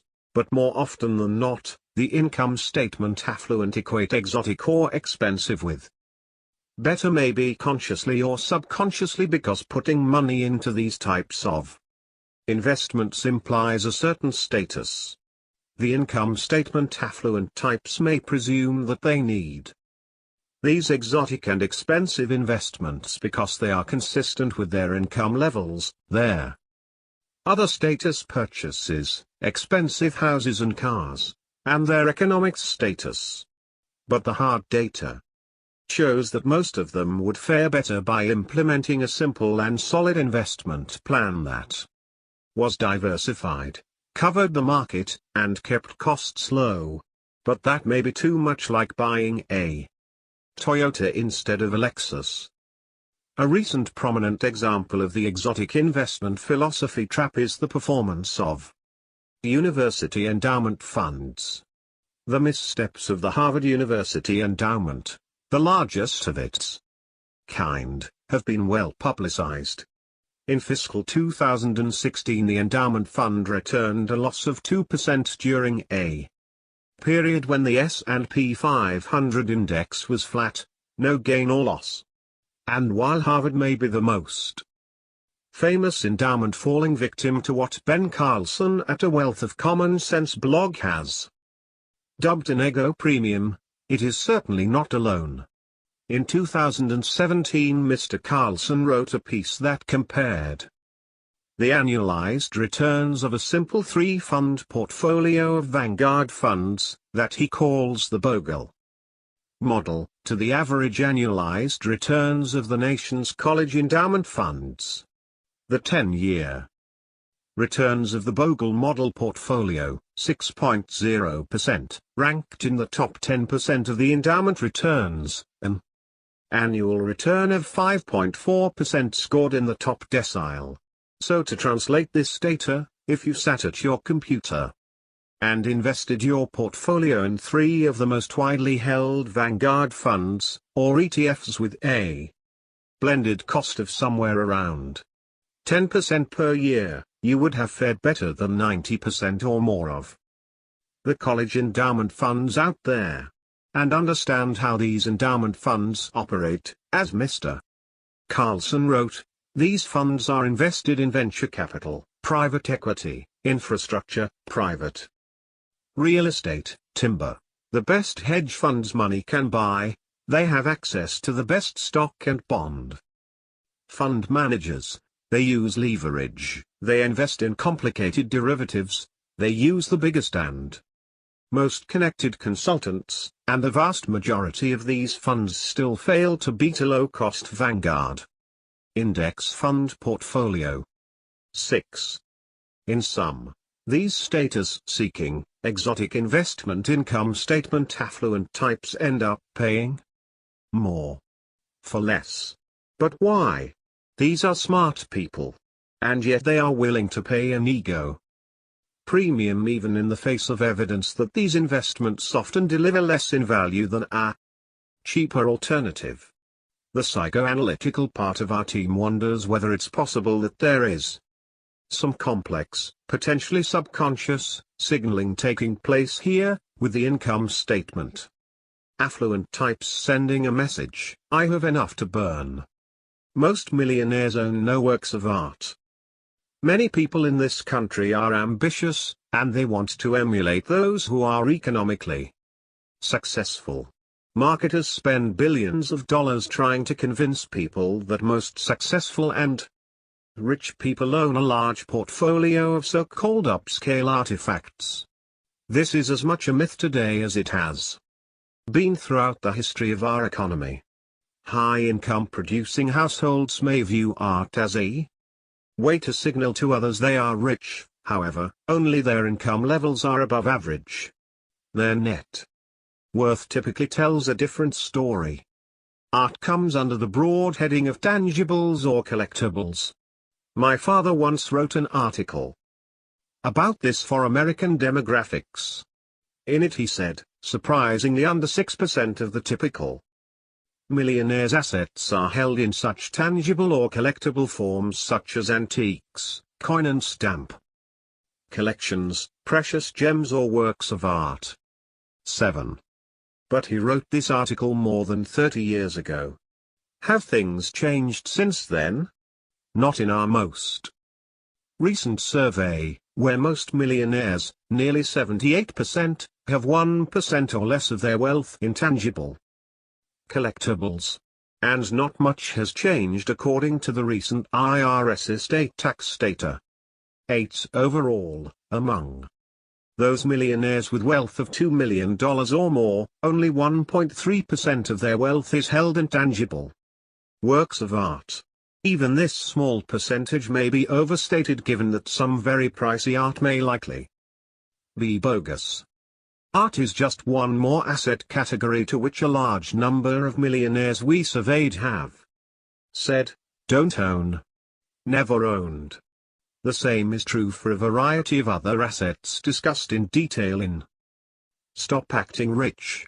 Only a minority of millionaires has ever owned a vacation home, boat, plane, wine collection, prestigious make of motor vehicle, or expensive suit. Characteristics of successful investors. Consider the following description of individual investors. The investors who inhabit the real world and those who populate academic models are distant cousins. In theory, investors hold well-diversified portfolios and trade infrequently so as to minimize taxes and other investment costs. In practice, investors behave differently. They trade frequently and have perverse stock selection ability, incurring unnecessary investment costs and return losses. They tend to sell their winners and hold their losers, generating unnecessary tax liabilities. Many hold poorly diversified portfolios, resulting in unnecessarily high levels of diversifiable risk, and many are unduly influenced by media and past experience. Individual investors who ignore the prescriptive advice to buy and hold low-fee, well-diversified portfolios, generally do so to their detriment. 9.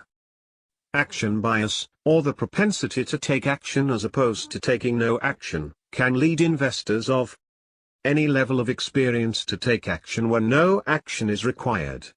These extreme investing doers end up buying and selling at the wrong time because they have a propensity toward taking action. Their other side, of course, includes those who are averse to taking any action, taking their time instead to create investment strategies that may be obsolete before they are even ever implemented. What makes a successful investor? One who is able to invest when the market is down and be comfortable with investments that have higher associated risks with them. Like the behaviors that distinguish high-potential household CFOs from those who are less able to build wealth, there are a few characteristics and behaviors that separate successful investors from others regardless of their economic times or governmental factors. We know that courage and a willingness to take risks are highly related to net worth. 10 millionaires throughout the past decades have shared that courage allowed them to weather storms not only in their own careers or businesses, but also in their investments. The courage to invest takes some level of confidence to make an investment-related decision as well as the personality to want to engage in investing in the first place. And we also know that financial knowledge and risk tolerance are related. 11. Knowledge, in particular, can be gained through self-study and research, and as has been the case over time, prodigious accumulators of wealth tend to spend more time researching and planning their investments than their accumulating counterparts. The data also tell us that those who are anxious and worried tend to engage in more short-term, potentially detrimental investing behaviors. 12. In our research in creating an experience and behavioral-based psychological test of risk tolerance, we found 5 distinguishing components of good investing. Good being defined as being generally comfortable with investing in the stock market and buying, versus selling, in a down market. 13. Personality for risk. Successful investors tend to be able to make investment decisions even when the exact outcome is not yet known. They tend to be comfortable making investments even without perfect certainty of what their future holds. High-risk preference. Those who prefer investments with greater risk, for example, stocks, that have a greater opportunity for return, and tend to make better investment-related decisions. Confidence in investing. While overconfidence can trick investors into making ill-advised decisions, some level of self-confidence and self-efficacy differentiates successful from unsuccessful investors. Without an effective dose of confidence, investing-related decisions may be second-guessed and ultimately changed, often with disadvantageous financial effects. Judgment. Knowledge regarding investments and investing. As quoted by Warren Buffett, risk comes from not knowing what you are doing. Those who build knowledge in how investing works, the potential up and downsides of investments, and the cyclical nature of the stock market are more likely to make better investment decisions overall. We know that prodigious accumulators of wealth spend time researching investments more so than their under-accumulating counterparts, and that investing knowledge relates to better investing decisions. 14. Composure. Composure typically refers to the ability to withstand changes, typically downturns but also boom times, in the market. Those investors who can remain calm and courageous in the face of a market crash tend to make better decisions than their anxious counterparts. Characteristics of millionaire investors. The successful investor profile above pertains to a broad sample of investors, including those in their mass affluent. And as in the case of building wealth in general, it is a combination of these characteristics and behaviors that can impact our ability to obtain success in investing. What, then, are the characteristics of millionaire investors? Are they similar to what we've found with broader samples of Americans? Millionaire investors tend to be a confident group. In our latest study, just over 70% of them believe that they know more about investing than others. We know that confidence in investing can be a double-edged sword, as overconfidence in investing can have detrimental effects on investment-related decision-making, for example, a belief that you can time the market. 15.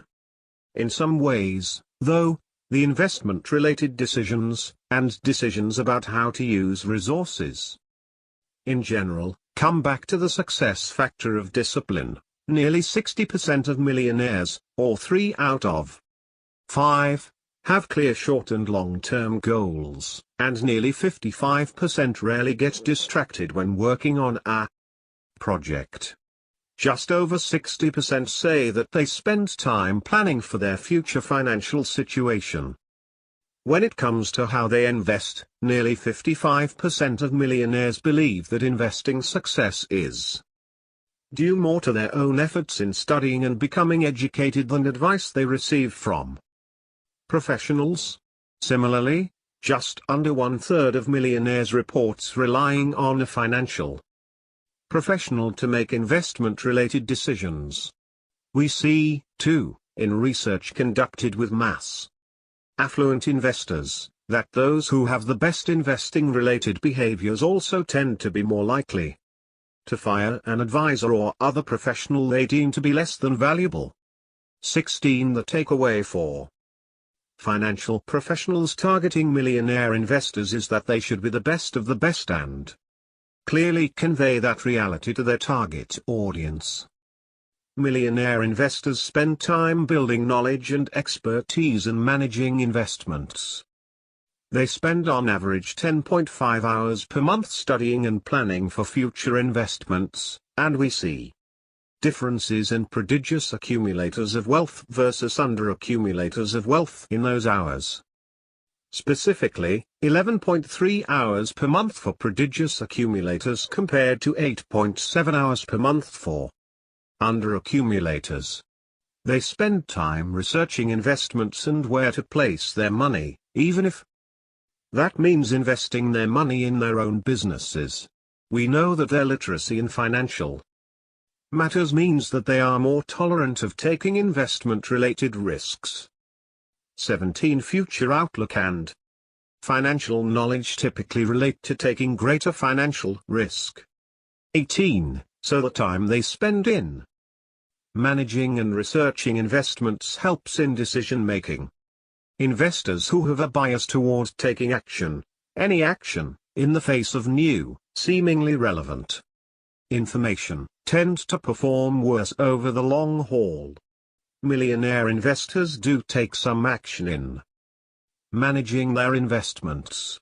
On average, in 2016, millionaires made 17 investment-related transactions throughout the year. About 1 in 5 millionaires holds his investments for less than 3 years.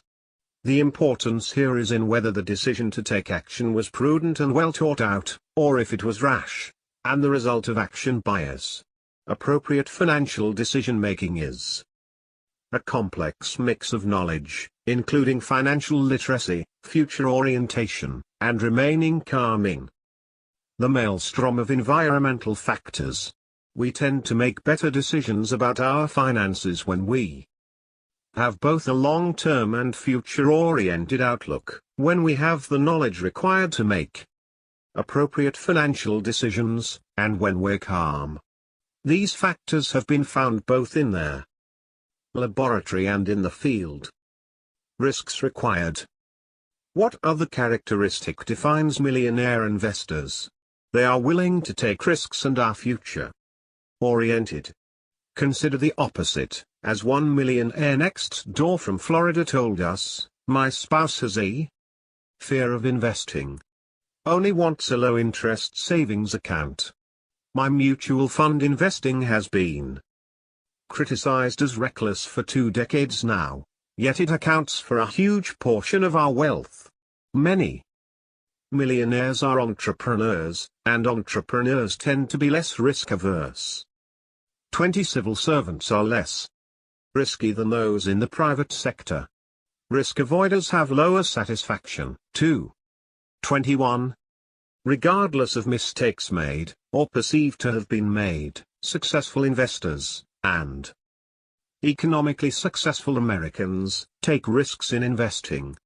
Generally, high net worth, affluent households report engaging in different types of investing-related behaviors from their mass affluent or mass-market counterparts. Affluent households report taking above-average risks in investing.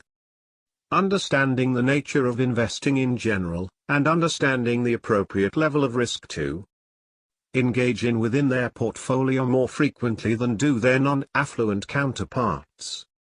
22. While this isn't necessarily causal, it does highlight the importance and perhaps the necessity of a greater level of knowledge and risk-taking that is required of affluent households. Millionaires in our current study reported taking more investment risks earlier in their careers than they currently do today, perhaps mirroring the age of our sample where the average age is 61. Every dollar that you save loses some of its purchasing power every year because of inflation. Prodigious accumulators of wealth understand that money must be productively invested to avoid this loss of purchasing power from inflation and to grow the money to meet future needs and wants. Their data here indicates that prodigious accumulators of wealth most typically take a risky or very risky approach to investing early in their careers, and then balance out that approach to a more moderate and conservative investing style as they accumulate more assets and their time horizon for needing the money shortens. One of our readers shares a story that is a tale of two savers and how they invested. "My parents played great defense and faithfully managed and saved their hard-earned salaries over the years. But their hard-earned savings went into a coffee can each month and year, literally or figuratively. My wife's father, on the other hand, did not save quite as much each year. but he was a more savvy, or maybe lucky, investor and plowed all these saved dollars into the Fidelity Magellan Fund each year. My father-in-law came out much farther ahead than my parents, who didn't achieve nearly the investment returns that he did. Prodigious accumulators of wealth regularly help themselves on both of these fronts. They are committed to saving chunks of their earnings and successful at investing those savings in productive assets that allow for long-term growth. Imagine the power of increased annual savings of 143%, our calculated behavior savings alpha, then compounding with an additional 3% of investing alpha for portfolio returns each year, whether through reduced investing costs, so-called advisors alpha.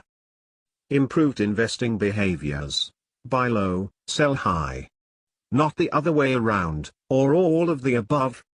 Prodigious accumulators of wealth find a way to employ most, or all, of these advantages to their long-term benefit.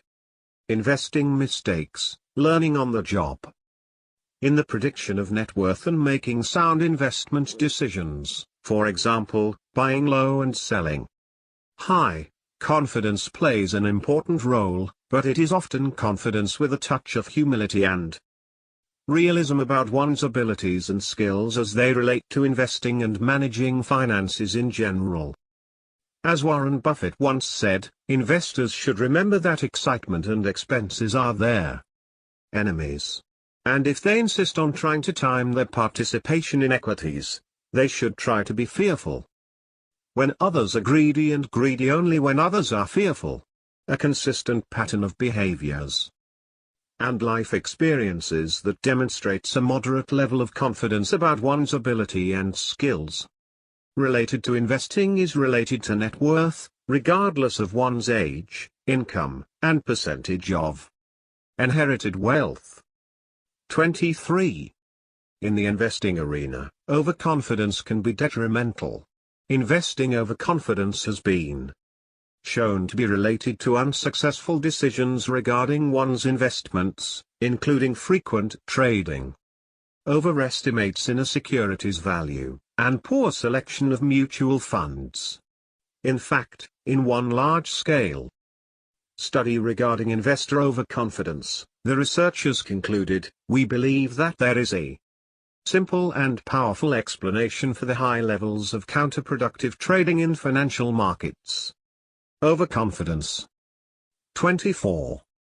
Since 1996, one of the trends in investing psychology is the emphasis in academia and elsewhere, including the halls of the major brokerages, on behavioral finance, a term describing the underlying psychological and cognitive biases that can impact the way in which individual investors make decisions about buying and selling securities, among other things. Richard Thaler, who won the 2017 Nobel Prize for his work in behavioral economics, demonstrated empirically what savvy investors knew, that biases in investing, and relying on emotions, can negatively impact one's ability to make sound financially related decisions.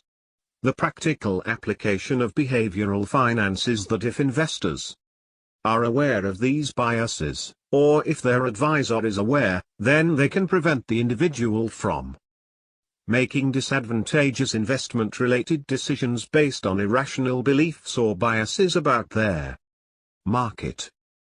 Successful investors become more risk-tolerant and have better attitudes toward financial risks, because they have experiences, good and bad, with investing. 25. And they undoubtedly have made some mistakes along the way. Typically what makes a better investor is dedication to learning over time. The typical mistakes of millionaire investors, reported by more than one half of our millionaire sample, included market timing mistakes, specifically selling too late or too early, or waiting on highs and lows of the market to sell or buy. Those mistakes, of course, are easy to see in hindsight. millionaires have shared that some of their most fantastic mistakes in investing led to their current perspective and behaviors on how to make money grow. Overconfidence was often the culprit. Other types of investing mistakes included trying to balance a portfolio between more reliable or safe investments with investments that are more exotic or speculative. Improving on these behaviors takes either self-study and discipline or the advice and counsel of advisors who are dedicated to their clients' best interests, rather than their own. Mistakes with specific investment types or in certain companies is typically in the eye of the beholder.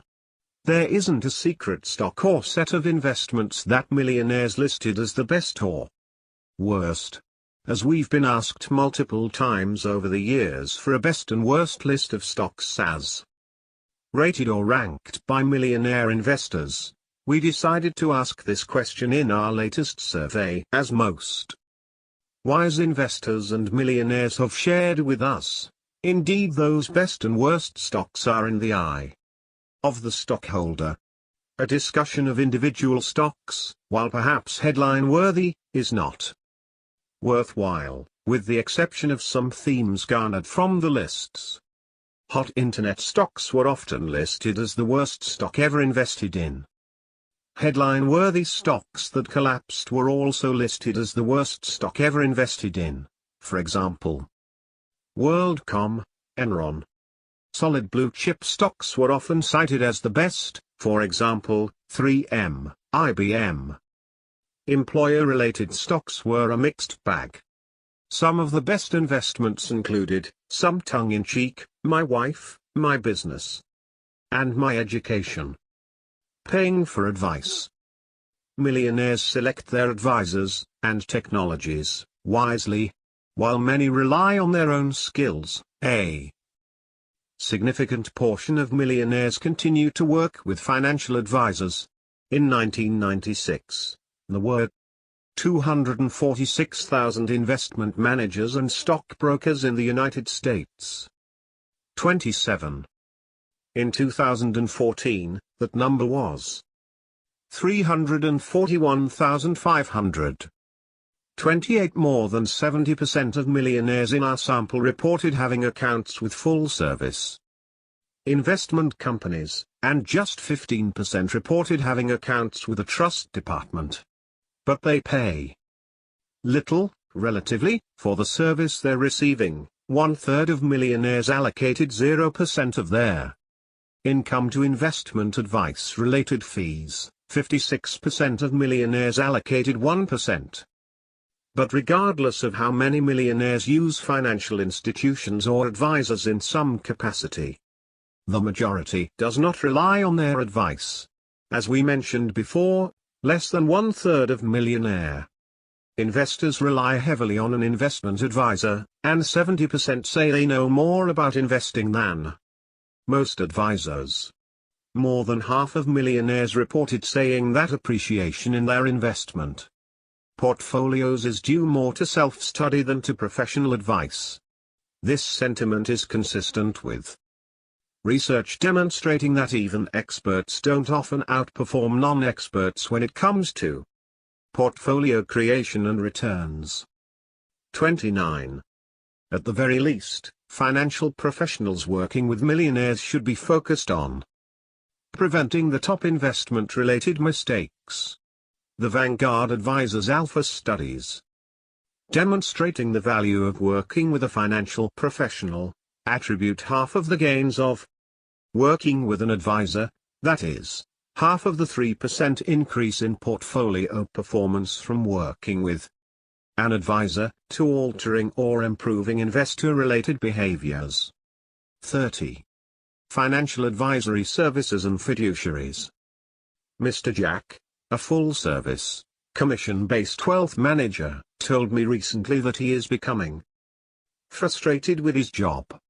He increasingly hears that the world as he knows it, which includes commission-based selling of financial services to affluent populations, is moving toward video rental next door status with the proliferation of do-it-yourself investment technology and a new emphasis on fiduciary advisors that are precluded from accepting commissions for the investment products they recommend to their clients.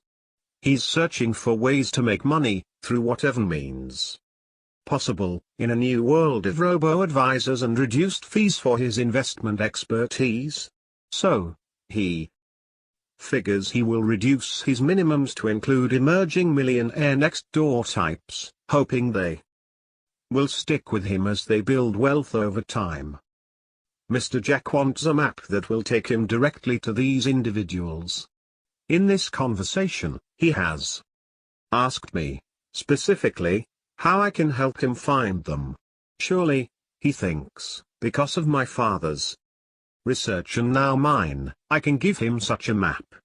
Yes, that map is available. Examining their behavioral patterns and financial experiences of prospective clients will help him understand if he's dealing with a potential millionaire next door.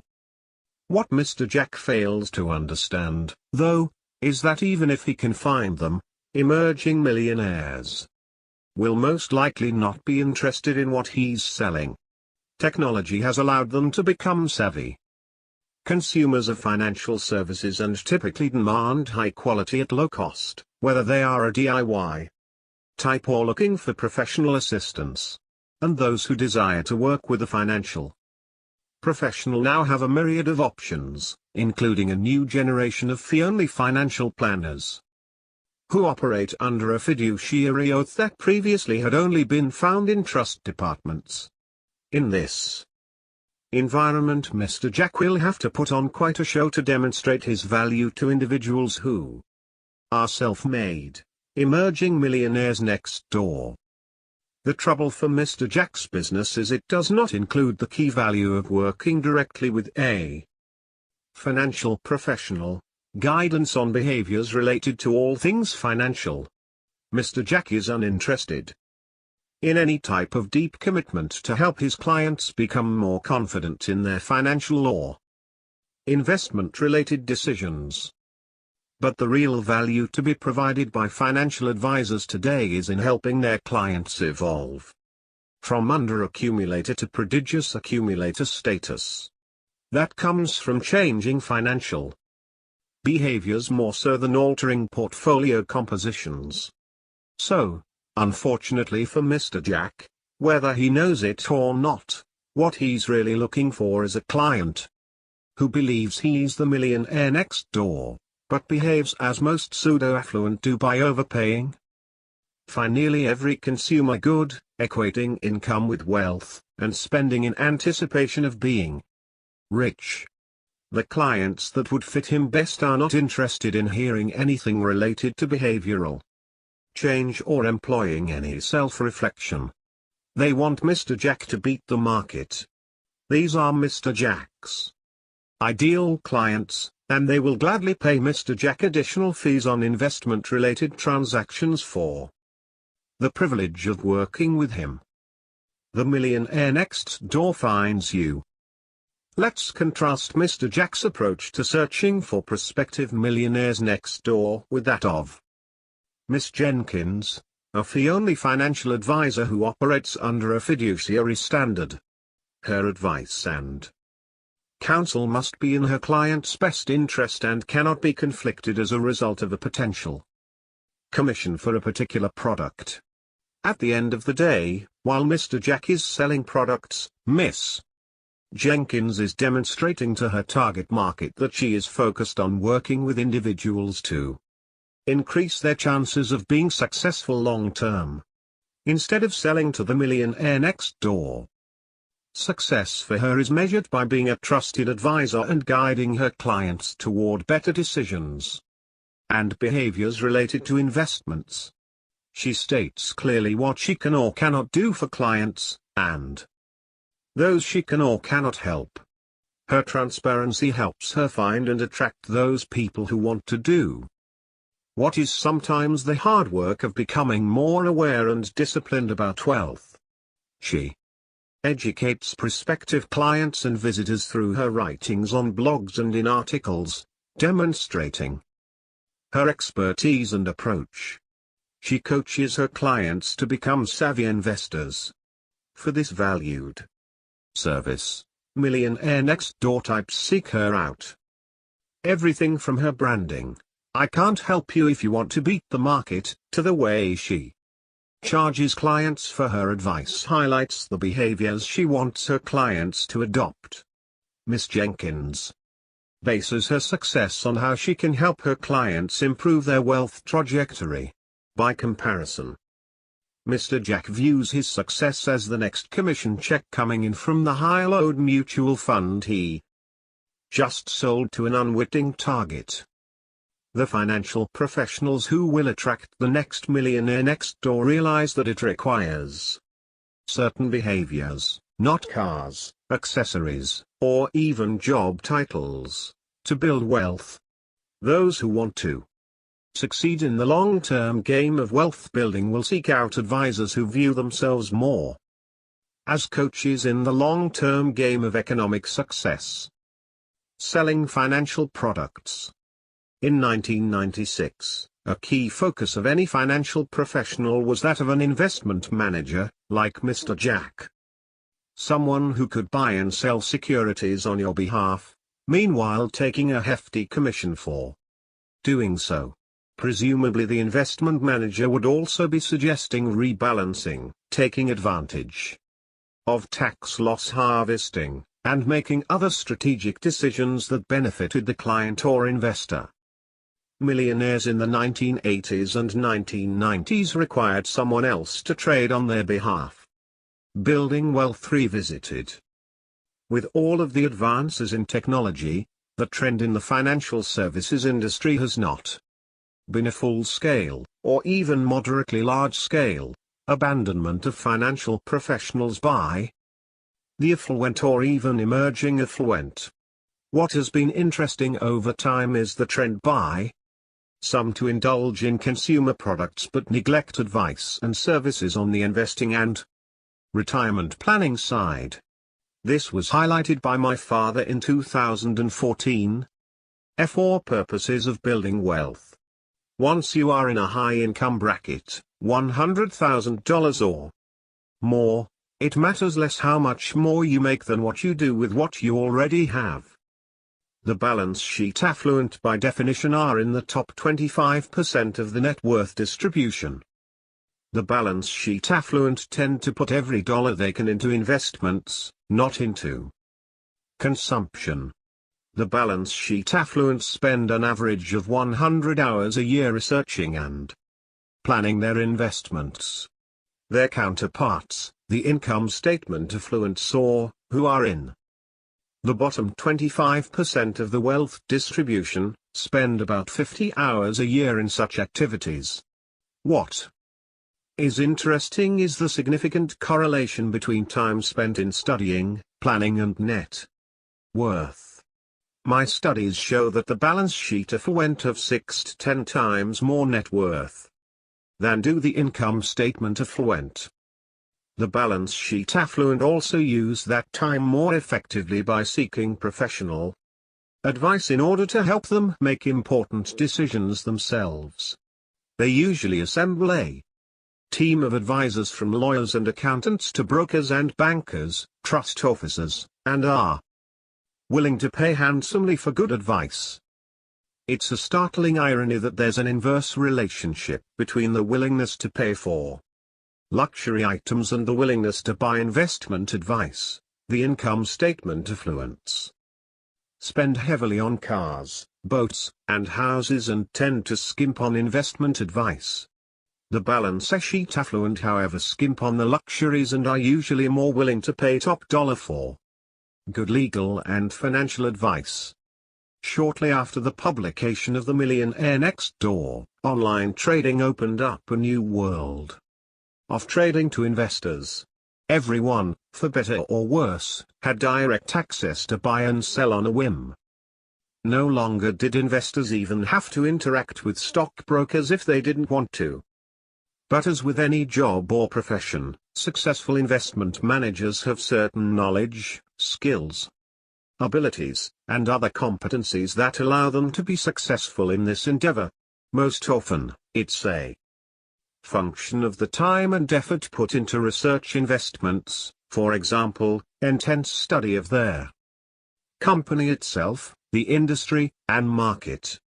Like the investment managers of the 1990s, the typical understanding of success in stock picking is that only 7% can do so effectively.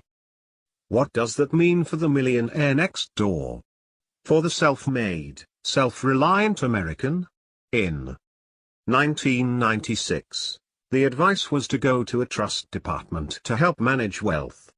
At the time, it was the source for individuals who would operate under a fiduciary standard, as opposed to a suitability standard, connected primarily to those who make commissions off of sales. Today, there is an entire sub-industry that adheres to a fiduciary standard of counsel in the world of financial services that is more accessible at a broader range of income and wealth levels than before. These are the individuals who will act in your best interest. Awareness of the financial services space. In 2002, researchers from American University and Washington State University concluded their research article with recommendations for individuals hoping to invest in a way that would avoid typical investing mistakes. 31 these included behaviors that were already apparent to those seeking economic independence. Understand biases in investing.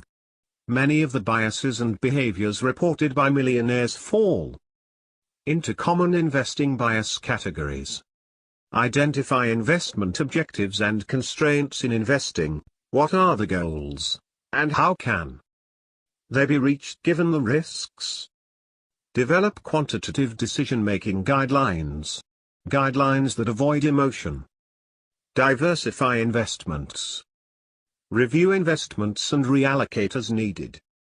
Today, many of the recommendations can be achieved through technologies, in other words, setting and forgetting investments via an automated investment service, aka robo-advisors, thus taking much of the emotional aspect out of the investing process. It allows for diversification and reallocation based on investment-related goals and uses algorithms that take out the emotions from many types of decision-making. With that, why would individual investors need advisors? We continue to see a shift from what might traditionally be thought of as stockbrokers, individuals selling investments, to those who engage in investment management or in financial planning specifically. Consistent with the data and findings reported here and in my father's prior books, he suspected that financial advice would move more in the direction of behavioral management and away from portfolio management. Because of the vanguard effect, asset management is in the process of being commoditized. After all, if your portfolio can achieve returns that are better than 90% of the well-yield, big-dollar college endowment funds at the cost of a couple of hours at your personal computer and 10 basis points a year, why pay more for less? But what our data also shows is that there are large gains to be had for the individual in the arena of behavioral management. Over the decades, we have certainly encountered a large number of individuals for whom our behavioral data produced a dull reaction. Even for this group our work was valuable because they all had someone close to them who didn't get it, and the data served as an unbiased third party to echo their arguments in support of a frugal lifestyle. But the majority of the feedback we received from readers fell into the camp for which these behavioral insights were a true eureka moment. Some of these people shared stories of being able to change their behaviors on a dime and move in the prodigious accumulator of wealth direction almost immediately. But most described the process as a difficult one that did not come naturally, and that required a lot of work to overcome years of contrary programming. Indeed, in many cases they were seeking support and guidance on this journey. Our data indicates that financial advisors are spending more and more time discussing non-financial matters with their clients. As technical platforms, the robo-advisors, continue to penetrate the market for purely technical assistance in the areas such as portfolio selection, rebalancing, and tax loss harvesting. Behavioral management and coaching may be the last and best arena for in-person financial advisors to survive and thrive. Should you listen to the financial analyst? Successful wealth accumulators excel at assessing the quality of financial information that they receive and therefore what they decide to rely on, and don't blindly accept the advice of someone carrying a professional title. My father wrote this about financial analysts in 2011. Out of the 200 top high-income job categories, financial analysts consistently rank among their top 10 in the proportion of those who have annual realized incomes of $200,000 or more. But are they wealthy? Many of them are. The financial analysts group ranks number 1 in terms of their percent of its members with $1 million net or more in investments. But be selective in listening to analysts. Not all of them have a great track record. And not all are excellent at transforming income into wealth. According to my estimate, they rank 116th in this regard. It takes the equivalent of 154 high-income analysts to produce 100 millionaires. In a 2011 USA Today article, a study by Edward Swanson, a finance professor at Texas A&M, was cited that analyzed the recommendations of investment analysts. The study was first published in the Accounting Review. According to the article, you could add significant performance to your stock picks by combining information from analysts and short sellers. Specifically, buy stocks that have a sell recommendation by analysts yet have a very low amount of shorting activity. Sell stocks that have a buy recommendation by analysts yet have lots of shorting activity. 32. What is the meaning of lots of shorting activity? It means simply that there are a lot of sophisticated investment dollars wagered in anticipation of the stock declining. Clearly, this doesn't say much for analyst research, or maybe honesty and integrity. And it does give a great deal of credit to short sellers, not what they say but what they do. 33. In fairness, some financial analysts have an excellent batting average. Many of those who do are mentioned in the Wall Street Journal's annual profile of top analysts. Part of being a wise investor is to determine the reliability of the various sources of available information. Unfortunately, not all advisors are focused on the best interests of their clients. As Mr. Dennis P., a 60-year-old advisor working for one of the major financial services institutions in this country puts it, I want clients who lack confidence.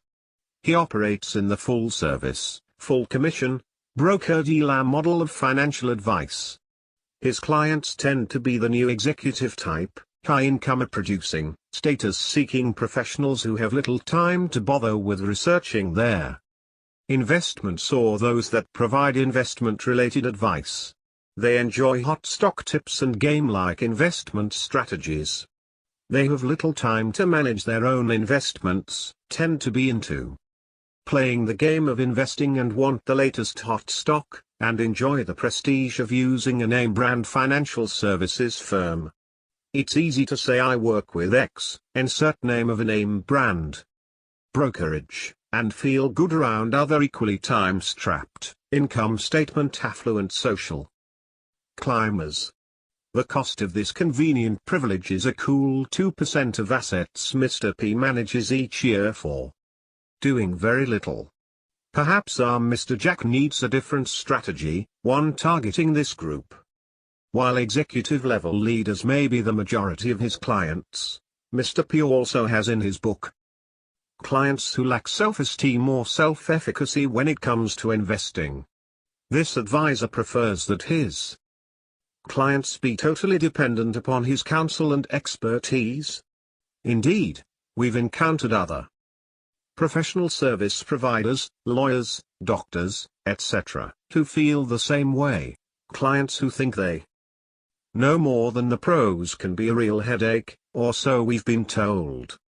But to the extent that a financial advisor seeks out clients who lack confidence to take advantage of them by churning account assets and selling them unnecessary expensive financial products, it is no surprise that the industry as a whole has a tremendous PR problem. The waves of change both in regulations and popular culture about financial planners is leading to a slow adoption of the fiduciary standard, the advisor who provides recommendations solely in their best interest of her client.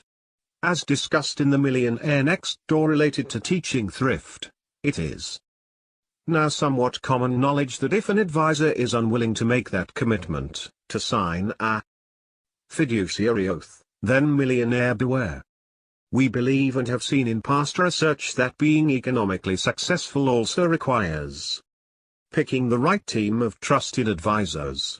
Many millionaires have shared with us that they want to be able to focus on their expertise, for example, running their business, while letting other experts, CPAs, financial planners, focus on theirs.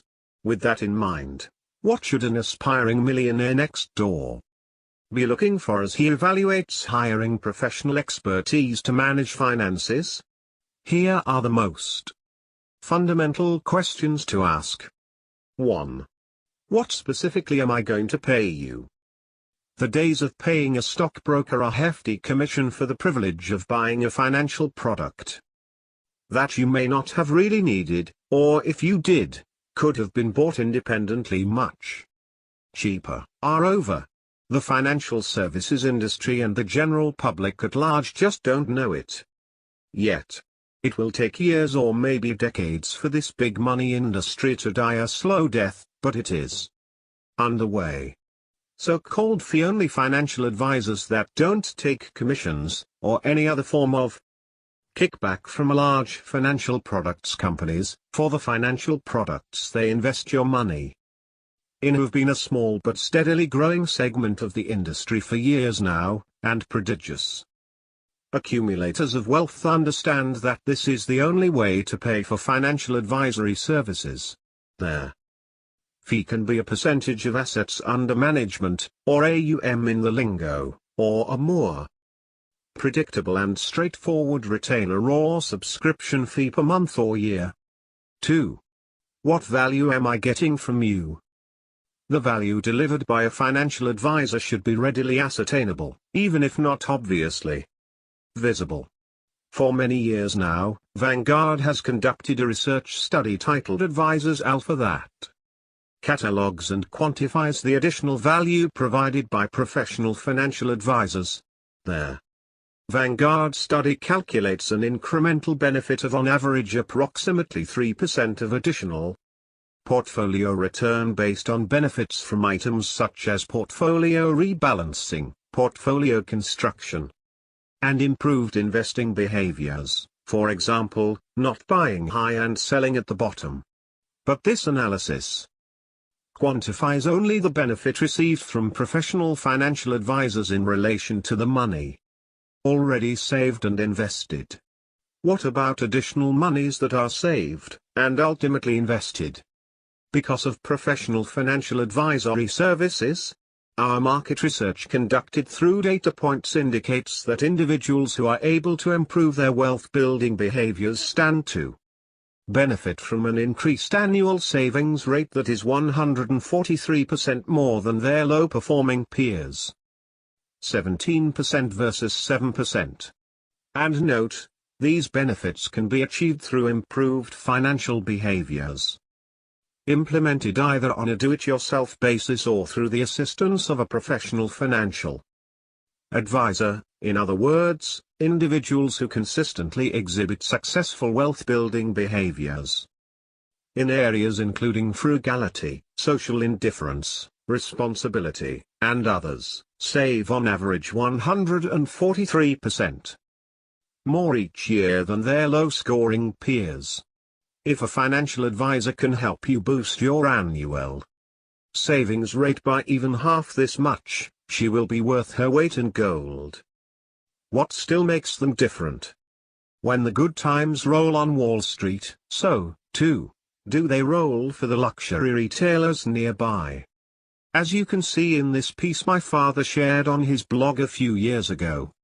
In a 2012 broadcast of Mad Money, Jim Cramer did an analysis of several retailers who cater to the affluent. One of these was Tiffany's. Jim indicated that the company's stock price, of course, was highly correlated with its sales and ultimately its profits. Further, he proposed that the performance of this upscale retailer is highly correlated with the performance of financial products and services and the organizations that sell them. In English, this means that when Wall Street types get big bonuses, they spend heavily on the products offered by Tiffany's. My own data suggest that marketers of investment products and services are more likely to be of the income statement affluent variety than of the balance sheet type. When incomes are high among this population of consumers, you are likely to find a series of newspaper articles which detail their prolific consumption habits. Conversely, when payouts are reduced, conspicuous consumption is reduced and upscale retailers worry about their future.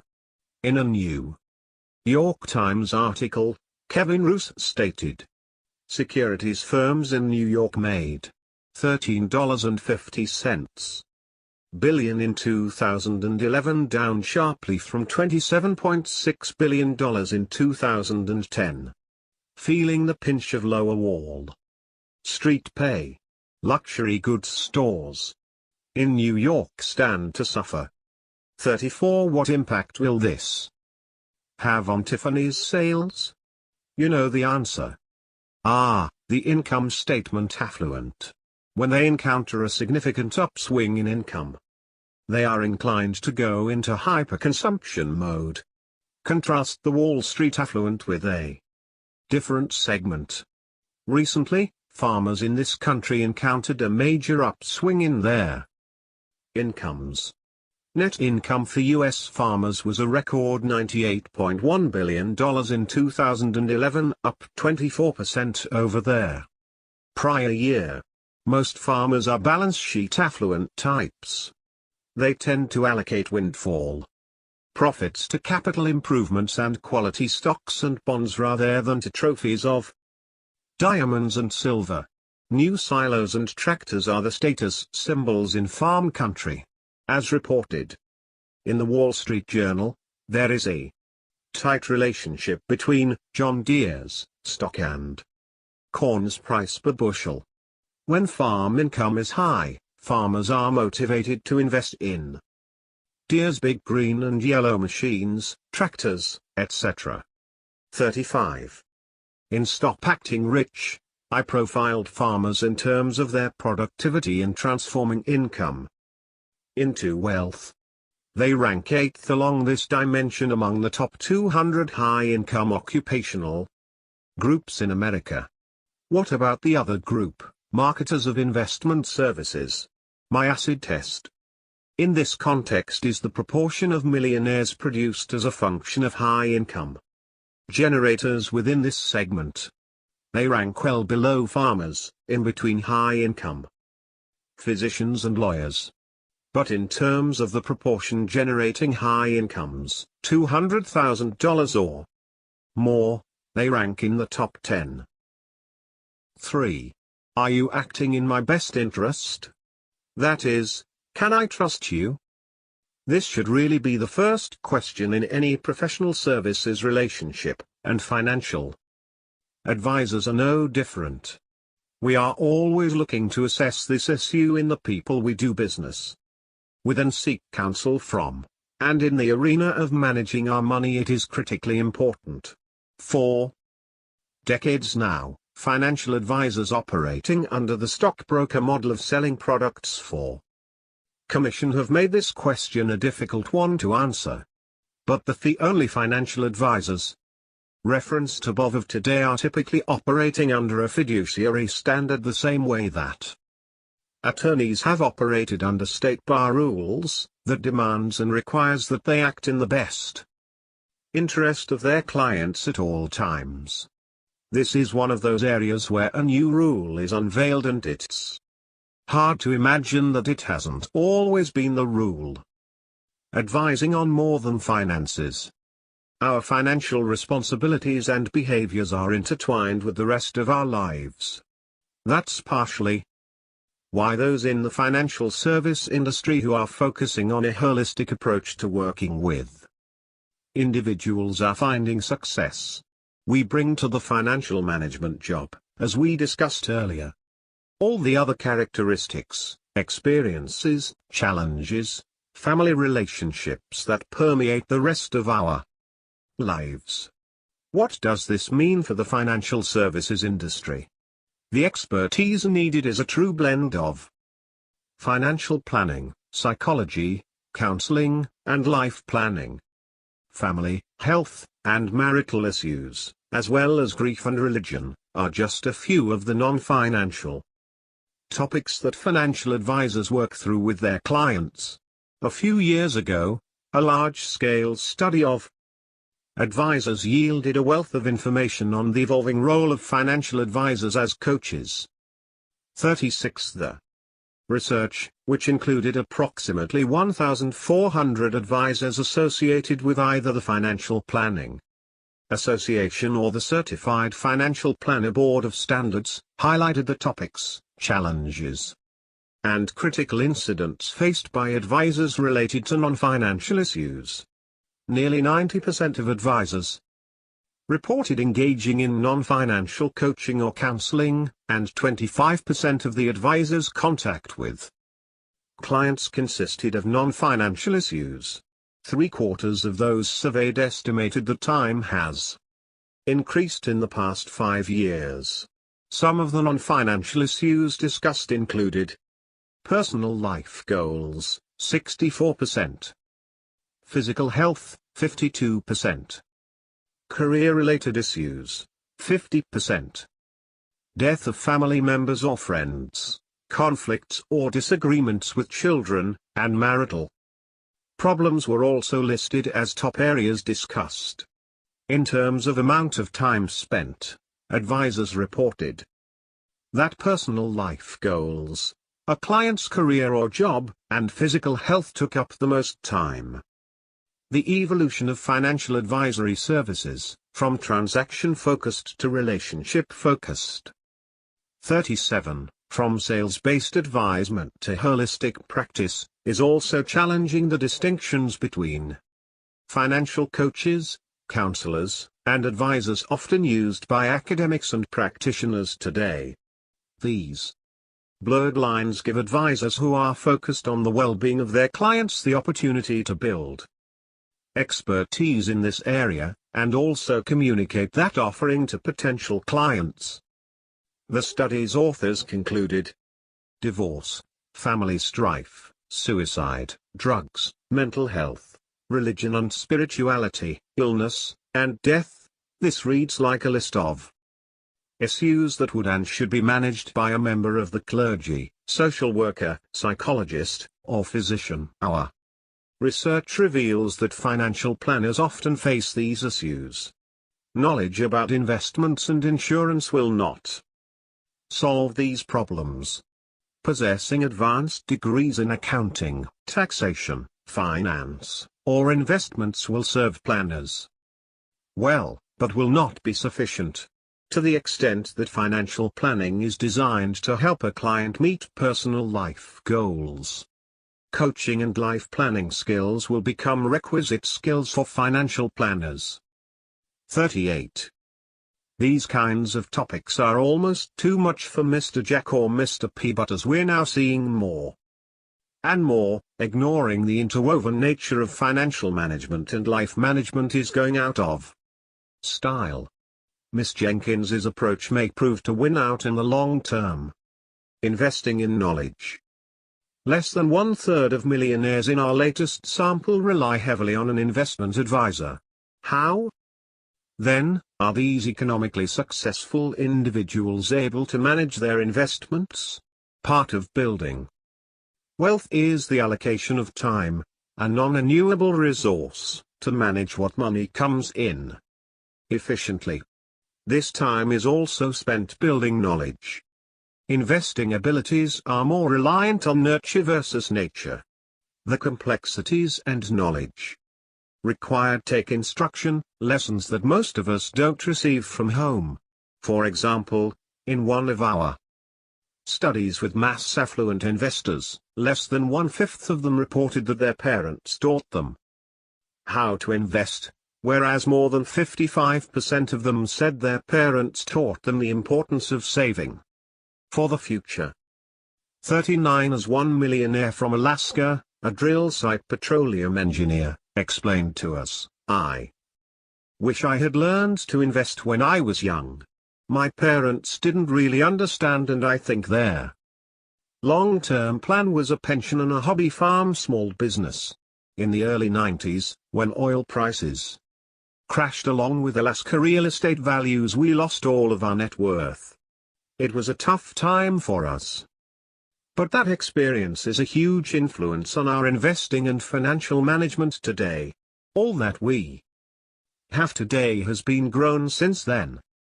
Whereas most millionaire investors in our most recent sample agreed that they spent a considerable amount of time on their investments, we also see a consistent pattern among our accumulator of wealth groups. Specifically, PAWs consistently spend more time studying investments and planning for future investment decisions than UAWs, although the differences between these two groups have decreased since 1996. In the 1996 survey data, UAWs reported spending 55% of the time that PAWs spent each month studying and planning for future investment decisions. In the 2016 data, UAWs reported spending nearly 77% of the time that PAWs put in.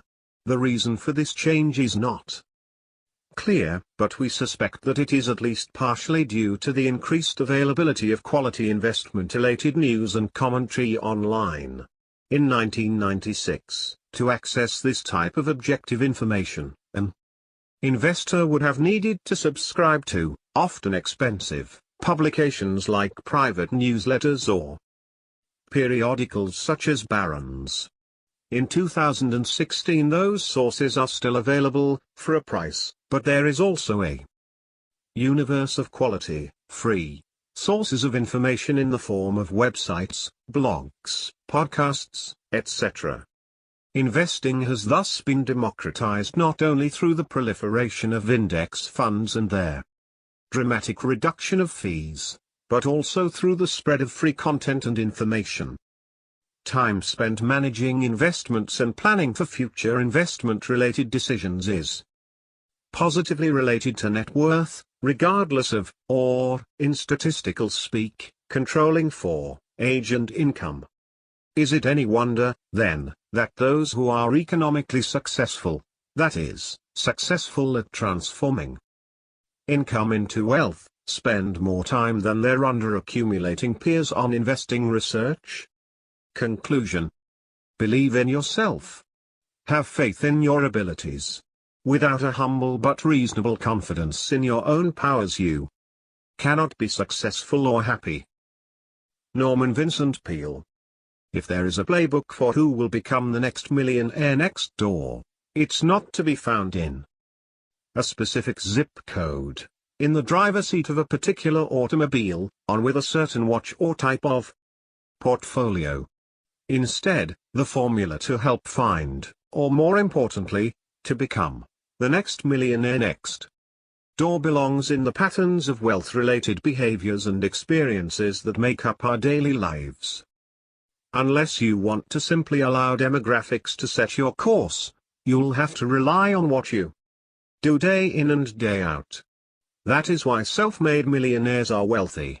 They allocate their time, energy, and money in ways that allow them to build wealth. They are disciplined savers, spenders, and investors in a world of professional consumers, and they are aware of both their own strengths and the market, economic, and close-to-home conditions that might trip them up in the future. Today and in the future, those who wish to build wealth without an excessively high income or substantial windfall will have to change both lifestyle and behaviors. Indeed, many of us aren't willing to do it. And because we don't like what we need to do, some will declare that there's no way to become financially independent on your own. Whether we're looking at consumer purchases or investing, home purchases or other financial worries, we have seen throughout the years that those who are adept at transforming income into wealth continue to be contrarians. They think and behave differently than what you might expect, and certainly differently than the norm.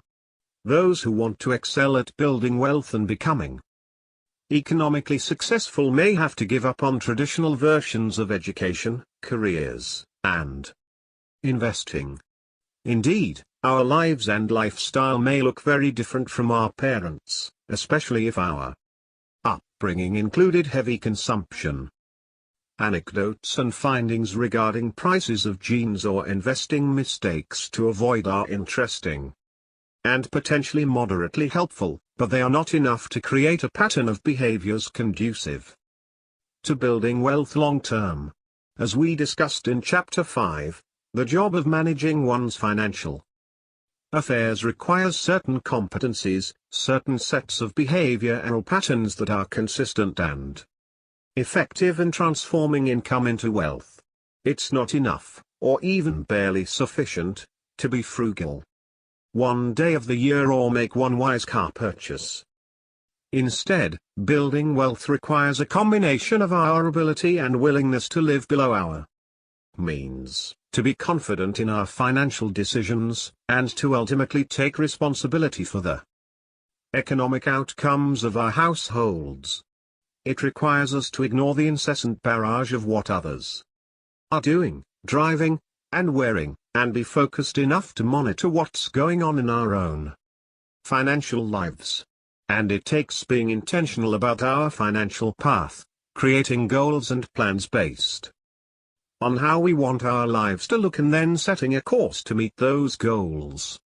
We find it interesting that a recent economic forecast report from Vanguard, a report designed, presumably, to help traders make short or even medium-term trading decisions, ultimately concluded by informing their reader that the greatest impact on one's ability to build wealth over time is saving. Even if we are not naturally confident in our money-related decisions, or if we prefer shopping as one of our pastimes, the good news for all of us is that each of these behavioral traits, to a varying extent, is a result of a combination of nature and nurture. To put it another way, no matter where you are right now, you can change your financial behaviors and your lifestyle. To put it one more way, high potential wealth accumulators are largely made, not born. This is the good news. Our financial behaviors can transcend any groups we may belong to, gender or otherwise. What happened in the past, although perhaps predictive to some extent of our future, isn't necessarily our future, especially if we focus and train for a better financial path. The good news is that there are resources, many of which are free and accessible, much more so than in 1996, to those who wish to grow, learn, and obtain the knowledge needed to manage their financial affairs. Used in a beneficial manner, technologies can spur us on to change for the better. How we behave with respect to our finances can change at any time, regardless of who is president of their United States or where our family came from. Satisfaction, enjoying the journey to wealth. What about those who don't have to change anything about their lifestyle because they have a substantial safety net? Those who receive ample doses of economic outpatient care, my father wrote in 2010, do not have the privilege of experiencing the pursuit of wealth, and therefore, perhaps take it all for granted. Yes, it is challenging today to build wealth on your own. It was also challenging in 1996. But, it is possible, and it is necessary if one wants to live in Independenceville. What about those who inherit their wealth? Perhaps they live on Easy Street.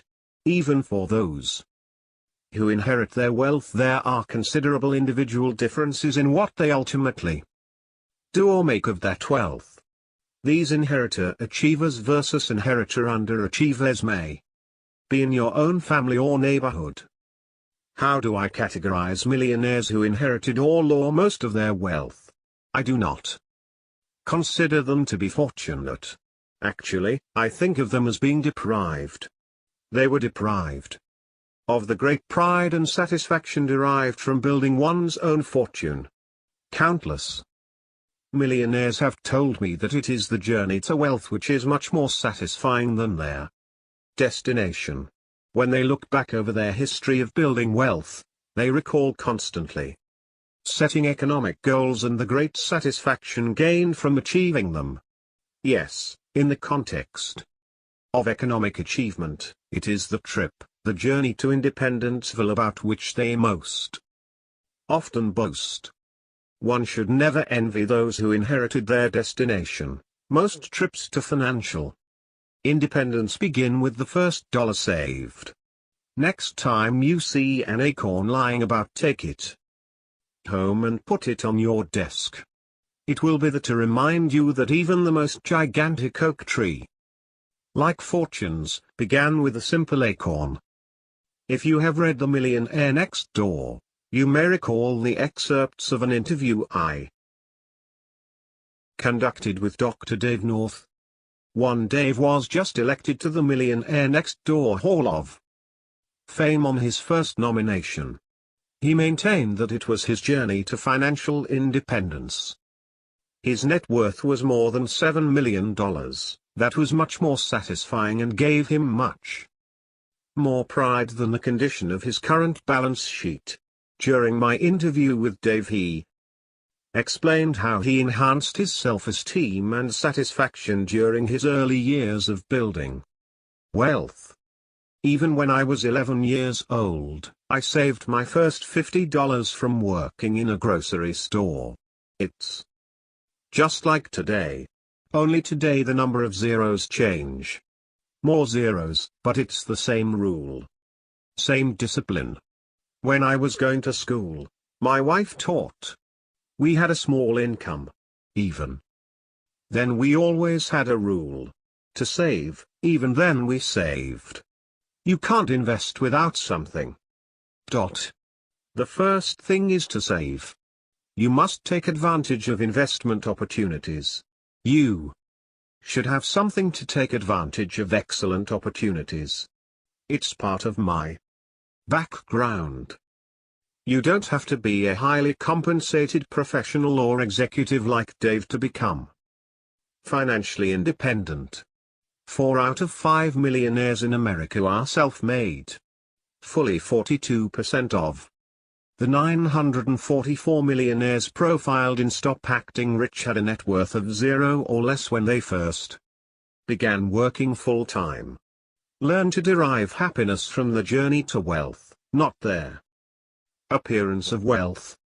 Experience the constant joy of being in control of your life and not allowing consumption to control you.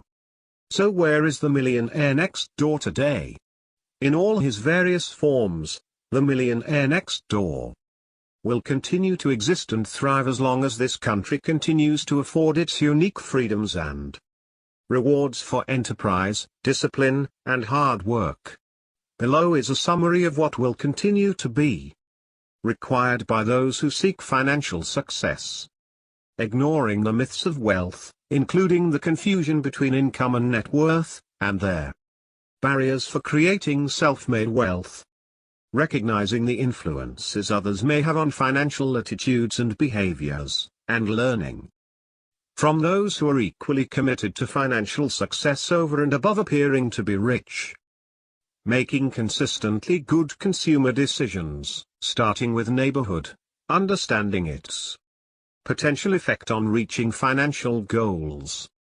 Assessing strengths and weaknesses related to finances to improve where possible in areas such as frugality, owning responsibility for financial outcomes, and confidence to make decisions based on knowledge. Deciding early on a philosophy for work and careers and not assuming that the traditional view of work, one that seems to dictate an 8 a.m. to 6 p.m. existence from ages 25 to 67, is the only path. Recognizing that successful investing behaviors can be learned and improved and that the fruits of effectively investing what is saved over time provide security for the more important aspects of one's life.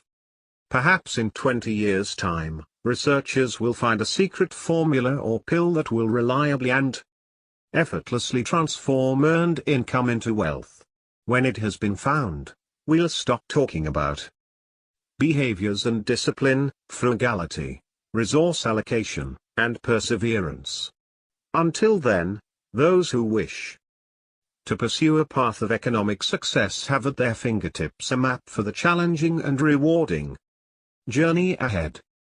The end. Thank you for listening to this audiobook.